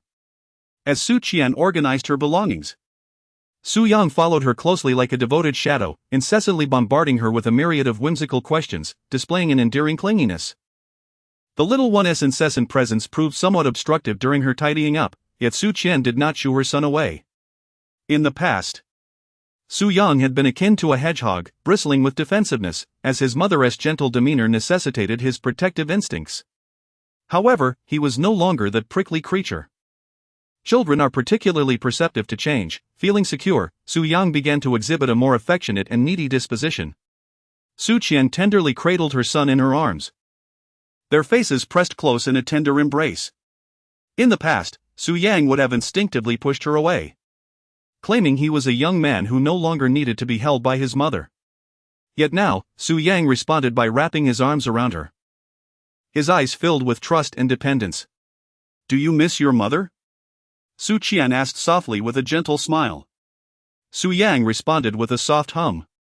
Although his father's villa was spacious and bright, resembling a castle, in Su Yang's heart, the cozy little abode in the old, dilapidated neighborhood was his true home. If one were to define the Jian residence, it could only be described as a transient space. Indeed, this term was one that Su Yang had learned from watching television. At the tender age of 5, Su Yang pondered far more than adults often assumed. He was genuinely happy staying with his father, but that contentment was limited. His true desire was to live with his mother. His mother was preparing for a competition, and as his grandmother had once said, he was the one who had hindered her dreams. Now, she was off to pursue those aspirations, while he resided with his father, determined not to burden her with worry. In the small confines of a 5-year-old's mind, he understood far more than one might think. Upon hearing Su Yang's response, Su Qian felt an indescribable emotion. A yearning to take her child wherever she went. "Once the competition is over, shall we visit the amusement park?" she proposed. "I will accompany you to experience every single attraction there." Last year, a new amusement park had opened just 3 stops away from Su Qian's neighborhood. And all of Su Yang's classmates had already visited. Unfortunately, due to her demanding job and financial constraints, the mother and son had settled on a plan to go the following winter, when Su Qian's food factory would have a holiday and issue year-end bonuses, allowing them to enjoy themselves fully. Su Yang was remarkably understanding. He did not whine or demand to go, but simply noted the trip to the amusement park in his little notebook. Reflecting on the past, Su Yang had always been quite mature, and his spirited nature was not a flaw. "Really?" Upon hearing Su Qian's words, Su Yang's eyes sparkled with delight, and he extended his hand, saying, "Let's make a pinky promise." The mother and son entwined their pinky fingers, and Su Yang recited the incantation of a pinky promise for 100 years, never to change. Once he was soothed, Su Qian resumed packing their belongings. She wished to shield her child from the sorrow of parting, instead nurturing a sense of joyful anticipation for their next reunion. The effect was palpable. Su Yang's little brows unfurrowed. Naturally, he continued to follow Su Qian step by step. Ultimately curling up inside the suitcase, he turned to Su Qian and pleaded, "Mom, please pack me in the suitcase too." Su Yang has become particularly clingy towards Su Qian, and his personality no longer exudes impatience. His speech now carries a gentle, tender quality that evokes a desire to reach out and softly caress his little face. Su Qian emerged from her bedroom, bemused by Su Yang's words and his antics as he rummaged through the suitcase. Just as she was about to speak, her little bun suddenly sprang forth, circling around Su Qian, exclaiming, "The dress designed by Mommy is absolutely marvelous, it will surely win first place." The entire process would be meticulously recorded, alleviating Su Qian's concerns about any potential mishaps that could compromise their creation. The production team was far more vigilant than the competitors themselves. A flaw in the design would not only squander the efforts and dedication of the contestants but also affect the staff involved. This was not merely a variety show. The designers participating in the competition might very well alter the trajectory of their lives. The chief director was acutely aware of this and had emphasized the necessity of continuous recording to ensure that no issues would arise. Observing the staff who came to collect the garments, their careful demeanor made Su Qian reflect that although Director Zhang appeared somewhat simple-minded with his crinkled smile, he was, in fact, highly capable and diligent. The staff not only took away the contestants' outfits but also offered to assist in transporting their luggage. Su Qian quickly urged Su Yang, who had inexplicably settled himself back into the suitcase, to rise. She then zipped it up and handed it over to the staff. Even the workers remarked that they had collected luggage from about 20 contestants, and Su Qian's was the lightest. After a long day of hauling heavy bags, they expressed their astonishment at encountering such a light load. Su Yang pouted, unwilling to leave. Jian Zhanyan admired Su Yang partly due to his brotherly lineage, yet loathed the fact that he bore half of Su Qian's genes. Thus, whenever Su Yang threw a tantrum, Jian Zhanyan would express her displeasure, remarking that he had inherited his mother's undesirable traits. Jian Zhanyan was candid and outspoken. Yet she remained oblivious to the immense pressure her seemingly thoughtless words imposed on the little bun. Contemplating this, Su Qian's eyes darkened with concern. Su Qian decided to give Su Yang a heads up regarding the fact that he has an aunt who may find this matter rather distasteful. Su Qian would certainly not express it so bluntly, she merely conveyed to the little bun that human personalities are diverse, among which there exists a type that is particularly hurtful with their frankness and candor. Her aunt might belong to such a category. Su Qian further added that if her aunt were amiable, they could coexist harmoniously. After all, that was merely a narrative from a book, the events had yet to unfold. And it was premature to pass judgment on Jian Zhanyan. The little bun nodded in a semblance of understanding, pondering that his mother must be reluctant to part with him. Quite well, this was a remark that had not truly registered. At that moment, Su Qian was unaware that in half an hour she would have her first encounter with Jian Zhanyan. Chapter 66, Breaking the Left and Right Arms of the Protagonist.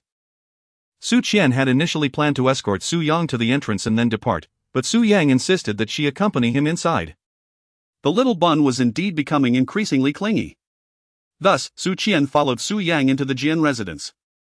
As soon as she entered the hall, she noticed a distinct change within the home, the most striking of which was the flower arrangement. All the vases had been filled with vibrant red roses. While the lush red roses were undeniably beautiful, their overwhelming presence, clustered densely throughout the space, rendered the atmosphere rather gaudy.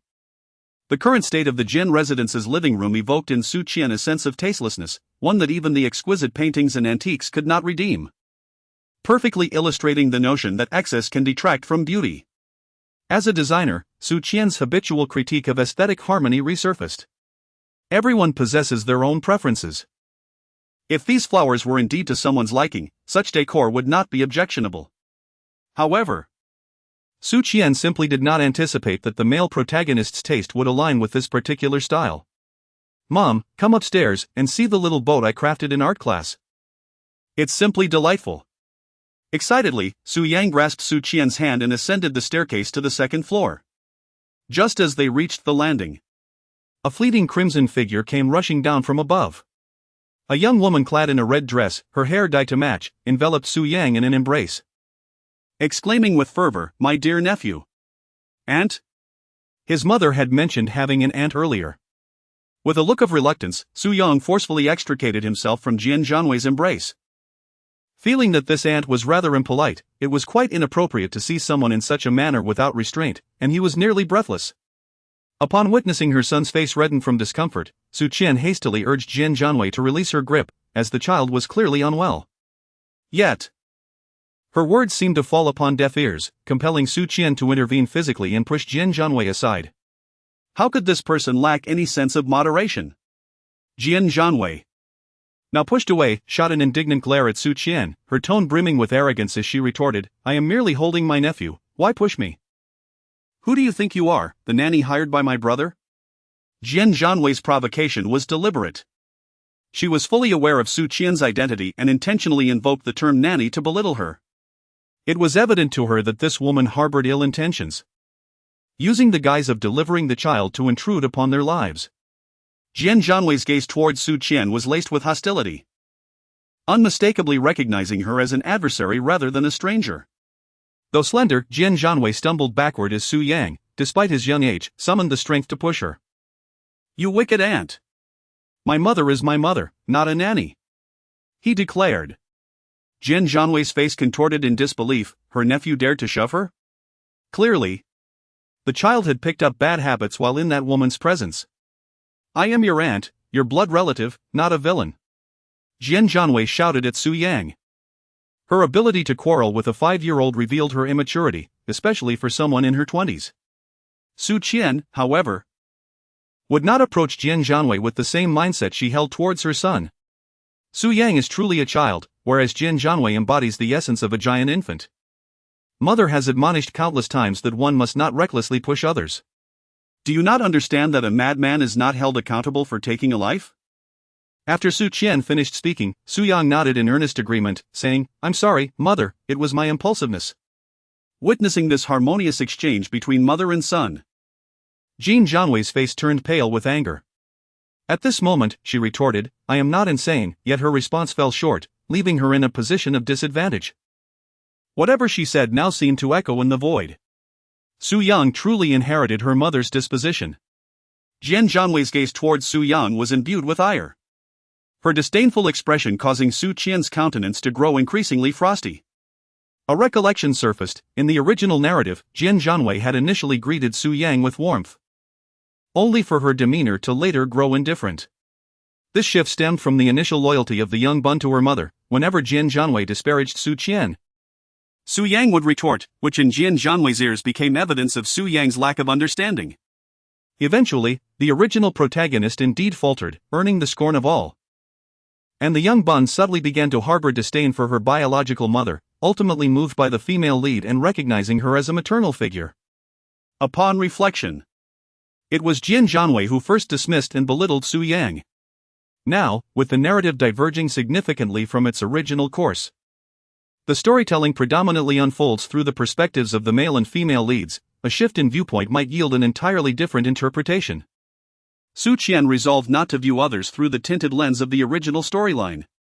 Yet, observing Jian Zhanyan's current conduct, it was evident that she mirrored her written counterpart precisely. If that were the case, there was no need for Su Qian to maintain her civility. How dare you speak to me in such a manner? Jian Zhanyan exclaimed, her finger trembling slightly as she pointed at Su Qian. When your index finger points at me, the other three fingers simultaneously point back at yourself.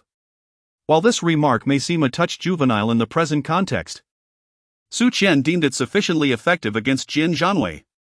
Su Qian shook her head internally. Although Jian Zhanyan was not a bad person, her foolishness, at times exploited for others' gain, was far more infuriating than malevolence. Choosing to ignore Jian Zhanyan, Su Qian ascended the stairs alongside Su Yang. Jian Zhanyan followed closely behind, her previous schemes now forgotten. All she desired was to once again overshadow Su Qian. However, she was met with a resounding thud as the door closed in her face. Upon entering the room, Su Qian had just seated herself on the bed when she observed Su Yang forcefully close and lock the door behind them. Mom, please take a look at these, she said, they are all my doing. I will handle this matter properly, so please do not be afraid. Su Yang, speaking as if he were a young adult, gently stroked Su Qian's back twice in a soothing manner before walking over to a small stool nearby. There, he sat down and attentively fiddled with his smartwatch. Su Qian was both amused and exasperated. She had momentarily lost her train of thought, reflecting on the original narrative where the little bun had just approached the male protagonist, undoubtedly enduring numerous grievances. Her heart ached for him, causing her expression to grow somewhat solemn. Yet, her son misinterpreted this as anxiety regarding Jian Zhanyan. Meanwhile, Jian Zhanyan, who was trapped outside the door, furiously knocked twice before turning to the butler to demand a key. Naturally, the butler refused, realizing that such a commotion necessitated a call to his employer. Miss, young master locked the door to avoid disturbance. I cannot provide you with a spare key. In the past, there had been no corner of this home she could not access. The butler's audacity to undermine her only fueled Jian Zhanyan's fury further. Fine. If you refuse to give it to me, I shall break down the door, she declared, searching for a suitable tool. As the servants attempted to restrain her without being overly forceful, Jian Zhanyan ultimately seized a fire extinguisher, determined to ascend the stairs. Just then, she spotted Su Yang at the staircase's edge, hands on his hips, exuding an air of bravado, with Su Qian standing behind him. The sudden appearance of the two left Jian Zhanyan at a loss. She tossed aside the fire extinguisher, intending to point accusingly at Su Qian. But recalling the words exchanged earlier, she altered her stance to one of defiance. Just as she prepared to deliver a lengthy tirade, she was interrupted. Young master, the security has arrived. The servant at the door, upon realizing that security had come, could only express his confusion. Please escort this person away. Su Yang pointed towards Jian Zhanyan, who stood at the entrance of the grand staircase. After Su Qian finished examining Su Yang's handcrafted project, she rose to her feet and expressed her intention to depart. Approximately 20 minutes later, Su Qian sat in the car, having traveled a mile beyond the villa district. when she spotted Jian Zhanyan, who was pulling a suitcase. After 2 security guards escorted Jian Zhanyan out, the butler and servants promptly carried out her luggage. Following Jian Zhan's instructions, the Jian family executed their tasks with meticulous precision. The master of the residence was Su Yang, and his orders were naturally obeyed by all. Just moments ago, while in the room, Su Yang's proposed solution was to send a WeChat message to Jian Zhan. As Su Qian rose to see what Su Yang was fussing about, he had already sent a message to Jian Zhanyan via his smartwatch. Your sister is bullying me. Whose side are you on? This was the message Su Yang had sent, and Su Qian couldn't help but chuckle. The little one was filing a complaint. I am not at home, you have the final say, I will side with whoever is right. If she bullies you, you may also retaliate against her. Subsequently, the other party sent Su Yang a string of phone numbers, indicating the security personnel at their residence, suggesting that given Su Yang's youth and relative disadvantage, he could seek assistance. Were it not for witnessing the message arrive with her own eyes, Su Qian might have doubted whether this was indeed the male protagonist. Su Yang received the news with great joy, and he immediately called the security guard, requesting him to come to the residence. He mentioned that someone was causing trouble and needed to be taken away. Subsequently, the scene that just unfolded occurred. Su Qian contemplated that the male protagonist was making a concerted effort to win the heart of the little bun. Stop for a moment. Upon hearing Su Qian's words, the driver promptly slammed on the brakes, bringing the vehicle to a halt right beside Jian Zhanyan. Su Qian rolled down the car window and addressed Jian Zhanyan, who stood nearby. Miss, could you perhaps choose a different location for your next bout of madness? One does not rush to assume the role of an aunt. And given your current mental state, even a nanny might not be inclined to employ you. Upon finishing her remarks, Su Qian cast a particularly infuriating and rude glance, surveying Jian Zhanyan from head to toe. Let's go. The driver responded with remarkable swiftness. Before Su Qian had even raised the window, the car had already sped away, leaving no opportunity for Jian Zhanyan to retaliate. By the time she could utter a single word, all that was visible was the exhaust from the rear of the vehicle. The sports car surged forward with astonishing speed. Sitting inside, Su Qian reflected on the situation. She was not one to repay kindness with kindness. When it came to those she detested, she had always been inclined to add insult to injury. Su Qian was unaware that merely a minute after her departure, Jian Zhanyan, after checking her surroundings and confirming no one was present, succumbed to a torrent of tears. Jian Zhanyan felt a profound sense of injustice after Jian Zhan's single dismissive remark silenced her grievances.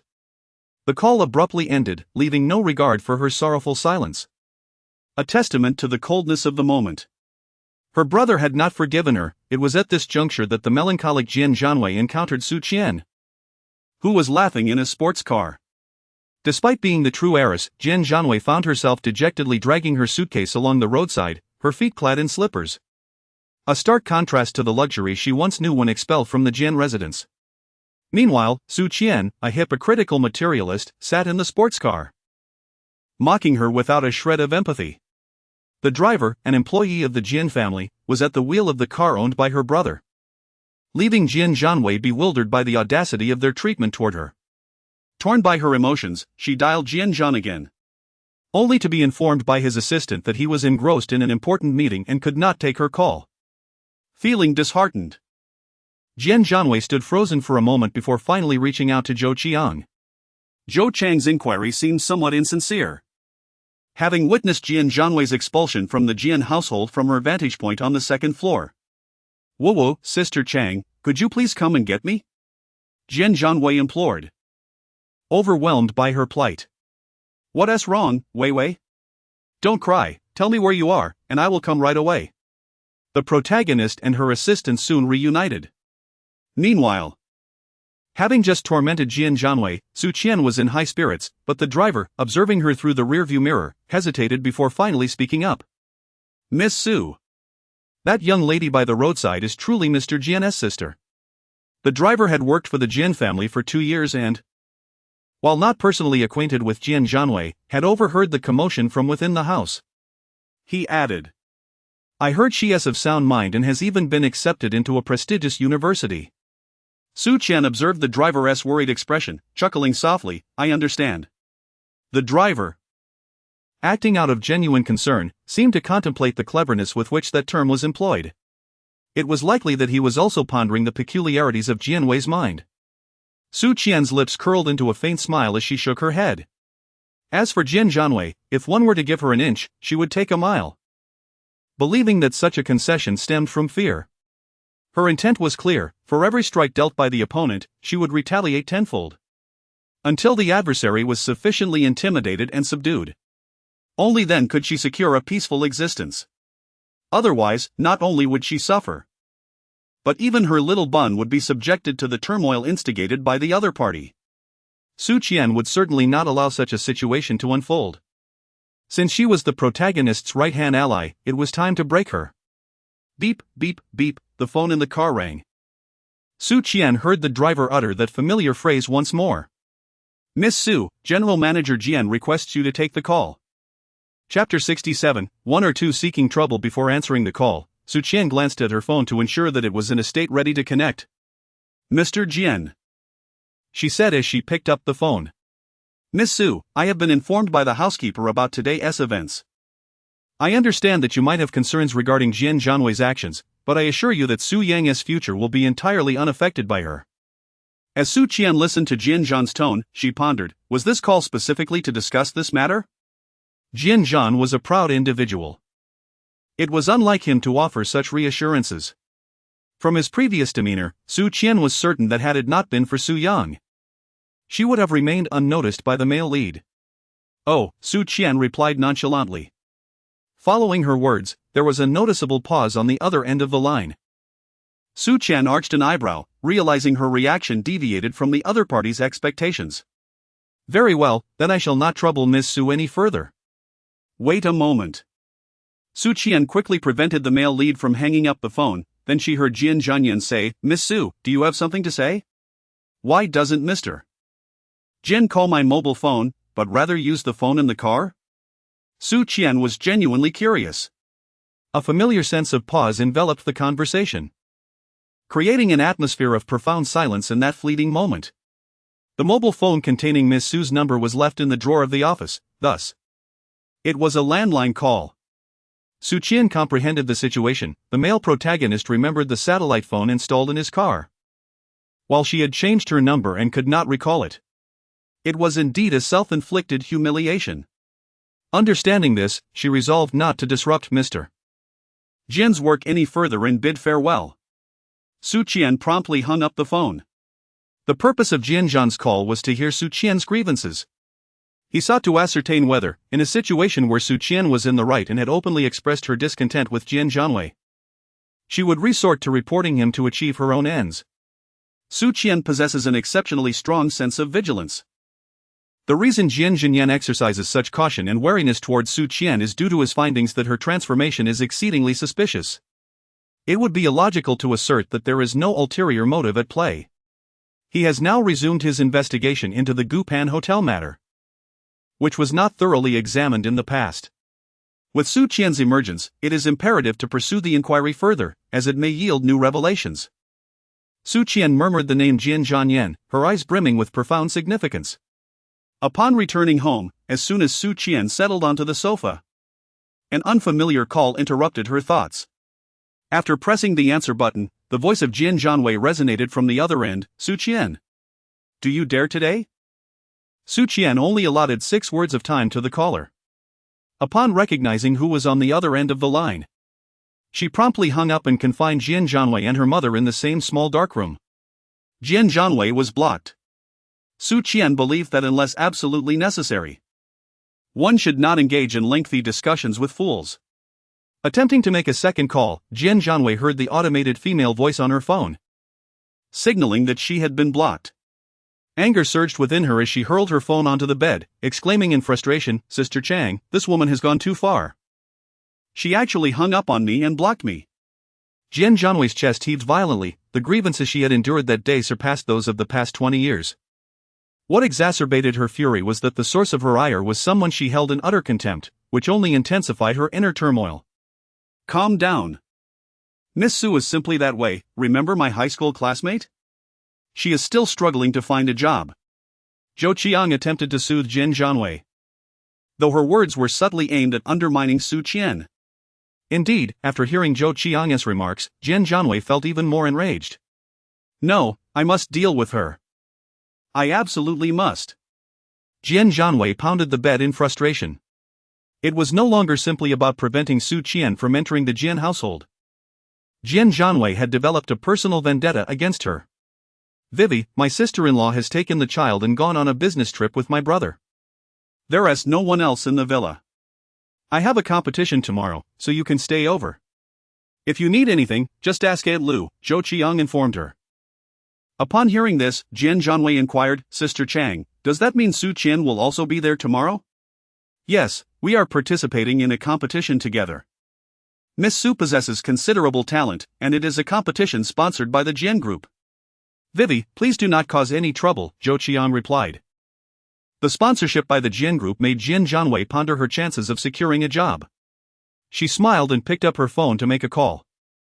The Jian Group was currently under the full management of Jian Zhanyan, and Jian Zhanyan held a 2% stake in the company. As a minor shareholder and the sister of the CEO, she naturally commanded some respect.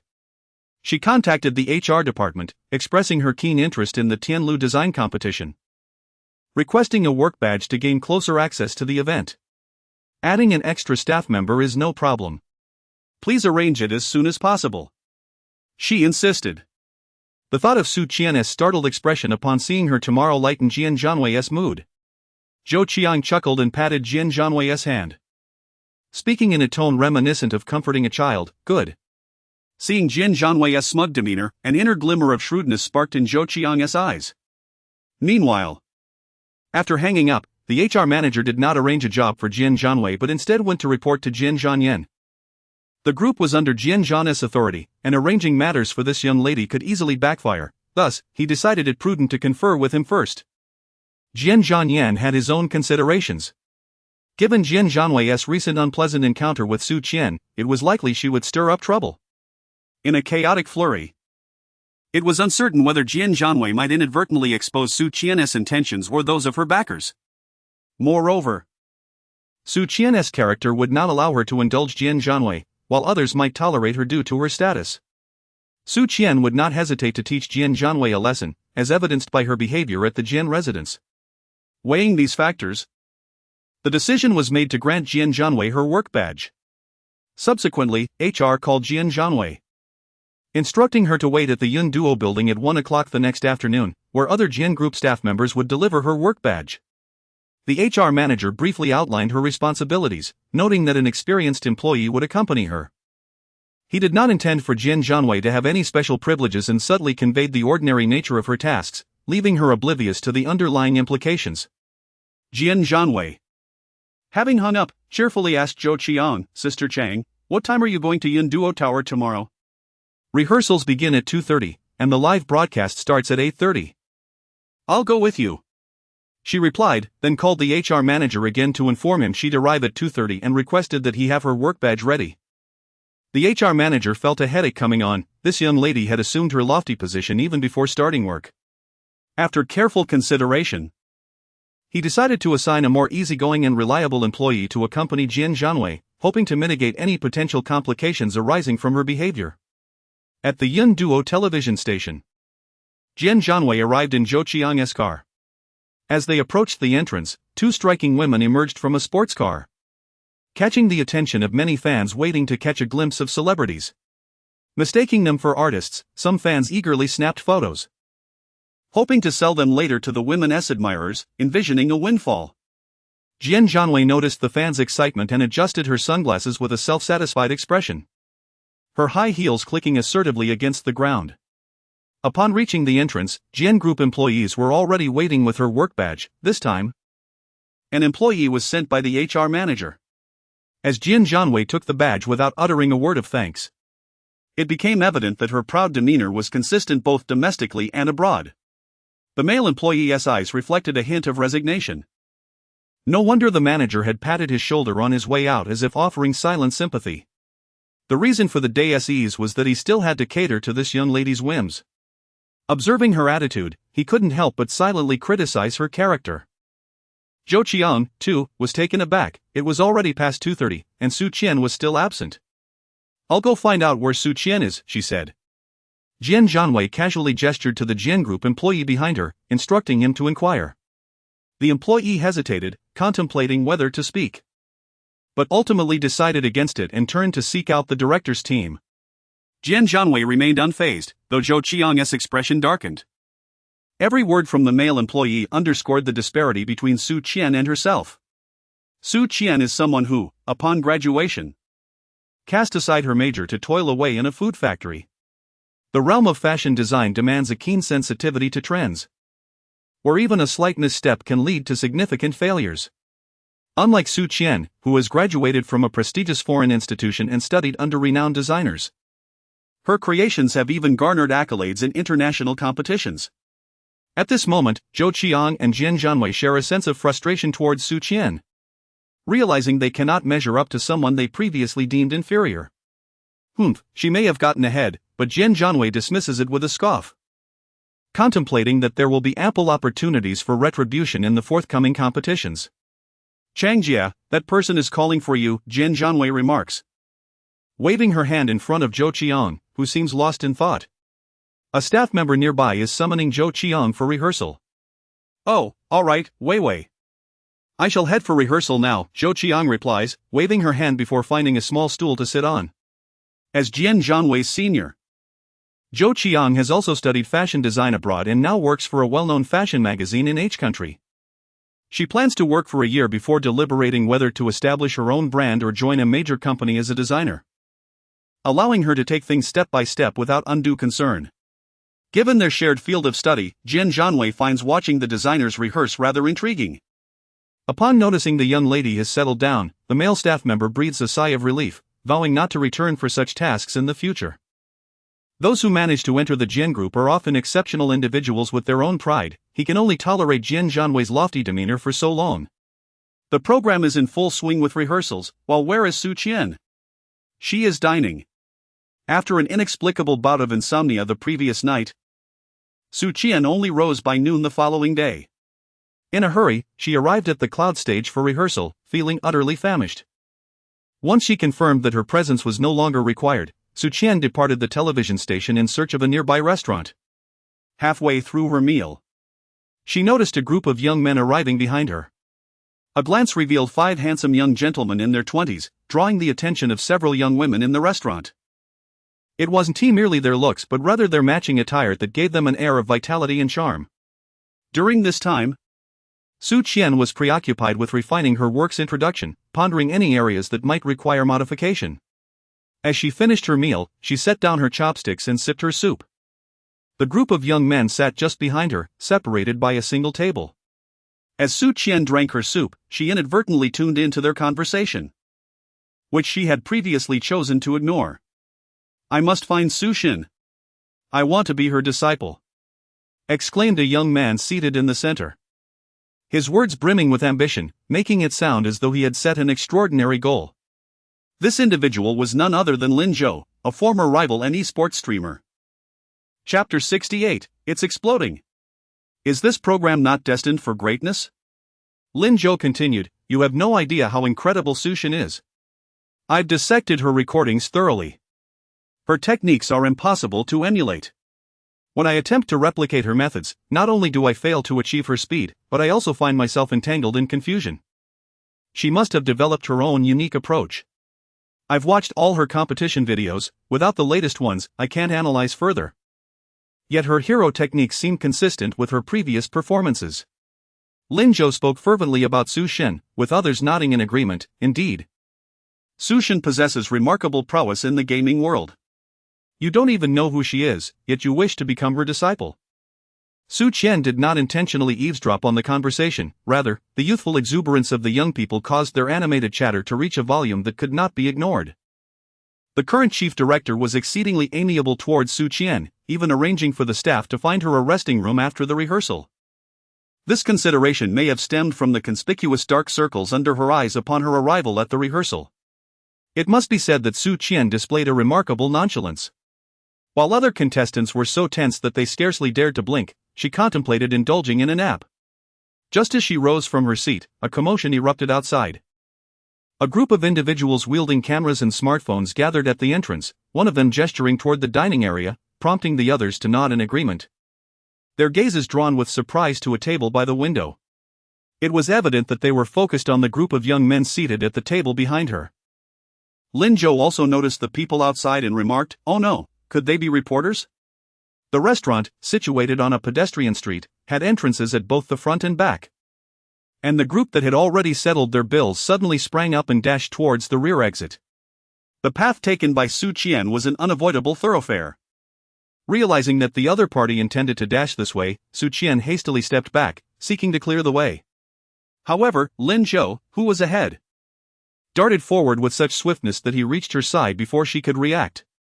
Fortunately, Lin Zhou was quick on his feet and caught Su Qian, preventing her from tumbling to the ground. I'm so sorry," he stammered, and as he uttered his third apology, he lifted his gaze to behold Su Qian's visage, momentarily rendered speechless.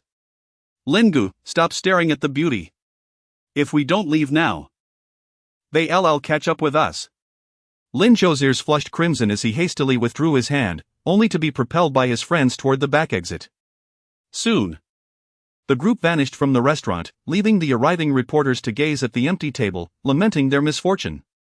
How cunning! They fled so swiftly. We were almost on to a scoop. Su Qian shook her head, secretly amused at the unexpected scene unfolding before her during a seemingly mundane meal. The young individuals accompanying Lin Zhou were all members of the UT team, who had recently clinched the World Championship title in the JII game, breaking the foreign team's 5-year winning streak. The JII game has captivated audiences worldwide, and as China increasingly prioritizes esports, the team was invited for a television interview, this being their first appearance following their triumphant victory. The journalists had initially intended to secure an exclusive interview or capture some photographs, but their plans were thwarted. Lin Zhou, an esports broadcaster and the second in command of the UT team, his elder brother being the principal owner, was a product of affluence. The staff members leading Su Qian to the studio shared these details, as she had just come from the adjacent recording booth to obtain the UT team's autographs.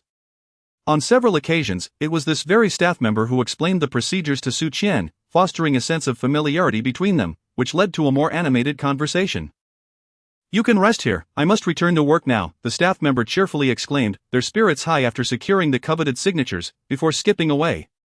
Su Qian stifled a yawn and waved at the staff before reclining on the sofa, drifting into slumber. To preempt tardiness, she set an alarm on her phone. However, it was not the alarm that roused Su Qian from her repose, but rather Jian Zhanyan. Within the pages of a novel, an inexplicable allure exists between the male and female protagonists, and a similar tension unfolds between the female lead and her rival. The lounge where Su Qian resided was the innermost chamber, a place where ordinary individuals would scarcely tread, let alone engage in conversation. As Su Qian drifted in and out of slumber, she was roused by a cacophony of giggles emanating from outside. Upon sitting up, she discerned the familiar voice of Jian Zhanyan. How adept she was at concealment! I cannot fathom her reluctance to emerge. There is no doubt that in half an hour she will make her appearance to prepare herself. Surely someone has alerted her to my presence. Su Qian. Su Qian silently scoffed to herself. Rest assured, I certainly will not confront Su Qian in front of such a large crowd. I merely intend to intimidate her a little, instilling a sense of unease within her. Jian Zhanyan is not utterly foolish. Having witnessed Su Qian's sharp tongue, she would naturally refrain from engaging in a public dispute, for it would only serve to embarrass herself. Jian Zhanyan's notion of exerting pressure translates into creating minor inconveniences for Su Qian. The essence of competition lies in maintaining one's composure. When Su Qian's mindset crumbles, what effective design could she possibly devise? These thoughts remained unspoken, yet she assured Zhou Qian that she would not act impulsively, thus providing Su Qian with an advantage. Observing that Jian Zhanyan had finally shed her reckless demeanor, Zhou Qian felt a sense of relief. Su Qian couldn't help but sneeze inside the room. Outside, the two individuals froze at the unexpected sound. Was someone there? The inner resting area rarely saw visitors, as most celebrities preferred not to choose this room, resulting in the door's rusty hinges creaking with each opening. When this noise echoed from behind, Jian Zhanyan and Zhou Qian were both startled. Their already pale faces darkened further upon seeing Su Qian emerge. Do you need something from me? Su Qian asked, yawning and stretching leisurely, her languid demeanor only heightening the tension in the two before her. Ah, you're all here. We need to get ready for the final full-color makeup. Let us go. A staff member called out to Su Qian and Zhou Qiang.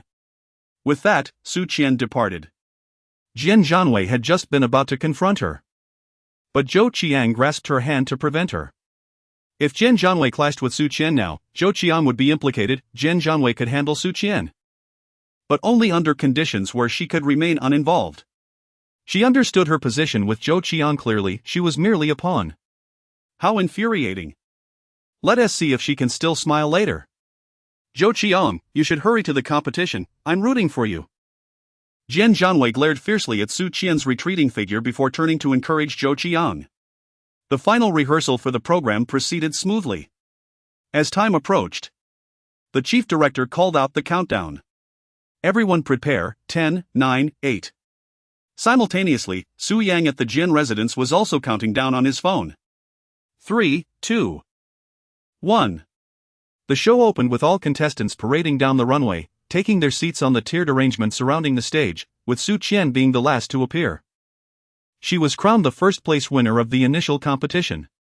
As Su Qian ascended her throne, holding a scepter like an empress, Zhou Qiang felt her teeth clench in frustration. What is so impressive about having a slightly higher score after just one round? Shouldn't he, the ultimate champion, be the one to shine?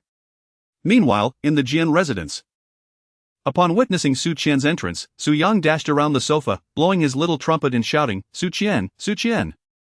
Mommy, mommy! First place, first place!" The usually quiet Jian household erupted into excitement due to the little one's enthusiasm. Upstairs, Jian Zhanyan paused his signing at the sounds of cheering, momentarily halting his work. He switched screens on his computer to reveal a scene of Su Yang gleefully running about. Pressing a black button on the table, a servant soon arrived. "Mr. Jian, how may I assist you?" "Please inform Su Yang to be cautious. If he injures his hand again, he will only be able to use one hand in the future." After relaying the message, the servant observed Su Yang becoming slightly more careful in his movements, yet he remained as lively as ever. Jian Zhanyan, contemplating something, picked up his phone and sent a message, "Investigate Su Qian's hometown." The scene shifted to cloud television, where, after all contestants had made their appearances, they finally revealed one of their long-held secrets, the judges' identities. How deeply had cloud television concealed this? Even during rehearsals, contestants had not seen the judges, and many staff members were unaware as well. As the curtain rose at the back of the stage, the first judge to emerge was Su, who had already been announced. Following him were three others. As all four judges appeared, both contestants and staff were left in astonishment, including Su Qian, who couldn't help but widen her eyes. Qian, the editor-in-chief of MIO Fashion magazine, which consistently ranks as the top-selling fashion magazine abroad, was known for featuring only international superstars on their covers. Qian had a profound appreciation for Chinese culture, earning her the affectionate nickname K General among domestic netizens. The third judge was Thor, the director of the premier luxury brand VT, followed by Huiyan, the first local designer to present at Fashion Week in France. These individuals were notoriously difficult to invite, wielding substantial influence in the fashion realm, akin to a meeting of titans. This starkly illustrated the decline of Chinese designers on the international stage, with only Huiyan being a comparable figure. The appearance of these four judges left the audience in awe, and the online community was abuzz. Not only was there a chance to break into the domestic circle, but there was also potential to enter the international arena. The prospect of Chinese designers gaining recognition at major foreign fashion weeks thrilled netizens. The program's popularity surged rapidly, reaching a peak simply with the introduction of the judges. Contestants were equally exhilarated, feeling fortunate to encounter such influential figures in a single competition. Even Zhou Qiang found it hard to remain composed. Jian Zhanyan, watching from below, pondered whether it was too late to join the competition. Had she known the judges would be these esteemed individuals, she would have never stayed at the H Country magazine for so long. Spending a year there paled in comparison to the prestige gained from participating in this competition. She calculated that with the Jian family as investors, it shouldn't be a problem to secure a contestant. After the judge's introduction, the host recited the opening speech, and the competition officially commenced. Now, please enjoy the designer's works. Upon the host's cue, the curtain in the center of the stage dramatically fell, revealing the designs of 30 contestants arranged in a tiered formation before the audience. Among them, Su Qian's creation was particularly striking, not merely for its elevated position but for its inherent brilliance. The designs were aligned with the seating direction of the designers. Contestants were divided into two groups, A and B, seated on either side, with their works likewise arranged on stage. A group showcased boys' clothing on the left, while B group displayed girls' clothing on the right. The stage was adorned with a vibrant array of children's garments, with many from Group B opting for dresses in vivid colors like pink and rose red, while boys' outfits leaned toward camouflage or darker shades, though some showcased brilliant purples and greens. Su Qian's design stood out due to its fluorescent color patchwork, fluorescent white, yellow, and black. The seemingly chaotic yet harmonious assembly of garments was captivating, striking a balance between being attention-grabbing and aesthetically pleasing. Compared to other children's clothing, her design was undeniably unique, making it impossible to overlook. All contestants from Group A turned their gazes toward Su Qian's creation, their eyes filled with solemnity. Indeed, Contestant 32 was a formidable rival. Each contestant had graduated from professional institutions, some even having achieved a modicum of success with their niche brands. Most arrived at the competition brimming with confidence, evident from the first round of selections. Each contestant possessed their own strengths, participating in a fierce contest. However, upon the emergence of contestant 32, Su Qian, her exceptional talent overshadowed the brilliance of others. Unlike the audience, who were drawn to Su Qian's work for its allure, fellow contestants regarded her with trepidation. Even before the curtain lifted, they had already fixated on the position of contestant 32's creation. At least half of the designers present regarded Su Qian as their imaginary adversary. If anyone aspired to claim the top spot, contestant 32 was undeniably the greatest opponent. This reality was well understood by all. The competition had completely transformed its format, with the order in which designers presented their works determined by votes from the audience and online viewers. As the introductions were broadcasted on television, the official Weibo account created posters showcasing the contestants' works and initiated a voting process for the audience. To prevent fraudulent voting, each ballot required a verification code sent via mobile SMS, significantly ensuring fairness. The contestants in Group A were particularly anxious about Su Qian being the first to present, as her design clearly promised an impressive reveal, which would render their own efforts rather mundane by comparison. Some contestants secretly regretted not incorporating more flamboyant details into their designs, wishing they had added a touch of flair. As anticipated, Su Qian's work was selected by online voters to be the first showcased. Not only the audience present at the venue but also viewers at home were captivated by Su Qian's design. It is worth noting that the fluorescent colors evoked nostalgic memories for many young viewers, reminiscent of trends during their elementary school years. Now, seeing Su Qian's designs adorned with such hues, the once dated connotations vanished, revealing an unexpectedly chic aesthetic. As the host announced her name, Su Qian descended from her pedestal, with the contestants' works displayed centrally on stage. Following the presentation of her design, the lights on either side dimmed, focusing the illumination solely on the showcased pieces. As the inaugural presenter, each step Su Qian took illuminated the stairs beneath her feet, while the spotlight followed her every move. Su Qian's face betrayed no expression, yet internally she was engulfed in embarrassment. The rehearsal had not featured such juvenile lighting. In an effort to swiftly extricate herself from this awkward situation, Su Qian quickened her pace. "Oh my, this black dress paired with a collarbone chain, along with her straight black hair and that expression, is simply too alluring." To be honest, before Su Qian's appearance, my attention was solely on the design works, but now I've become a fan. I absolutely adore this designer. The transformation from a cute girl to a sorceress is utterly captivating. The entrance of Su Qian elicited a chorus of cheers. She approached her creation, took the microphone from the host, and began to introduce her design in accordance with the established protocol. This children's clothing line prominently features fluorescent stitching. From a fashion perspective, I predict that fluorescent colors will be in vogue in the latter half of the year, reminiscent of the trends seen during the millennium. Given that young boys are typically lively and energetic, my primary choice was durable and breathable fabrics. The theme of this competition was notably broad. There was no specification regarding whether the boys' clothing should be outerwear or shirts, long pants or shorts. Contestants recognized this ambiguity, leading them to design complete outfits. The reality is clear: designing a short-sleeved top does not hold the same advantage as creating a full ensemble.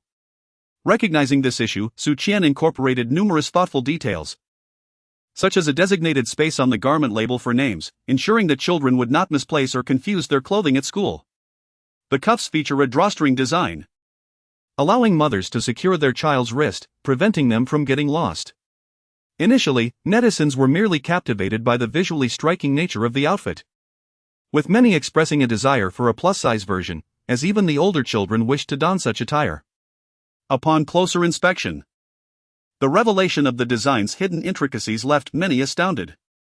Such an ingenious design, with so much thoughtfulness, completed in just a few hours? While many were in awe, some skeptics questioned whether Qian had secretly made alterations post-design, claiming it would be unfair to the other contestants. On Qian's design draft, there were not only illustrations but also text, with several lines explicitly indicating where additional design should be incorporated. Each contestant was allotted a mere 3 minutes for their presentation. And as Qian concluded, the time coincidentally came to an end, eliciting a thunderous applause from the audience. Throughout her explanation, Qian articulated every word flawlessly, her speech flowing with remarkable ease and naturalness. Could this truly be the inexperienced clerk from a food factory? In such a setting, not only was there a live television broadcast, but 4 esteemed mentors were also seated across the stage. How could Qian possibly remain unfazed? This left Zhou Qiang perplexed. Even she could not assert that she would speak with such fluency. Though she was not stage shy, she could not match Qian's eloquence when discussing her own designs. Upon her entrance, Qian exerted considerable pressure on the subsequent contestants. After presenting her design, the judges began to offer their critiques, expressing unanimous admiration for Qian's creation. The harmonious blend of practicality and trendiness captivated even the notoriously discerning Qian, who remarked that she would like to purchase it for her young nephew. The judges' collective praise further intensified the pressure felt by the other competitors. With this affirmation, Qian found herself unburdened, her mood instantly lightened. Qian's gaze swept across the competitors on either side, naturally noticing the complex expressions they cast her way. To infuse so many elements into a single garment without appearing chaotic requires a remarkable design capability. In truth, Qian could have opted for a simpler approach, which would have made her work on ready-to-wear garments considerably easier. However, she did not. Since her stunning debut in the preliminary round, she felt compelled to maintain a significant lead, presenting strikingly original pieces in each competition. Fortunately, Qian possessed ample experience, and creating designs for competitions was second nature to her. Observing the reactions of her fellow competitors, she recognized that she had achieved her objective. As the designers were introduced one by one, Zhou Chang's work astonishingly remained until the end. Not only was this unexpected for Zhou Qiang, but even Qian had not foreseen it. From a professional standpoint, Zhou Chang's design was quite commendable, with well-executed lines and harmonious color combinations. The most challenging aspect of this competition appeared to be the public's opinion, as online viewers prioritized personal preference over technical merit, voting for pieces that simply appealed to their tastes. Originally, the fans Zhou Qiang cultivated had the potential to propel her forward in the rankings. Yet the sheer number of indifferent bystanders proved overwhelming.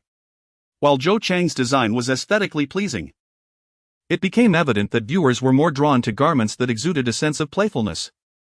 Consequently, her work was relegated to a lower position, being the second to last to present. Zhou Chang's mindset began to falter even before her turn. Her design was undeniably beautiful, yet lacked confidence, primarily because the dress featured butterfly wings at the back. Such a garment might be visually striking, but who would wear it in everyday life? The wings themselves were not the issue, rather, Zhou Chang's design embraced an eco-friendly concept, utilizing oiled paper as material. In discussing oiled paper, she also made a reference to elements of traditional Chinese aesthetics. Upon hearing the news, Qian immediately sensed trouble. Zhou Chang's approach, which thrived abroad, was likely to falter domestically.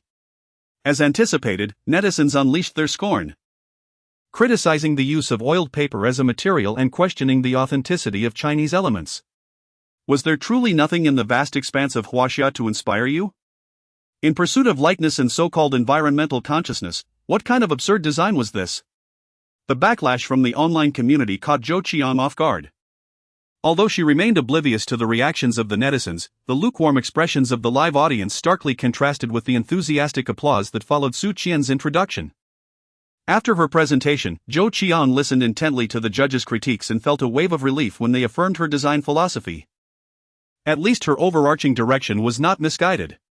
She convinced herself that the judges' approval held greater weight than the ignorance of the audience.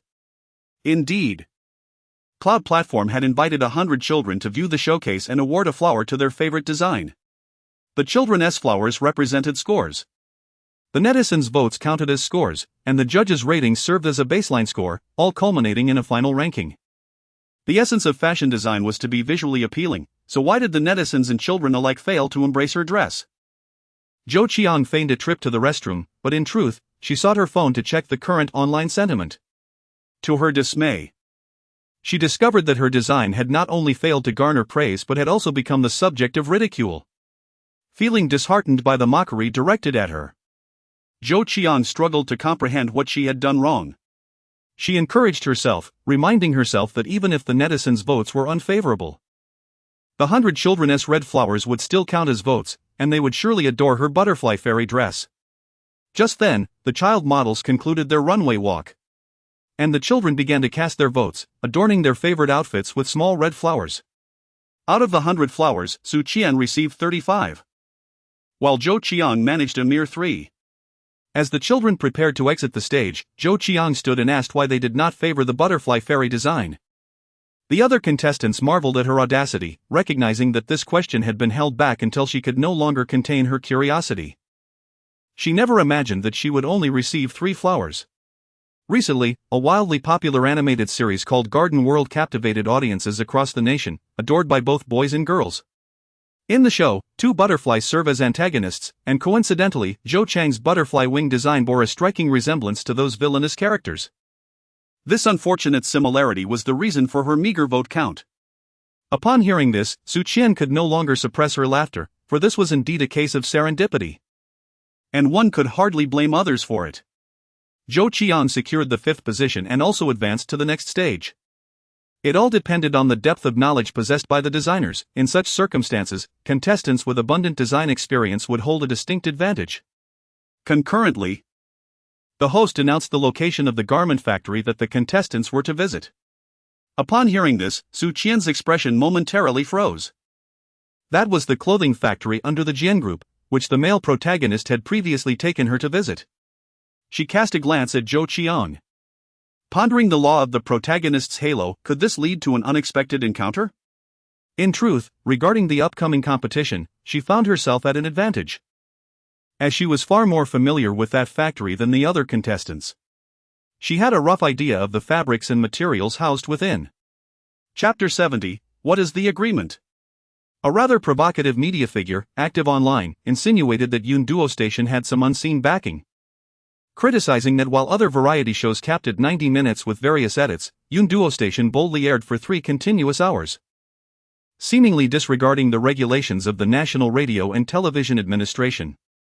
Following the release of this Weibo post, his account saw a swift decline in followers. Ultimately, he issued an apology for his careless remarks made without proper investigation and promptly deleted the post. The results released shortly after midnight corroborated the truth. Indeed, Yun Duo Station's viewership surpassed that of the second place by over double. The Tianluo design competition continued the fervor of its inaugural episode, with the second episode already drawing nationwide attention. This was a reality show in the niche genre of fashion design, and no one had anticipated that Yun Duo Station would emerge as this year's dark horse. Mommy is first. Mommy is amazing. Mommy said that the wrist strap design was inspired by me. Mommy also mentioned that because I love carrying things, she created numerous pockets. Alright. Miss Su is indeed formidable. It's getting late, shall we retire for the night? The butler replied, noting that it was nearly midnight and the child needed to rest.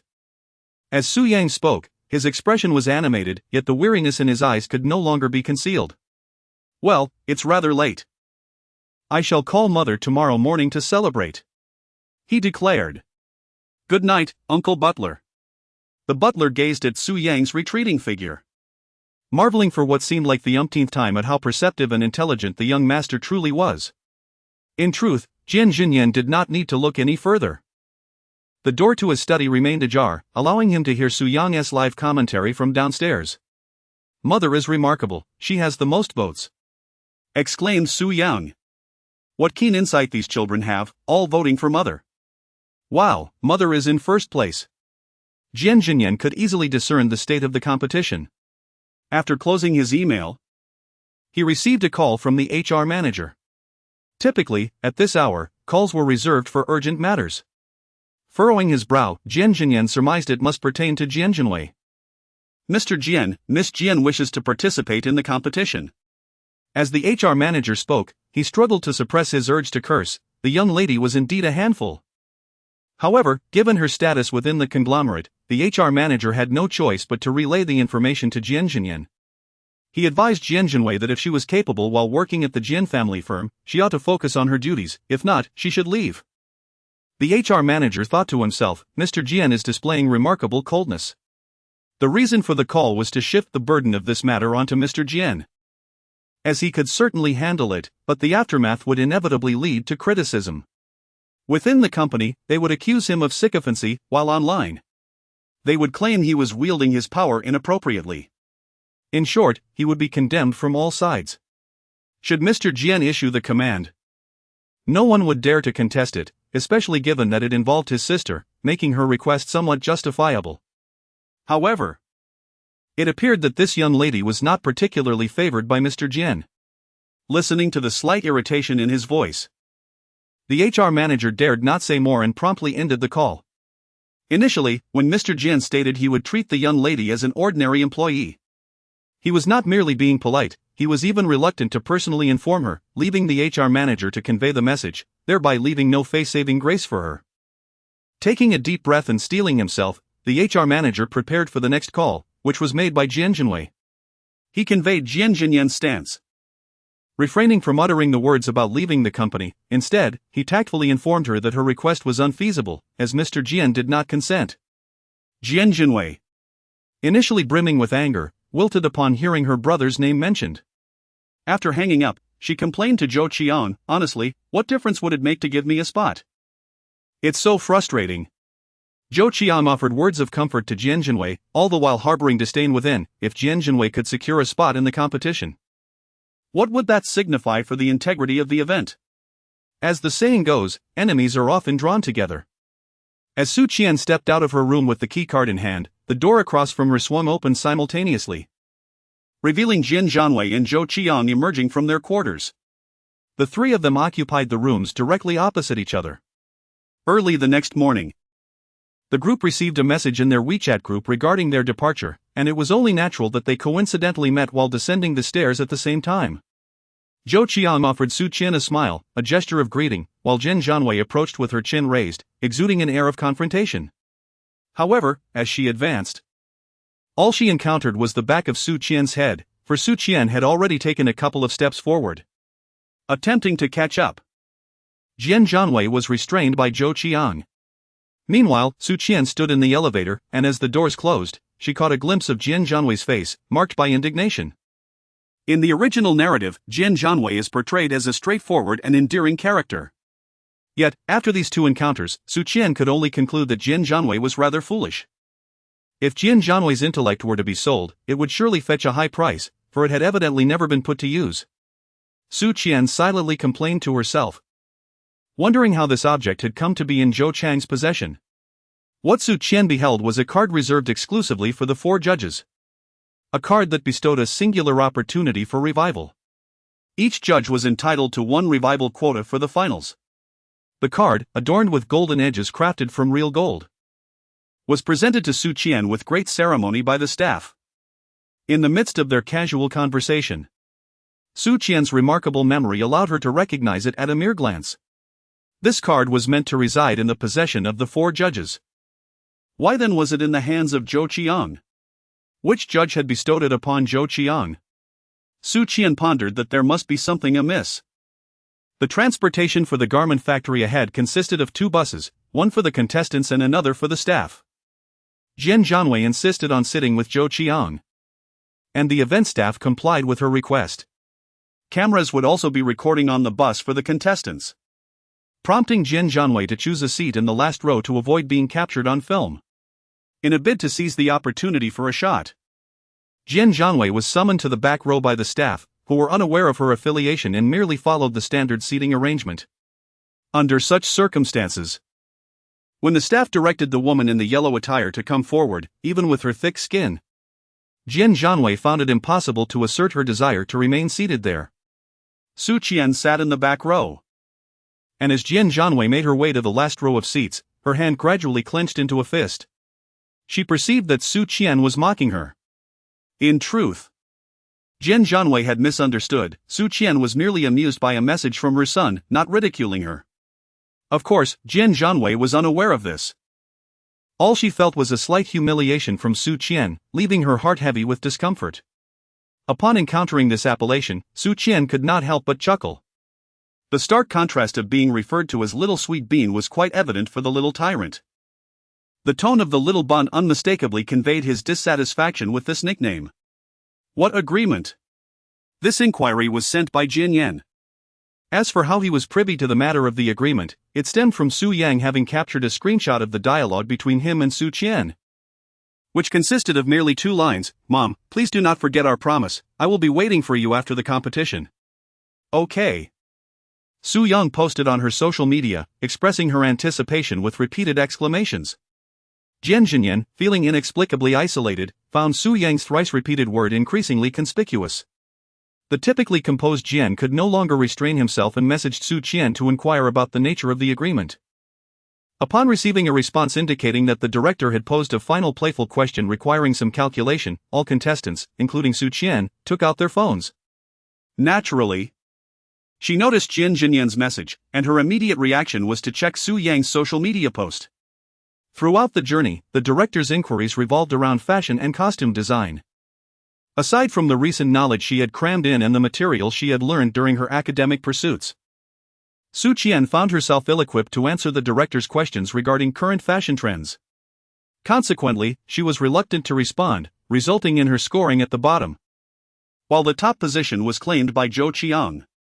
As they approached the garment factory, the director announced the rules for this segment. All contestants would enter the factory for an overall tour. Subsequently, the production team would provide a general term related to the upcoming competition theme, and the contestants would be required to select fabrics, limited to 5 choices each. The champion would receive a hint pertinent to the theme, a commendable incentive that would allow for fabric selection closely aligned with the theme, thus enabling a more fitting design. Many felt regret for not taking the earlier questions more seriously. In response to the gazes directed at her, Su Qian smiled gently, opting for silence. She felt no need to say anything. The others diverted their eyes, beginning to calm their emotions. Observing contestant number 32, they recognized her strength. Understanding that such a slight advantage should not be overstated, and they should maintain their composure.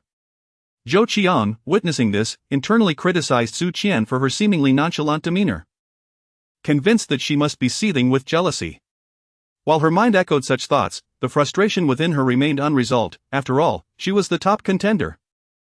Why did Su Qian and the others appear so unconcerned? Greetings, everyone. I am Factory Director Lian Ji. Welcome to our facility, announced a man emerging from the building behind them. Su Qian instantly recognized him as the director who had previously hosted her visit. After introducing himself, the director began recounting the factory's history and led the group through its various levels. Zhou Qiang trailed closely behind the director, eager to interject with comments about the materials being discussed, showcasing her self-proclaimed knowledge. She believed that leaving a good impression on the director would lead to compliments about her extensive knowledge from the head of the largest garment factory in B City.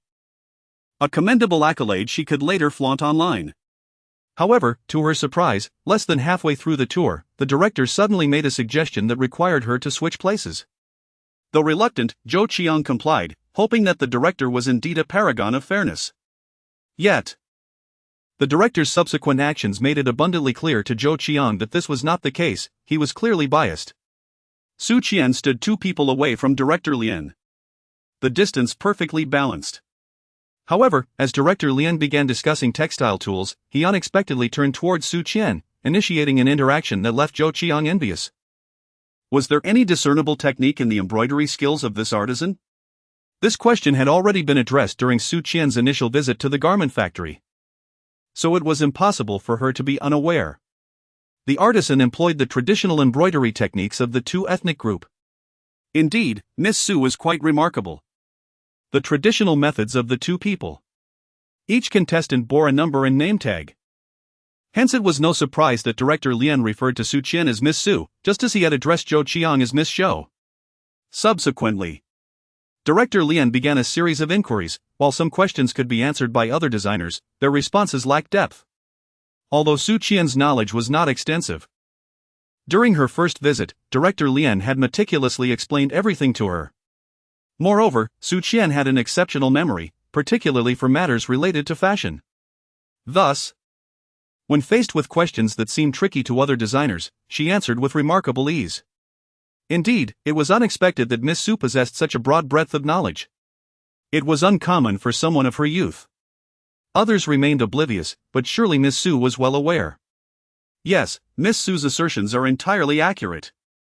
The chorus of affirmations and praises ignited Zhou Chang's frustration. This was the script she had envisioned for herself, yet it was all unfolding around Su Qian. Infuriating. Initially, Su Qian had been somewhat puzzled, but now she fully comprehended Director Lian's intentions. He was favoring her, while Su Qian felt at ease. The contestants around her were increasingly burdened by pressure. Contestant number 32 was simply terrifying. How could one person possess such comprehensive knowledge? Previously, references to traditional Tu embroidery and double-sided Su embroidery had been dismissed as mere interest in Chinese weaving techniques, but why did she also possess knowledge of foreign dyeing fabrics? This garment factory served as an agent for an international brand, adhering to strict standards and direct brand authorization, unlike the mere subcontractors, thus employing identical techniques to those used abroad, both in machinery and craftsmanship. Many had studied abroad, delving into the history of foreign garment development. Yet none could rival contestant number 32. When confronted with Director Lian's inquiries, she responded effortlessly. As if all knowledge were indelibly etched in her mind, even obscure techniques were within her grasp.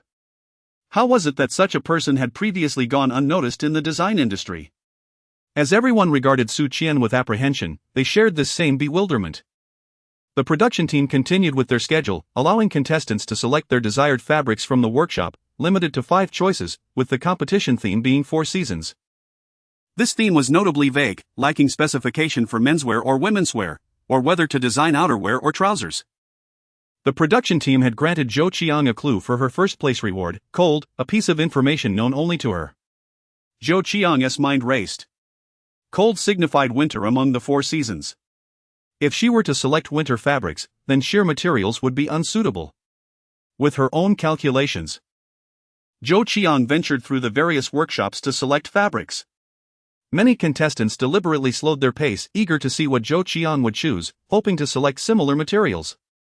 Zhou Qiang, aware of their intentions, pretended to gather several lightweight fabrics, knowing that as long as she did not confirm her selections with the host, they remained unfinalized, effectively misleading the others. Initially, some attempted to follow her lead, but upon observing the mismatched array of thick and thin, red and green fabric she held, they realized she was purposefully creating a smokescreen and ceased their pursuit.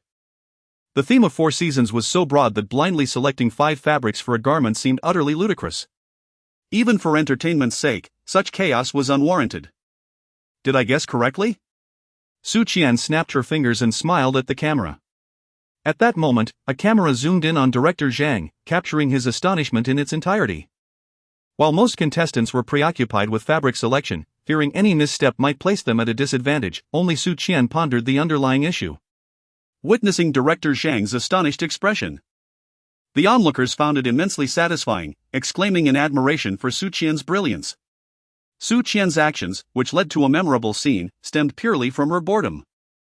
While other contestants were indecisive, Su Qian swiftly selected several basic colors, opting for conventional cotton linen fabrics. The choice of materials is crucial before crafting a finished product. In the previous two competitions, the top winner of number 32 had largely relied on the allure of their fabrics, shimmering skirts and fluorescent patchwork children's clothing that were truly eye-catching. In a contemporary landscape where the public increasingly favors black and white combinations, Su Qian's design was a striking deviation. The intensity of personal style displayed by contestant number 32 raised questions about her fabric choices. Upon witnessing Su Qian's selection of basic black and white colors, those following her fell silent. Contestant number 32 was not one to design ordinary black and white pieces. They suspected she was merely toying with them, concealing her genuine creative intentions. Yet, they continued to shadow her, doubting that number 32 would ultimately choose such fabrics. The 5 types of materials were precisely those held by Su Qian.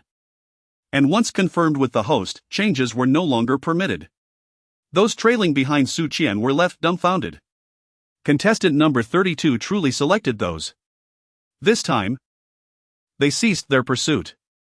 They realized that contestant number 32 was beyond their comprehension. Rather than squander time, they might as well seek their own path. The contestants had a total of 2 hours to select their fabrics, yet Su Qian completed her choices in a mere 15 minutes. Sitting idly on a chair while conducting her analysis, with her words intended solely to pass the time, she remained unaware that not far away, the chief director was experiencing a heart-wrenching turmoil.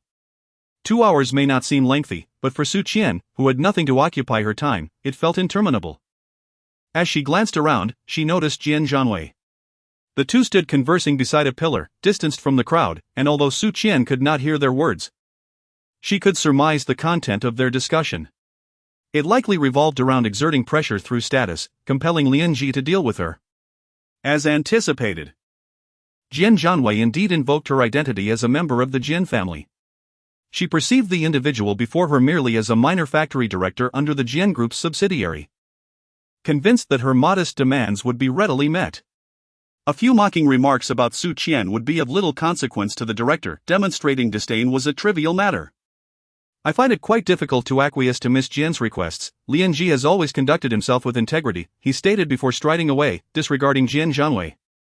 Unbeknownst to anyone, Lianji shared a hometown connection with the Jian Group's human resources manager, an unlikely relationship that concealed a personal rapport. Just the previous night, the HR manager had called Lianji, advising him that dealing with Miss Jian could be challenging and that he need not be overly accommodating, should she cause a scene. Mr. Jian would not turn a blind eye. Furthermore, the pivotal factor was the confidence Su Qian instilled in him. Although Mr. Jian said little during his visit to the factory, Lianji, having lived for decades, could easily discern the underlying nuances. The boy was a miniature version of Mr. Jian. And that boy referred to Miss Su as mother. What sort of individual could compel such a busy man as Mr. Jian to personally accompany her for fabric selection? The nature of their relationship was unmistakable. Word had reached him from fellow townsfolk that relations between Mr. Jian and his sister were strained, rendering any need for courtesy unnecessary. Outright refusal seemed the best course. The future heir of the Jian Group's biological mother, and the future heir's aunt, who was closer to whom, was glaringly evident. Observing Jian Zhanyan angrily kick the pillar, Su Qian raised an eyebrow, noting that the director had seemingly shown her no favor. The more she interacted with Jian Zhanyan, the more Su Qian recognized her foolishness, acting without thought and displaying her emotions openly. When Jian Zhanyan caught Su Qian's gaze, their eyes locked. And Su Qian offered a smile before diverting her attention. In that moment, Jian Zhanyan's intellect reached its zenith. She believed Su Qian was insulting her. Indeed. Just before averting her gaze, Su Qian had unconsciously muttered a derogatory remark about the foolish woman. Casting a glance at the camera aimed at her, Jian Zhanyan suppressed her frustration and ultimately struck the pillar with her hand, determined to uncover the method that Chang Jia had previously mentioned. This woman infuriated her to no end, and she could hardly wait to see Su Qian in tears. Perhaps she might discover how many Su embroidery artisans were in the factory or lament the loss of heirloom craftsmanship and its waning legacy. Su Qian longed to express that Director Lian need not add more scenes for her, yet the 3 cameras surrounding her captured even the slightest change in her expression, rendering her whispers impossible. Thus, she reluctantly engaged in conversation with Director Lian, who asked questions solely about topics she was familiar with, leading to a harmonious exchange of inquiries and responses. Meanwhile, other contestants, having made their choices, gathered nearby to listen to their dialogue, eager to interject. However, the conversation had evolved into how to integrate intangible cultural heritage skills with modern trends for promotional purposes.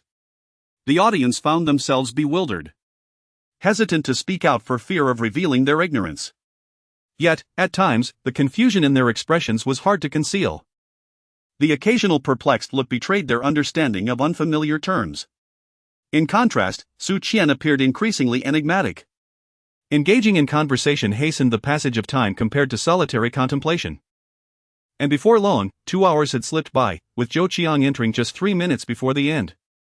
Su Qian discerned the protagonist's ulterior motives at a glance, internally scoffing at her possessiveness. Well, next, we have a surprise guest group. Please take a look. Indeed. The so-called surprise guests were none other than Lin Zhou and his entourage, whom Su Qian had encountered at the restaurant. The guests introduced themselves, after which the director explained the forthcoming rules. The appearance of the world champions was intended for a competition with the designers from Tianlu. Should they triumph over the champion group, every one of them would earn a hint and the opportunity to select an additional fabric. Playing a game against the world champions was clearly an act of bullying the contestants, and as murmurs of unfairness arose, the director announced that the competition would be conducted through rock, paper, scissors. The champion team consisted of 5 individuals, each with 3 lives, taking turns against 20 contestants in this game of chance.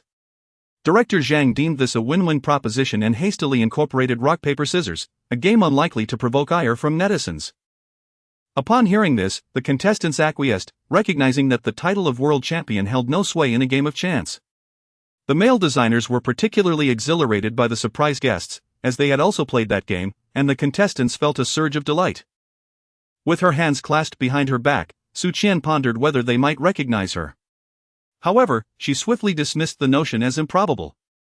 Su Qian did not misinterpret the situation. Lin Zhou was indeed stealing glances at her. His presence here as a guest was sparked by a conversation he overheard between the director and Tianlu's director regarding promotional strategies for an upcoming game. The sole reason for his interest was his instant infatuation with Su Qian, whom he had spotted in the restaurant. While dining, Su Qian wore a work ID badge that allowed her access to the Yunduo platform. Although he could not discern her name, he noticed the words Tianlu emblazoned on the strap of her badge. After evading the journalists, Lin Zhou searched for information on the Tianlu competition and was immediately captivated by the news featuring the dreamlike dress and fluorescent ensemble designed by Su Qian. As he scrolled down and beheld her photograph, he confirmed that she was indeed the enchanting figure he had encountered in the restaurant. The other members of the team were well aware of the little boss's sudden infatuation and were filled with curiosity about how she had so effortlessly bewitched him during that brief encounter. Surely, it was not mere chance that had transformed him so drastically, it must be that Miss Su possessed both beauty and kindness, having perhaps even fostered a child. The notion of a love potion lingered in their minds. Surely, he must have been under some enchanting spell. This sentiment echoed amongst the team. While the little boss had always been astute in dealing with the cunningly beautiful female anchors, what had caused him to become so utterly ensnared in the throes of love? Miss Su, at first glance, appeared to be far from 30, a young, single woman who hardly met the national adoption criteria. The team members pondered once more. What a beguiling potion this was. Sitting nearby, Su Qian could always sense the subtle scrutiny of the 5 individuals, particularly Lin Zhou, whose peculiar smile seemed exceedingly uncomfortable. Had her true identity been inadvertently revealed? After all, she had only exposed her hand. As a petite boss who despised wasting time on the road, she would rather spend an hour traveling just to engage in a game of rock, paper, scissors with her crush. It must be the beguiling potion. A crucial thought to ponder thrice. Since their appearance was merely a cameo and a last-minute addition, Lin Zhou and the others had limited screen time, merely taking turns as NPCs in the rock, paper, scissors game before their scenes concluded. As Lin Zhou awaited his turn to play rock, paper, scissors with Su Qian, he couldn't help but feel waves of excitement. However, it became evident that being an esports champion did not equate to proficiency in every game. The 5 individuals, each possessing 3 lives, faced the designer in a rock, paper, scissors match, only to be entirely defeated by the 5th player. Su Qian ranked 7th. And none of the 5 competitors could match her prowess. The designer team celebrated their victory. Yet the faces of Lin Zhou and his companions bore an expression of somber indignation. Unbeknownst to them, Lin Zhou's disappointment stemmed from missing the chance to interact with his idol, while the other four were vexed by their inability to comprehend the enigma of the charm potion. They had anticipated witnessing the allure of Su Qian, but despite being less than 3 meters away, they failed to discern anything noteworthy. Thus, Lin Zhou and his party came and went in a flurry. Following their defeat, the chief director promptly delivered a summary, after which the designers swiftly relocated the venue. Had it not been for the secret of his infatuation remaining undisclosed, Lin Zhou might have suspected the director was intentionally targeting him. Dejected, he left the scene. Lin Zhou's feelings for Su Qian were known only to a few, among whom was Jian Zhanyan, who had taken notice, while the majority were oblivious to Lin Zhou's character. Jian Zhanyan understood that his behavior was distinctly unusual. Before becoming a streamer, Lin Zhou had been a professional player, but he transitioned to streaming for various reasons. Jian Zhanyan had followed his career since his debut, as he was her favorite streamer. During his breakout year in the esports scene abroad, Jian Zhanyan, feeling a sense of emptiness, passed the time by watching his match videos. To her, Lin Zhou was a figure she admired. And she felt so nervous upon encountering him that she couldn't even muster the courage to ask for an autograph. However, upon realizing Lin Zhou's extraordinary interest in Su Qian, Jian Zhanyan felt utterly disheartened. How could he be enchanted by that woman? Lin Zhou had received countless confessions from beautiful female streamers during his broadcasts, innocent and charming, sultry and alluring, all types that Jian Zhanyan acknowledged as beautiful. Yet, he remained remarkably composed in the face of such temptations, uttering little more than casual banter in the streaming room. This led Jian Zhanyan to recognize just how uniquely Lin Zhou reacted to Su Qian. He was not the type to be lost in reverie over a girl. It must be that Su Qian was subtly enticing him. Otherwise, his behavior was inexplicable. With old grievances and new enmities brewing, Jian Zhanyan found herself harboring a deep-seated animosity toward Su Qian. She picked up her phone and sent a message to Jian Zhanyan. Within 10 minutes, Su Qian learned of its contents, as the message had originated from her son. It was Sunday, and Su Yang was enjoying a day off at home. Jian Zhanyan, too, found himself unusually free in the morning. Typically, he would head to the office even when unoccupied, but things had changed since the arrival of his son, prompting him to stay home. Unable to sketch on his watch and with his iPad charging upstairs, he turned to the butler, intending to ask if he could borrow a phone for a moment. Before he could speak, a phone was tossed into his hands. "Return it to the study when you're done. Didn't I say you could ask for my help if there's an issue? Remember that for next time," he instructed before ascending the stairs. Su Yang puckered his lips as he playfully fiddled with Jian Zhanyan's phone.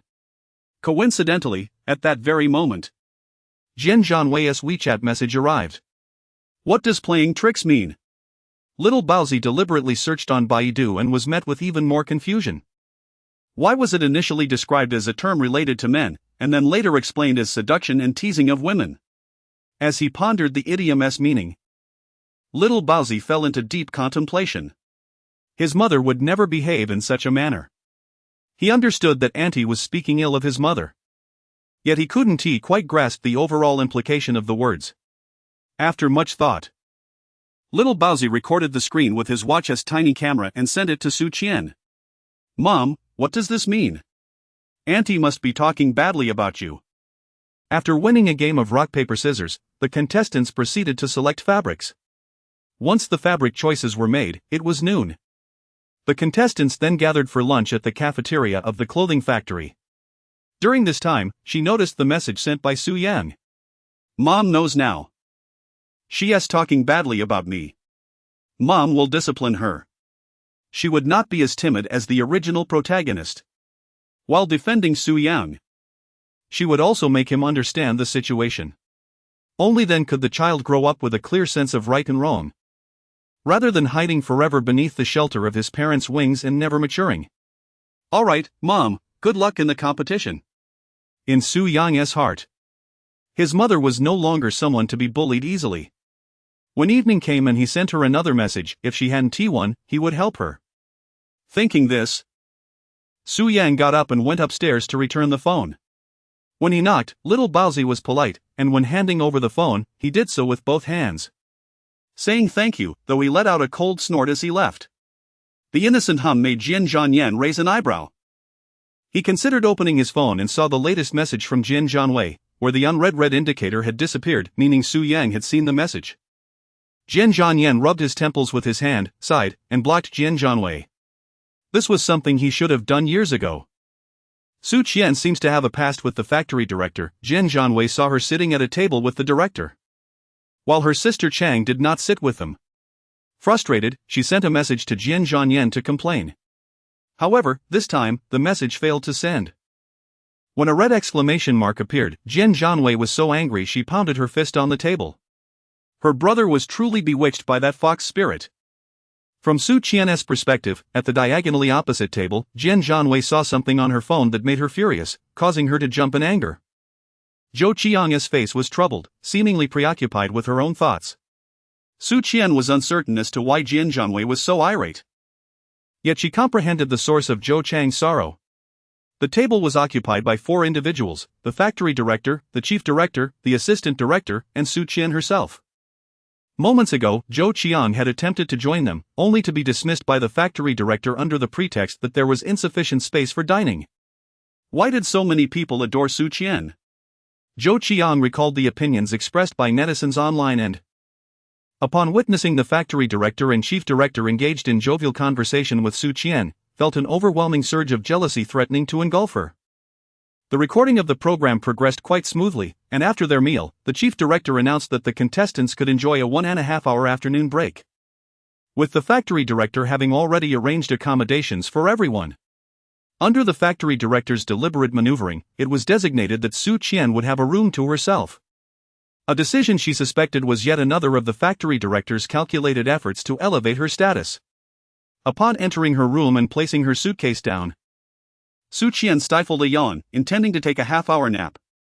Just then, the doorbell rang. Upon opening the door, she was greeted by Jian Zhanyan. Suppressing the urge to roll her eyes, she inquired, "What brings you here?"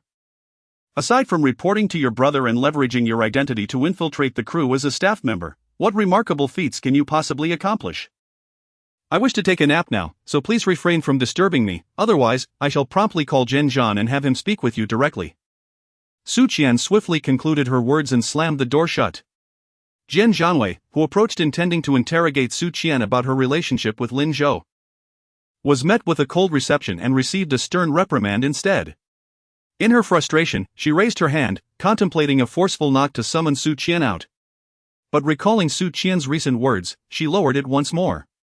Her brother's decision to block her indicated his impatience. If she were to provoke Su Qian into speaking ill of her to him again, he might very well come to whisk her away overseas.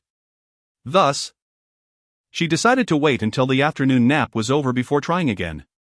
As she left, Jian Zhanyan stifled a couple of yawns, her own weariness becoming apparent. Meanwhile, Su Qian, indifferent to Jian Zhanyan's presence, lay on her bed and quickly drifted into slumber, unaware of the myriad events that transpired during her sleep. Consequently, when she awoke half an hour later to find over 20 missed calls on her phone, she felt a wave of confusion wash over her. What on earth happened? Chapter 73. Listen, Jian has been berated for lacking intelligence. Among the 20 missed calls, one was from Jian Zhanyan, while the remainder were from Ms. Zhao. As Su Qian explained, she absent-mindedly reached for water, forgetting to close the window, which allowed the wind to blow against her head as she drifted off to sleep. Consequently, her voice now resembled that of someone who had just inhaled smoke. "I must tell you, I deliberately searched online and discovered that Lin Zhou is quite affluent. He will certainly be able to support a family in the future. You shouldn't be too picky, the young man possesses both looks and height that are commendable." "How do you know Lin Zhou?" Su Qian asked, having gulped down half a bottle of water and swallowing the last sip with a look of confusion. "I saw it on the television at the mahjong parlor today. The contestant Su Qian participating in the Tianlu competition is none other than you." As Su Qian listened, her confusion deepened.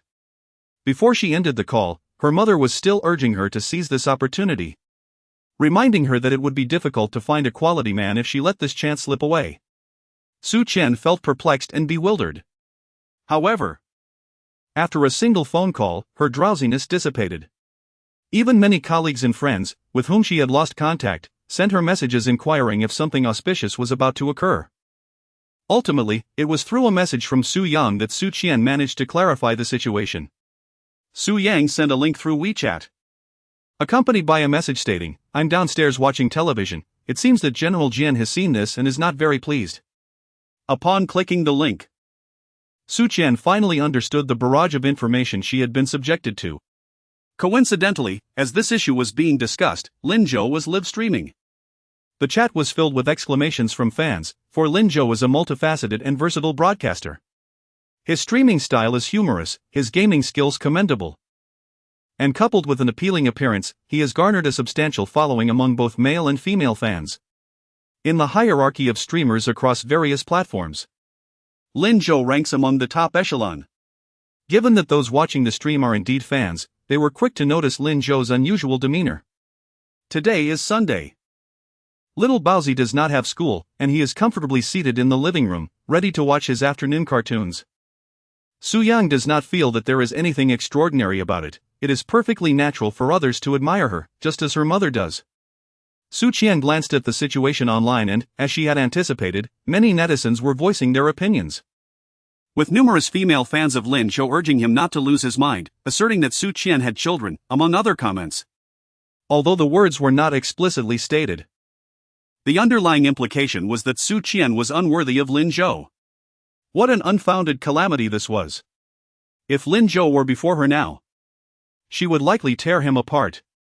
Refreshing the page, she noticed Lin Zhou had made a new Weibo post, with no intention of monopolizing public resources.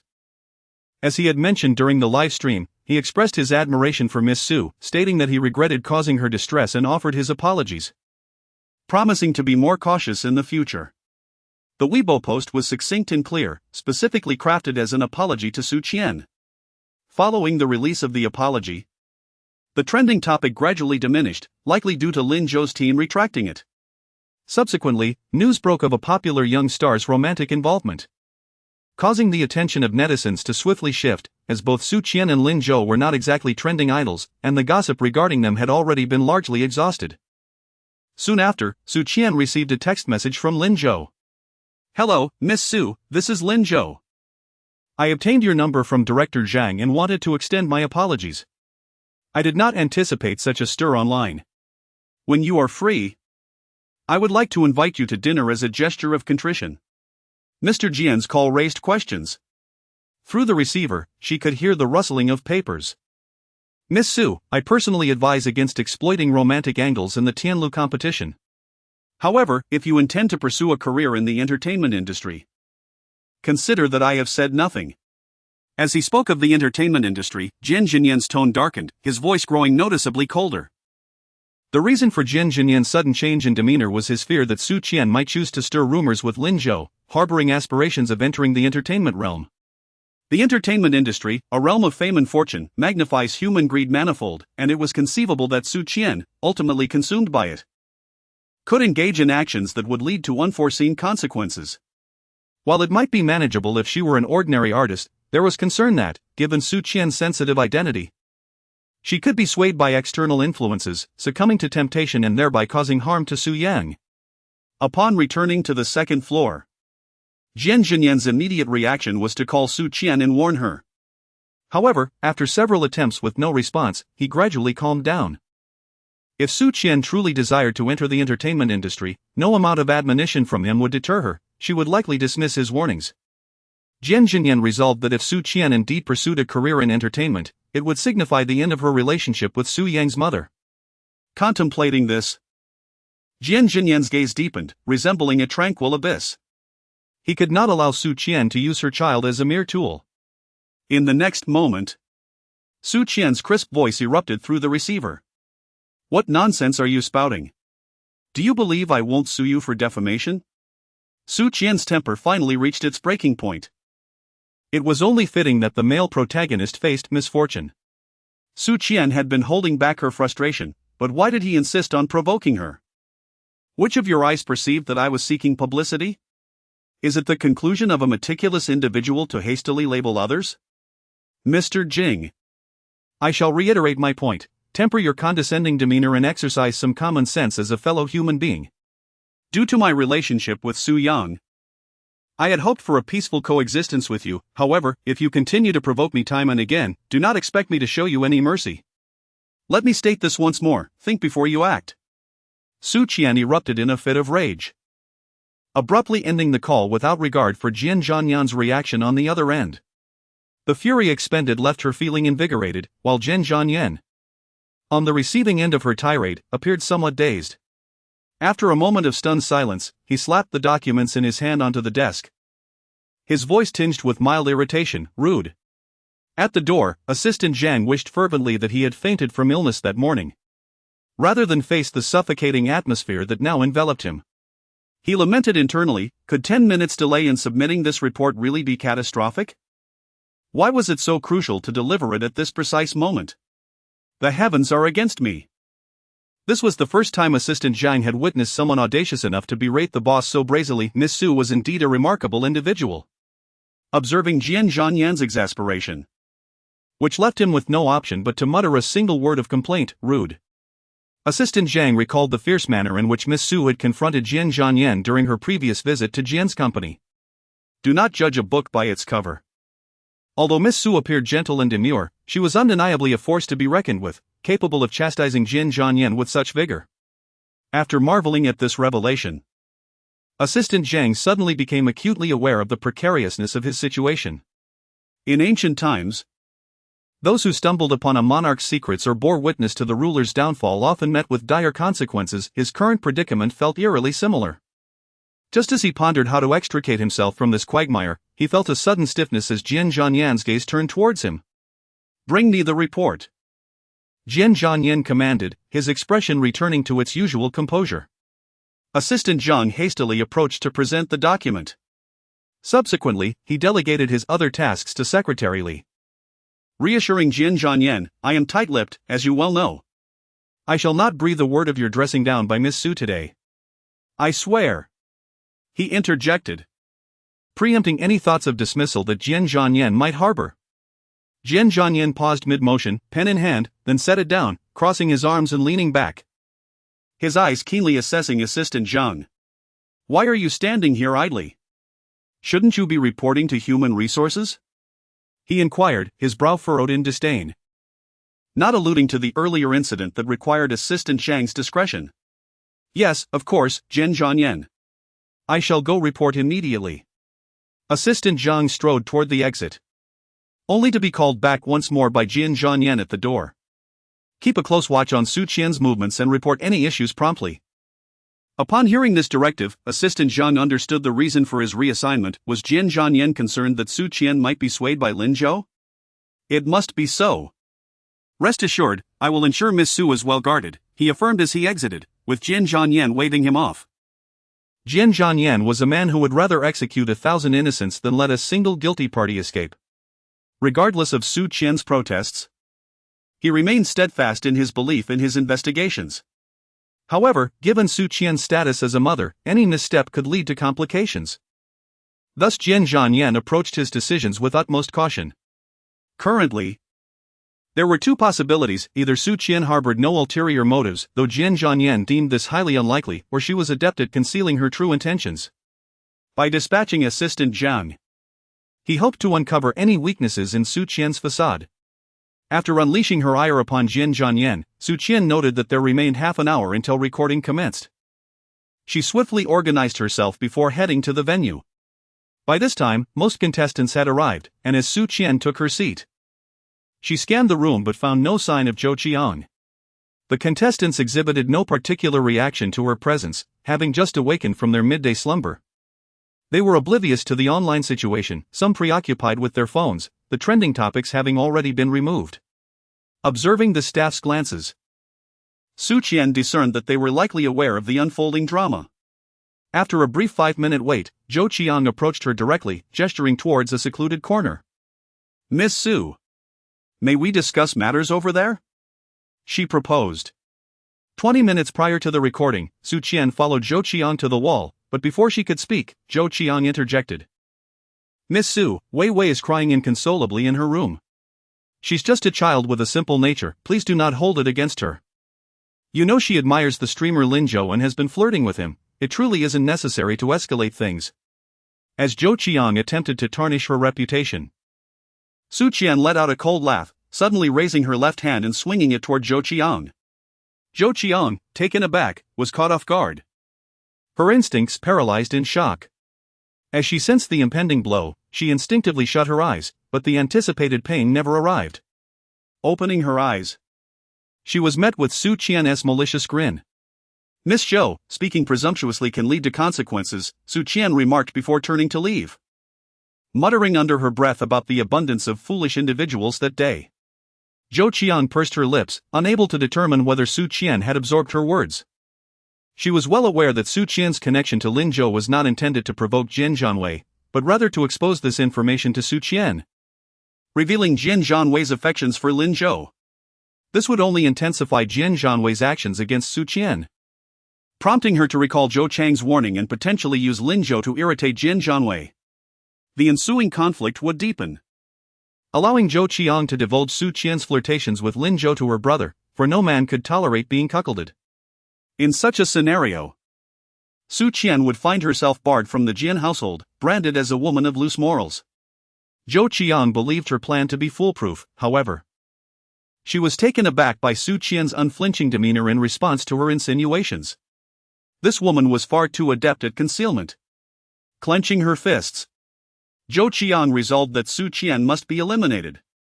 Indeed, Su Qian's attempts to maintain her independence had backfired spectacularly, as both the male and female leads perceived her as a master of subterfuge. The situation would dictate her next steps, and should the occasion arise, she would turn the tables in her favor. Each contestant is assigned a final contact on their phone, enticing the other party to divulge the words on the answer sheet, with the shortest time declared the victor. Director Zhang announced the game rules through a loudspeaker, signaling the commencement of the next phase. Su Qian's expression was rigid. Had she truly heard correctly? The last person she had called was Jian Zhanyan. Moreover, their conversation had been quite unpleasant, and she had scolded him thoroughly. Chapter 74, Searching for Mother with the Child. In stark contrast to the other contestants who were frantically tapping their phone screens with their heads bowed in response to the news, Su Qian exhibited a remarkable sense of integrity. Fearlessly, she perused both her photo gallery and messages, for she had nothing to hide. She had deleted no correspondence. At this moment, she deeply regretted not having formatted her phone. Calling Jian Zhanyan now felt akin to a self-inflicted wound. Yet, the phone was already in submission.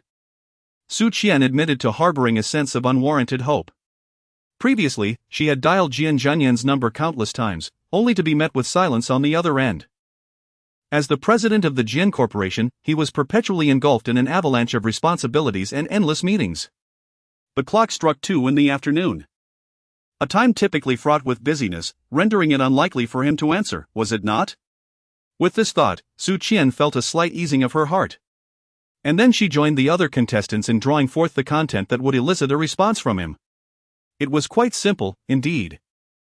Su Qian drew the 16th number to make a call, amidst a total of 20 participants. She observed her fellow competitors straining their brains to elicit the words from their friends on the other end of the line, from which she gleaned a wealth of experience.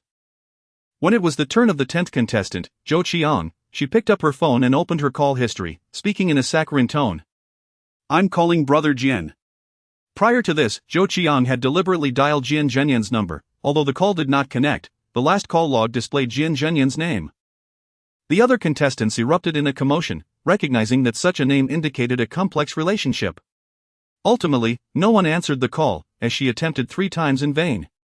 Su Qian let out a sigh of relief. It seemed that her call would likely go unanswered. How delightful! A sense of fortune flickered in her eyes. On the other hand, Zhou Qiang, whose call had not gone through, instinctively glanced at Su Qian. Upon seeing her expression of schadenfreude, a wave of nausea washed over her. It is often said that when one harbors ill feelings towards another, every action of that person seems flawed. While Su Qian's reaction appeared perfectly reasonable to outsiders, Zhou Qiang felt as if she were being mocked. Ultimately, Zhou Qiang settled for a secondary option and dialed the number of the penultimate contact. The call was answered by her family's chauffeur, and within 40 seconds, Zhou Qiang coaxed him into uttering the word diamond. "What gift did my brother give my sister-in-law last month?" she inquired. After the chauffeur listed an array of high-end luxury brands, he finally mentioned a red diamond. Zhou Qiang had accomplished her task. This call afforded her the opportunity to flaunt her family's wealth and the harmonious relationship between her brother and sister-in-law. Although she failed to reach Jian Zhanyan, the envious expressions of her fellow contestants caused Zhou Qiang to lift her chin slightly, harboring a sense of mild pride. Soon, it was Su Qian's turn. She stepped forward to make her call. As contestants dialed, cameramen would capture close-ups of their phone screens, which would then be displayed on the large LED screen at the back of the venue. Everyone caught sight of Su Qian's contact label, male lead. The crowd erupted in a chorus of playful teasing. This title seemed far more intimate and ambiguous than the simple brother Jian, evoking a sense of romantic charm. Su Qian paid no attention to the reactions of the crowd. She focused intently on the beeping sound of the phone in her hand. If it rang 8 times without being answered, she would hang up, declaring it a lost cause. 5, 6, 7, 8. Su Qian feigned a look of regret, poised to press the red button with her hand, when suddenly a voice emanated from the microphone, "Miss Su." The crowd around her covered their mouths, struggling to suppress their instinct to scream out loud. The voice was masculine, and it sounded incredibly alluring. Su Qian's shout was so gentlemanly, so restrained yet tantalizingly seductive. "What does the Chinese word pretty mean?" Su Qian swiftly inquired, and after a brief pause, the voice on the other end echoed her English, then responded, "Beautiful?" "Ah. Miss Su truly possesses an astute intellect, accomplishing this in a mere 5 seconds. The host praised her. There had been others who attempted shortcuts, yet none had employed such a straightforward and audacious method. The others had not considered the translation route. Meanwhile, Director Lian observed with a smug satisfaction, reveling in a secret that eluded everyone else. The individual noted as the male lead was none other than President Jian himself. Having encountered him before, he recognized that voice. Lian Shi felt a rising sense of superiority, thinking, while all are intoxicated, I remain sober. At the moment Su Qian's call connected, Zhou Qiang clenched her fists, her long nails piercing her palm, drawing blood. In that instant, she felt no pain. How could Brother Jian have answered her call while ignoring his own? Su Qian was merely putting on an act, and her true self would inevitably be revealed. The competition continued, and the abruptly hung-up Jian Zhanyan was left bewildered. Could it be that pretty does not mean beautiful? Typically gifted with linguistic prowess, Jian Zhanyan, upon hearing the dial tone after the call was terminated, for the first time doubted his own cultural understanding. Sometimes, the simplest words are the most easily misunderstood. Contemplating this, Jian Zhanyan pulled out his phone to search, confirming that he had been correct all along. What was the purpose of Su Qian's phone call? Was it because the two had previously quarreled over the phone? And after reflecting on it, she felt it was inappropriate, thus making the recent call to seek a way to ease the tension? As Jian Zhanyan pondered this, it seemed quite reasonable. However, something must have transpired on their end to prompt Su Qian's change of heart. Jian Zhanyan contacted Assistant Zhang to inquire about his arrival at the garment factory. Standing at the entrance, Assistant Zhang confirmed he had just arrived. Keep a close watch, Jian Zhanyan succinctly instructed before disconnecting the call. Although he did not specify what or whom to observe, Assistant Zhang understood that Jian was referring to Miss Su. This task assigned to him by Jian was, in itself, a form of regard. With this thought, Assistant Zhang cheerfully entered the garment factory.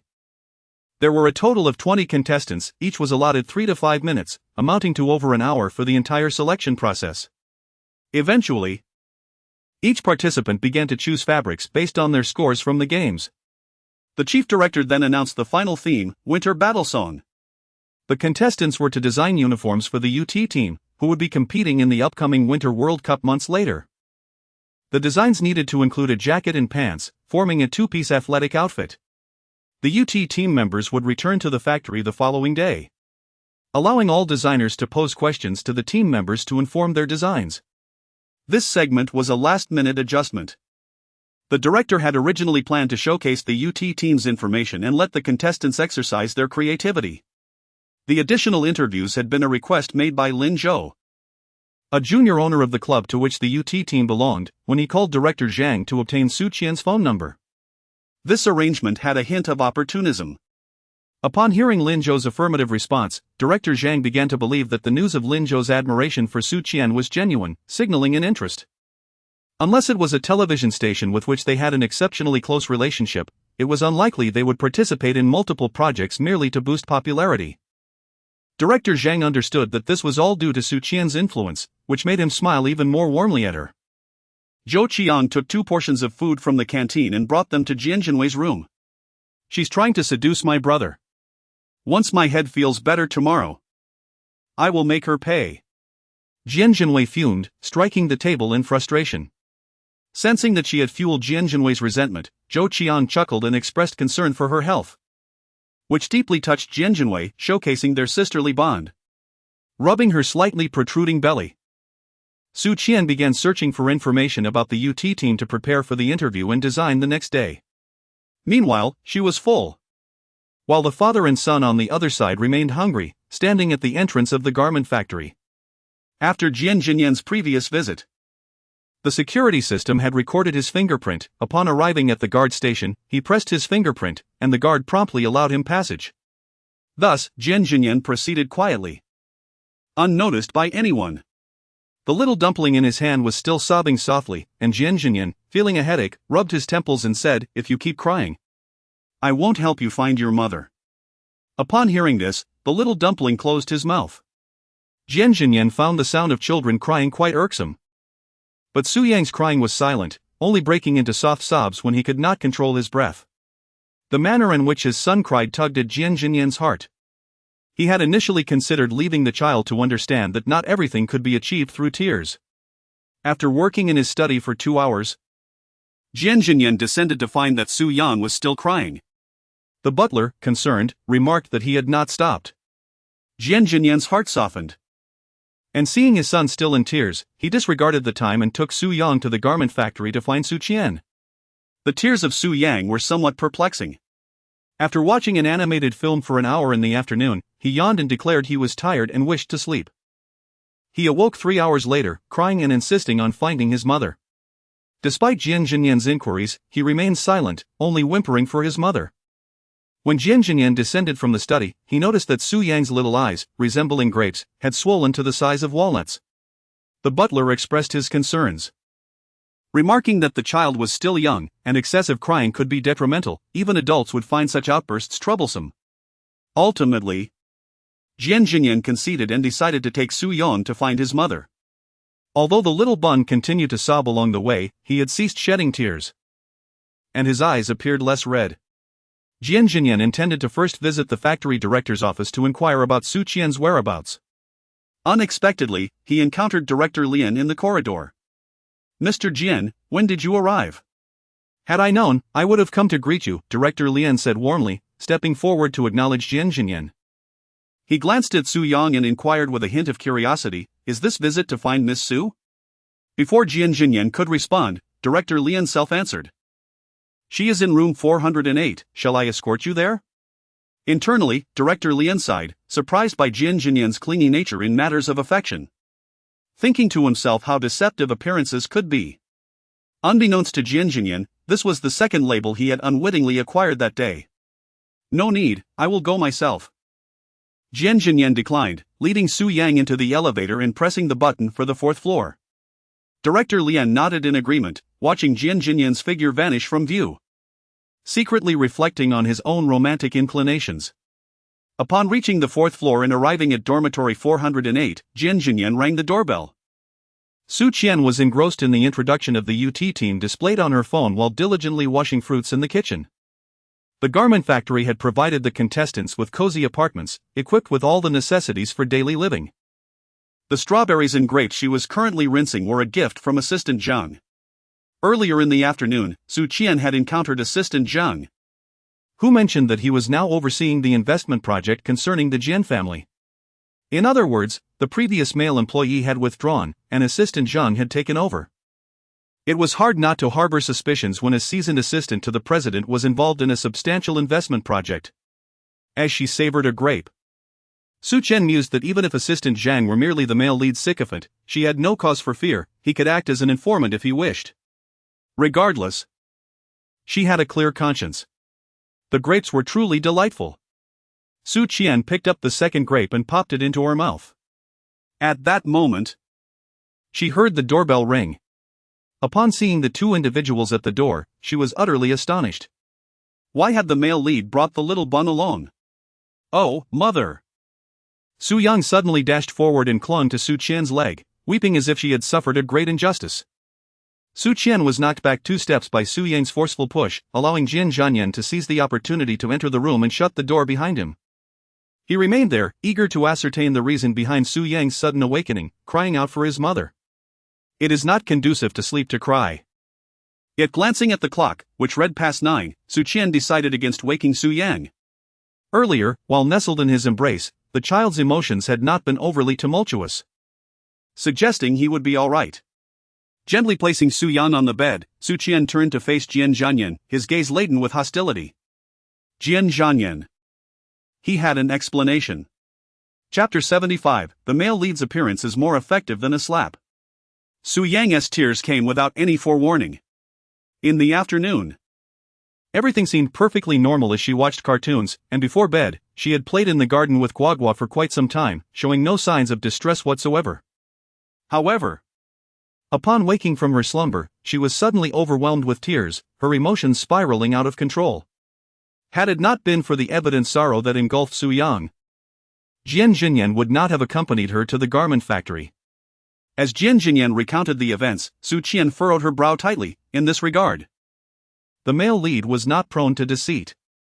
Doubts began to creep into her mind regarding whether sending her child to the male lead had indeed been the right decision. Ultimately, her foremost desire was for Su Yang to be well. Upon learning that it was not Jian Zhanyan's influence causing the distress, Su Qian reined in her murderous glare. It was likely that the little bun would sleep until the next day. Currently, Su Qian resided in a small 1-bedroom, 1-bathroom apartment, devoid of any space for Jian Zhanyan to stay overnight. She had little to discuss with him and was about to issue a polite dismissal when the doorbell rang. Who could possibly be visiting at this hour? After peering through the peephole and recognizing the visitor, she said to Jian Zhanyan, "Please wait on the balcony for a moment." The small apartment featured a clothes-drying balcony with a chair, and as she spoke, Su Qian gently pushed Jian Zhanyan toward the balcony to take a seat. Even Jian Zhanyan's acquaintances rarely engaged in playful shoving or roughhousing with him. In a professional setting, no one dared to lay hands on the esteemed Mr. Jian. At home, Jian Zhanwei treated him like a cat encountering a mouse, hesitant to act too affectionately. Sun Lingyue once remarked that Jian Zhanyan exuded an aura that compelled others to keep their distance. Although Jian Zhanyan himself was unaware of this, the attitudes of those around him confirmed Sun Lingyue's observation. Yet, an exception existed in Su Qian. Her demeanor towards him was merely that of normal conversation, devoid of the usual restraint others displayed. The action of pushing him toward the balcony would have caused hesitation in anyone else, but for Su Qian, it was entirely natural. Jian Zhanyan lightly tapped the armrest of the chair with his fingers, pondering whether Su Qian's calmness was genuine or a facade. Perhaps he could take the initiative to test the waters, he mused thoughtfully. With a click, Su Qian opened the door. And Jian Zhanyan's expression instantly soured as he heard Jian Zhanwei's scolding voice. Upon seeing Jian Zhanwei standing alone at the door, Su Qian instinctively sensed that the visitor bore ill intentions. Zhou Chang's absence indicated a desire to avoid entanglement, suggesting that this individual had likely been thoroughly indoctrinated by Zhou Qiang within the confines of the room. Thus, it was no surprise that she now approached Su Qian with a lack of discernment. Indeed, as soon as Su Qian opened the door, Jian Zhanwei strode in with her chin held high, immediately adopting a condescending demeanor as she began to speak. A crow from the slums, foolishly aspiring to soar to the branches and transform into a phoenix, how utterly shameless. Ugh! Su Qian sat leisurely on the bed, observing Jian Zhanwei as she vented her anger. After uttering 5 or 6 sentences, Jian Zhanwei noticed Su Qian's unwavering gaze fixed upon her in silence. She scrutinized Su Qian and asked, "What's the matter? Feeling guilty? Have you finished?" Su Qian stood up and walked over to Jian Zhanwei. Jian Zhanwei lifted her face, projecting an air of defiance as if to say she was unafraid of Su Qian. What could she possibly do? In the next instant, a sharp crack echoed through the air as Jian Zhanwei's face was propelled toward the doorway by the force of the slap. Su Qian had struck her. In truth, Su Qian had restrained her strength. The sound was resounding, yet it merely caused Jian Zhanwei's cheeks to flush. Had she truly unleashed her full force? Jian Zhanwei's visage would surely have been left swollen. This slap was a stark reminder of her unbridled arrogance and empty-headedness. Su Qian turned her wrist. Not with the intent to inflict harm, but rather to instill a sense of humiliation in Jian Zhanyan. Do you dare to strike me? Jian Zhanyan exclaimed in disbelief as she leapt towards Su Qian. In her previous life, Su Qian had studied self-defense techniques, and the original owner had also practiced taekwondo, making it effortless for her to handle Jian Zhanyan. After a brief struggle, Jian Zhanyan realized she was no match for Su Qian and ceased her resistance, beginning to scream. Help! Su Qian is attacking me. Call the police. You may cause a commotion, Su Qian retorted, but let us see who will ultimately be the one to feel embarrassed. Su Qian forcefully pushed the person away, picked up her phone, and pressed a couple of buttons, causing the screen to display the scene of Jian Zhanyan entering and verbally assaulting Su Qian. Earlier, Su Qian had delayed opening the door slightly, setting her phone aside to record the incident. Jian Zhanyan's wails abruptly ceased. I have no qualms about releasing this. It will merely be a matter of who ends up unfortunate. The double-edged sword is directed solely at Jian Zhanyan, and even she, no matter how foolish, must comprehend the implications at play. Even the hotel corridor surveillance would capture her ferociously banging on my door and entering uninvited. If you call the police, who will they arrest, you or me? Go ahead, keep shouting. Su Qian's last words, laced with a hint of sternness, rose in volume, startling Jian Zhanyan into a shiver. Half an hour ago, after finishing the meal brought by Zhou Qian, Jian Zhanyan found herself increasingly agitated, realizing her headache had lessened, prompting her to seek out Su Qian to vent her frustrations. Jian Zhanyan believed that confronting Su Qian would be a simple affair, especially with Su still occupied with the competition, surely too intimidated to retaliate, and that she would have to placate her afterward. With this mindset, Jian Zhanyan approached, only to find the reality unfolding in stark contrast to her expectations.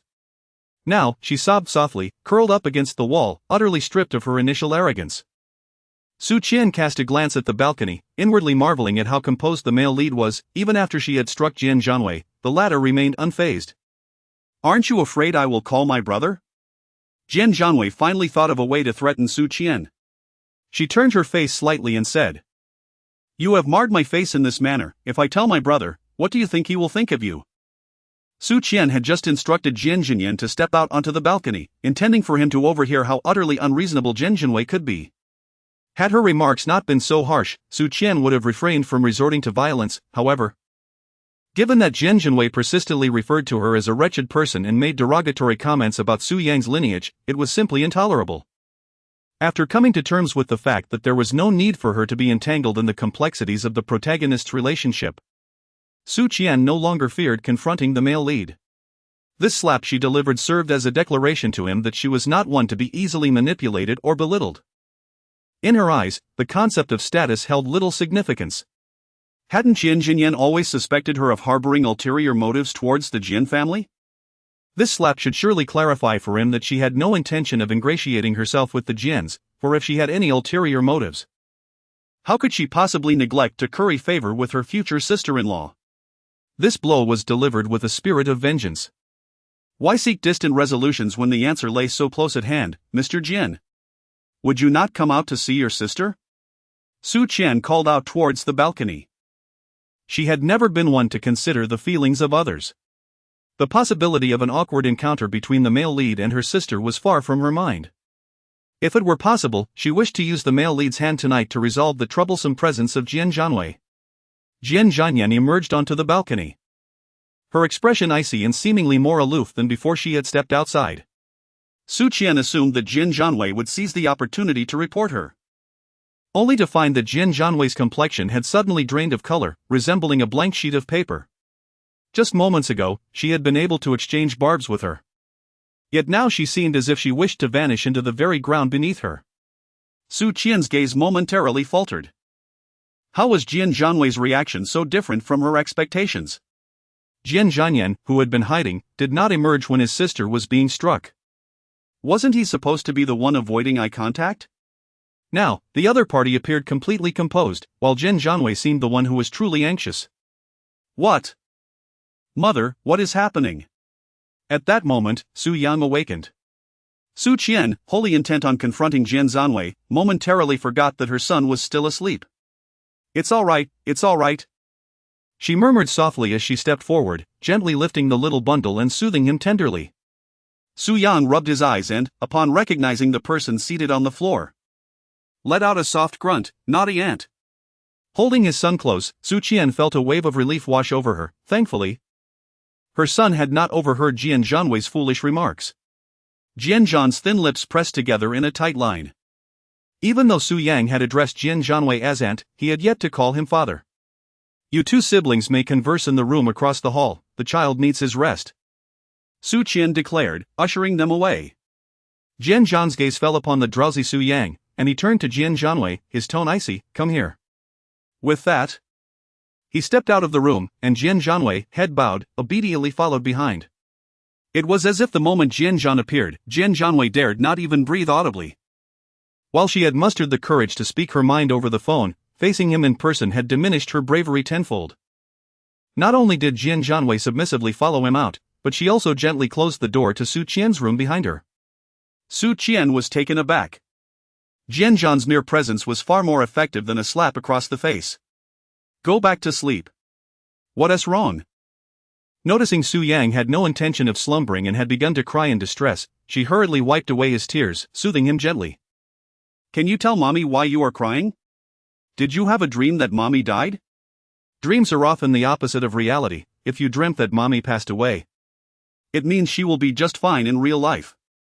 As Su Qian spoke, she gently comforted Su Yang. It's true, mother has passed away.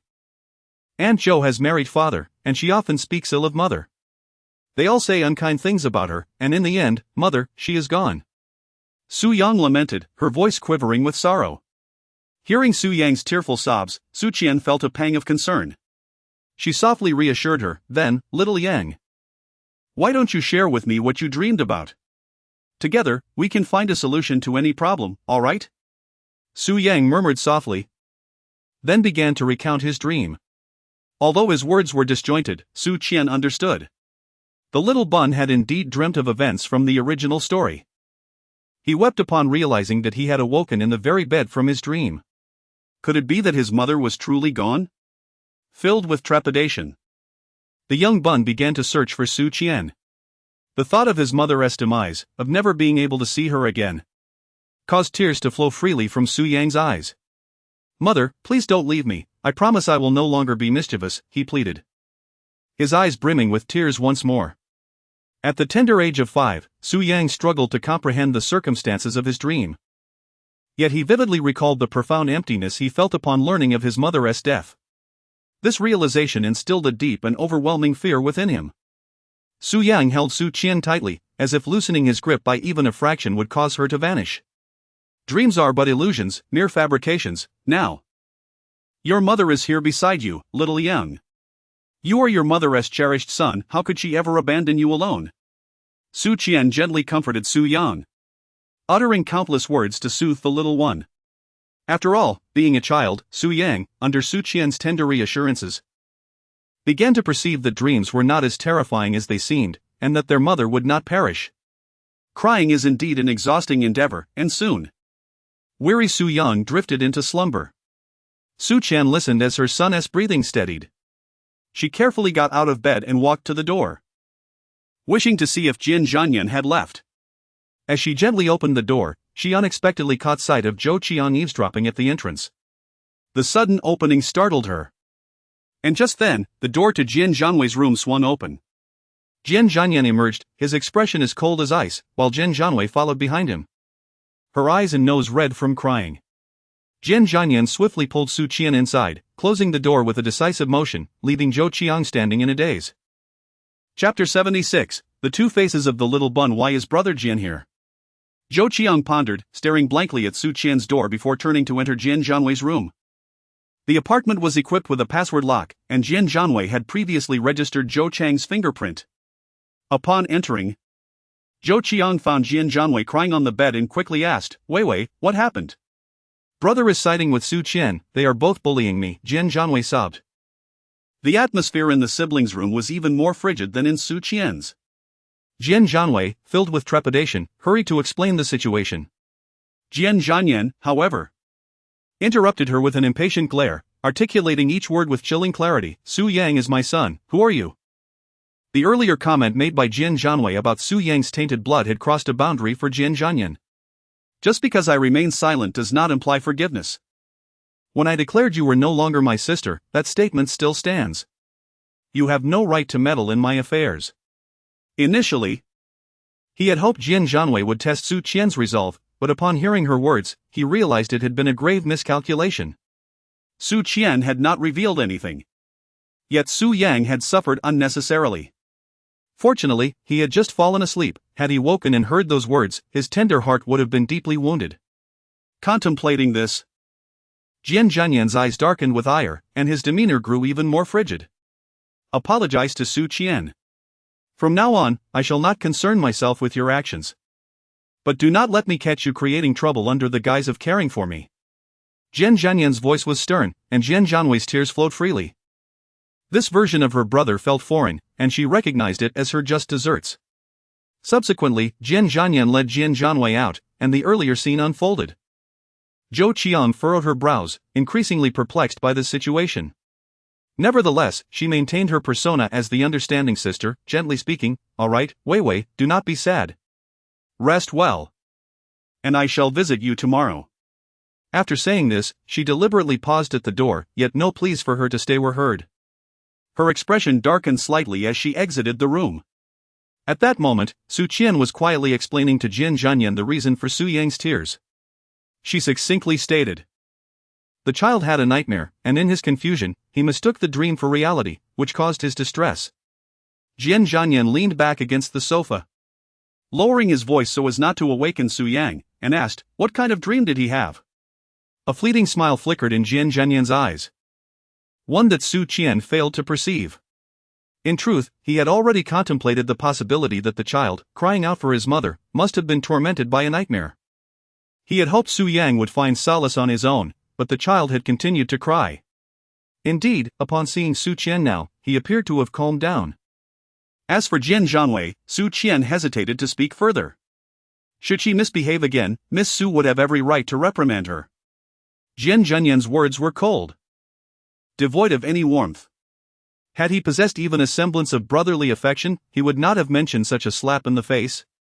Su Qian understood that the male protagonist's feelings towards his family were not rooted in profound love, but rather in an inherent sense of detachment.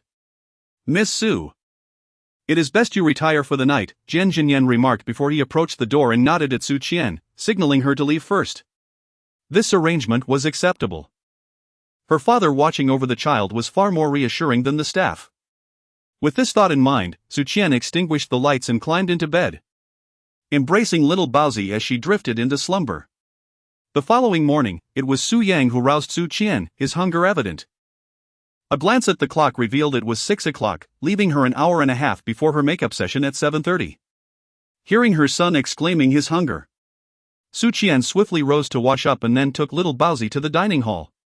Along the way, they encountered several staff members who greeted Su Qian, and she openly introduced Su Yang as her son without hesitation. Su Yang was beaming with a radiant smile, embodying the adorable image of a well-behaved child, which garnered her numerous compliments. After finishing their meal, Su Qian was leading Su Yang to a nearby seat when they encountered Director Zhang, who graciously invited them to join his table. The director took a particular liking to Su Yang, engaging her in conversation during the meal and frequently erupting into hearty laughter. Is contestant number 32 related to the director? The other contestants wondered. Otherwise, how could Director Zhang, usually so serious, always greet contestant 32 with such joy? Su Qian maintained a cordial relationship with the staff, yet she found herself lacking close connections with the contestants. The competitors harbored a subtle wariness towards her, often speaking with a palpable distance. After a couple of encounters, Su Qian preferred to refrain from engaging with them whenever possible. The Tianlu competition was not merely an opportunity for camaraderie, the other contestants were acutely aware of this, viewing Su Qian as a formidable obstacle in their pursuit of victory.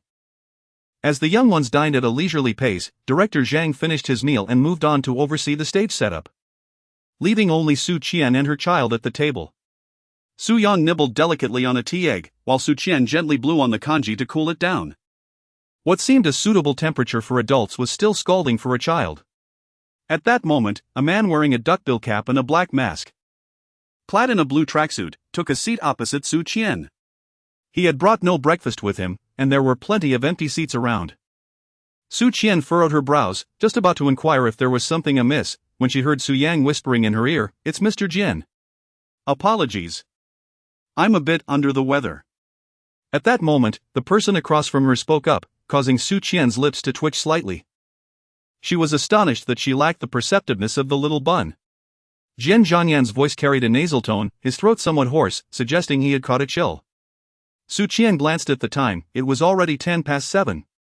The porridge had cooled sufficiently, and she placed it beside Su Yang. Before leaving, she instructed Jian Zhanyan, "I am heading to the makeup room.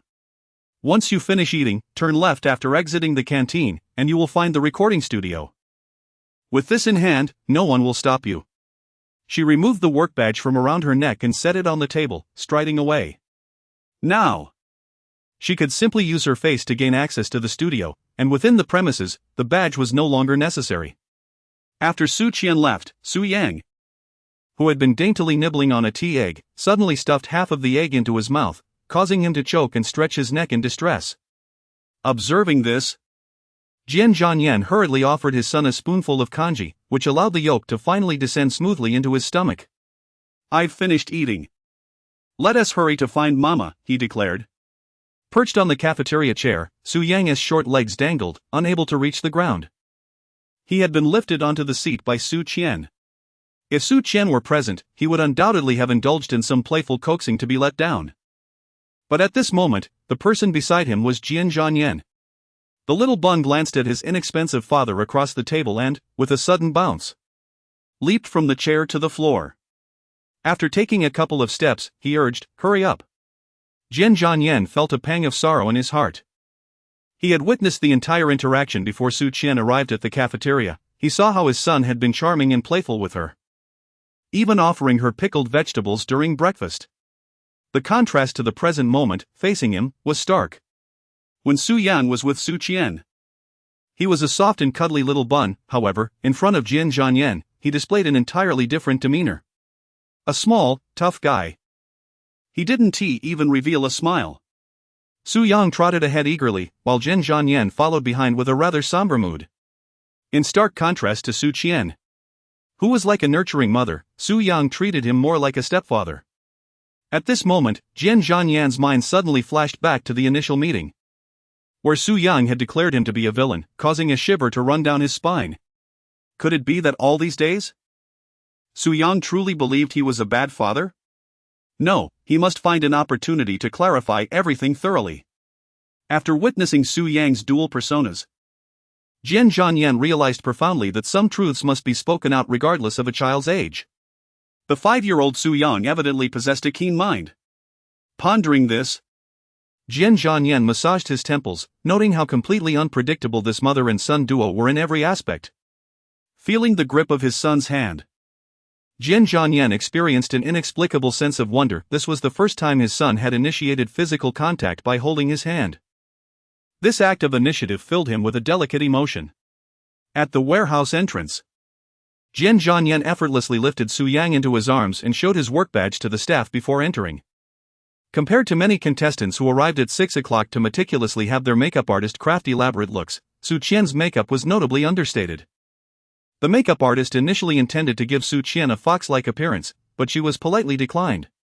In the end, only a light base and a touch of lipstick were applied, with no eye makeup at all.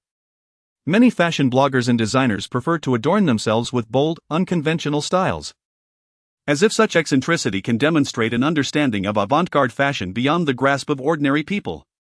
For this competition, contestants' striking outfits aimed to showcase their sense of style. But an equally important goal was to leave a memorable impression on the audience. Now in its 3rd episode, everyone understood that this was not merely a design contest. Viewer votes carried significant weight.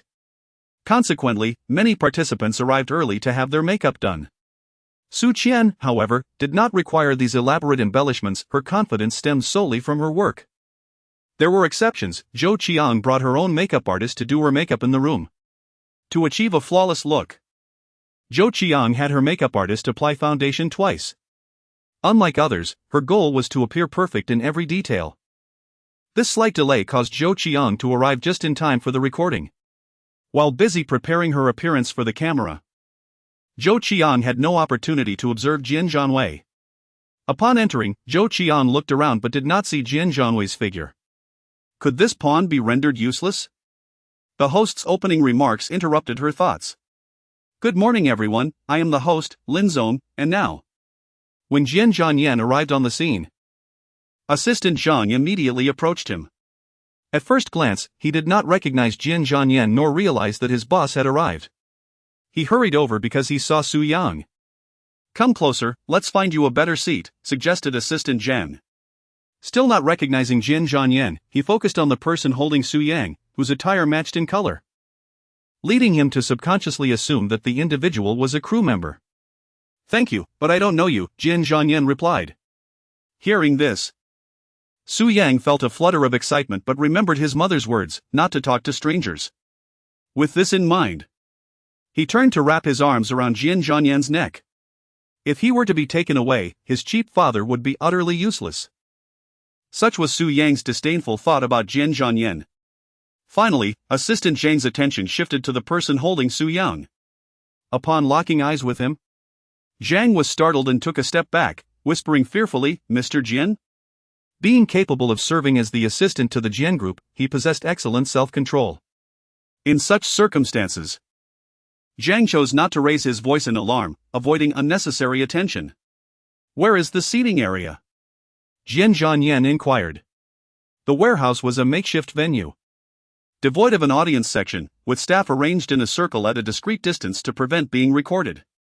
As Jian Zhanyan entered, he contemplated where Su Yang could watch comfortably, being too far would displease the child. Behind the director was an optimal spot, allowing a clear view of the scene and the display screen. Assistant Zhang gestured with a flattering smile toward a location within the crowd. Follow me, he said. Thus, Jian Zhanyan and Su Yang secured seats at the VIP area behind the director. With a child and an adult occupying the seats, Assistant Zhang chose to stand nearby, thinking he should have brought an extra chair. The pure, cheerful laughter of children was contagious, eliciting smiles from all present. The deputy director asked the director whether they should re-record, as the natural ambient sounds, including the child's laughter, had been captured during the live recording. Director Zhang waved him off, indicating it was unnecessary, as the authenticity added to the scene. The child's laughter, especially during pauses, could serve as ideal editing points. Jian Zhanyan's gaze naturally fell upon the individual at the very back, the second young master of the Lin family, whom he recognized. However, he sensed something was amiss with Lin Shou. Why was this person constantly sneaking glances at Su Qian? The competition's theme was designing uniforms for the UT team, with the team members themselves conducting interviews. Lin Zhou, as the club's leader, accompanied them, and was beckoned by Director Zhang to the stage. He instructed the assistant director to oversee another part of the stage and sat down without hesitation, directly in front of Jian Zhanyan. Jian Zhanyan recognized Lin Zhou, who remained oblivious to the massed staff behind him and Su Yang's diminutive stature, hidden under the shadows cast by the lights. From this angle, Jian Zhanyan observed that Lin Zhou's gaze was fixed intently on someone. Everyone else looked toward the contestant asking questions, but Lin Zhou's eyes remained unwavering in one direction. From Jian Zhanyan's perspective, he immediately understood whom Lin Zhou was watching. A man who understood men well, even if only glimpsing the back of Lin Zhou's head, could tell how fervently he was gazing. Why was he fixed on his mother? At that moment, Su Yang gently patted Jian Zhanyan's shoulder with his small hand before quietly whispering beside him. Standing up, Su Yang, with a high-pitched voice, expressed curiosity and asked Jian Zhanyan why he was looking at his mother. Having once suffered a stiff neck from sleeping in an awkward position, Su Yang knew how painful it was to look in one direction, as even slight movements could cause unbearable pain. Jian Zhanyan's gaze deepened as he focused on Lin Zhou. Though Lin Zhou's family's business was not as vast as Jian's, they were considered industry leaders, running a successful enterprise. Lin Zhou's father had 3 children, the eldest managed domestic affairs, the youngest expanded into overseas markets, and the middle son, Lin Zhou, kept a low profile, avoiding social gatherings and pursuing his own interests freely. Such a personality might naturally be attentive to a mother caring for a child. Recalling the phone call where Su Qian had scolded him, Jian Zhanyan wondered if he had truly misunderstood the situation. Suddenly, his phone screen lit up with a message from Assistant Zhang. He read the email explaining why the UT team was present for filming, which he had heard through gossip from other staff members. As Lin Zhou, a minor proprietor of the club, took the initiative to suggest that the players cooperate with the filming, the staff speculated that he might harbor feelings for Miss Su, using work as a pretext to pursue her. Assistant Zhang, well aware of President Jian's intentions in assigning him to Yunduo television, dedicated himself to uncovering gossip upon his arrival. The information he had received was secondhand and somewhat contradictory, hence, the prudent Assistant Zhang refrained from relaying it to Jian Zhanyan until its veracity was confirmed. However, upon witnessing the arrival of the UT team, he decided to share the insights he had gathered. After reading the email, Jian Zhanyan's conviction in his thoughts deepened. He clasped his hands together, gently tapping his thumbs, a subconscious gesture that accompanied his contemplative state. Assistant Zhang observed this and thought to himself. Never would he have imagined that their esteemed and untouchable President Jian would one day find himself entangled in a love triangle. After the arrival of the UT team and the director's announcement of the rules, the players took turns posing questions they were eager to have answered. When it was Su Qian's turn, her inquiry was, "What heroes and playstyles do each of you excel in?" The players' faces lit up at her question. Miss Su undoubtedly embodied the qualities favored by the club's proprietor. Previous queries had been mundane, concerning height, measurements, favorite colors, and relationship status, quite tedious indeed. In stark contrast, Su Qian's question demonstrated a remarkable level of insight. The players, when discussing their preferred heroes, were animated and enthusiastic. Following her lead, Zhou Qiang posed a similarly astute question regarding the significance the UT team and this game held for them. What a clever inquiry! The coach had emphasized that they should avoid giving critics any ammunition before this special training, yet player 37 had ventured such a question. They had been mistaken. They should not have dismissed the designers who previously asked about height and measurements. Thank you to the UT team for your contribution, please take your seats. Next, we welcome the mentors for this session. At that moment, Su Qian cast a glance toward the audience, initially intending to locate her son amidst the crowd. However, her gaze met that of Lin Zhou, and the evident evasion in his expression upon their eyes locking stirred a sense of curiosity within her. Such an innocent reaction, coupled with the previous interview, left little room for her imagination to refrain from wondering. As she observed the mentor and judge in taking the stage, a triumphant smile graced her lips, leaving one to ponder what mischief the heroine might be concocting. Su Qian has come to realize that while her role as a supporting character has become more subdued, the leading actress has begun to stir things up. Greetings to all. I shall now introduce the topic of sportswear. It once enjoyed great popularity on an international scale, and the most renowned local designer in Huaxia, Qian, possesses a comprehensive understanding of sportswear. His explanation of the garments resembles that of director Lian, who previously guided the contestants through the workshop, with his gaze often returning to the individuals present. This time, however, teacher Huiyan's final gaze is directed at Zhou Qiang. As Su Qian ponders the dynamic between Zhou Qiang and Huiyan, her fingers lightly tap against the table. The card in Zhou Chang's possession piques Su Qian's suspicion. Could Huiyan be the one who provided her with the card? At that moment, the director called out cut, clapping his hands to announce that everyone could proceed to lunch, prompting those present to exit. Unlike her usual leisurely pace, Zhou Qiang moved unusually swiftly today, prompting Su Qian to discreetly follow her. Maintaining a respectful distance, Su Qian observed from behind a wall as Zhou Qiang and Huiyan engaged in jovial conversation, their camaraderie evident, though the specifics eluded her.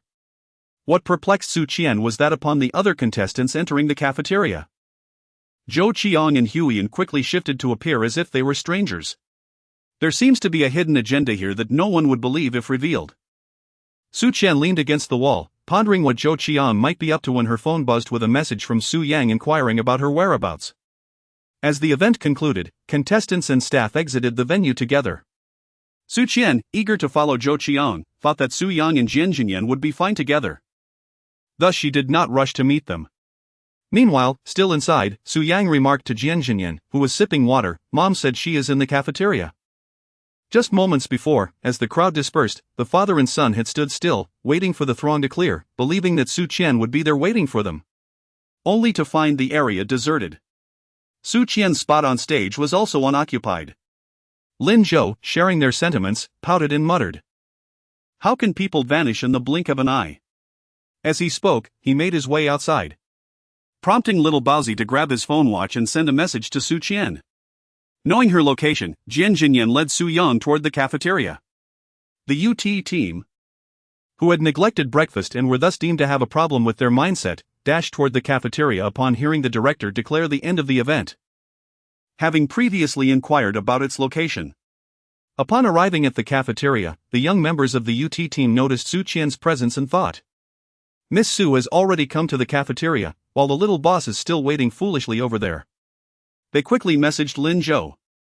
Once in the cafeteria, Lin Zhou immediately spotted the team members at the side, making faces at him, and saw Su Qian sitting alone at a nearby table, eating.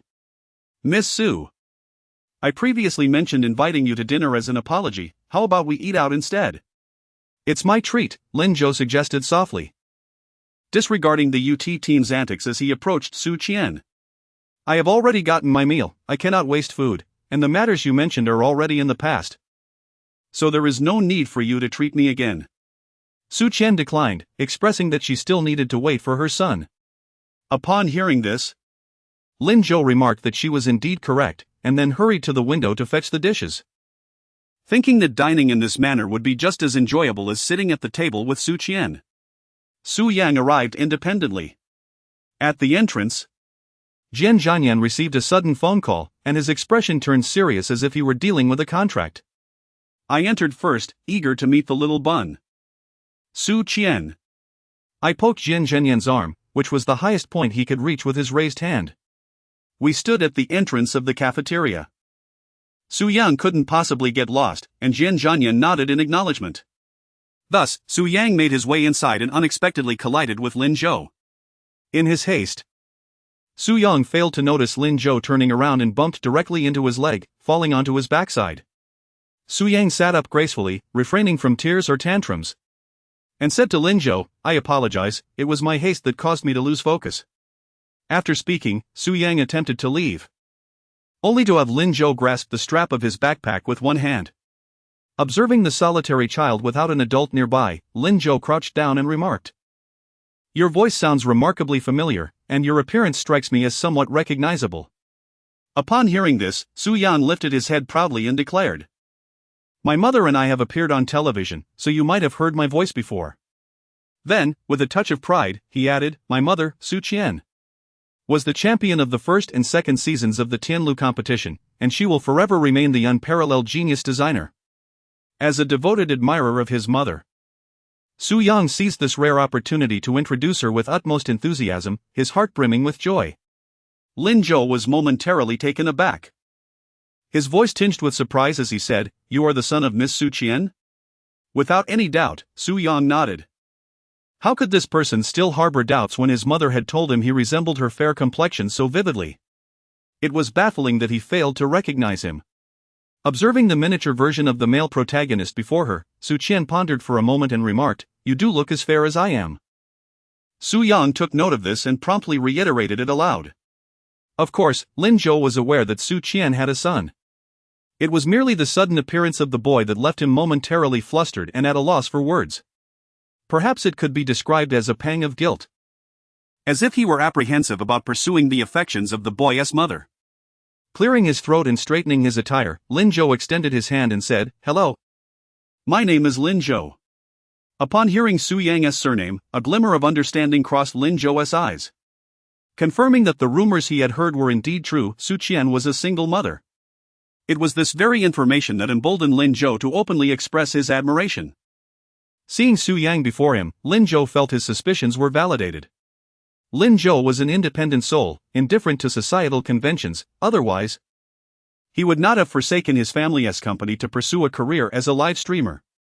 To his elders, this was deemed irresponsible and shameful. Though his elder brother appeared to be the head of the family business, it was Lin Zhou who truly owned it. His brother wished for him to carve out his own path, and since Lin Zhou's passion lay in esports, he was encouraged to develop his talents in that arena. Fortunately, with an elder brother above and a younger sibling below, Lin Zhou possessed a certain leeway to indulge his whims. Initially, his desire to become a professional player had sparked fierce confrontations with his parents, but ultimately, the Lin family relented. As long as their second son did not break the law, they would allow him to follow his own path. Lin Zhou was not one to be swayed by familial expectations. He fell in love with Su Qian at first sight and cared little for any other considerations. What mattered to him was Su Qian herself. Determined, he resolved to win over Su Yang first. Confident in his reputation as a natural leader among children, Lin Zhou beamed with an affable smile and said, "Su Yang, from now on, we are good friends, okay?" Su Yang shook his head firmly and declared, "No." The attempt to cultivate familiarity had failed. Lin Zhou's smile froze, his usual approach, which had proven infallible time and again introducing oneself formally, followed by the declaration of friendship, had met with dismal failure today. Why was that? Lin Zhou was perplexed. A 10-year-old could not be deceived. Yet a child of 5 or 6 would be easily swayed. How was it that Su Yang remained unaffected? "Do you know what my favorite food is?" Lin Zhou shook his head. "Do you know my height and weight?" Lin Zhou shook his head once more. "Do you know where I live?"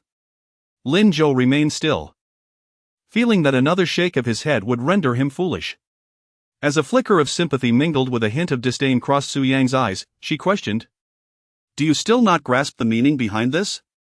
Noticing Lin Zhou's silence, she sighed and continued, "You do not understand me. If you cannot even answer such a superficial question, we are not even surface-level friends, let alone good friends." Lin Zhou was momentarily taken aback. Had he just been schooled by a child? Who had introduced the term surface-level friends to such a young one?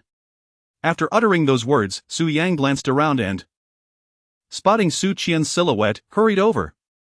Before departing, she called back to Lin Zhou, "I'll be on my way now, may our paths cross again someday." Lin Zhou, bewildered, watched Su Yang's retreating figure, inwardly lamenting the precocity of today's youth. "President Jian is on a call, so I decided to come find Mom first." "Mom? I just encountered a strange uncle who said he wanted to be my good friend, but we have only just met. He seemed a bit foolish." Thinking of the man's appearance, Su Yang couldn't help but chuckle, realizing how naive it was to attempt to deceive him into friendship. Su Qian thoughtfully shifted her plate closer to Su Yang, anticipating her son's approach, and had deliberately prepared his favorite dishes, adding an extra serving of rice. "One must not recklessly deem others as foolish," she remarked gently, offering Su Yang a morsel of meat, though diminutive to an adult. The piece appeared substantial as it entered Su Yang's mouth, his cheeks puffing adorably as he mumbled, "I did not voice it aloud. It was but a silent thought in my heart." As Su Qian listened to her son's clever rebuttals, she chuckled and shook her head, about to say something further when a figure seated across from her caught her attention.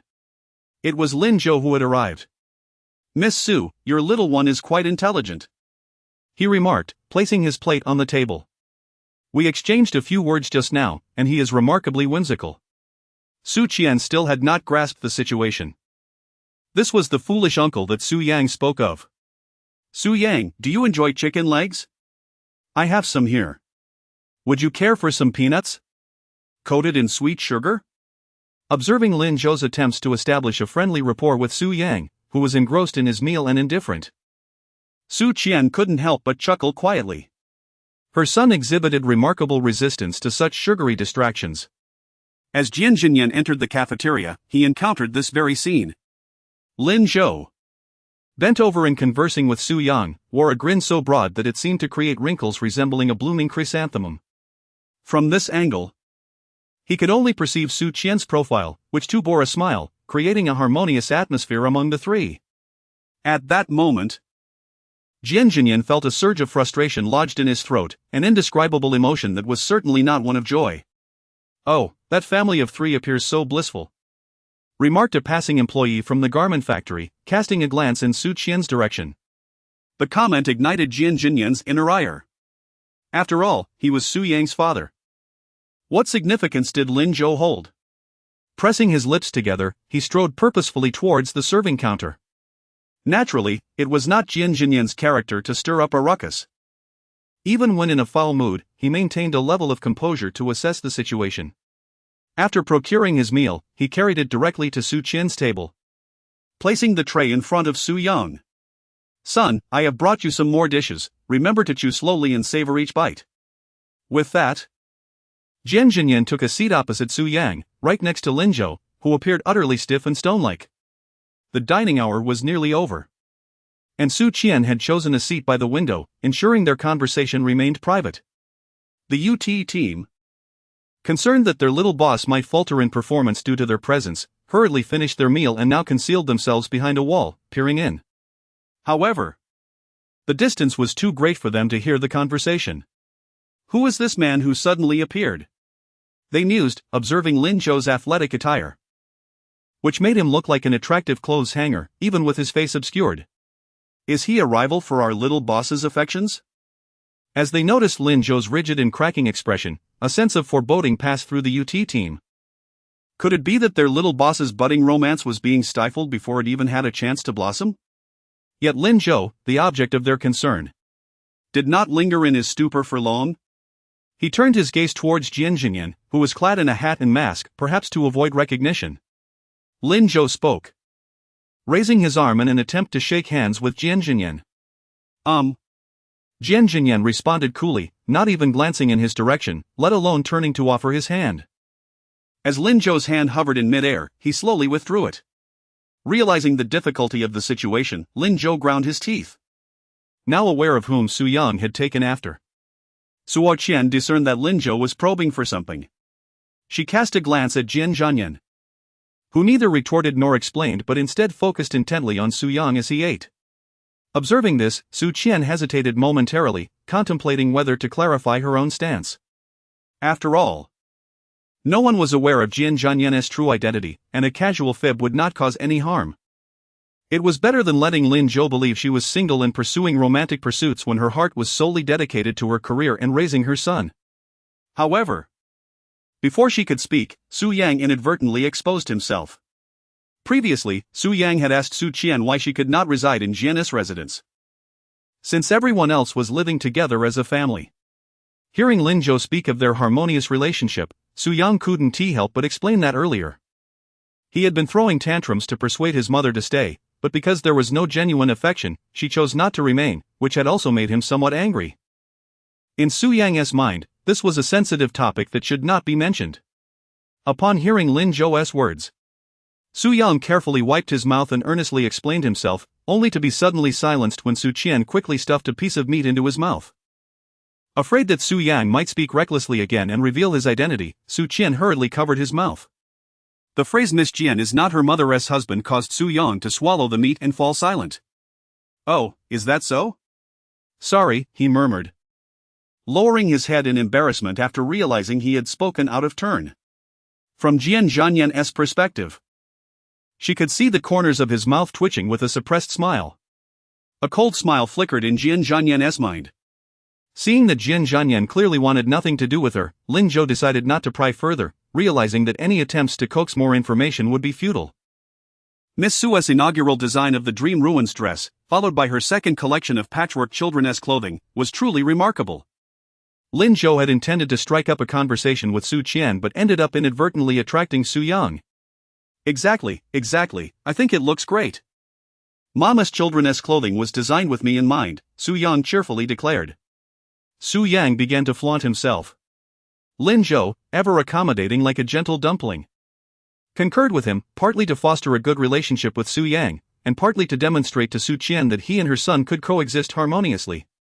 However, the moment Su Yang mentioned his mother's designs, his appetite vanished. He set down his chopsticks and spoke at great length. Su Qian glanced at the empty bowl of rice, contemplating that the little bun had consumed quite a bit today, so she refrained from urging him to eat more. She took a wet wipe to clean Su Yang's hands, as the little bun had just gnawed on a large bone. Su Yang and Lin Zhou were engaged in delightful conversation, while Su Qian attentively looked after Su Yang. Even though Jian Zhanyan was seated at the same table, he felt like an outsider. Taking a deep breath, Jian Zhanyan reflected on the rare sensation of frustration that had resurfaced after such a long time. His gaze fell upon Su Yang's animated little face. And he seriously contemplated whether he should delve into Su Qian's designs, envisioning the possibility of sharing common interests with his son in the future. Su Qian glanced at the time after wiping Su Yang's hands, noting that the director anticipated a rather late recording session today. Consequently, she decided to allow her little bundle of joy a midday nap. Su Yang nodded in agreement and, extending his arms, softly and affectionately pleaded, "Cannot come down, Mama. Carry me." Jian Zhanyan playfully chided, "Don't jump around too wildly in front of him. Mr. Lin, apologies, but we must take our leave now." Su Qian gently lowered Su Yang and bid farewell to Lin Zhou. Su Yang raised her hand and waved it, then cupped it around her mouth as if it were a trumpet, exclaiming, "Now we are friends." "All right, we are friends. I look forward to the day we become close friends." Upon hearing these words, Jian Zhanyan abruptly stood up, traversed the space between the three. And as she passed by Su Qian, she tossed out a remark, "Let's go." Su Qian smiled at Lin Zhou and nodded slightly before turning to embrace Su Yang as she departed. Lin Zhou remained rooted in place, his expression warm as he watched Su Qian exit the cafeteria. Even after she vanished from sight, his gaze lingered in that direction, lost in thought. Miss Su possesses an enchanting smile. Enveloped in Su Qian's embrace, Su Yang, whose face was turned towards Lin Zhou, observed the expressions of the latter throughout. His new companion appeared somewhat foolishly joyful. Was he truly so elated to have forged a friendship with him? Perhaps it would be prudent to invite him along for future outings. Today, however, the other party was conspicuously absent from the cafeteria. Likely due to Jian Zhanyan's instructions to Manager Lian to conceal his identity, resulting in the latter's complete withdrawal from visibility. It must be said that Su Qian's casual conjecture proved astoundingly accurate.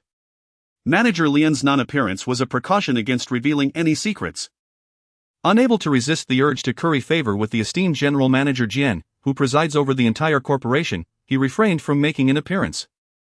The authority of the manager of the apparel department, a tier above their garment factory, far exceeds that of their own operations. To avoid compromising General Manager Jian, Manager Lian chose to remain incognito.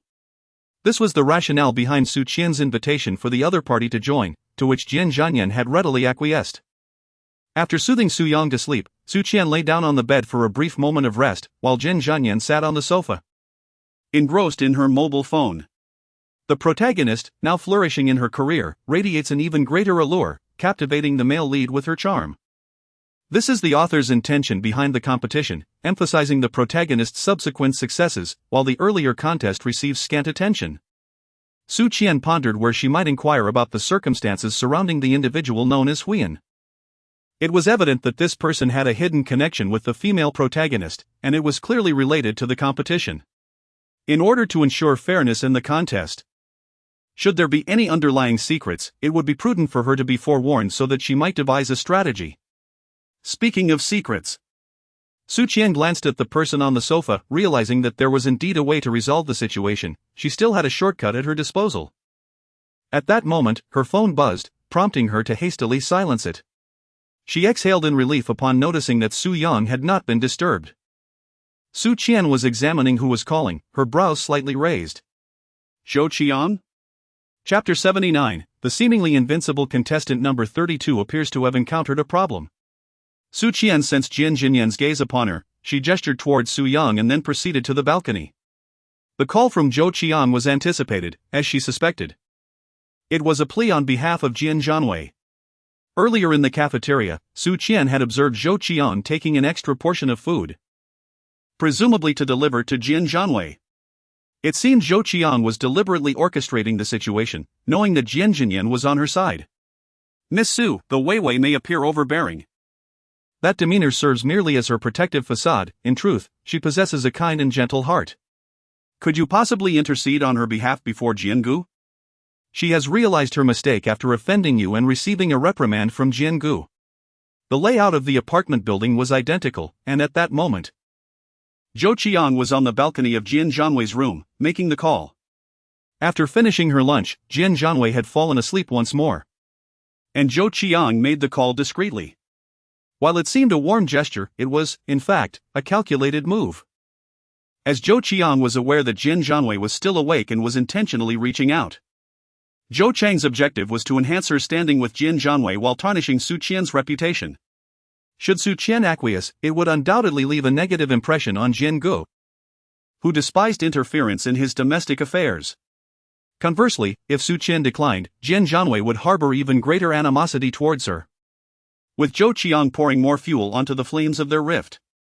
Either scenario would serve Zhou Chang's interests well.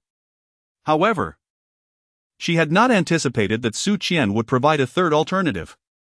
"Miss Su, are you well acquainted with the judges of the committee?" Without answering the initial query, Su Qian countered with her own. Zhou Qiang panicked. What had Su Qian discerned?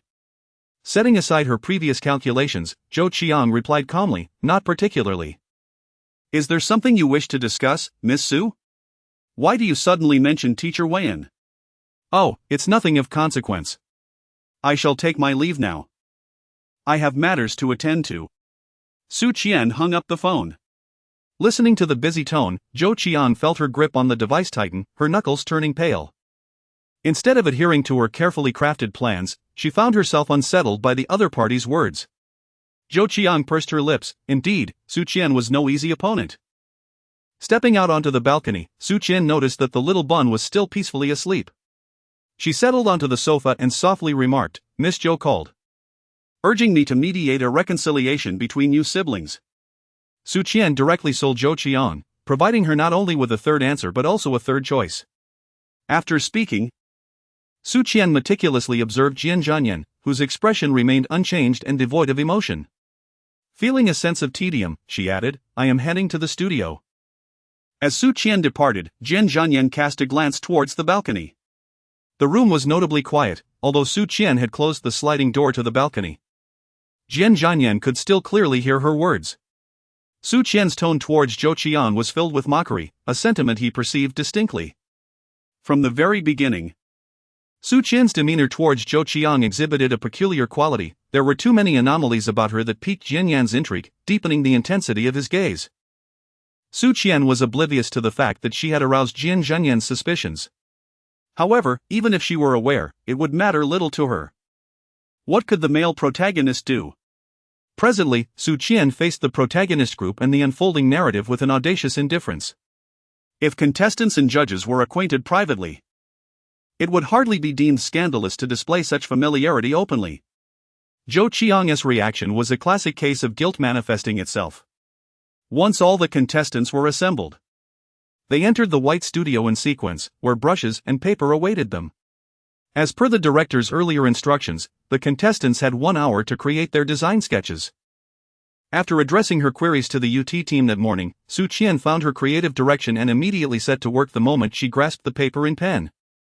In the photography area, a large screen had been erected, allowing the UT team members to view the footage transmitted by the director.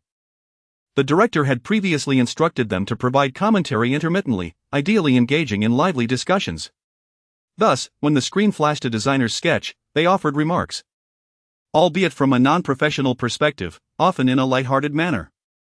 For instance, if a designer adorned a garment with a pattern, they might exclaim, "Wow, what a cool design." Or if another designer incorporated a drawstring into trousers, they would jest about tucking it into socks. While the contestants focused on their creations in silence, the UT team was tasked with injecting some entertainment into the atmosphere. As the camera swung towards Su Qian, one of the UT members recognized the design and exclaimed, "Isn't that the ultimate move of my favorite hero, Water Cloud Sky? Incredible! Why didn't you draw my favorite hero, Flame River Mountain? It's quite attractive too." "No. Flying Sky is far superior." "Absolutely not, Iron Wall is the most striking." This sparked a minor debate among them. Before long, the hour had elapsed, and the photographer entered the white studio to capture close-up shots of each contestant's work. Upon reaching Su Qian's creation, the photographer paused momentarily, taken aback. For Su Qian had not only illustrated her design but had also included an analysis diagram. A glance was enough to elicit an involuntary admiration from the photographer. Exquisite. After the director's team uploaded the designs online, the results of the voting would be revealed in an hour. During this interval, each contestant would present their design to the panel. Upon exiting the white studio, the contestants were astonished to discover that all 4 judges had suddenly appeared. Faced with their mentors, uncertainty gripped them. The order of presentations was determined by a draw. The unexpected arrival of the other three judges also caught Su Qian off guard. No wonder the chief director had mentioned they would be recording late into the evening. As it seemed they were poised to conclude the transition from 20 to 12 contestants today. Even more surprising for Su Qian was the realization that she had been selected. Su Qian was the first to take the stage and present her design draft. She radiated confidence, meticulously organizing her design manuscript and sketches before addressing the audience. Esteemed judges. I am contestant number 32, Su Qian. Today, I would like to share my design philosophy regarding the battle attire for UT. Upon gaining a deeper understanding of the team, I established a central theme for my creation, the God of War in reverse. I learned that each year, the world champion team receives an official reward in the form of a skin, which served as the inspiration for my design. The patterns adorning this sportswear will be rendered in exquisite embroidery. What makes this design remarkable is its ability to transform into 5 ultimate abilities of in-game heroes, corresponding to the 5 players' beloved champions. For instance, the swirling autumn leaves can be inverted and affixed to the Velcro on the design, morphing into another ultimate, the Flame Dynasty. The players of professional teams are typically quite young. 2 members of the UT team are under 20, with the oldest being merely 21. As Su Qian elaborated on her design, the eyes of each player sparkled with enthusiasm, their admiration evident on their faces. This battle attire is not only a uniform for the UT team but also a unique garment tailored exclusively for them, with the ultimate design crafted specifically by Miss Su. Upon the conclusion of Su Qian's introduction, the judges erupted into applause, their eyes brimming with admiration. Marvelous! Have I just witnessed a magic trick? You managed to conjure 5 distinct patterns, and astonishingly, this conceptualization was accomplished in merely a day. Truly remarkable. You are a genius, Miss Su. Your every design fills me with anticipation. As a judge, I ought to offer you constructive criticism, yet regrettably, I cannot discern any flaws. You are exceptional. This was the feedback from the 3 foreign judges. However, when it came to Huiyan, his reaction was notably less enthusiastic than that of the other 3. His seemingly objective critique, in reality, was merely nitpicking. He remarked that, given Su Qian's prowess, her color coordination could have been executed even more flawlessly, expressing high expectations for her. Such words fell on Su Qian's ears as mere nonsense, a veiled insult cloaked in praise. What pretense of benevolence is this? It was not that Su Qian was incapable of accepting criticism, but rather that Huiyan's comments were simply trivial nitpicking. This stinging remark caused a slight furrow in Huiyan's brow. It was evident to all that contestant number 32 was expressing dissatisfaction with Judge Huiyan. On the stage of the competition, it is quite normal for contestants to exhibit a temperament. Regardless of the type of competition, there will invariably be those who are outspoken. Su Qian inadvertently bestowed upon herself the title of a well-behaved individual. Every person possesses their own temperament, if the situation demands it. She would not hesitate to play the role of the provocateur. As she descended from the stage, her gaze swept over Zhou Qian, who appeared deeply troubled. A subtle smile graced her lips. Zhou Qian, witnessing Su Qian's audacity in dealing with Huiyan, would undoubtedly speculate that she had uncovered their clandestine affair, emboldened by possessing leverage over them. It remained to be seen whether Zhou Qian would take action. Otherwise, should she learn of their plans only after their execution? It would indeed be too late. Su Qian's treatment of Huiyan on stage was, in part, a deliberate provocation aimed at Zhou Qian. She harbored no doubts that their conspiracy would eventually be unveiled. If the other competitors were privy to Su Qian's thoughts, they would undoubtedly rush to extinguish such a perilous notion. The intricate design of the ultimate abilities for the characters behind the game, could it truly be conceived by mere mortals? In the morning, they inquired about the competitors' favorite heroes, and by afternoon, they had amalgamated the ultimate abilities of those beloved heroes, ingeniously piecing them together through a process of folding. Observing the expressions of the UT team members, one could ascertain how well the design of the ultimate ability crafted by the 32nd competitor resonated with their expectations. Such impromptu designs were clearly beyond the scope of prior experience. Not only the members of the UT team, but even they themselves found the design remarkably captivating. It was truly unique. The creation of the 32nd competitor was undeniably fashionable, blending style with playfulness while closely aligning with the theme of esports teams. The more one contemplated it, the more formidable and extraordinary the 30-second competitor appeared. Had they been oblivious to the competitor's design, they might have believed their own creations were exceptional, harboring aspirations of astonishing the audience upon their presentation. However, after witnessing the design of the 30-second competitor, their confidence waned. A strong presentation of one's work could certainly earn points, yet after viewing the 30-second competitor's masterpiece, it became increasingly challenging for them to regain their composure. It was precisely because they were peers that they recognized the disparity. In comparison to the ingenious concept of folding 5 ultimate ability patterns. No matter how remarkable their designs were, they paled in comparison, rendering them unworthy of even a hint of rivalry. Before they even had the chance to present, they felt defeated. How could things possibly improve? They silently prayed that the 30-second competitor would refrain from being the first next time. As each contestant took their turn to present, the judges no longer exhibited the same excitement they had shown upon encountering Su Qian's work. Soon, all 20 contestants had completed their presentations. Simultaneously, the online voting results were announced. Su Qian ranked first, surpassing the second place by tenfold. As she gazed at the numbers on the screen, Zhou Qiang was surprisingly in 19th place. Su Qian furrowed her brow and glanced at Zhou Qiang, noticing a fleeting smile at the corner of her lips. Su Qian felt an unsettling premonition. Several staff members huddled together, engaged in an enigmatic discussion, while the host, clutching the cue cards, cast a bewildered glance towards the director, uncertain whether to continue with the proceedings. Cut. Let's take a 20-minute break. At that moment, the assistant director emerged from the circle of discussion to announce a halt in filming. The conversation between Director Zhang and the crew coincided with the instant the voting results were revealed. It was evident that her popularity could never exceed the second place by a tenfold margin. The second place garnered 11,000 votes, while she amassed an astounding 110,000. Miss Su, your popularity is remarkably high. As Su Qian pondered, Zhou Qiang approached. Upon hearing the other's sarcastic remarks, she turned to face Zhou Qiang directly and slowly affirmed, "It is you." Chapter 80, Is this how one gets eliminated? What does Miss Su mean by this? Zhou Qiang's eyes were filled with confusion, utterly perplexed by Su Qian's words. Su Qian's gaze fell upon Zhou Qiang's left hand, her expression impeccable. Yet she overlooked her own subconscious gestures. Whenever anxiety stirred within her, her left hand would instinctively clench into a slight fist, her thumb pressing against her palm. The original author often employed this detail to reveal the protagonist's inner turmoil, and now Su Qian found herself embodying it.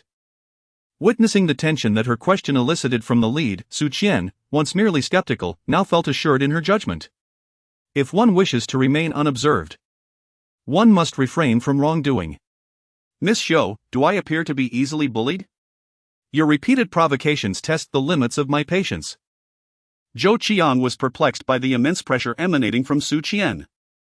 She could not help but wonder if such an imposing presence truly belonged to a mere employee of a food factory. Miss Su, I believe you have misunderstood.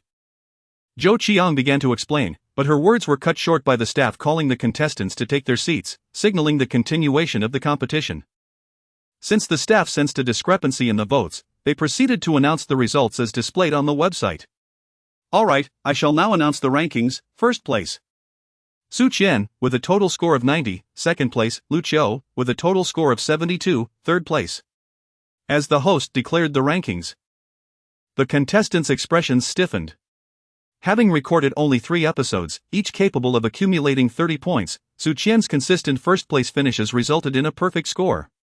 Many had assumed that the score for the 3rd episode would not be finalized at this moment. They were unprepared for the judges' scores to be directly determined by online voting. This round, a crucial stage from 20 to 12, was not the finals, yet it held significant weight, as points were universally recognized as something to be maximized. Were the results truly established without even seeing the final products? As the host concluded, several contestants turned pale, realizing they ranked beyond the 12th position, with Zhou Qiang at 13th, facing imminent elimination. For a designer, the foundational skill lies in crafting impeccable design drafts, approached with earnest dedication. Yet the judges' low scores and the online voting outcomes could ultimately be traced back to one singular reason: the designers had not adequately prepared their sketches, with many lines appearing disjointed and lacking fluidity. A single misstroke could detract considerably from the overall impression of a piece. During the initial selection phase, contestants were tasked with creating design sketches, each crafted with utmost care, yet now, the same designs were treated disparately due to differing circumstances. In the pursuit of creativity, designers must not forget their original intentions. The production team displayed a comparative analysis of each contestant's work on the screen, prompting many designers to bow their heads in shame. This was a trial, you have been eliminated. Director Zhang's words resonated with a chilling finality in the atmosphere, causing many contestants to weep openly. Zhou Chang's complexion turned ashen as she lowered her head, lost in thought. Earlier, when Zhou Qiang had approached, Su Qian had noticed the heavy application of foundation on her face, while her lipstick, closely resembling her natural skin tone, left her looking rather lackluster. Su Qian cast a glance at the cameraman standing in the audience, whose lens was persistently focused on Zhou Qiang. On the screen, Zhou Chang's design draft appeared somewhat hasty.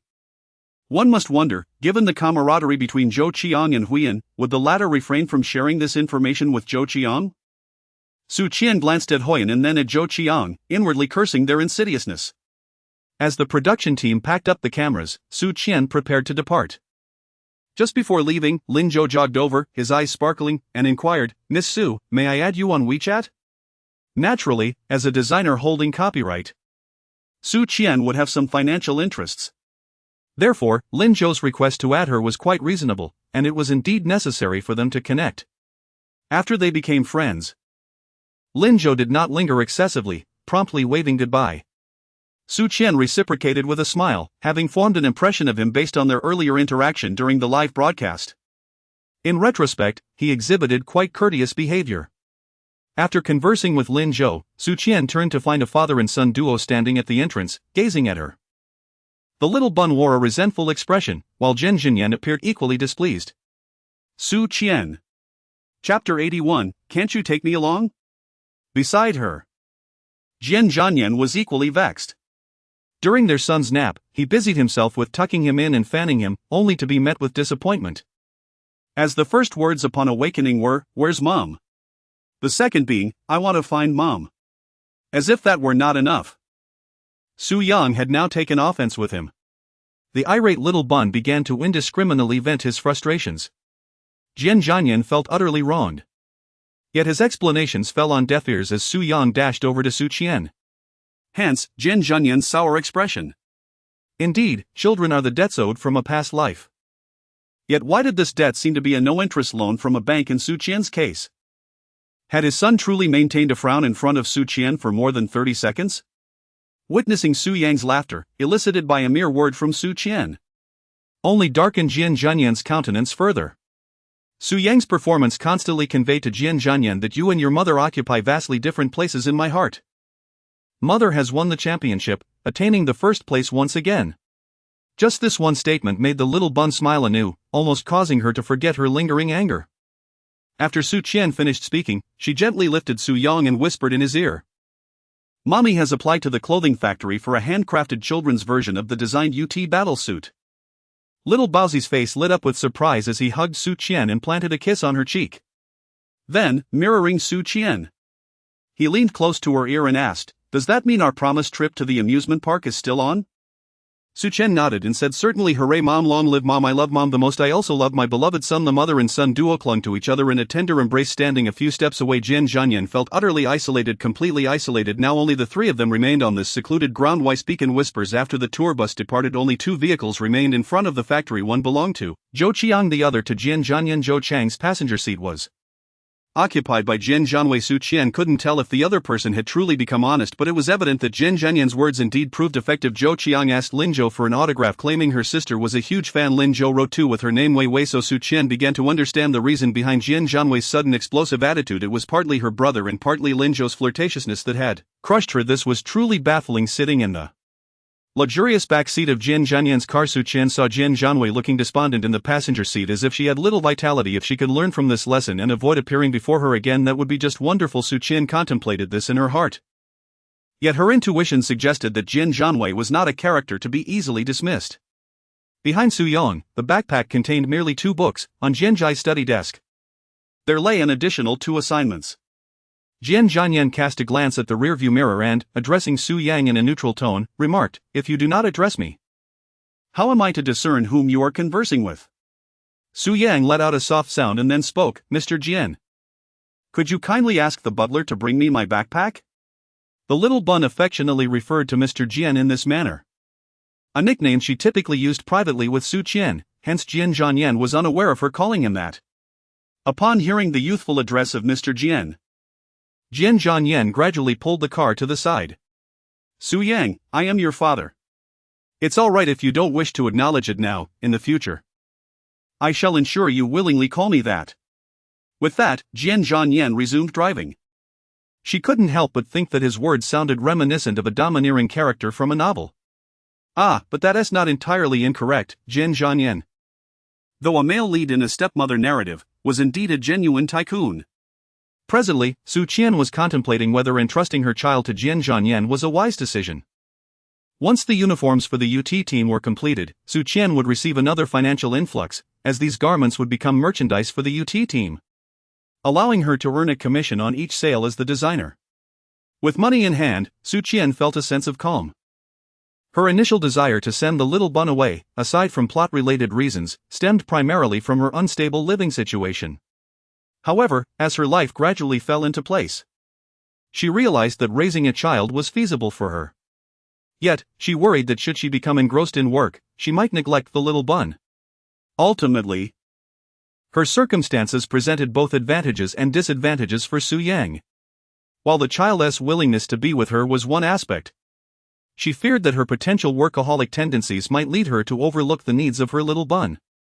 Su Qian gazed out the window, her brow furrowed with uncertainty. "Mom, are we going to the amusement park tomorrow or the day after?" Little Baozi eagerly tugged at Su Qian, initiating a lively discussion. "In the front seat." Jian Zhanyan's ears perked up at the mention of the amusement park. "Aren't you supposed to be in class tomorrow?" "It's Monday," he remarked. This is the mindset of a mother: leisure is permissible, yet it must not hinder one's education, even if her dear son is merely in kindergarten. "The kindergarten is on break tomorrow," Su Yang interjected. Noticing Su Qian's skeptical expression, Su Yang added, "If you don't believe me, just ask Mr. Jian."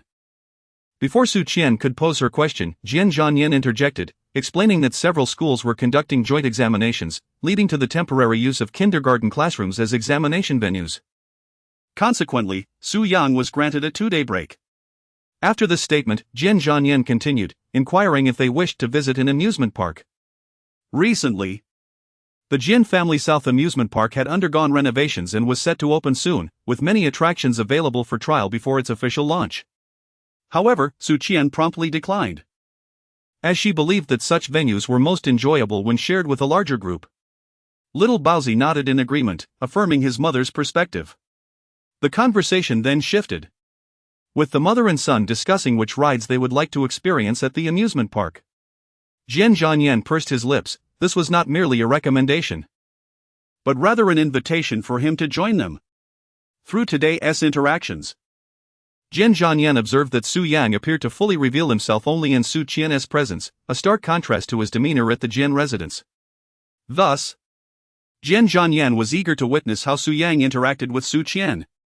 Unfortunately, the mother and son failed to grasp his intentions, and neither extended an invitation for him to accompany them. Ultimately, Su Qian and Su Yang decided to visit the amusement park on Monday, rest at home on Tuesday, and prepare for school on Wednesday. As the conversation concluded, no invitation had been extended to Jian Zhanyan to join in their outing. "Goodbye, Jianzong," they bid farewell. "Mr. Jian, take care on your way." Watching the mother and son wave to him from the roadside, Jian Zhanyan responded with a subtle sound, his tongue pressing against his back teeth, before driving away. While en route, Jian Zhanyan's phone rang. It was a call from Sun Lingyu, who was gathering friends for a get-together. Jian Zhanyan recalled the radiant smiles of Su Qian and Su Yang and agreed, realizing it had been a while since he had seen these friends. At that moment, the individuals gathered in the private room of the club eagerly awaited Jian Zhanyan's arrival. They had been discussing their recent circumstances, but the topic of Jian Zhanyan had not arisen until Sun Lingyu suddenly exclaimed, startling everyone. "What are you all looking at?" Do you know what I just discovered?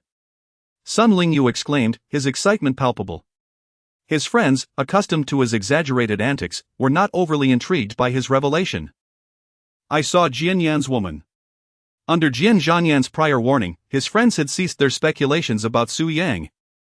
But they still yearned to uncover the identity of the woman who had borne Jian Zhanyan's child. Naturally, they did not delve deeply into investigations. A few casual inquiries revealed no substantial rumors, and they left it at that. Upon hearing Sun Lingyu's statement, a young man with a buzz cut leapt to his feet, exclaiming, Jian Ji's woman? Where? Where? After uttering this, he dashed to the door, scanning for any sign of her. Typically known for his lack of composure, this time, he was no less agitated than the others. Sun Lingyu clicked his tongue and tapped his phone, declaring, right here. He then connected his phone to the room's projector. And a 3-minute video began to play on the screen. The intensity in the room rivaled that of an important business meeting as they watched the video featuring Su Qian's energetic highlights from a recent competition. Its atmosphere intensified by the accompanying music. Contestant number 32, Su Qian, has secured the first advancement card. Contestant number 32, first place, congratulations. Congratulations to Su Qian, first place. Please take the throne. The overall tone was exhilarating, and in the video, Su Qian exuded an indomitable aura with her expressions and gaze. Once the video concluded, the room fell into a profound silence, lingering for several seconds. An unemployed drifter? A delicate woman? Gentle in nature, destined to be a full-time housewife? The comments echoed Sun Lingyu's earlier descriptions of Su Qian. This initial perception was evidently misleading. Sun Lingyu awkwardly chuckled and scratched his head. The group was left speechless, such a disparity was striking. The competition portrayed in the video was a widely popular fashion design contest, funded by Jian Zhanyan's company, Tianlu, which had frequently graced the trending searches online. Haven't you all seen it? Sun Lingyu asked as he noticed his friends searching for information on their phones. I've been busy with export collaborations and only just found time today. I typically don't follow these things. I did see it, but I didn't click on the trending topic.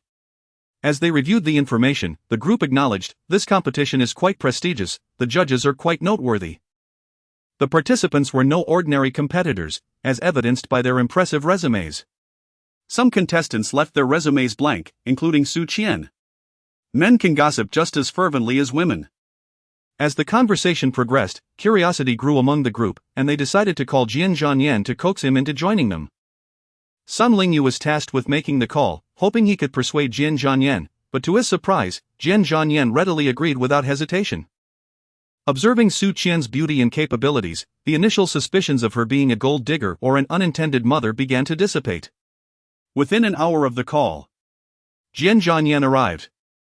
He quickly understood that his friends were not here to drink but to interrogate him. Is this the mother of your child? Does that make her a sister-in-law? The oldest among them posed the question that echoed in everyone's mind. Initially, they had thought their brother sought to become a father. But now, confronted with the reality of the legendary childless mother, they were left uncertain.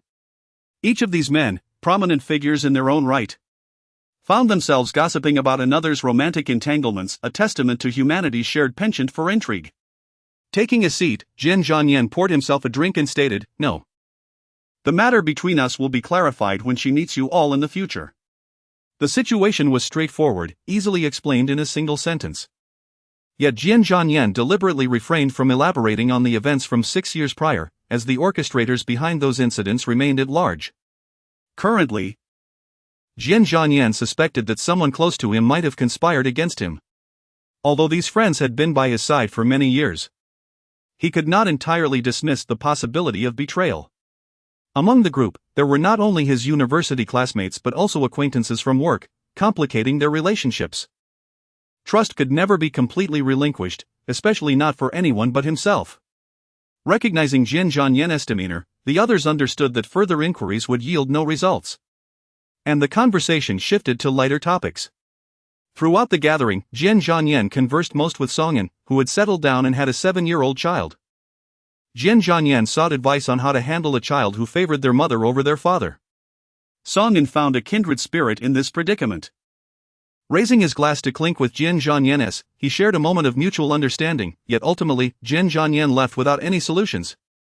As this too was a dilemma for Song and Sunling, observed, shaking his head, once a man becomes a husband, conversations inevitably revolve around children. Although this sentence seemed somewhat flawed, the mildly intoxicated Sun Lingyue believed his words were remarkably insightful. Following this gathering, rumors began to circulate externally suggesting that General Manager Jian and the mother of his child shared a certain affection. Jian Zhanyan deliberately allowed such gossip to persist, reasoning that if Su Qian had backing, they would inevitably make a move. His investigation had yet to yield new developments. In the meantime, he intended to see if he could lure the adversary into revealing themselves. Chapter 83, He wishes to be my stepfather that evening. Listening to Song and speak of his mischievous son, Jian Zhanyan found himself drinking more than intended. Upon sobering the next day, he reflected that, by comparison, his own son was remarkably sensible. After descending to the dining room and finishing breakfast, Jian Zhanyan, who would normally review documents on his way to the office, instead found himself scrolling through his phone. Su Yang's social media posts had flooded his feed, roughly as follows: "Time to wake up, the weather is splendid. For breakfast, Mom and I had chicken broth buns, I ate 3. Wow, at the amusement park. Queuing to enter the park. Just now." A young lady recognized Mom and even took a photo with her. Viewing Su Yang's actions from a different perspective, he was essentially conducting a live text broadcast within his circle of friends. As he observed his son's continuous updates, Jian Zhanyan found himself unable to concentrate on his work, frequently refreshing the page to check for new posts from his child. Each update was accompanied by images. Although some photos were blurred or partially obscured by fingers, Jian Zhanyan still found them utterly captivating. Upon seeing a selfie of mother and child beside a cartoon sculpture, Jian Zhanyan squinted, emitting a soft grunt. The reason was simple: he had spotted the dog, Guagua, cradled in Su Qian's arms. They had taken Guagua along without ever considering how this moment might affect him. The male protagonist felt a twinge of envy. Today, the amusement park was hosting a pet-themed event, allowing guests to bring their pets. The previous day, Su Yang had called the housekeeper, requesting that Guagua and his homework be brought over. Given Guagua's small size, Su Qian had placed him in a cloth bag, leaving only his little head visible. The drivers were more than willing to accommodate them, and so the mother and son set off for the amusement park with Guagua early in the morning. "Mr. Jian, you have a meeting scheduled at 10, a lunch engagement with Mr. Zhao, and an afternoon site visit after listing these." Assistant Zhang noticed a lack of response from Jian Zhanyan.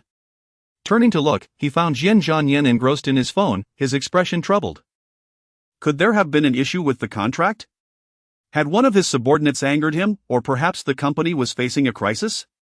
In the next moment, Assistant Zhang heard a voice emanating from his boss's phone. "Look how beautiful my mom is. Oh, is he going to be my stepdad?" The video abruptly halted. The amusement park was bustling with noise, and while Su Qian was not far enough to hear their conversation, Su Yang's voice was somewhat clearer. Jian Zhanyan's face darkened. He was unwilling to be called dad, yet any random man could be considered as a stepfather? On screen, a tall foreign man was speaking. Su Qian initially smiled. Then her expression shifted to one of surprise, before she smiled again. Jian Zhanyan felt a surge of frustration. Why was she so amiable with a foreigner, yet so stern with him? Reflecting on this, he replayed the video, trying to discern what Su Qian and the man were discussing. Unfortunately, the footage was too shaky, and they appeared to be near a roller coaster, amidst the cacophony of excited screams and the sound of wheels on tracks. Su Yang's voice was clearer due to his proximity to the microphone. If he were to say he was familiar with the man, that didn't quite fit. If he were to claim he wasn't, Jian Zhanyan's reaction suggested otherwise. It was unlikely he was the type to be jealous of a woman so casually, especially considering they had a child together. Assistant Zhang gazed out the window, feeling utterly perplexed. Within the amusement park, the video Su Yang recorded was merely a brief interlude. The foreign man had been asking for directions in broken Chinese, leading to Su Yang's misunderstanding. After clearing up the confusion, Su Yang intended to delete the video. But in that moment, Su Qian had pulled him onto the carousel, causing him to forget about it entirely. They enjoyed every attraction that Su Yang wished to experience. With some rides being unsuitable for young children, a fact Su Yang readily accepted, having heard from his classmates that such rides were for when one was older. At 7:30 in the morning, Su Qian embarked on an adventure with her son, indulging in playful activities until nearly 11 o'clock at night. Their meals were enjoyed at the amusement park's restaurant, where they delighted in various entertainment facilities during the day. As night fell, they witnessed a parade featuring park animals and mascots, followed by a splendid fireworks display and captivating theatrical performances. The day was remarkably fulfilling for the mother and son duo. Upon returning home, Su Qian first fed Guagua, then assisted Su Yang with his evening routine. After a swift and simple wash of her face and teeth, she tidied up. And soon they lay together in bed, both succumbing to slumber within 5 minutes. The pair slept soundly until 1 o'clock in the afternoon the following day. Su Qian was awakened by hunger. As she sat up, little Baozi also stirred, rubbing his eyes while his stomach let out a series of grumbles. Su Qian pressed her hand against her abdomen, realizing she too had been roused by hunger. Yesterday, she had not noticed any injuries. But now she discovered several bruises on her arms and legs, and her limbs felt utterly fatigued. Glancing at her sleepy son, Su Qian smiled and said, "Good morning, my dear." Just then, both their stomachs grumbled in unison, signaling their shared hunger. At that moment, Su Qian had no desire to rise from the bed, let alone prepare a meal. Instead, she opted to order food, and by the time they finished eating, she was fully awake. Only to realize it was already 3 in the afternoon. Su Qian sat on the sofa, holding her phone with a mixture of amusement and disbelief. During their trip to the amusement park, Su Yang had astonishingly posted over 60 updates on his social media. Moreover, he had changed his profile picture from a selfie to a group photo featuring himself, Su Qian, and Guagua. The latest post by Su Yang features a photograph accompanied by the caption, "A delightful day has come to a close." Beneath it, Jian Zhanyan commented with a smiley face. For reasons unbeknownst to me, this expression carries an air of subtle sarcasm. However, Su Yang, being the son of the male protagonist, despite any dark machinations or grudges he may harbor, would not stoop to quarreling with a child. Perhaps she has misjudged the situation. After all, he does harbor some irritation. As he expressed before, even a dog should not be present in a group photo without him. Jian Zhanyan's smiley comment seems to be an attempt to attract attention. Yet neither Su Yang nor Su Qian paid it any heed as the mother and son duo prepared to indulge in a hot pot feast. Su Qian ordered a late-night snack, with an abundance of hot pot ingredients delivered, and the restaurant even provided a pot. The two enjoyed their meal immensely. The following morning, the little bun was picked up by the housekeeper and taken directly to school. The program aired on Saturday night, having already trended during the day. The competition on cloud platforms Tianlu was marred by underhanded tactics. Upon seeing this trending topic, Su Qian felt no surprise. Zhou Qiang had made her move. Chapter 84, The Conspiracy Against Su Qian. Initially, Su Qian harbored mere suspicions, but now, witnessing the trending topic, she could confirm her innermost doubts. This entry had already reached the 9th position on the trending list, with initial reactions from netizens casting doubt on the rumors. This Weibo post was not only seen by Su Qian but also caught Zhou Qiang's attention, incensing her to no end. What did it mean to be eliminated in the finals? Did they truly believe she could not surpass Su Qian? At first, netizens sympathized with Zhou Qiang. But now she had become the contestant with the most online fans due to her frequent interactions with them. Many fans began to rally to her defense. Particularly, with Zhou Qiang's Weibo showing she had logged on and off nearly 20 times, her fans expressed concern, asserting that she must be aware of the online situation. Yet she was unable to voice it. This only further indicated her elimination. Consequently, netizens dug up the previous voting numbers, revealing significant discrepancies. How could this be? In just one short hour, Su Qian had amassed over 100,000 votes, a feat that even a top star would struggle to achieve in the same time frame. Voting was not simply a matter of having a Weibo account, it also required SMS verification. For Su Qian, such a vote count was nothing short of miraculous. The discourse among netizens shifted from the unfairness of Zhou Qiang's elimination to the suspiciously high vote count for Su Qian. The topic of underhanded tactics in the cloud platform Tianlu competition began to trend as well. The primary focus of discussion was on Su Qian and Zhou Qiang, with little contention regarding the other contestants. As for the vote count, a glimmer of determination flashed in Su Qian's eyes. She had her own means of resolution. The events unfolding online did not dampen Su Qian's spirits. She continued to indulge in food and drink, even logging onto her computer for a game. Su Qian focused her attention on competitors number 3 and 6, both of whom exhibited exceptional professional prowess. Although their designs were not particularly striking, they demonstrated a steady and composed demeanor. Additionally, numbers 21 and 18 showcased extraordinarily creative designs. Numerous designers had their works trending. Yet the discussions surrounding Su Qian's creations remained fervent, with everyone lamenting that if her garments were to be realized, they would undoubtedly be stunning. The artwork presented by contestant number 32 was breathtaking, especially during the transformation of the grand reveal. The patterns interlinked seamlessly, exhibiting both fluidity and aesthetic appeal. Remarkably, such expansive designs possessed an air of elegance rather than garishness. Most significantly, this was to be the battle attire for the UT team this winter. Upon airing, pre-sales of this garment exceeded 100,000, even before fans had glimpsed the final product images, a truly astonishing phenomenon. A heartfelt apology stirred immense sympathy among fans. Shortly thereafter, a post surfaced claiming that Zhou Chang's artwork differed drastically from her initial submission due to her physical discomfort. During the broadcast, it was evident that her hand trembled while she drew, with the other hand clutching her stomach. The footage of her elimination showcased her pale visage, contrasting sharply with the vibrant Su Qian beside her. Another netizen recounted an encounter from the previous Sunday night while working a night shift at a pharmacy, where a young woman purchased medication for stomach pain, now recognized as Zhou Qiang. This revelation seemed to solve the mystery, with netizens expressing their outrage at Zhou Chang's unjust elimination, while her fans felt profound sympathy. Despite being aware of the circumstances, she refrained from justifying herself, demonstrating a thoughtful consideration for her fans' emotions. Oh my, our Changbo is truly an angel among mortals. Attempting to feign ignorance to evade responsibility? How fortunate you are to monopolize all the good fortune. Enraged fans of Zhou Qiang sought to confront Su Qian on Weibo, yet she lacked an account on the platform.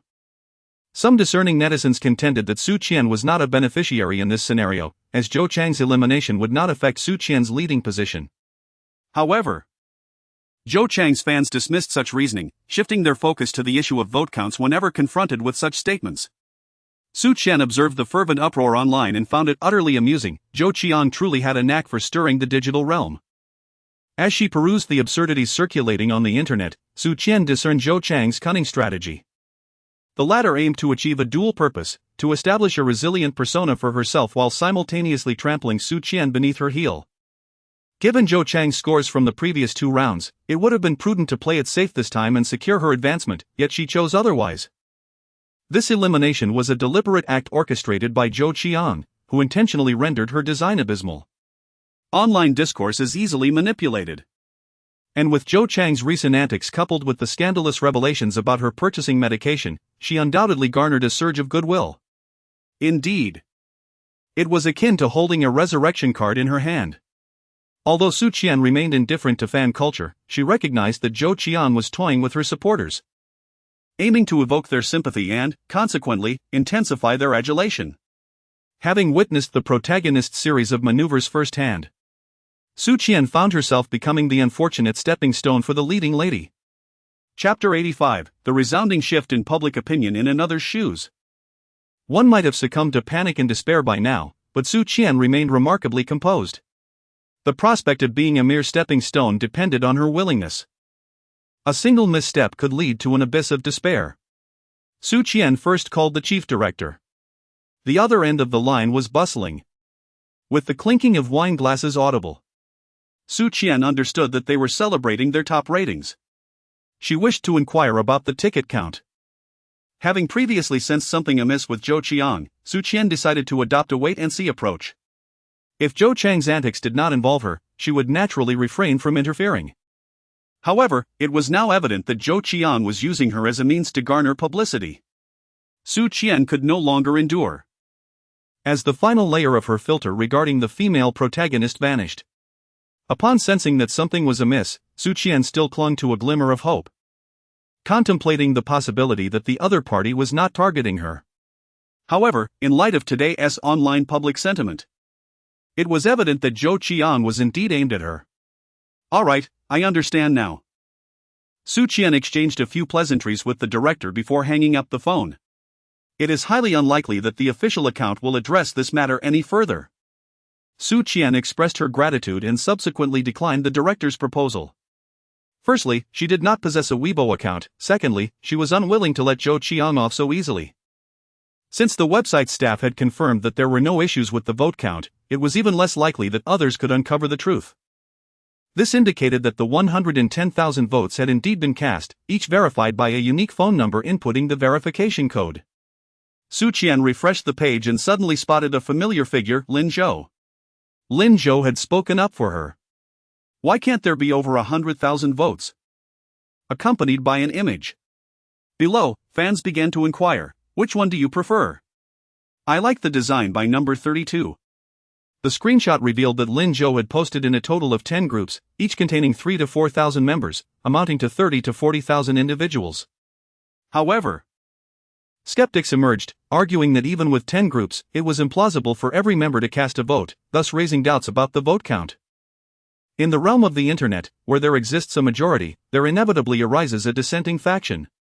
Initially, the public showed sympathy towards Zhou Qian. But as they observed her fans' unruly behavior, it became quite off-putting. While they indeed lamented Zhou Chang's elimination, it was not Su Qian's fault. Even if she scored points equivalent to Zhou Chang's, her previous advantages ensured her a first-place finish.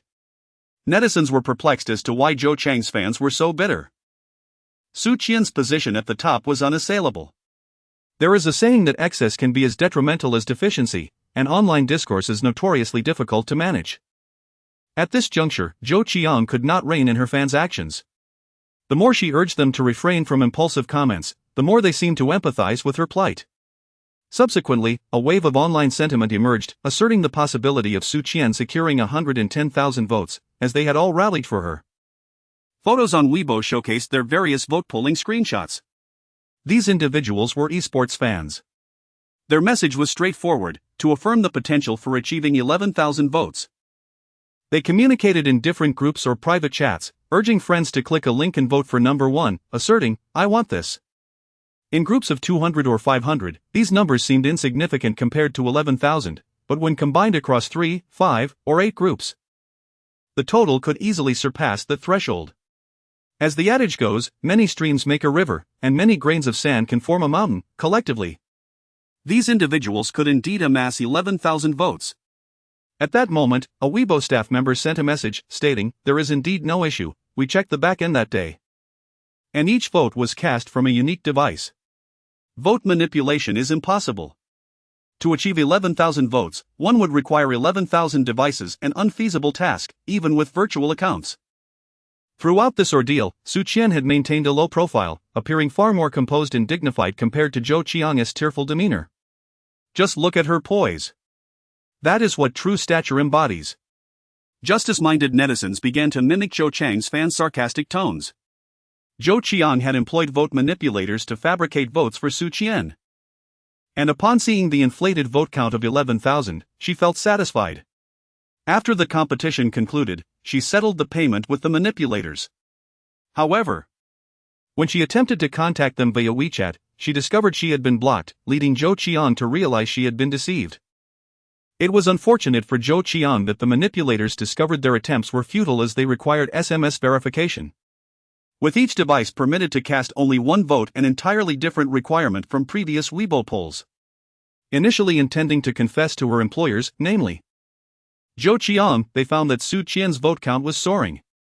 The rate of increase mirrored their own manipulative efforts. Ultimately, witnessing the first place count of 11,000. 10 times that of the second place, the manipulators thought, "This is our doing." One must possess a thick skin to engage in manipulation. With such outcomes, Zhou Qian sent the money over. In a twist of fate, Zhou Qian aimed to purchase fake votes to thrust Su Qian into the spotlight, yet Su Qian, through sheer talent, managed to turn the tide. Ironically, the sheer number of voters made Su Qian's count appear fabricated, when in reality, the votes were indeed genuine.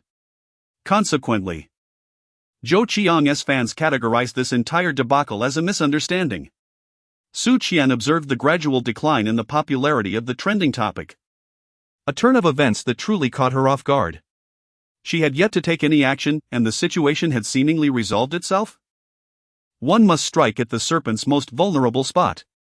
Chapter 86, The Twist of Events, Zhou Qiang, the target of public scorn. I do not have a fondness for them. Su Yang murmured softly. How can you determine you want tea like your grandparents when you haven't even met them yet? Jian Mu's demeanor towards Su Qian was rather unpleasant. Yet she showered her grandson Su Yang with unwavering affection. They spoke ill of you over the phone, that makes them bad grandparents. The little bun pouted in grievance, continuing. Auntie is bad, Grandma is bad, this home is not good at all. Mommy, I do not like it here. These words reached Jian Zhanyan, who was holding a glass of milk and standing at Su Yang's door. He could also hear Su Qian's voice on the other end of the line, where she was being advised to let Su Yang spend time with them before forming opinions of like or dislike, to avoid unwarranted hurt feelings. Jian Zhanyan refrained from entering the room, listening intently to the exchange between mother and son. A flicker of darkness passed through his eyes, which were deep and inscrutable. When Su Qian finally ended the call, Su Yang expressed his understanding, stating he would first interact with his grandparents and, should he still feel discontented, he would come to stay with Su Qian. Su Qian smiled and agreed before ending the call. After a couple of minutes, just as Su Qian was pouring herself a glass of water, her phone rang again. Su Qian rummaged through the tea bags in the cupboard, mistakenly believing it was Su Yang calling again. Without glancing at the screen, she pressed the answer button. Well, what is it this time? Every time the little bun heeded her advice, Su Qian felt inclined to affectionately call him little darling. Hearing no response from the other end, she wedged her phone between her shoulder and ear, continuing, Why aren't you speaking, darling? Meanwhile, she stirred the hot water with a spoon, the crisp clinking sound resonating distinctly. Miss Su, it's me. Jian Zhanyan? Su Qian placed the cup in her hand on the coffee table and glanced at her phone screen. Indeed, it was not a call from Su Yang. I apologize, Mr. Jian, is there something you require? Su Qian immediately adopted a formal and official demeanor, a stark contrast to the affectionate tone she had just used. Su Qian raised an eyebrow, puzzled by Jian Zhanyan's decision. Of course, there is no problem. But why have you chosen to do this? She inquired. I will first communicate with them and then arrange for Su Yang to meet. The situation with Jian Zhanyan should not be allowed to repeat. One must not speak indiscreetly in front of the child. It was precisely because Jian Zhanyan bore a striking resemblance to her mother that, upon hearing Su Yang's remarks, Jian Zhanyan resolved to clarify matters with his parents beforehand, ensuring that the child would not have to confront them directly. Understanding Jian Zhanyan's concerns, Su Qian agreed to bring the child over. Jian Zhanyan expressed his gratitude, and the two concluded their call. After ending the conversation, Su Qian, holding her teacup, sat down at her computer desk and began searching for information related to Zhou Qiang. Perusing news from foreign outlets. Su Qian possesses a resilient character, and when Zhou Qiang schemes against her, she must be prepared for retribution.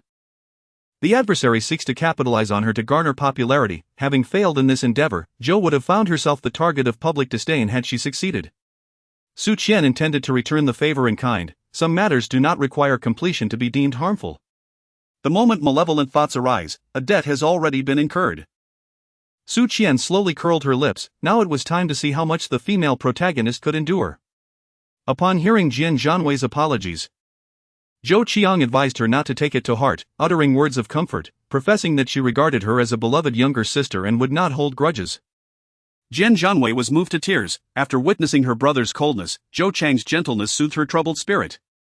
Following Jian Zhan's stern warning, Jian Zhanyan dared not act recklessly again. Despite her usual fearless demeanor, appearing formidable, she instantly subdued in the presence of Jian Zhanyan. Therefore, when Jian Zhanyan earnestly cautioned her against troubling Su Qian, Jian Zhanyan truly refrained from appearing before her.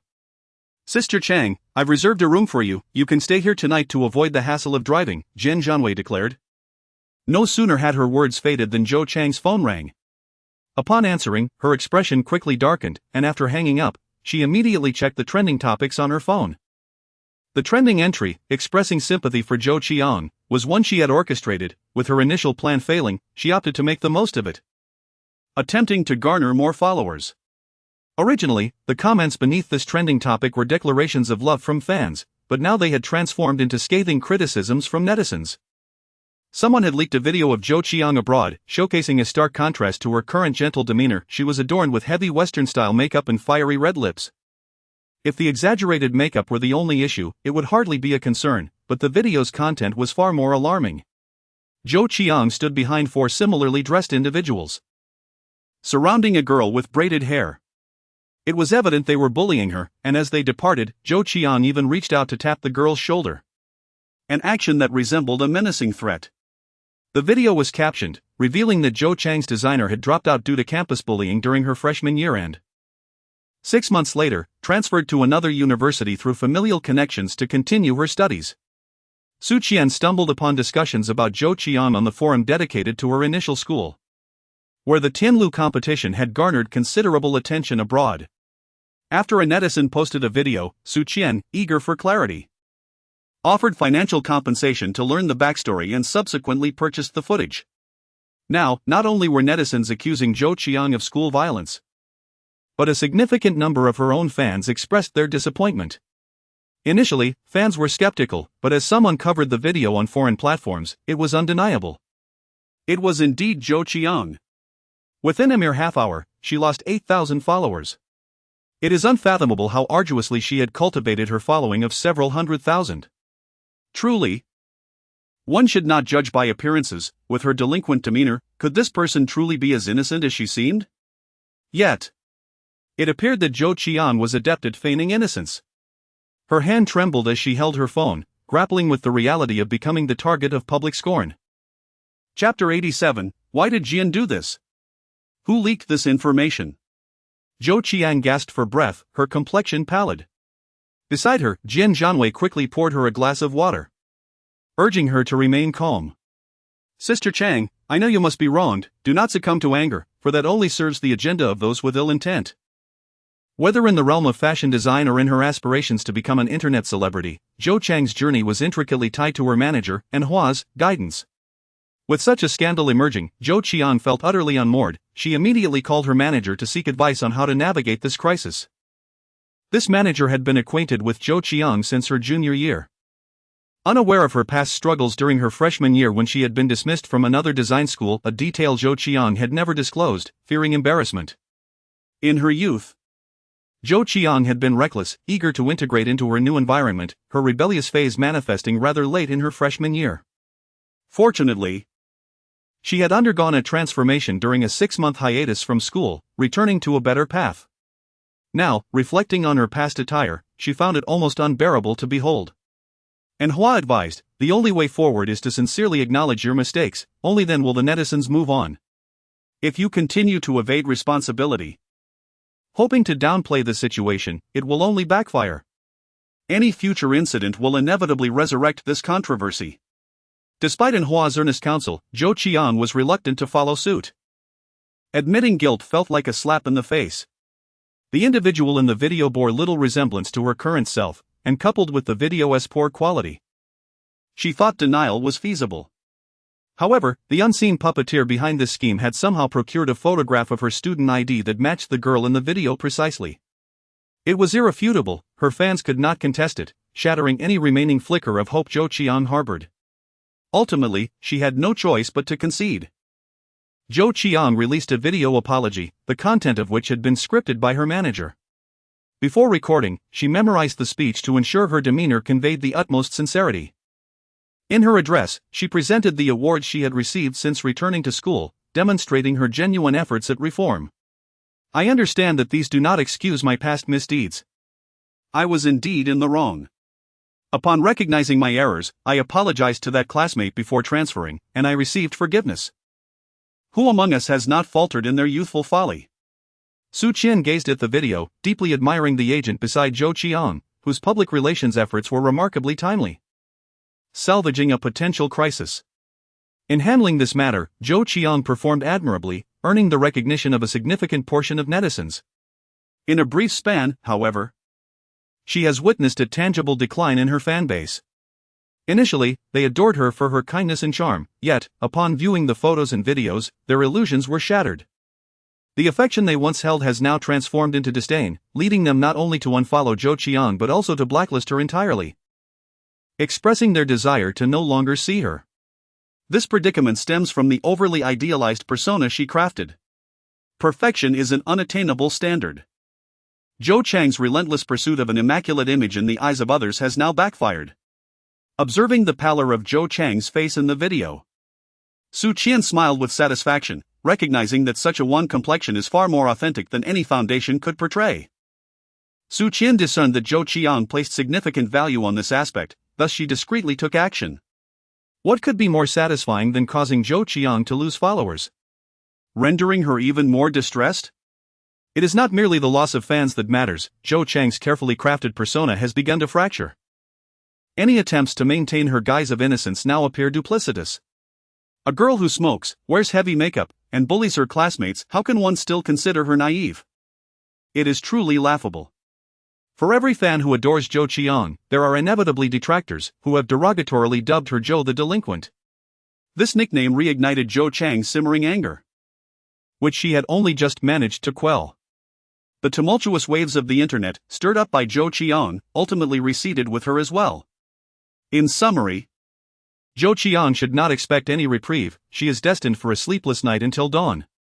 Su Qian was not mistaken. Zhou Qian had stayed overnight at Jian Zhanyan's apartment. Tossing and turning, she found herself unable to sleep. Finally, at 1 o'clock in the morning, she left a note for Jian Zhanyan and departed.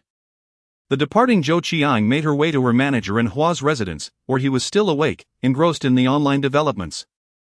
The fervor surrounding the incident was beginning to wane, suggesting that it was time to turn the page. With this realization, Hua let out a sigh of relief. Indeed. After the apology statement was issued, netizens seemed less inclined to pursue the matter further. Brethren, I suspect this is the work of Su Qian, Zhou Qian declared emphatically. After contemplating throughout the night, she concluded that Su Qian was the most likely candidate. During the competition, she had sensed a peculiar depth in Su Qian's gaze. And upon reflection, it was possible that the latter had seen the advancement card in her hand. As Zhou Qian elaborated on the likelihood of Su Qian's involvement, her conviction grew stronger. Seeing Hua acknowledge her words, Zhou Qian slammed her hand on the table, her fury palpable. How dare you, Su Qian? You shall not escape unscathed. A glint of malice flickered in Zhou Chang's eyes, and an ominous smile spread across her face. Having just escorted Su Yang upstairs, as soon as they entered the room, Su Qian heard her son inquire, "Mom, why do you think President Jian would do such a thing?" Chapter 88, All that awaits them is a dogma? At Su Yang's question, Su Qian momentarily faltered, with his small fist resting on his chin. Su Yang appeared to be deep in thought as he continued, "I think he has some issues." Su Qian smiled softly and replied, "Then, Su Yang, what do you think his problem might be?" "I haven't quite figured it out yet," Su Yang answered, which was why he had just asked Su Qian. "Matters of adults are not for children to ponder so deeply. You need not concern yourself with such things," Su Qian said as she gently ruffled Su Yang's hair. Su Yang let out a sound that seemed to indicate agreement, yet in his heart, he was determined to clarify matters at the appropriate time, suspecting that Mr. Jian would conspire with his parents to bully him. The person in question, of course, was Su Qian. In Su Yang's mind, although his mother had become stronger, he still felt the need to protect her. Jian Zhanyan was unaware of the role he occupied in Su Yang's perspective. His intentions for his son inadvertently became evidence that he was colluding with the antagonists. At the airport, Mr. and Mrs. Jian scanned their surroundings but, upon failing to spot their grandson, felt a twinge of concern, though they refrained from expressing it. "Where is my grandson?" Mrs. Jian exclaimed, her gaze darting around for the small figure, and she set down her luggage, determined to ascend to the third floor to search for him. "No need to look. I have sent the child to his mother," Jian Zhanyan stated flatly, his expression devoid of emotion as he regarded Mrs. Jian with indifference. Mrs. Jian's smile instantly vanished, and her tone grew irate. "What do you mean by that? Your mother and I have been eagerly anticipating meeting our grandson since we learned of this news. Yet you send the child away. What are you thinking?" Mr. Jian echoed her reproach. Jian Zhanyan paid no heed to their anger. Instead, He retrieved 2 sheets of paper from his briefcase and placed them before Mr. and Mrs. Jian, coldly declaring, "Before you see Su Yang, you must sign this agreement." Both parents turned their attention to the document on the table, and upon glancing at the stipulations inscribed upon it, their expressions shifted dramatically. "You are forbidden from mentioning Su Yang's mother, from instilling negative influences in the child, and from privately contacting Su Qian. You shall not act under the Jian name domestically. Jian Zhanyan. I am your mother, and you are my son. You want me to sign such an agreement?" Mrs. Jian exclaimed, incredulous. Mr. Jian, in a fit of rage, tore the agreement in 2. Conversely, Mrs. Jian's gaze faltered, rendered speechless by his words. "Sign it, or leave." Jian Zhanyan concluded before turning to ascend the staircase, subsequently instructing the steward, "Show them out." Mr. and Mrs. Jian exchanged glances, and Mrs. Jian, biting her lip, reluctantly picked up a pen and furiously signed her name. The torn document was no longer viable for signing. Watching Jian Zhanyan's retreating figure, Mrs. Jian muttered coldly, "Our son has changed." No sooner had she spoken than the steward promptly presented a new agreement. Being perceptive, he had noticed Mr. Jian tearing up the document and discreetly signaled to a maid, who promptly went to the study on the first floor to print a fresh copy. The study on the villa's first floor was well equipped with office supplies, intended for Jian Zhanyan's convenience during his work from home. Observing Mr. Jian signing his name on the new agreement, a glimmer of understanding crossed the steward's eyes. The current master had transformed and would no longer be lenient. "In a few days, I will arrange for you to meet," the steward informed, leading Mr. and Mrs. Jian to the 3rd floor. Mrs. Jian was quite displeased. For the 3rd floor of the Jian residence was designated for guests, and she wished to occupy her former master bedroom. This singular remark extinguished her desire. The demand for signing the agreement served as a warning, making it abundantly clear to Mrs. Jian that her son was no longer the same as before. Realizing Jian Zhanyan's resolute demeanor, Mrs. Jian instinctively tempered her temper. Had Jian Zhanyan exhibited any softness today, she would have undoubtedly insisted on residing in the master bedroom. It is a common trait among many to fear the strong while bullying the weak, and Mrs. Jian was no exception. For instance, the very next day, the recording was to take place, and the notification had only come the night before. Indeed, it was rather abrupt. Su Yang is an exceptionally clever child. In the past, he would resort to shouting and throwing tantrums to achieve his aims, but such tactics no longer yield results. Instead, he has devised a different approach. By articulating the reasons behind his desires and employing a charming and affectionate demeanor, he finds that there is a high likelihood his mother will acquiesce. On the other end of the line, Jian Zhanyan listened intently to his son's playful antics. He has grown numb and accustomed to this behavior. Recognizing that his son exhibits 2 distinct personas, one for him and another for Su Qian. Su Qian's reluctance to readily agree with Su Yang stemmed from her fear of inadequately providing care. Su Yang grew up in the city, while Su Qian longed to take him to witness the breathtaking beauty of nature, nestled between mountains and waters. Jian, the assistant to Su Qian, was a reliable individual. After all, one does not become the presidential assistant of the Jian group without possessing a clear mind. Before hanging up the phone, Jian Zhanyan could still hear his son effusively praising someone else, completely disregarding the fact that it was he who had invited the boy along. Despite the praise and gratitude, not a single word was directed at him. Such were the bittersweet moments of Jian's daily life. In the past few days, the two had been familiarizing themselves with the domestic situation, grappling with the notion that times had changed. This awareness inevitably made them cautious in their discourse. Chapter 89, Miss Su? That is not a good sign. This round was a knockout competition, narrowing down from 12 to 6. 4 judges would revive 4 contestants, leading to a subsequent elimination round from 10 to 3, culminating in a final showdown among the top 3 for the championship. Upon hearing the rules, Su Qian immediately surmised who would receive the revival card. The competition was particularly fierce in this stage, with all contestants showcasing their myriad skills, each determined to advance by revealing their best-kept secrets. Yet, this fervor was of little concern to Su Qian. Others were vying for positions 2 through 6. Hardly considering the top spot, for rewards were not exclusive to the first place, the top 3 would all receive accolades. It was not that the contestants lacked competitive spirit. Phrases like "never give up until the last moment" were simply not applicable to this contest. Provided the point gap was not insurmountable, they might have taken a chance. But Su Qian was exceptionally steady. What sort of competition allows a contestant to secure the top position from the first recording? Among countless reality shows focused on advancement, there had never been such a case. To aspire for the championship, they must first enter the top 6.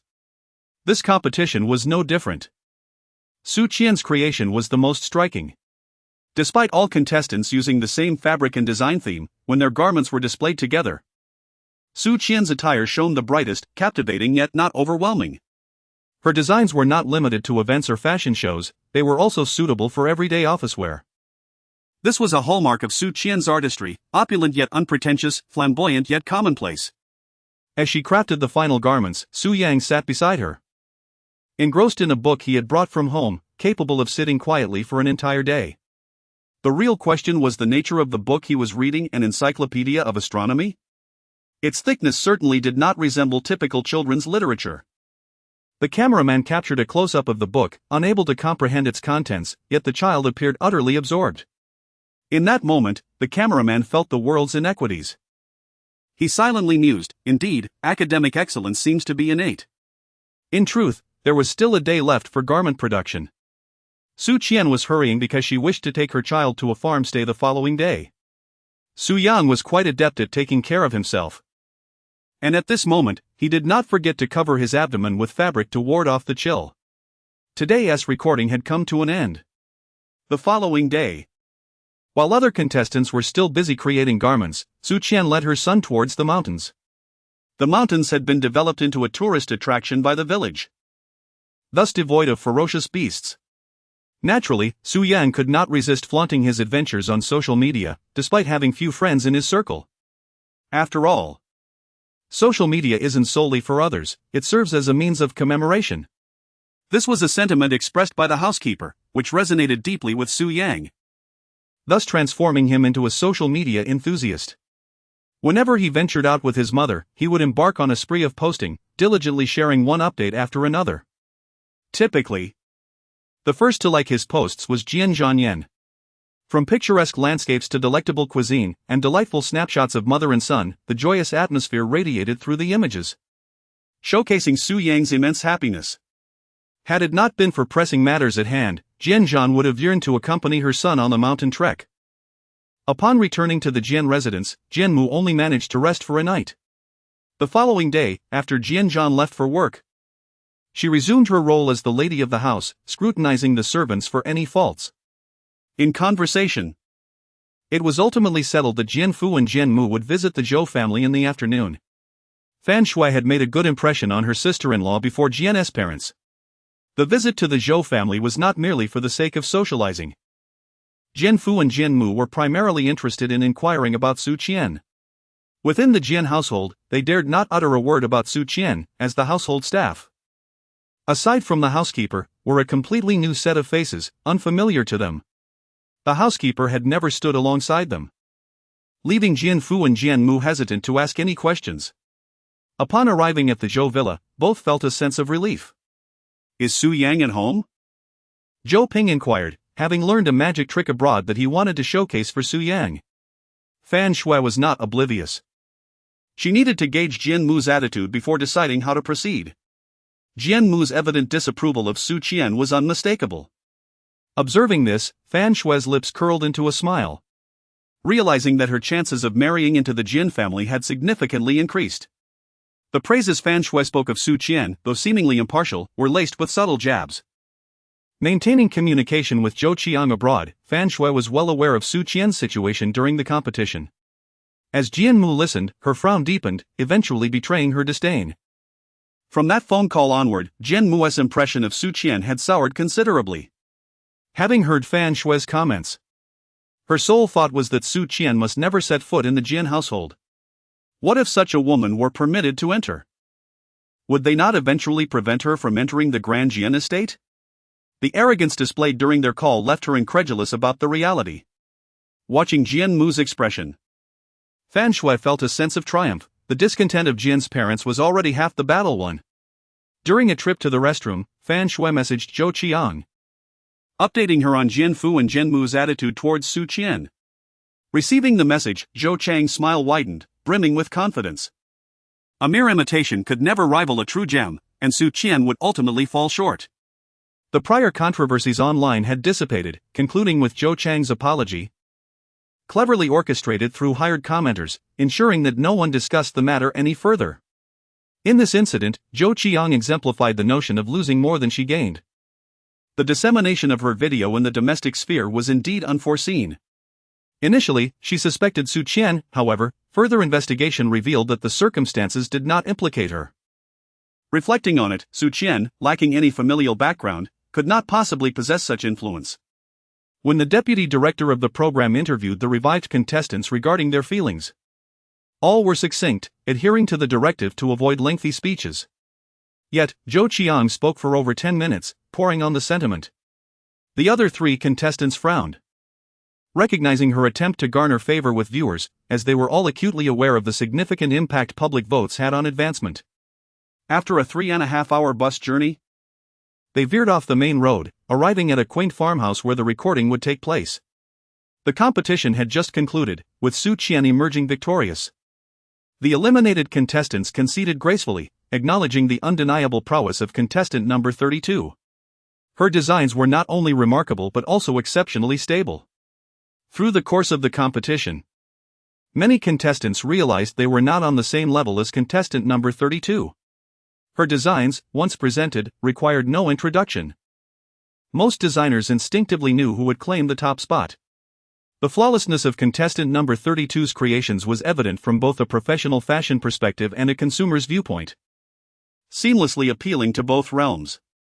Unlike other designs that might be stylish yet misunderstood by the masses, contestant number 32's work was universally appreciated for its beauty.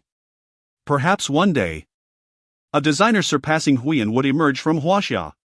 As Su Qian rested, she watched Zhou Qiang approach the director, greeting him before making her way towards her.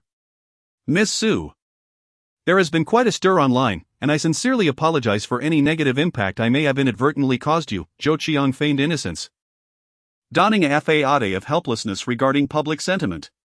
Su Yang suddenly lifted his head, turning to Su Qian and inquiring, "Mom, what is happening online? Is someone bullying you?"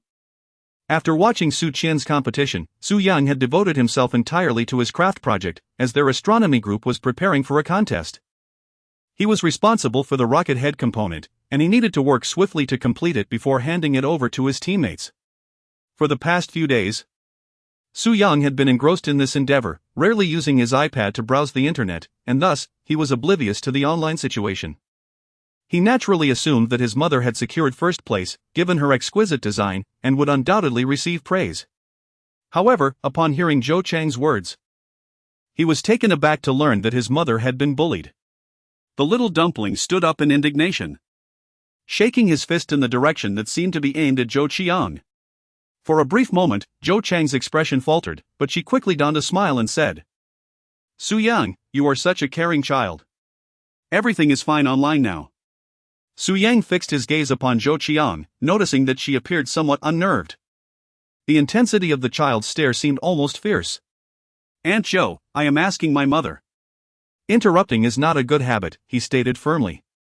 In the past, Su Yang would have rushed forward, throwing a punch and retorting that he hadn't asked her. However, he had changed. For his mother had taught him that a true gentleman is capable of mastering his emotions. If one were to lose their temper at the slightest provocation, they would merely be a brash fool. He had no desire to be such a fool. Zhou Qiang felt a twinge of embarrassment at being schooled by a child. She had not anticipated such wisdom from a 5-year-old. As a contestant who had been granted a second chance, she knew her turn would come later. Therefore, Zhou Qiang needed to depart. She smiled, nodded, and took her leave. Just as she took a few steps, she overheard a staff member beside Su Qian ask, "Miss Su, are you and Zhou Qiang friends?" "We're not familiar," Su Qian replied coolly. To Zhou Qiang, it felt as though she were being dismissed, and she silently resolved that she would never regard Su Qian as a friend. After the program concluded, Su Qian led her son onto the bus, while Zhou Qiang settled in the seat behind her. Following her revival, Zhou Qiang distinctly sensed a newfound restraint within herself. It was uncertain whether Su Qian was deliberately presenting herself in a certain light for the cameras, as she cast a glance at the one positioned ahead. She held no concern for whether Su Yang's face would be captured; even if it were, it would be blurred in the broadcast. Upon returning home, Su Qian first shared dinner with her little bun, and then a message arrived from Jian Zhanyan, indicating that he would come to pick up Su Yang the following day and extending an invitation for Su Qian to accompany them. Su Qian did not refuse. It was the first time her son met his grandparents, and she wished to observe from nearby. With her presence, no one would dare to cause any trouble for Su Yang. In the storyline, Jian's father and mother adored their grandson, but now everything had changed. As the child's mother, she had initially left a poor impression on Jian's mother, and she wondered whether the other party might harbor resentment towards Su Yang because of her. Some words were difficult to express over the phone, and it was better to discuss matters face to face. Chapter 91, The Fox Spirit, Seduction? Inside Jian's residence, Jian's father and mother awoke at dawn. Both were eagerly anticipating and valuing the upcoming meeting with their grandson. Hearing from Wei Wei that their little grandson looked exactly like her son, they were filled with expectation. Last night, Jian's mother and Jian Zhanyan had a phone conversation about the esports player, and after a moment of silence, Jian Zhanyan confirmed the matter. Now, Su Qian had become a symbol of alluring Jian's mother's eyes. On the other end of the phone, Jian Zhanyan had yet to speak when Jian Zhanyan hurriedly swore she would be more cautious this time. She merely wanted her little nephew to feel valued and to welcome him with warmth. After speaking extensively, Jian Zhanyan held her breath, awaiting judgment. Suddenly, the call was disconnected. But Jian Zhanyan smiled, knowing her brother had agreed. Jian Zhanyan personally drove to pick up Su Yang. Upon arriving at the villa, just as Jian Zhanyan parked the car, Jian's father, mother, and Jian Zhanyan came out to greet them. Su Qian was the first to alight from the vehicle. Upon seeing a young woman descend, Jian Mu instantly assumed a cold demeanor upon discerning Su Qian's identity. However, upon the arrival of Su Yang, her expression transformed into a radiant smile. "My dear grandson, come here and let grandma hold you," she exclaimed, striding forward to embrace Su Yang. Su Yang wished to struggle, but he suddenly recalled his mother's words. That one must spend time with grandparents to discern whether they are truly malevolent. Reflecting on this, Su Yang remained still. Su Qian smiled as she glanced towards the garage and said, "Would you like me to call you brother?" Jian Zhanyan appeared momentarily taken aback, then stepped back 2 paces, huffing softly before turning to enter the villa. Much like in the narrative, Jian Zhanyan harbored a deep-seated fear of the male protagonist. And it was only after he fell in love with Zhou Qian that she, emboldened by her sister-in-law's support, dared to speak up. At present, however, it was akin to a rabbit encountering an eagle. "Miss Su, shall we proceed inside?" After parking the car, Jian Zhanyan discovered that he could not locate the office documents. He rummaged through the vehicle for quite some time only to find them wedged in the gap of the seat, which caused a slight delay in his departure. "All right." Su Qian and Jian Zhanyan walked side by side. Within the villa, Su Qian could discern that Jian's parents genuinely cherished Su Yang, their affection unmistakable in their eyes.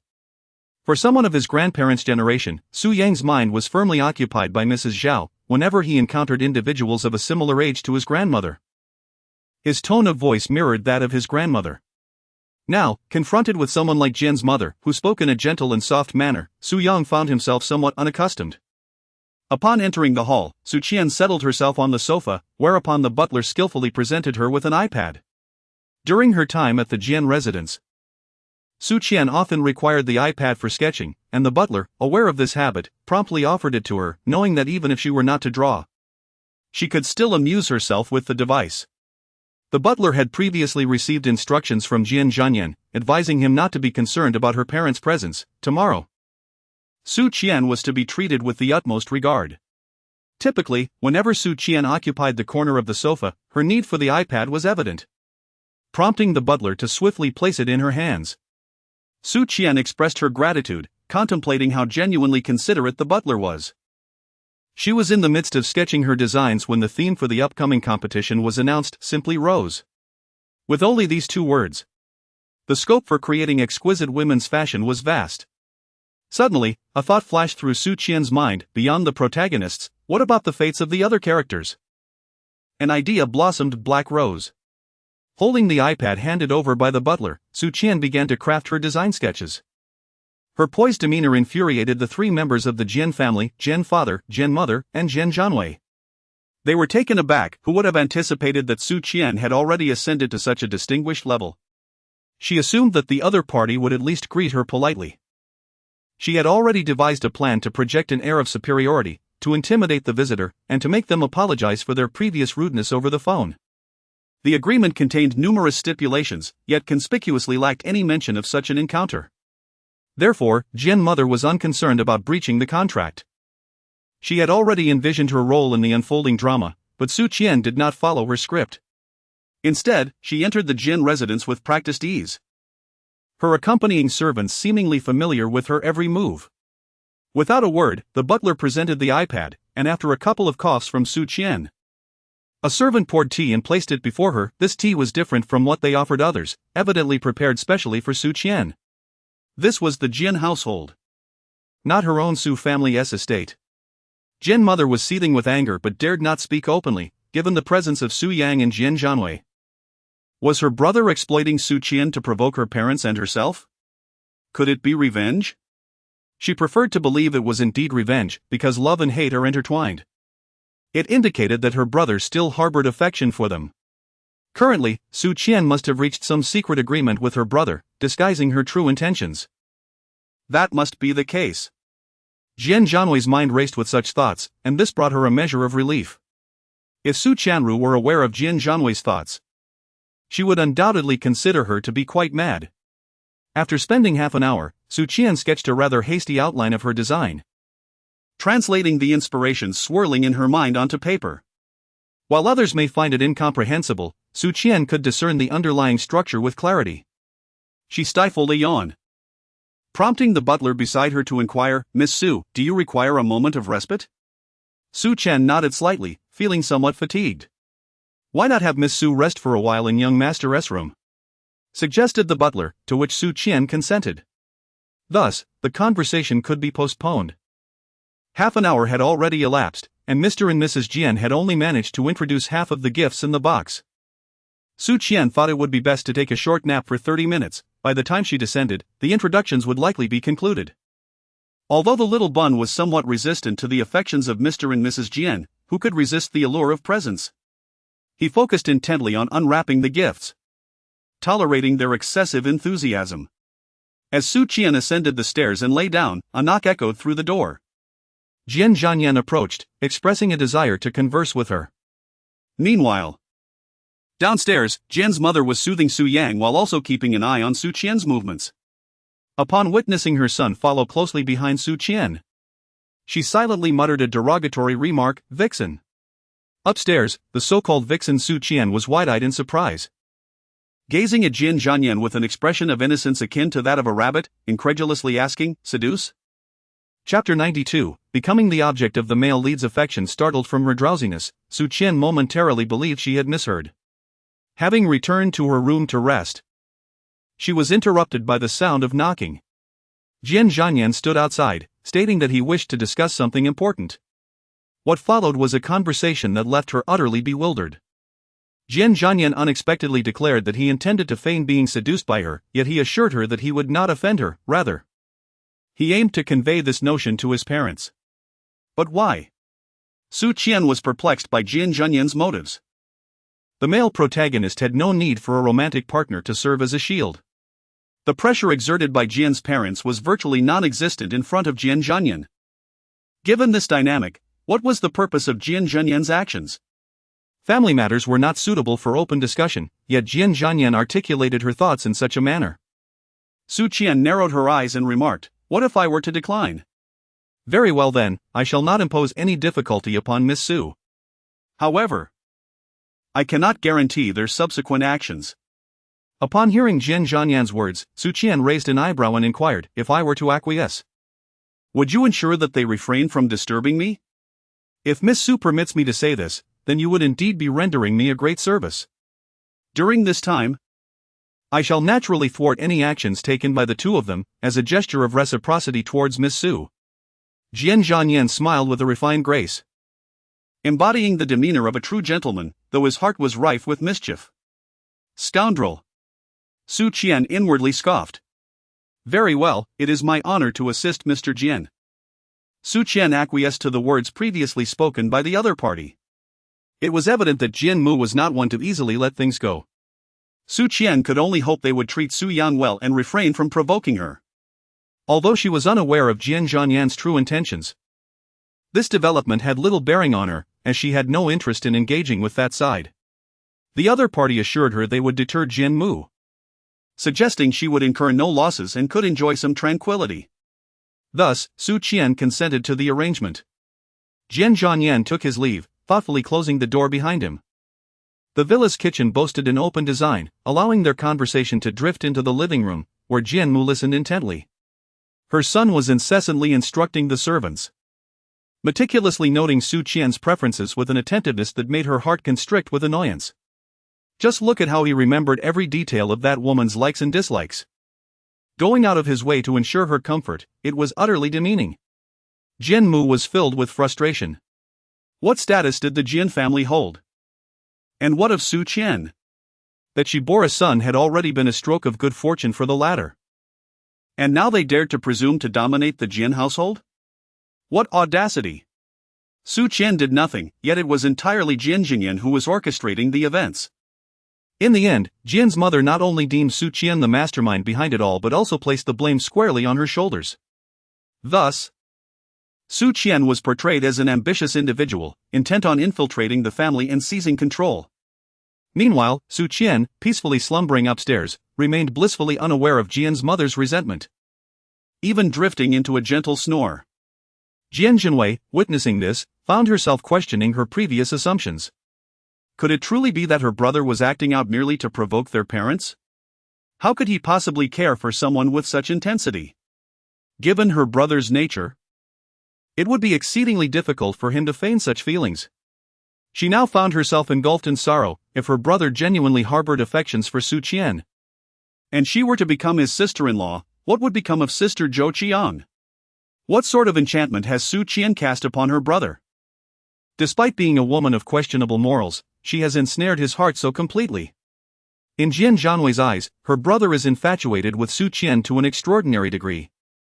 Following Jian Zhan's meticulous instructions, Jian Zhanyan has completely overturned her previous notions. This cannot stand. She cannot passively witness her brother being deceived by that scheming woman. And she is determined to devise a means to unveil Su Qian's true nature to him. Jian Zhanyan silently vowed to herself, then resumed typing on her laptop, drafting an email as she sought to transfer to the Huaxia region for work. She intends to establish her residence in the country for an extended period. Before retiring for the night, Su Qian set an alarm on her phone, intending to rise in half an hour. However, upon awakening and trying to turn on her device, she discovered that it had died due to a lack of battery. Glancing at the clock on the wall, she was startled to find that it was already 11 o'clock. To her astonishment, she had slept for 2 whole hours. Fortunately, the bed in her room was spacious, and the blanket ample. As Su Qian rose to pull the blanket, the movement disturbed Su Yang, who slowly opened his eyes. Upon seeing his mother's face, the little bun sat up obediently, rubbing his sleepy eyes and yawning. "Mom? Have you eaten?" At that moment, a soft knock echoed from outside the door. It was Jian Zhanyan arriving. His gentle tapping was so faint that if Su Qian had been asleep, she would certainly have missed it, but now that she was awake, she noticed the delicate sound of the knock. "Please come in." Su Qianqing cleared her throat and said, upon hearing the sounds from within the room. Jian Zhanyan entered with a smile, warmly announcing to the mother and son, "The meal is ready downstairs, you may proceed to dine." Su Qian nodded slightly. Jian Zhanyan observed Su Qian's disheveled hair and dazed expression, and remarked, "Dinner will be served in 30 minutes, Miss Su, is that acceptable?" Sensing the implication in his tone that any dissent would result in a delay, Su Qian promptly agreed. As Jian Zhanyan departed, Su Qian blinked, pondering whether this was how the protagonist treated allies. She then inquired of Su Yang why he had gone upstairs to rest and whether he liked their grandparents. As anticipated by Su Qian, half an hour later, Su Yang had just finished unwrapping his gifts. Faced with the eager gazes of the two who wished for him to call them grandparents, the little bun yawned and declared, "I'm sleepy and want to go to bed." He had no desire to confront these two elders, he yearned to seek out his mother. Just as Mr. and Mrs. Jian were about to say something further, the butler stepped forward and lifted Su Yang, saying, "Sir and madam, I shall take the young master upstairs to rest." Thus, Su Yang was carried upstairs by the butler. It was evident that Su Qian was in a deep slumber. The sounds of the door opening and footsteps entering did not disturb her dreams in the slightest. Su Yang was, in fact, not tired. Observing his mother sleeping so soundly, he could not help but yawn. He then climbed onto the bed and nestled beside Su Qian, drifting off into slumber. The mother and son both succumbed to sleep. Upon hearing her son's words, Su Qian inquired, "Do you harbor any displeasure towards your grandparents?" Su Yang nodded. "Why is that?" After posing the question, Su Qian paused, realizing that she had been asking why all day. The little bun shook his head and replied, "I don't know, they just seem more frightening than grandma." At the tender age of 5, Su Yang had learned to read early, yet his vocabulary remained somewhat limited. After pondering for a while, he could only think of the word frightening to describe his feelings.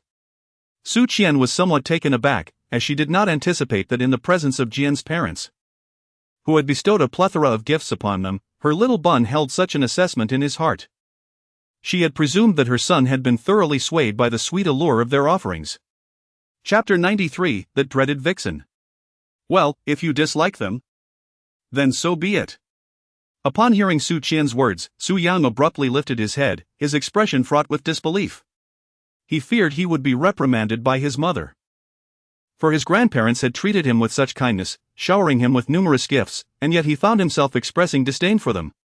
Su Yang was genuinely relieved to discover his mother's attitude was unexpectedly different from what he had anticipated. He was at a loss to understand why he harbored such a distant sentiment towards his grandparents. Confronting them felt even more burdensome than dealing with the irksome and meddlesome grandmother, which oddly brought him a greater sense of ease.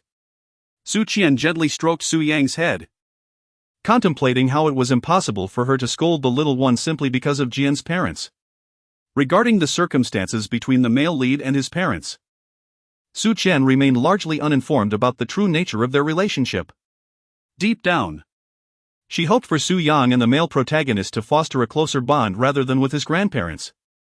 She was confident that the male lead sincerely cared for his son, yet she could not ascertain the intentions of Jian's father and mother. The origins of the resentment between the male lead and his parents remained a mystery to her, but she suspected that the primary cause lay with Jian's parents.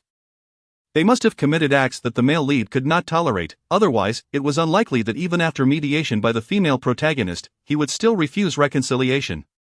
Clearly, there was a significant underlying issue. Human hearts are often biased, and in the presence of Jian's parents, Su Qian naturally sided with the male lead, as they were far less displeasing than his parents. Therefore, Su Yang's reluctance to approach his grandparents was something she viewed with approval.